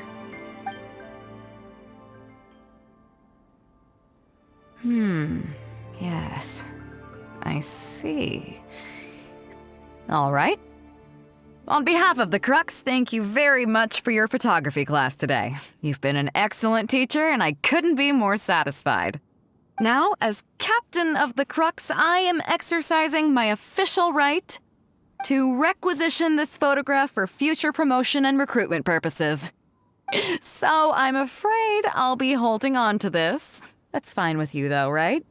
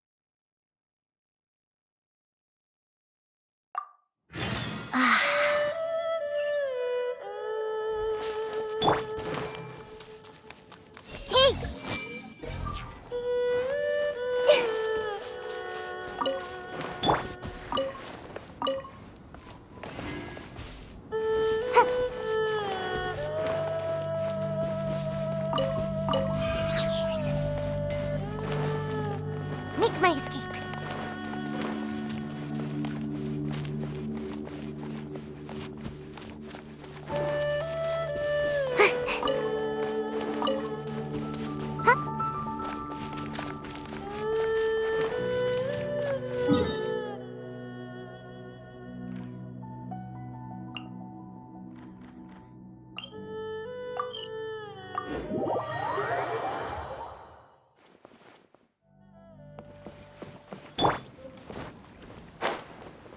Chief Mate Juza's breaking in the newcomers, but I think we can spare you the tedium of that.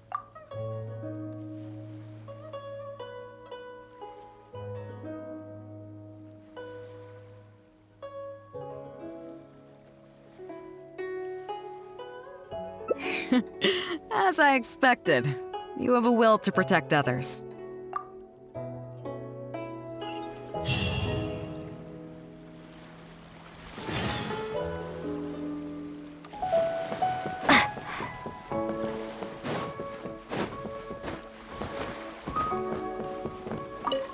Hello, traveler.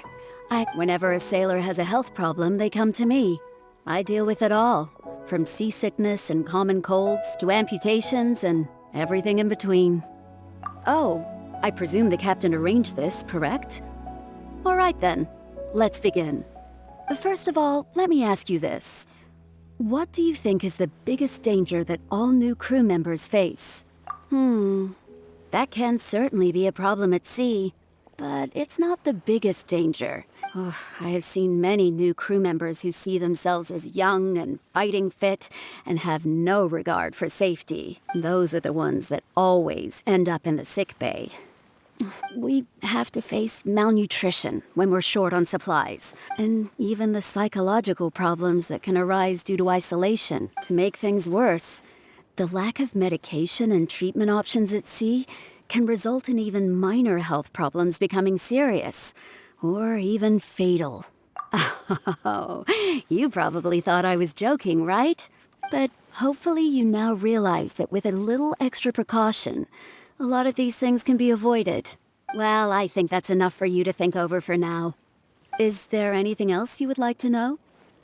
Well, my pleasure. Okay, let's leave it there then. Be sure to take good care of your health. Waves are as calm as always.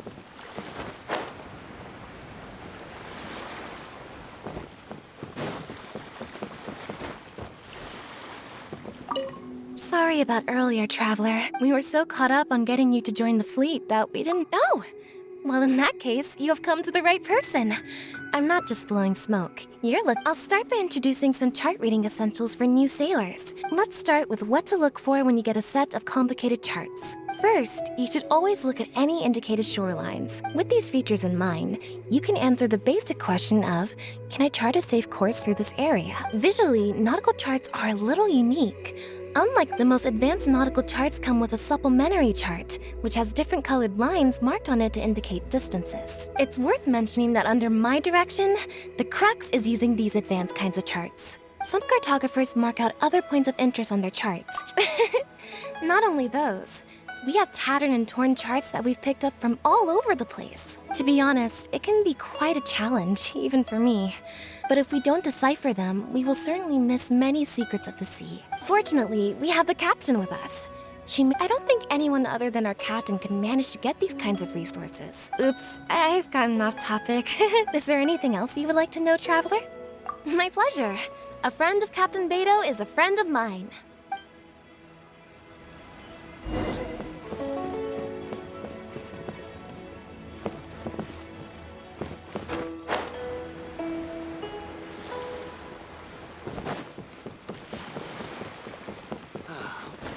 Waves are as calm as always.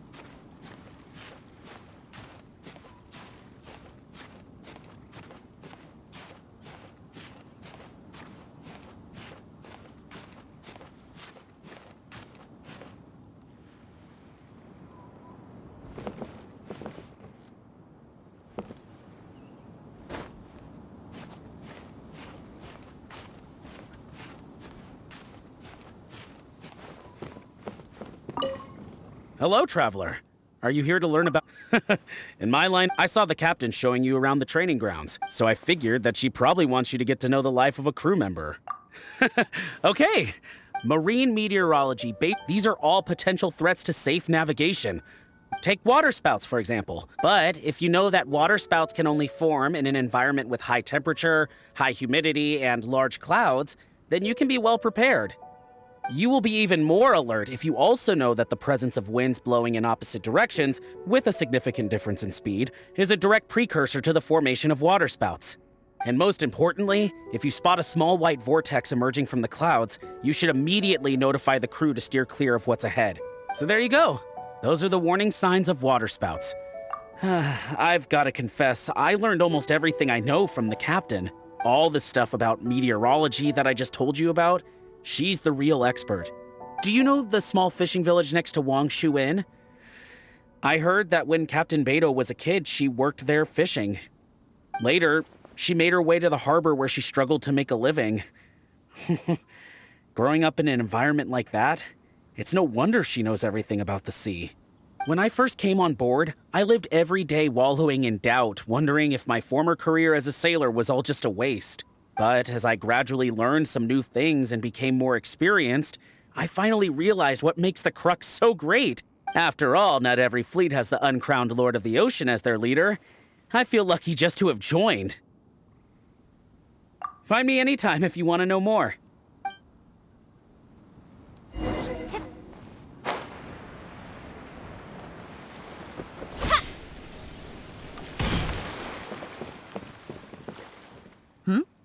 So you've already finished talking to the crew, huh?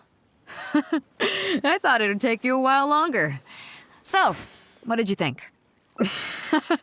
There's that modesty of yours again. I didn't think I'd ever hear the word difficult come out of your mouth. Come on, let's get on with it. First of all, life on the sea isn't always plain sailing. Injuries and illnesses happen all the time. But what is the single biggest danger facing crew members? Is that your final answer? All right, on to the second question. As you've just learned, the fleet plots its route using nautical charts. The charts used by the Crux have additional charts attached. The supplementary chart has lots of lines in various colors for added reference. What is the purpose of these lines? Okay, interesting. Now, last question. On longer voyages, we have to be especially careful to avoid certain weather hazards that pose a threat to the integrity of the ship and the lives of the crew. For example, waterspouts. So my question is, how can we reliably predict waterspouts so we can avoid them? Okay, those are all my questions. Do you want to know how you did? I gotta say, each time I think I've wrapped my head around how great you are, you surprise me with something new. You got them all correct. They weren't the most difficult questions, but they weren't ones you could bluff your way through either. You've clearly been paying attention to my crew. Okay then, now it's time to apply that endless talent of yours to learning some new recreational activities. You need to realize that being out at sea might be fun for the first few days while everything's new, but before too long...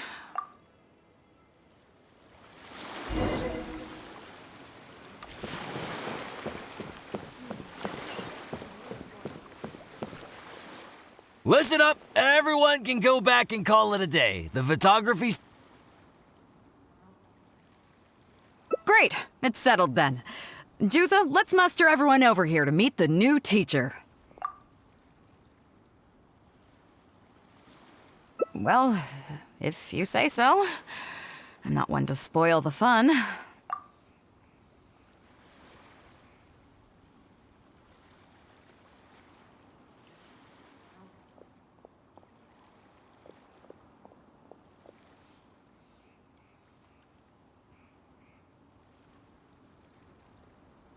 The fishing village near Wangshu Inn? That place is deserted now, isn't it?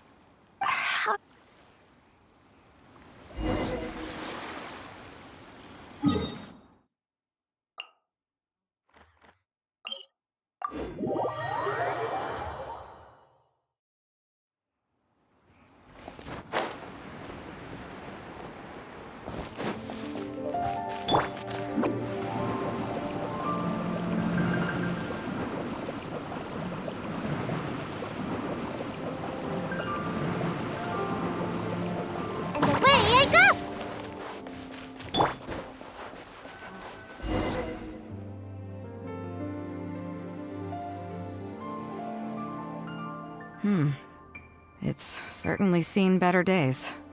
It was never that impressive, but at least back in the day, it was a lively village and home to several families. I wonder how long these last few old houses will remain standing. Nothing as dramatic as you might think. A few small incidents occurred, and then people began to leave. People used to call this place Downriver because the villagers apparently moved here from a place called Upriver. With them, they brought their knowledge of fishing, which had been passed down from generation to generation. I learned a lot from them when I was here. Now Upriver is long gone, and Downriver is all but deserted. It won't be long before no one even remembers what these places are called. Tu Zhong. Zhong. I barely remember this name.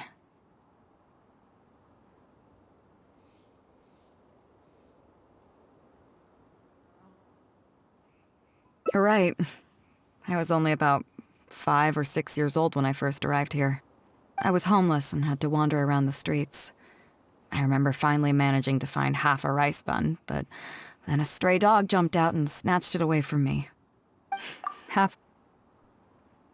About a year or two after I arrived, the village chief fell ill during the winter and passed away. During that same period, the harvest was getting worse, and the fishermen's catch was getting smaller day by day. Without the village chief to handle the situation, people began blaming each other. There were even rumors that some families had been overfishing and leaving nothing for the rest of the village to catch. But in the end, they all turned on me, saying that they shouldn't have ever taken me in. They said I was bad luck. They pointed to how that dog died on the first day I arrived. Next thing you know, the village chief dies, and then all the fish die out. They said I was a living curse, and the downfall of the village was all my fault. I told them that I didn't understand. I'm not a curse, I'm just Beidou. Then some of the villagers started shouting, and drove me out of the village. They shouted, "Nando controls life. Beidou controls death. Beidou controls death." Before then, all I knew about my name was that it had something to do with the stars. It wasn't until then that I realized that Beidou was a constellation. And the Alcor, one of its stars, was an omen of death. Here we are. This is the old house of the village chief. I bet he never expected that the little girl he took in would grow up to be seen as a curse that brought about the village's total destruction.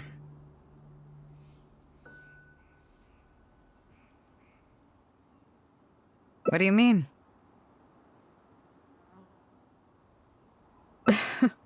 Is that all?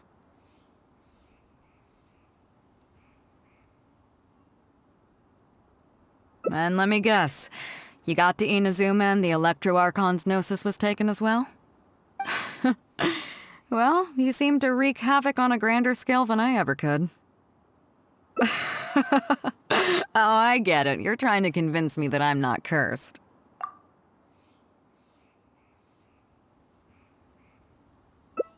What?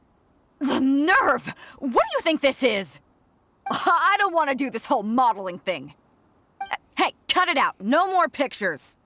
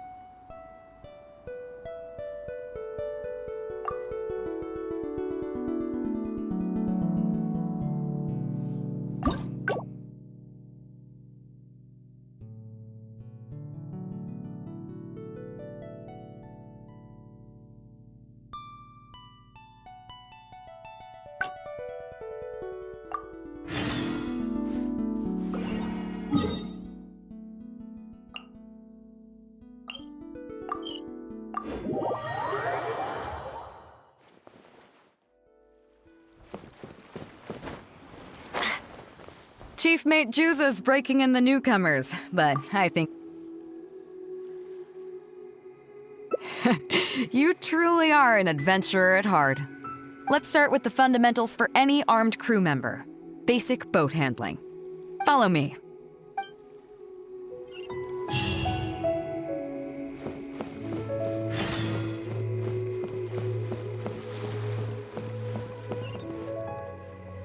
These are some older skirmish boats that we keep on the Alcor as backup. Although they've been made redundant by newer models now, they're still fully kitted out. They're perfect for when we need to do simulated battles as part of crew training. Disappointed? So this isn't quite on the scale that you had in mind, huh? To be honest, the Alcor going into battle is the last thing I'd ever want to see. In fact, out of all the confrontations we've ever had, almost all were resolved by negotiation. Only when negotiations fail do we consider deploying our armed fighters and skirmish boats, and they alone are enough to handle most situations. The only reason the Alcor would ever need to open fire would be if it were a fight to the death. The Alcor serves only two purposes: to deter or to destroy. We are an armed fleet with a strong sense of justice, not war-hungry lunatics. We're very careful about determining when to use force and exactly what level of force to use. All of this to say that mastering a small attack craft is quite enough for new crew members. Do you have any experience piloting small armed vessels?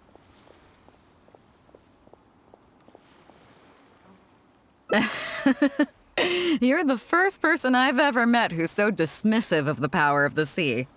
But I guess to put it another way, you're already a seasoned veteran, huh? In that case, I'll skip the basics on how to operate your craft. The goal of this exercise is simple. Steer your skirmish boat along the prescribed route and return here within the time limit. You can start when you're ready. I'll be waiting here so I can observe your skills.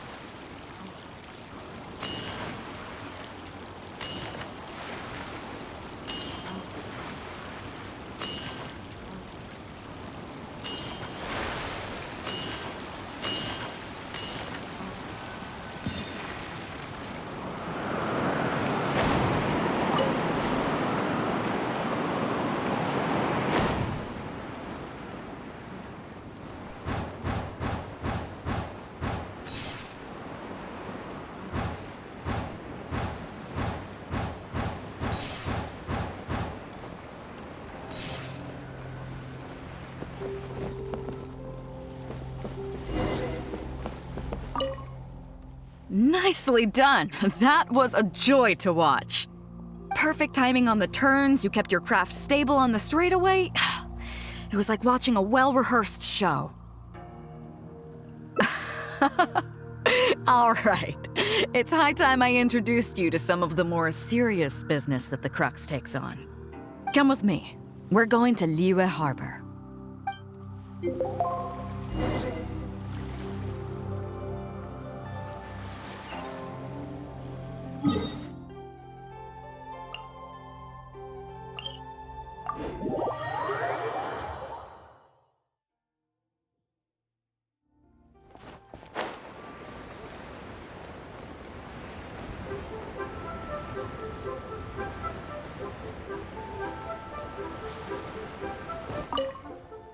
You may be aware that as an armed fleet, the Crux is kinda like the maritime equivalent of a guard for hire. We work as an armed carrier, earning our...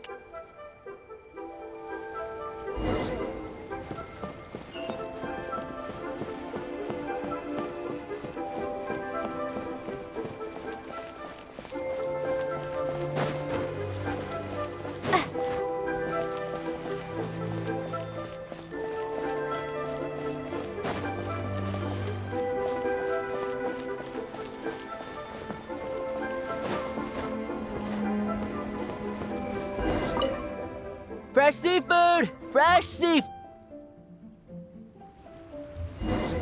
I bet you're wondering why that guy was saying he didn't have what we wanted.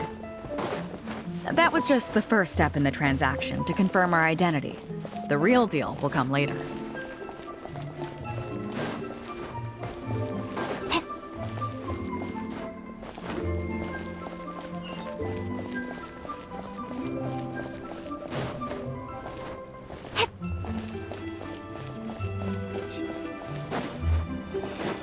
Why'd they have to give me that transfer?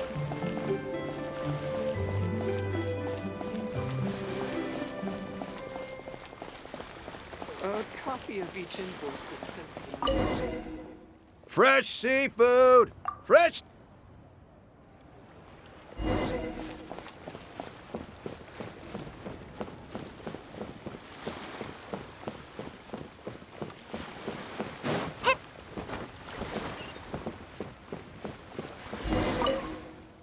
Are you two here to collect your order, huh, Beidou?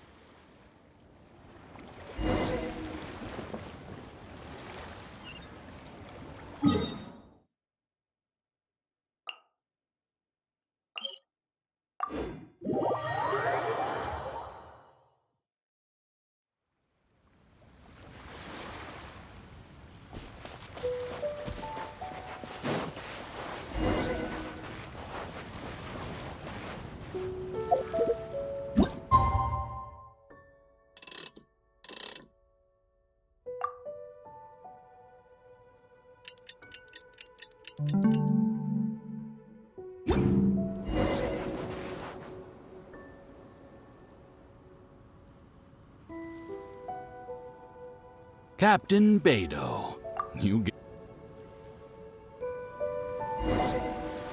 You probably thought that there was some sort of nefarious business going on behind all the secrecy today. The truth is, that was exactly what I wanted the Ministry of Civil Affairs to believe. What you might not know is that I, as the leader of the Crux fleet, and you, the great hero of Liyue Harbor, have both been on the Ministry of Civil Affairs watch list for a long time.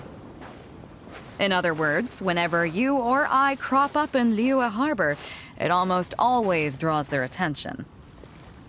Not that there's any animosity behind it, mind you. In their words, it's a security precaution to prevent people like us from causing unnecessary trouble. Oh, I have no qualms about that. They're just doing their job, keeping the land safe. But how does that saying go again? Ah, yes. Sometimes the closer you are to something, the less you can see. Did you figure it out yet? That's right. Mora Grubber, the accountant. With you, me, and a few sacks of potatoes and flour serving as a front, the deal she's overseeing on her end should go off without a hitch. After all, the Ministry of Civil Affairs sent the Millilith to us.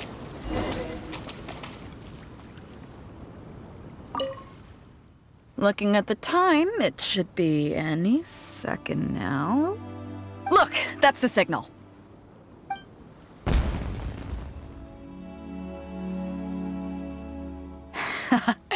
Tonight's real deal is officially done. Do you have any more questions? You're right. Never underestimate her. But as long as we don't take things too far, she won't look into it too closely. She knows that neither you nor I would do anything to harm Liyue. In any case, there's another higher-level watch list at the Ministry of Civil Affairs above the one we're on. It's top secret. Even I don't know whose names are on it. But I do know that the individuals and organizations on that list are the ones the Qixing are really wary of. I've gotten off topic. On some level, NIngguang and I are actually business partners too. Reason being, I'm the only one who can get her some of the more obscure treasures she wants. It's complicated. All you need to know is that what might be easily attainable for some people can often be a lifesaver for others who can't get their hands on it. That's where we come in. It's as simple as that. You still have some important things to take care of, don't you? As long as you don't know what I was referring to, you'll be safe. So I'm sorry, but I can't tell you for now. Of course, if the day comes when you've traveled to every corner of the world, found your sibling, and neatly tied up all your loose ends along the way, you're welcome to come back here and I'll tell you all about it. You'll always be welcome in the Crux fleet. I hope I get to see you on board again someday.